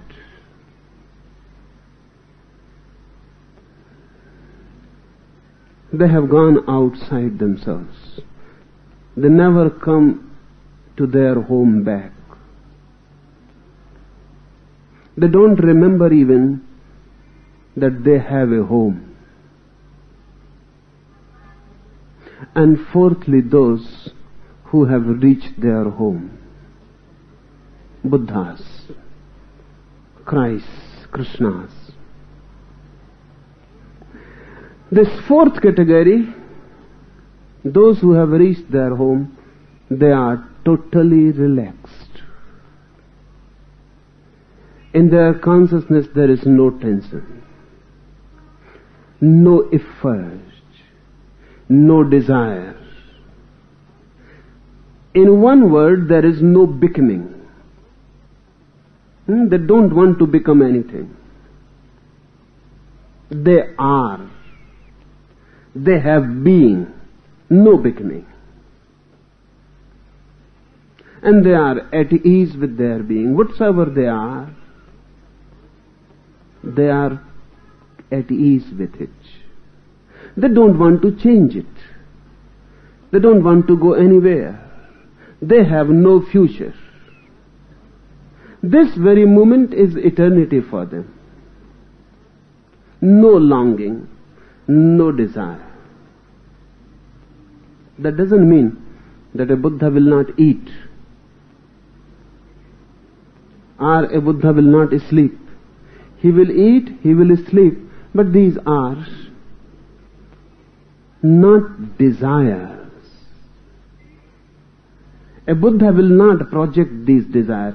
He will not eat tomorrow. He will eat today. Remember this. You go on eating in tomorrows. You go on eating in the future. You go on eating in the past, in the yesterdays. And it rarely happens that you eat today. While you are eating today, your mind will be moving somewhere else. And while you will be trying to go into sleep, you will start eating tomorrow.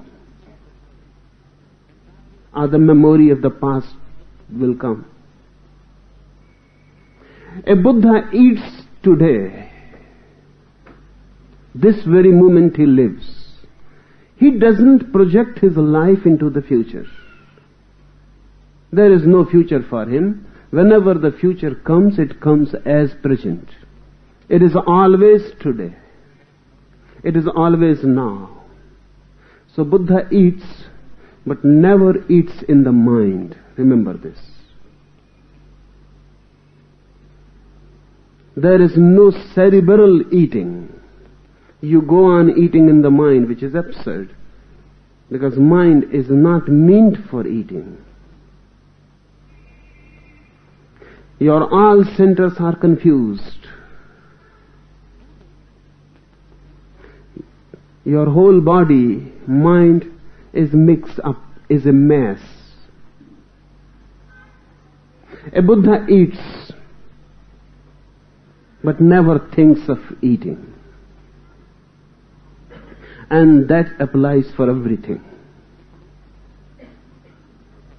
So a Buddha is as ordinary as you while he is eating.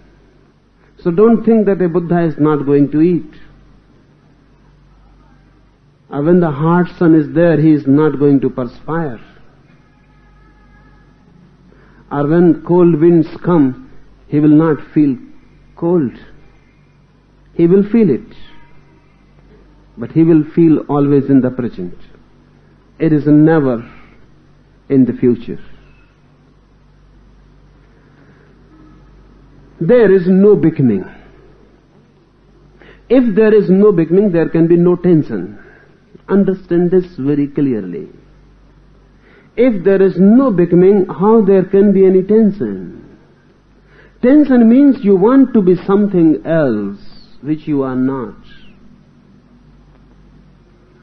You are A and you want to be B. You are poor and you want to be a rich man. You are ugly and you want to be beautiful. Or you are stupid and you want to be a wise man. Whatsoever the wanting, whatsoever the desire, the form is always this. A wants to become B.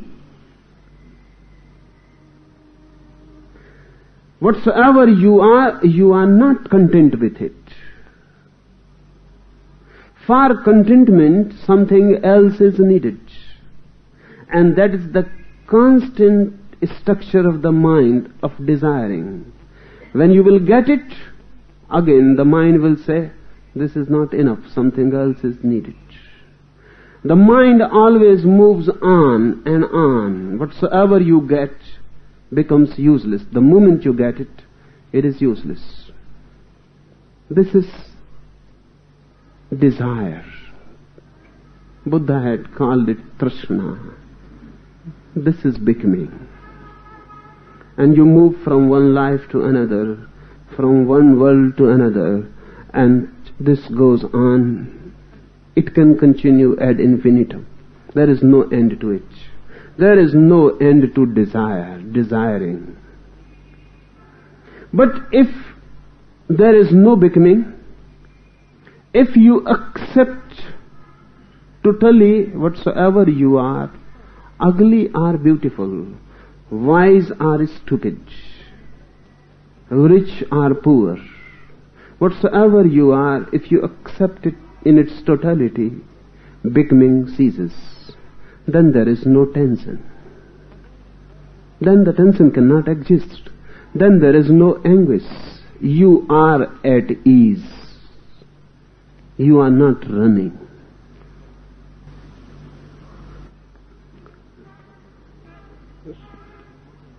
This non-becoming mind is the centered mind in oneself. Quite on the opposite pole is the madman. He has no being. He is only becoming. He has forgotten what he is.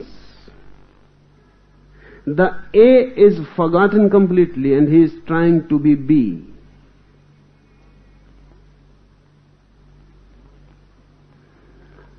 He no more knows who he is. He only knows his desired goal. He doesn't live here and now. He lives somewhere else. That's why he looks crazy to us, mad. Because you live in this world and he lives in the world of his dreams. He is not part of your world. He is living somewhere else. He has completely forgotten his reality here and now. And with him, he has forgotten the world around him which is real. He lives in an unreal world. For him, that is the only reality. A Buddha lives this very moment in the being, and the madman, just the opposite, lives never in here and now, in the being, but always in becoming, somewhere on the horizon. These are the two polar opposites. So remember, madman is not against you. He is against Buddha. And also remember, Buddha is not against you. He is against the madman. You are in between, both mixed. You have madnesses, you have moments of enlightenment, but both are mixed. Sometimes suddenly it happens if you are relaxed. There are moments when you are relaxed. You are in love. For a few moments, for a single moment, your lover, your beloved is with you. It has been a long desire, a long effort, and at last, your beloved is with you. For a moment, mind goes off. This has been a long effort to be with the beloved. The mind has been hankering and hankering and hankering. And the mind has always been thinking about the beloved. Now the beloved is there. Suddenly, the mind cannot think. The old process cannot be continued. You were asking for the beloved, now the beloved is there. So the mind simply stops. In that moment, when the beloved is there is no desire. You are relaxed. Suddenly you are thrown to yourself. Unless a lover can throw you to yourself, it is not love. Unless in the presence of the beloved you become yourself, it is not love. Unless in the presence of the lover or the beloved, mind ceases completely to function, it is not love.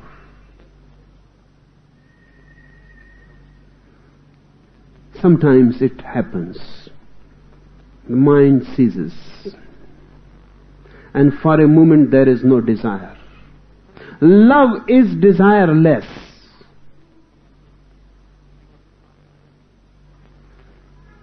Try to understand this. You may desire love, but love is desireless. When love happens, there is no desire. Mind is quiet, calm, relaxed. No more becoming. Nowhere to go. But this happens only for few moments. If at all it happens. If you have really loved someone, then it will happen for few moments. It is a shock. The mind cannot function because the whole function has become useless, absurd. For whom you were longing, he is there, or she is there, and the mind cannot think what to do now. For a few moments, the whole mechanism stops. You are relaxed in yourself. You touch your being, your center, and you feel at the source of well-being. A bliss fills you. A fragrance surrounds you. Suddenly you are not the same man you were. That's why love transforms so much. If you are in love, you cannot hide it. That's impossible. If you are in love, it will be shown from your eyes, from your face, the way you walk, the way you sit, everything will show it, because you are not the same man. That desiring mind is not there. You are like a Buddha, of course, for a few moments.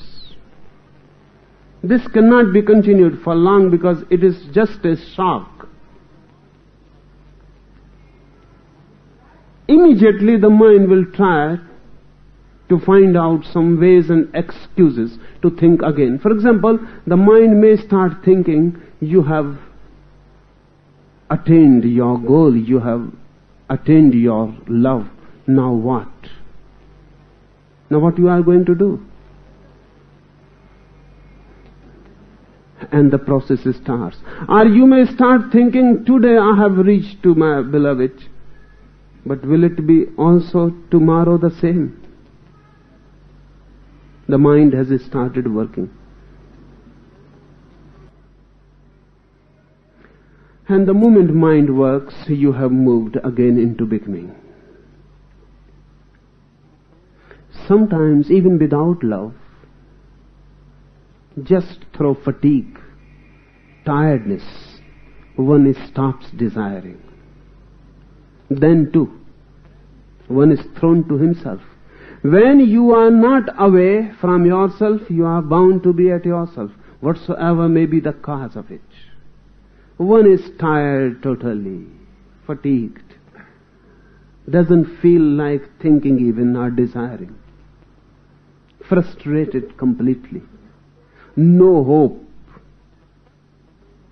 Suddenly, one feels at home. Now he cannot go anywhere. All the doors are closed. Hope has disappeared. With it, desire. With it, becoming. It will not be for long, because your mind has a mechanism. It can go off for a few moments, but suddenly it will come alive again, because you cannot exist hopelessly. You will have to find out some hope. You cannot exist without desire, because you don't know how to exist without desire. You will have to create some desire.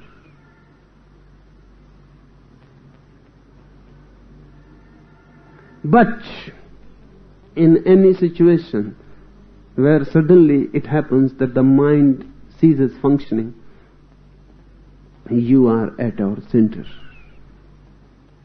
You are on a holiday, in a forest or on a hill station or on a beach, and suddenly your routine mind cannot work. The office is not there, the wife is not there, the husband is not there.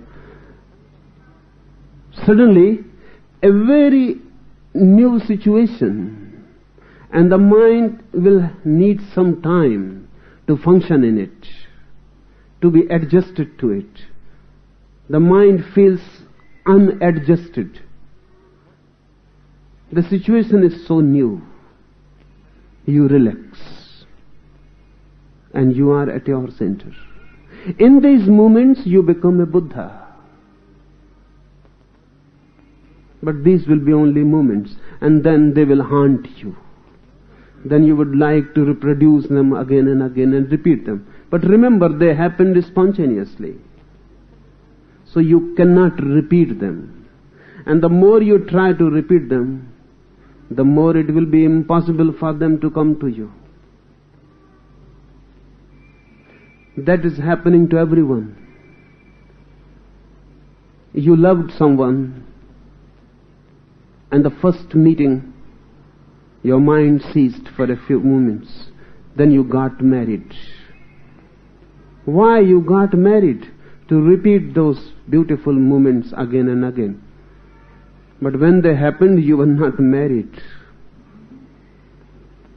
And they cannot happen in marriage. Because the whole situation is different. Two people meeting For the first time, the whole situation is new. Their minds cannot function in it.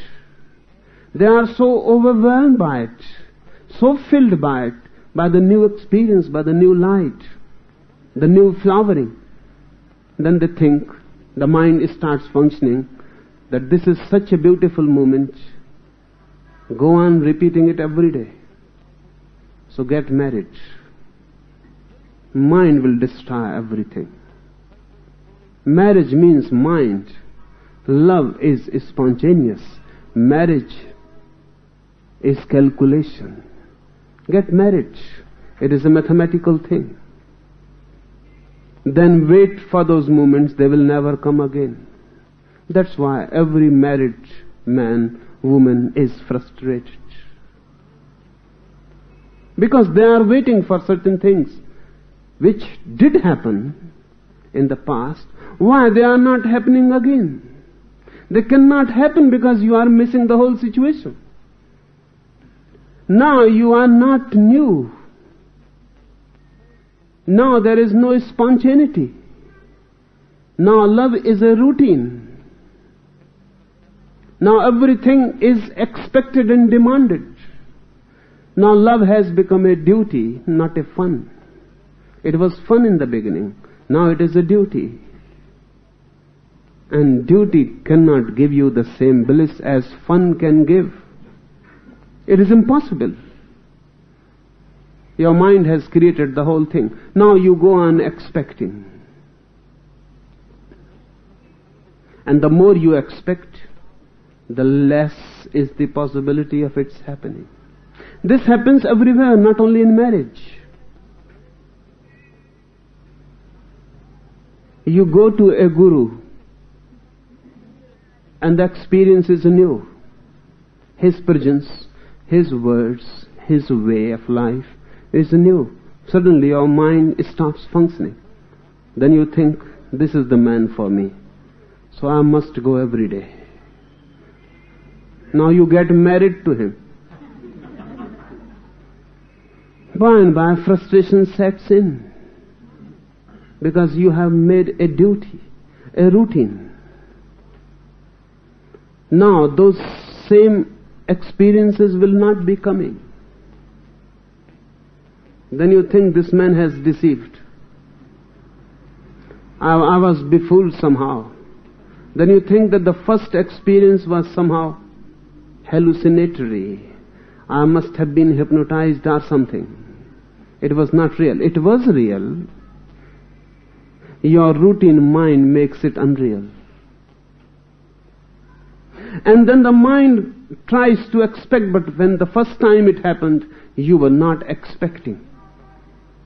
You had come without any expectation. You were just open to receive whatsoever was happening. Now you come every day with expectation, with a closed mind. It cannot happen. It always happens in the open mind. It always happens in a new situation. That doesn't mean that you have to change your situation daily. That only means don't allow your mind to create a pattern. Then your wife will be new every day. Your husband will be new every day. But don't allow the mind to create a pattern of expectations. Don't allow the mind to move in future. Then your guru will be every day new. Your friend will be every day new. Then everything is new in the world except the mind. Mind is the only thing which is old. Always old. The sun is every day new rising. It is not the old sun. The moon is new. The day, the night, the flowers, the trees, everything is new except your mind. Your mind is always old. Remember, always, because mind means the past, the accumulated experience, the projected experience. Mind means the past, and life means the present. Life is always blissful, mind is never. So wherever you allow your mind to come in, misery sets in. So these spontaneous moments will not be repeated again. So what to do? How to be in a relaxed state continuously? These 3 sutras are for this. 3 techniques concerning the feeling of ease, relaxedness. How to remain in the being. How not to move in the becoming. It is difficult, arduous. But these techniques can help. These techniques will throw you upon yourself. First technique. While being caressed, sweet princess, enter the caressing as everlasting life. While being loved, sweet princess, enter the loving as everlasting life. Shiva starts with love. The first technique is concerned with love. Because love is the nearest in your experience in which you are relaxed. If you cannot love, it is impossible for you to relax. If you can relax, your life will become a loving life. A tense man cannot love. Why? A tense man always lives with purpose. He can earn money. He cannot love, because love is purposeless. Love is not a commodity. You cannot accumulate it. You cannot make a bank balance of it. You cannot strengthen your ego out of it. Really, love is the most absurd act with no meaning beyond it, no purpose beyond it. It exists in itself, not for anything else. You earn money for something. It is a means. You make a house, you build a house for something to live in it. It is a means. Love is not a means. Why you love? For what you love? Love is the end in itself. That's why a mind who is calculative, logical, a mind who thinks in terms of purpose cannot love. And a mind who thinks in terms of purpose always will be tense, because purpose can only be fulfilled in the future, never here and now. You built a house, you cannot live in it just now. You will have to build it. You can live in the future, not now. You earn money. The bank balance will be created in the future, not now. Means you will have to use now, and ends will come in the future. Love is always here. There is no future to it. That's why love is so near to meditation. That's why death is also so near to meditation. Because death always is here and now. It can never happen in the future. Can you die in the future? You can die only in the present. No one has ever died in the future. How can you die in the future? Or how can you die in the past? The past has gone, it is no more. so you cannot die in it. The future has yet not come, so how can you die in it? Death always occurs in the present. Death, love, meditation, they all occur in the present. So if you are afraid of death, you cannot love. If you are afraid of love, you cannot meditate. If you are afraid of meditation, your life will be useless. Useless, not in the sense of any purpose. Useless in the sense that you can never feel any bliss in it. Futile.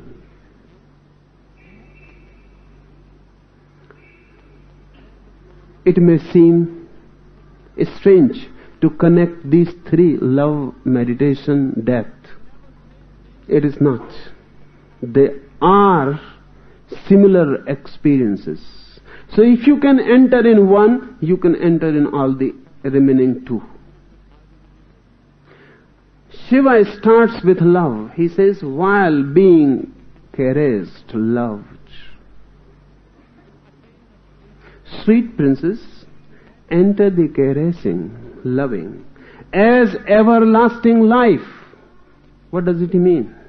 Many things. One, while you are loved,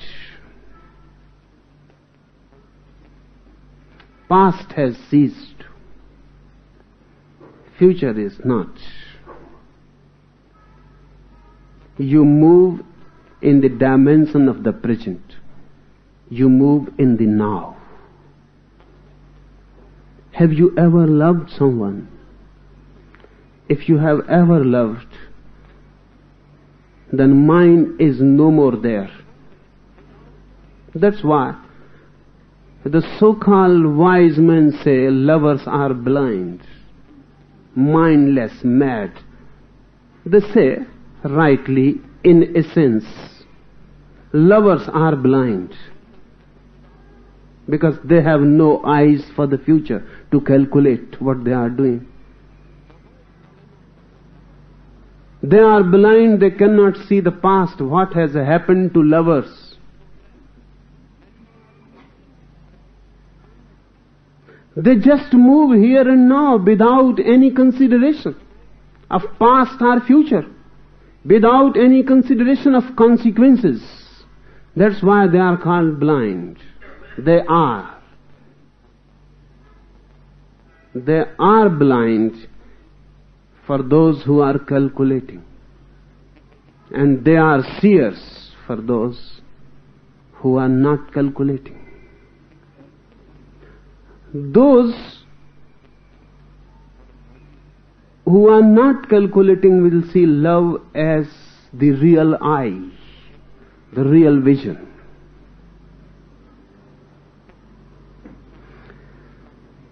So the first thing, in the moment of love, past, future are no more.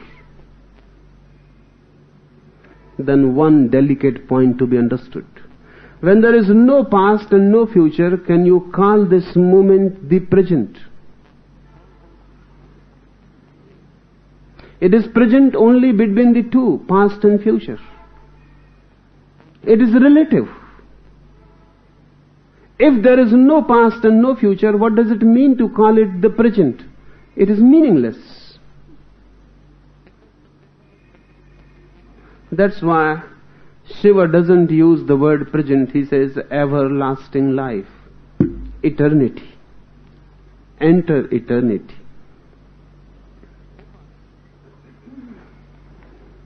Time we divide in three: past, present, future. That division is false. Absolutely false. Time is really past and future. Present is not part of time. Present is part of eternity.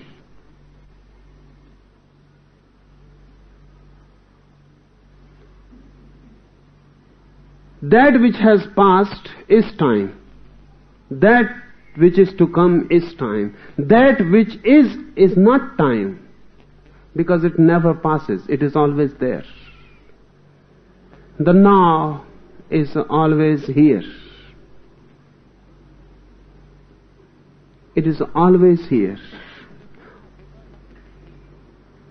This now is eternal. If you move from past, you never move in the present. From past, you always move into future. There comes no moment which is present. From past, you always move into future. From present, you can never move into the future. From present, you go deep and deep in more present and more present. That is everlasting life. We may say this in this way. From past to future is time. Time means you move on the plane, a straight line. Or we may call it is horizontal. The moment you are in the present, the dimension changes. You move vertical. Up or down. Towards the height or towards the depth. But then you never move horizontal. A Buddha, a Shiva, lives in eternity, not in time. Jesus was asked, what will happen in your kingdom of God? The man who asked him was not asking about time. He was asking about what is going to happen to his desires, how they will be fulfilled, whether there be life everlasting or will there be death, will there be any misery, will there be inferior and superior men. He was asking things of this world. What is going to happen in your kingdom of God? And Jesus replied, the reply is like a Zen monk. Jesus says, there shall be time no longer. He may not have understood at all.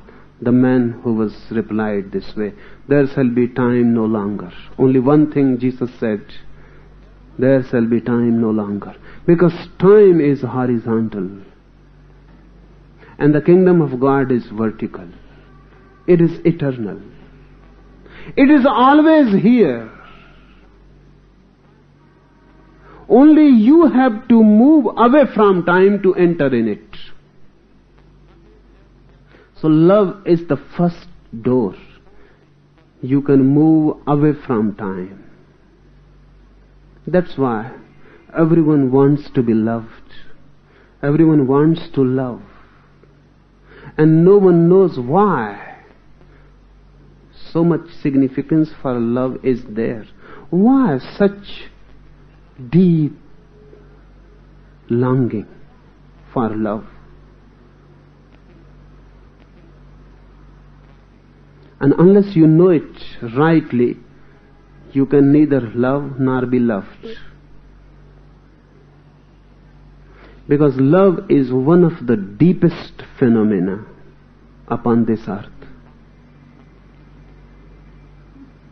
We go on thinking that everyone is capable of love as he is. It is not the case. It is not so. That's why you are frustrated. Love is a different dimension. And if you try to love someone in time, you will be defeated in your effort. In time, love is not possible.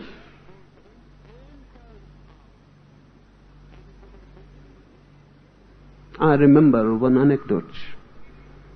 Meera was in love with Krishna. She was a housewife,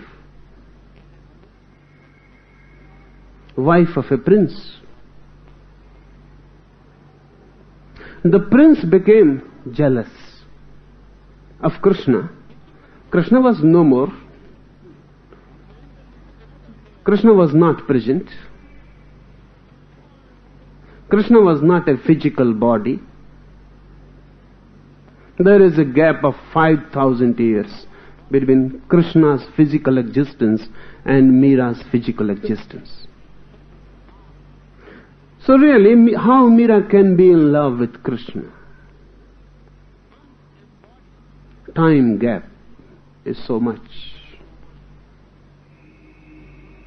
So one day the prince asked Mira, her husband asked her, you go on talking about your love, you go on dancing and singing around Krishna, but where he is, to whom you are so much in love, with whom you are talking continuously. Mira was talking with Krishna.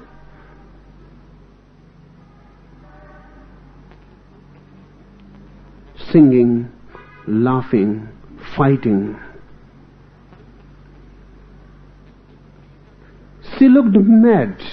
She was in our eyes. So the prince says, have you gone mad? Where is your Krishna? To whom you are loving, with whom you are conversing. And I am here, and you have completely forgotten me. Mira says, Krishna is here, you are not here. Because Krishna is eternal, you are not. He will be always here. He was always here. He is here. You were. You will not be here. You were not here. You were not here. One day you will not be here. So how I can believe that between these two non-existences you are here? How existence is possible between two non-existences?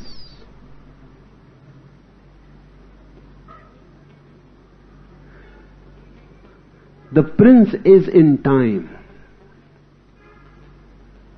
The Krishna is in eternity. So you can be near the prince,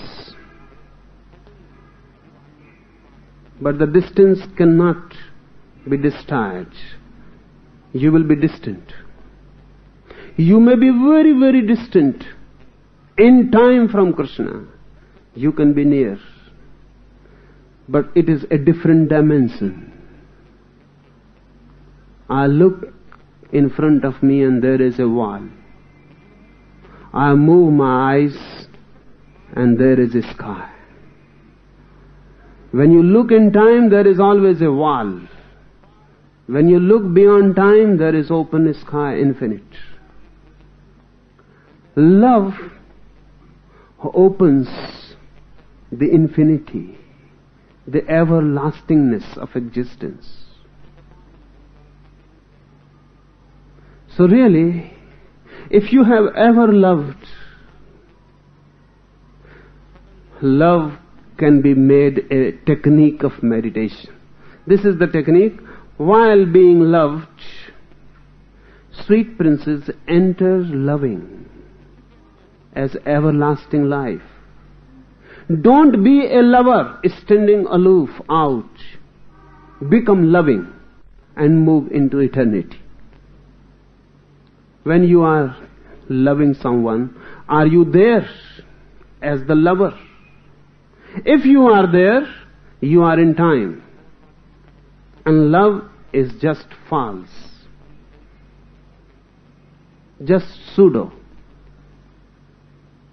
If you are still there and you can say, I am, then you could be physically near, but spiritually you are poles apart. While in love, you must not be. Only love. Only loving. Become loving. Caressing your beloved or your lover. Become the caress. Kissing, don't be the kisser. Or the kissed, be the kiss. Forget the ego completely, dissolve it into the act. Move into the act so deeply that the actor is no more. And if you cannot move in love, it is difficult to move in eating or walking. Very difficult.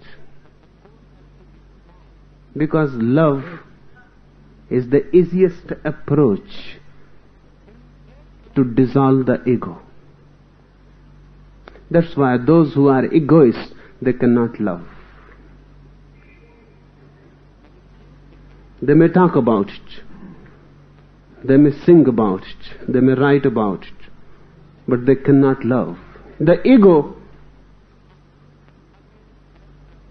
cannot love. Shiva says, become loving.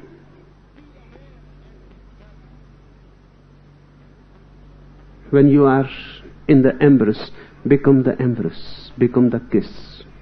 Forget yourself so totally that you can say that I am no more, only love exists. Then the heart is not beating, but love is beating. Then the blood is not circulating, love is circulating. Then eyes are not seeing, love is seeing. Then hands are not moving to touch, love is moving to touch. Become love. And enter everlasting life. Love suddenly changes your dimension. You are thrown out of time and you are facing eternity. Love can become a deep meditation, the deepest possible. And lovers have known sometimes what saints have not known. And lovers have touched that center which many yogis have missed.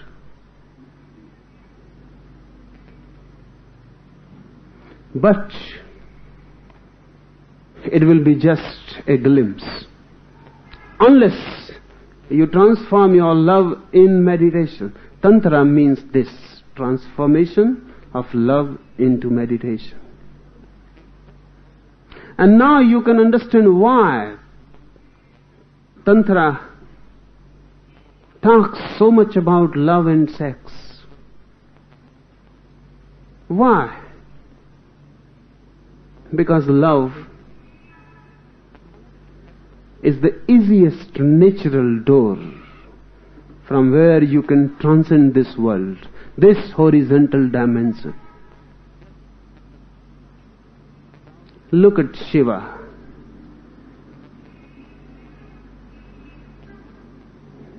With his consort Devi.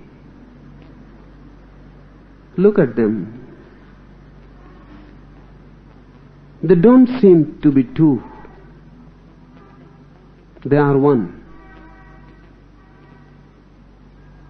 The oneness is so deep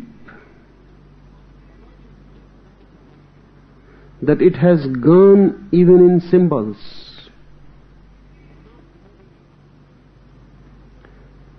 We all have seen Shivalinga. That is a phallic symbol. Shiva's sex organ. But it is not alone. It is based in Devi's vagina.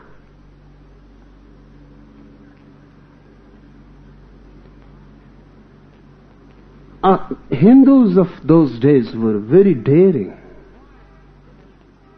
Now, When you see a Shivlinga, you never remember it is a phallic symbol.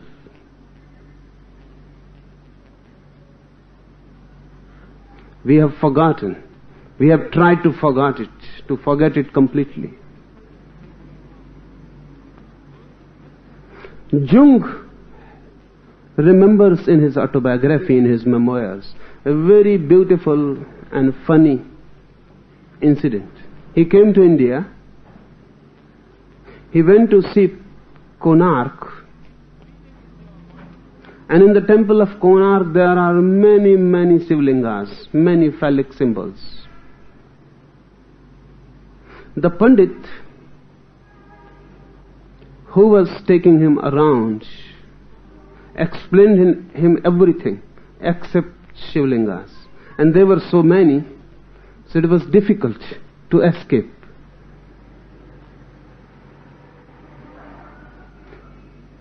Jung was well aware, but just to tease the Pandit, he went on asking, but what are these? So the Pandit in the last said in his ear, in Jung's ear, don't ask me here, I will tell you afterwards. This is a private thing.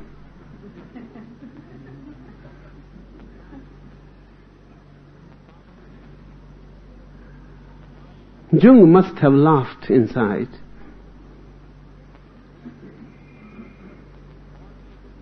These are the Hindus of today. Then outside the temple, the Pandit came near and he said, it was not good of you to ask before others. I will tell you now, it is a secret. And then again in Jung's ear he said, they are our private parts.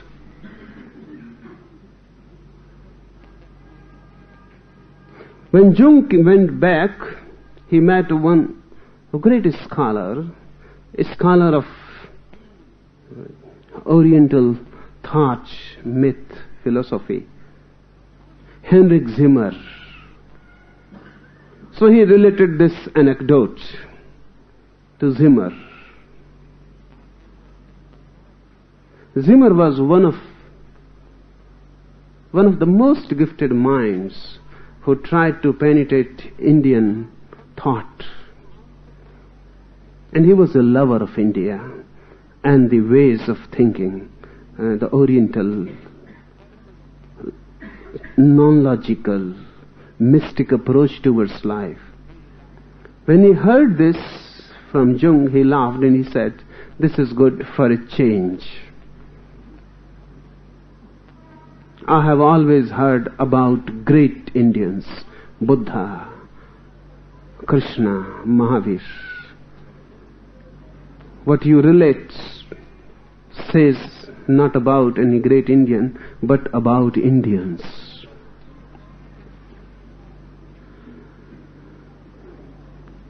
Love for Shiva is the great gate.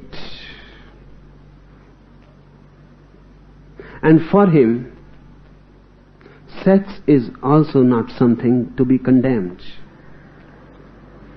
For him, sex is the seed and love is the flowering of it. And if you condemn the seed, you condemn the flowers. Sex can become love. If it never becomes love, then it is crippled. Condemn the crippledness, not the sex. Love must flower. Sex must become love. If it is not becoming, it is not the fault of sex, it is your fault. Sex must not remain sex. That is the Tantra teaching. It must be transformed into love. And love also must not remain love. It must be transformed into light, into meditative experience, into the last ultimate mystic peak. How to transform love? be the act and forget the actor. While loving, be love. Simple love. Then it is not your love or my love or anybody else. It is simple love. When you are not there, then you are in the hands of a ultimate source, current. Then you are in love. It is not you who is in love. Then the love has engulfed you. You have disappeared. You have just become a flowing energy. D.H. Lawrence, one of the most creative minds of this age,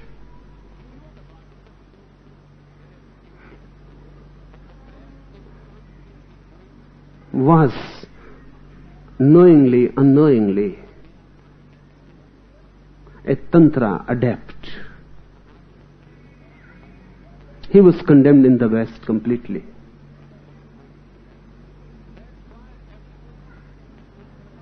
His books were banned.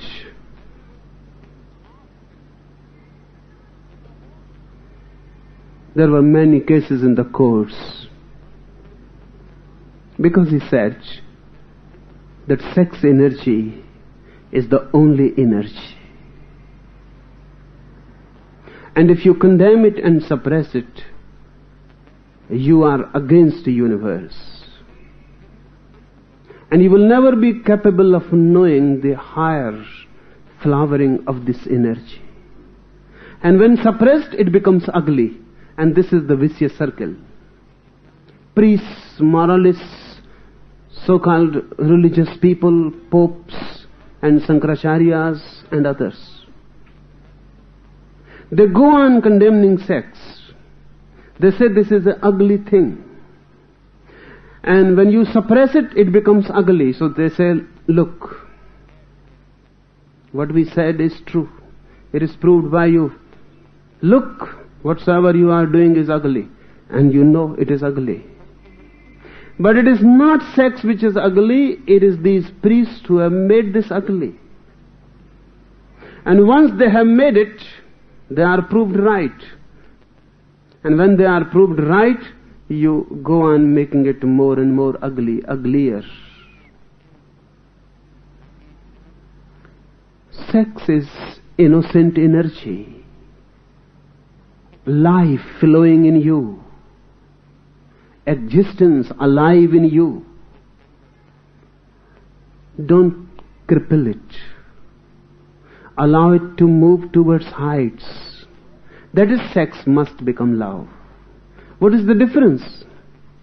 When your mind is sexual, you are exploiting the other. The other is just an instrument to be used and thrown. When sex becomes love, the other is not an instrument. The other is not to be exploited. The other is not really the other. When you love, it is not self-centric. Rather, the other becomes significant, unique. It is not that you are exploiting him. No. On the contrary, you both are joining in a deep experience. You are partners of a deep experience, not the exploiter and the exploited. You are helping each other to move in a different world of love. Sex is exploitation. Love is moving together into a different world. If this moving is not momentary, and if this moving becomes meditative, that is, if you can forget yourself completely, and the lover and the beloved disappear, and there is only love flowing, then Shiva says, Everlasting life is yours. Second technique, stop the doors of the senses when feeling the creeping of an ant. Then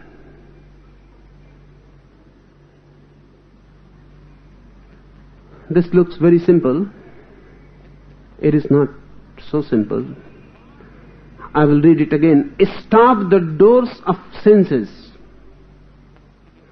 when feeling the creeping of an ant. This is only for example, anything. Stop the doors of the senses when feeling the creeping of an ant, then, and then the thing will happen. What he is saying, you have a thorn into your feet. It is painful. You are suffering.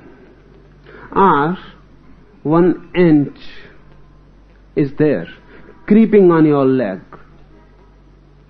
You feel the creeping, and suddenly you want it to be thrown away. Any experience, you have a wound, it is painful. You have headache or anything in the body. Anything will do as an object.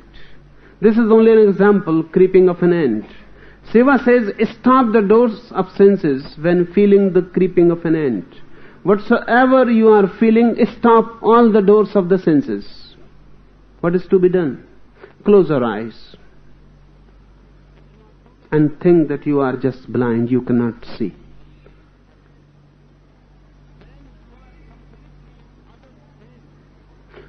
Close your ears and think you cannot hear.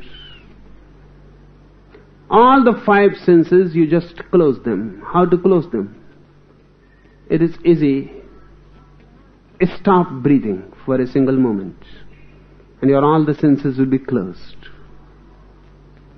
When the breath has stopped and all the senses are closed, where is the creeping? Where is the ant? Suddenly, you are removed far away. One of my friend, old friend, very aged, fall down from the staircase.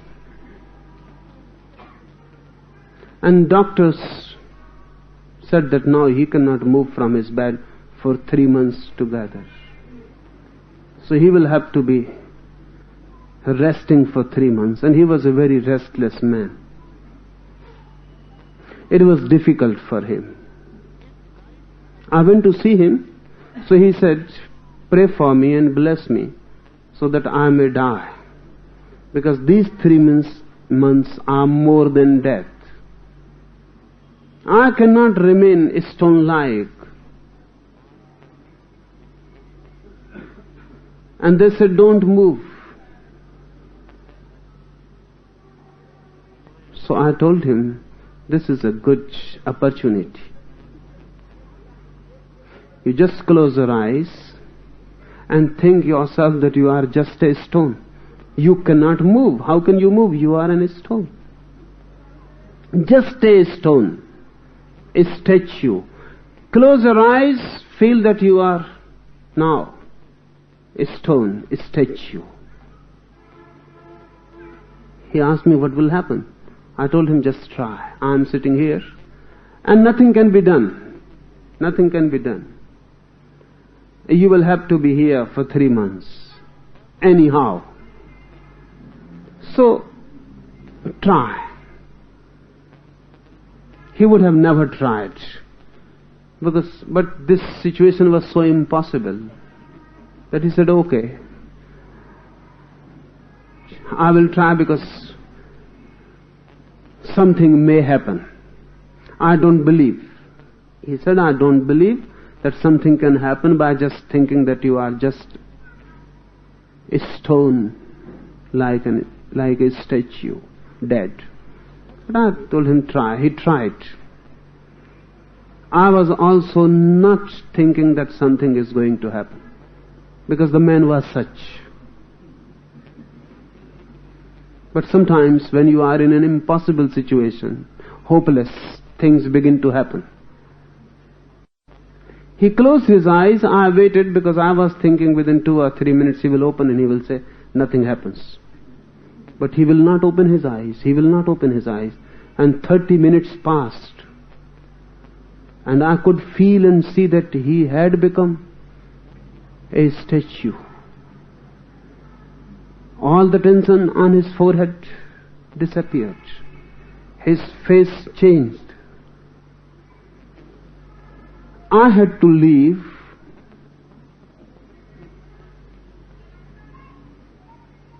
But he will not open his eyes. And he was so silent, as if dead. His breathing calmed down. And because I had to leave, I had to ask him, now I want to go. You please open your eyes and tell me what has happened. He opens his eyes, a different man. And he said, this is a miracle. What have you done to me? I told him, I have not done anything at all. He said, something you must have done, because this is a miracle. When I begin to think that I am just like a stone, a statue, suddenly the feeling came to me. Even if I wanted to move my hands, it was impossible to move. I wanted so many times to open my eyes, but they were of a stone. So I couldn't open them. He said, even I became worried what you will be thinking. It is so long. But what can I do? I couldn't move myself for these 30 minutes. And when every movement ceased, suddenly the world disappeared. I was alone deep down in me. And the pain disappeared. And there was severe pain. He couldn't sleep in the night without tranquilizers. And the pain disappeared. So I asked him how you felt it when the pain was disappearing. He said, first, I began to feel that it is somewhere distant. The pain was there, but very far away, as happening to someone else. And then by and by, as if someone is going away and away and away, and then you cannot see. He disappears. The pain disappeared. For at least 10 minutes, the pain was no more. How a stone body can have pain? This sutra says, stop the doors of senses, become stone-like, closed to the world. When you are close to the world, really, you are close to your own body also. Because your body is not part of you, it is part of the world. When you are close completely to the world, you are close to your own body also. Then, Shiva says, then the thing will happen. So try it with the body. Anything will do. You will not need some ant creeping on you. Otherwise you will think, when the ant will creep, we will meditate. And such helpful ants are difficult to find. So anything. You are lying on your bed, you feel the cold sheets, become dead. Suddenly the sheets will go away, and they will disappear. Your bed will disappear, your bedroom will disappear, the whole world will disappear. You are close, dead stone. like a Leibnizian monad with no window outside moving. You cannot move. And then, when you cannot move, you are thrown back to yourself. You are centered in yourself. Then for the first time you can look from your center. And once you can look from your center, you can never be the same man again.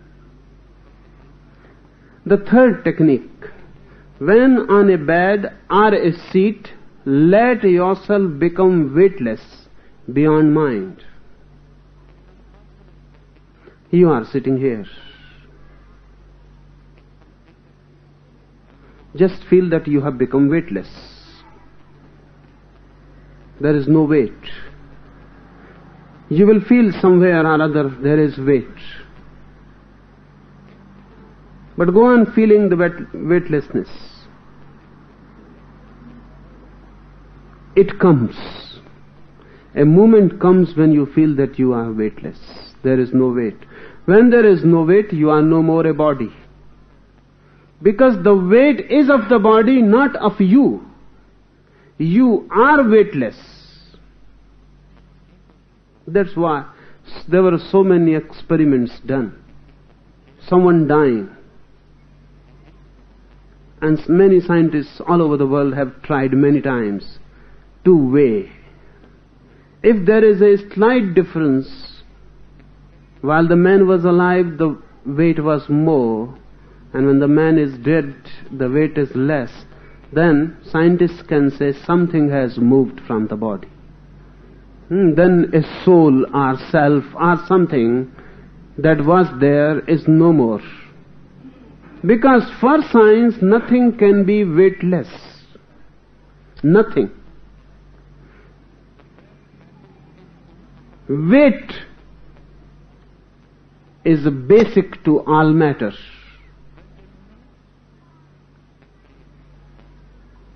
Even sun rays have weight.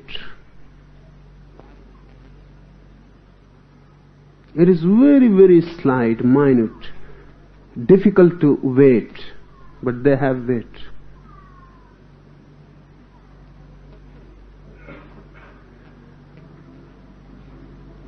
On a 5 square mile ground, if you can collect all the sun rays, they will weigh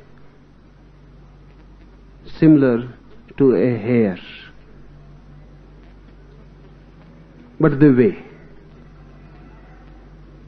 They have weight. Nothing can be weightless for science. And if something can be weightless, then it is immaterial. It cannot be matter.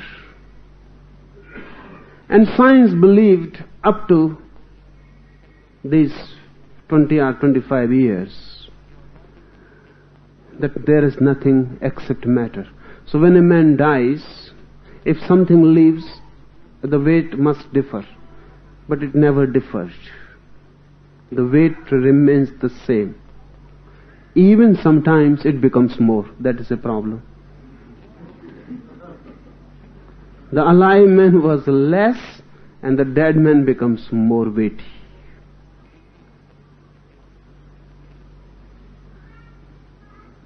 That created new problems. Because they were really trying to find out if some weight is lost, then we can say something has left. But it seems on the contrary, something has come in. What has happened?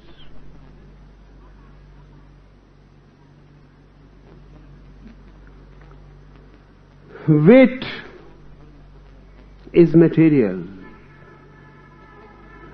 but you are not a weight. You are immaterial. If you try this technique of weightlessness, you just have to conceive that you are weightless, weightless, weightless.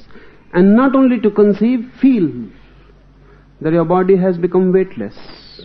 If you go on feeling, a moment comes, suddenly you realize you are weightless. You are already. So you can realize it any time. You have only to create a situation in which you can feel again. that you are weightless. You have to dehypnotize yourself. This is a hypnosis that I am a body, that's why I feel weight. If you can dehypnotize yourself that you are not a body, you will not feel weight. And when you don't feel weight, Shiva says, when on a bed or on a seat, let yourself become weightless beyond mind, then mind has also weight.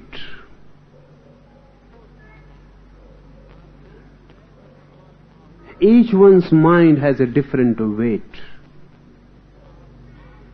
Sometimes there were some proposals that weighted the mind more intelligent.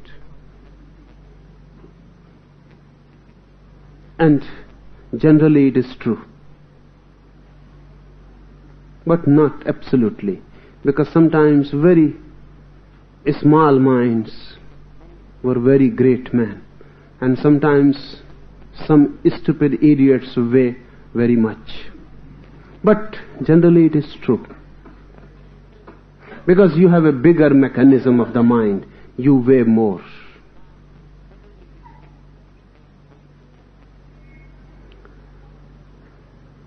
Mind is also a weight. But your consciousness is weightless.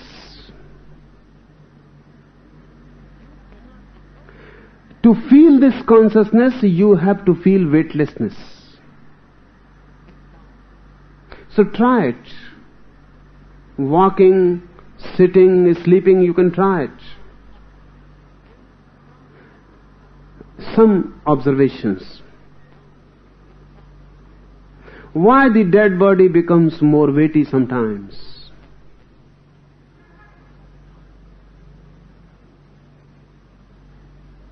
Because the moment your consciousness leaves the body becomes unprotected. And many things can enter it immediately. They were not entering because of you.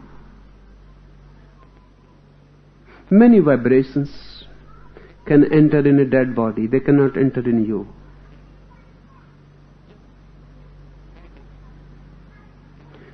You were there, the body was alive, resistant to many things. That's why once you are ill, it begins to be a long sequence. One illness, then another, and then another. Because once you are ill, you become unprotected, vulnerable, non-resistant. Then anything enters. Anything can enter. Your presence protects the body. So sometimes you can gain weight. The moment you leave it, anything can enter in your body. Secondly, when you are happy, you always feel weightless. When you are sad, you always feel more weight. As if something is pulling you down.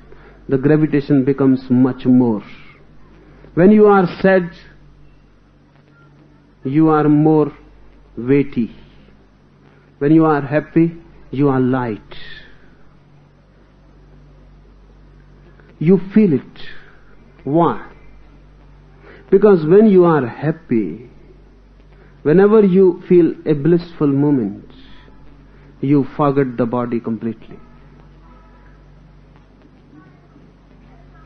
When you are sad, suffering, you cannot forget the body. You feel the weight of it. It pulls you down. Down to the earth, as if you are rooted. You cannot move. You have roots in the earth. In happiness, you are weightless. In sorrow, sadness, you become weighty. In deep meditation, When you forget your body completely, you can levitate. Even the body can go up with you. It happens many times. Scientists have been observing one woman in Bolivia. While meditating, she goes up 4 feet. And now it has been a scientific observation. Many films have been taken, many photographs. Before thousands and thousands of observers, suddenly the woman goes up and the gravitation becomes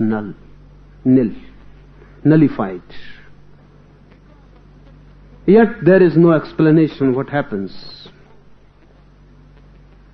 But that same woman cannot go up while not in meditation.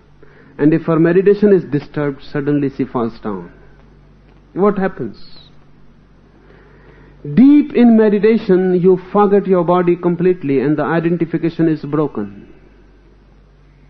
Body is a very small thing, you are very big. You have infinite power. Body has nothing in comparison to you.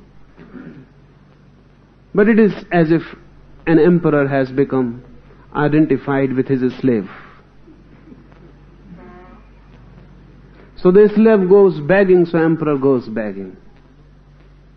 The slave weeps, the emperor weeps. The slave says, I am no one, the emperor says, I am no one. Once the emperor recognizes his own being,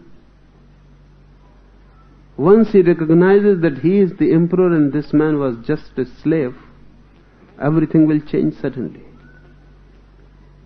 You are infinite power, identified with a very finite body. Once you realize yourself, that weightlessness becomes more than the weight of the body. You can levitate. The body can go. There are many, many stories which cannot be proved scientifically yet, but they will be proved. Because if one woman can go 4 feet, then there is no barrier. Another can go 1,000 feet. Another can go completely into the cosmos. Theoretically, there is no problem, 4 feet or 400 feet or 4,000. There are stories about Ram and about many others who have disappeared completely with their body. Their bodies were never found dead on this earth. Muhammad disappeared completely. Not only with his body, it is said with his horse also.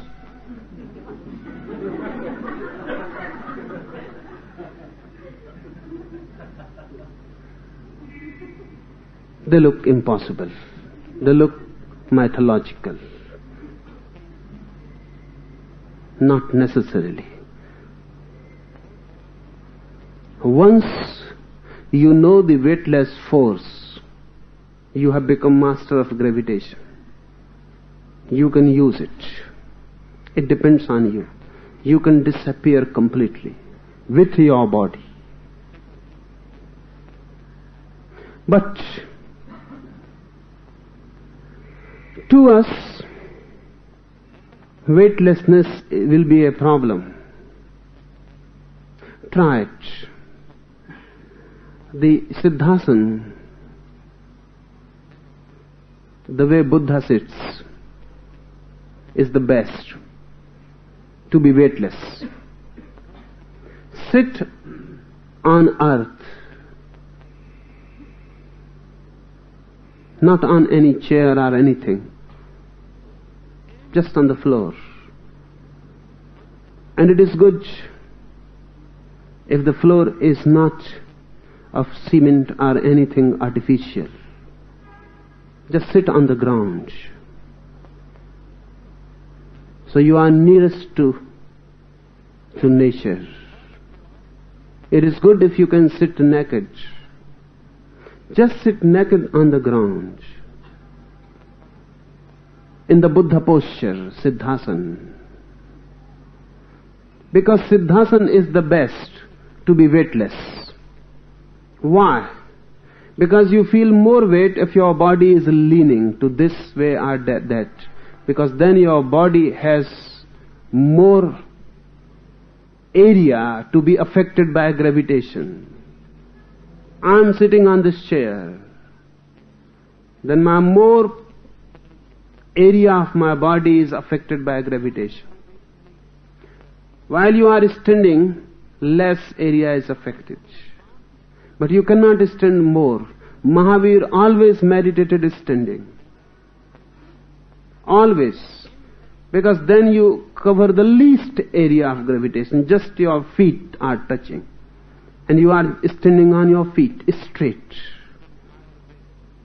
So least gravitation works on you. And gravitation is weight. Sit in a Buddha posture. Locked. Your legs are locked, your hands are locked. They also help, because your inner electricity becomes a circuit. Let your spine be straight. And now you can understand why so much emphasis has been given to a straight spine. Because with a straight spine, less and less area is covered. Gravitation affects you less. With closed eyes, then balance yourself completely. Center yourself. Lean to the right, feel gravitation. Lean to the left, feel gravitation. Lean forward, feel gravitation. Lean backward, feel gravitation. And then find out the center where least gravitation is felt. Least weight is felt. Then remain there. Then forget the body and feel that you are not weight. You are weightless. Then go on feeling this weightlessness. Suddenly you become weightless. Suddenly you are not the body. Suddenly you are in a different world. Bodilessness.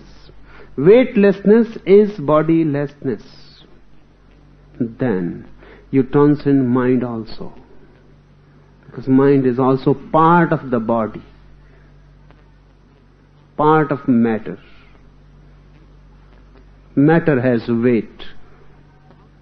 You don't have any weight.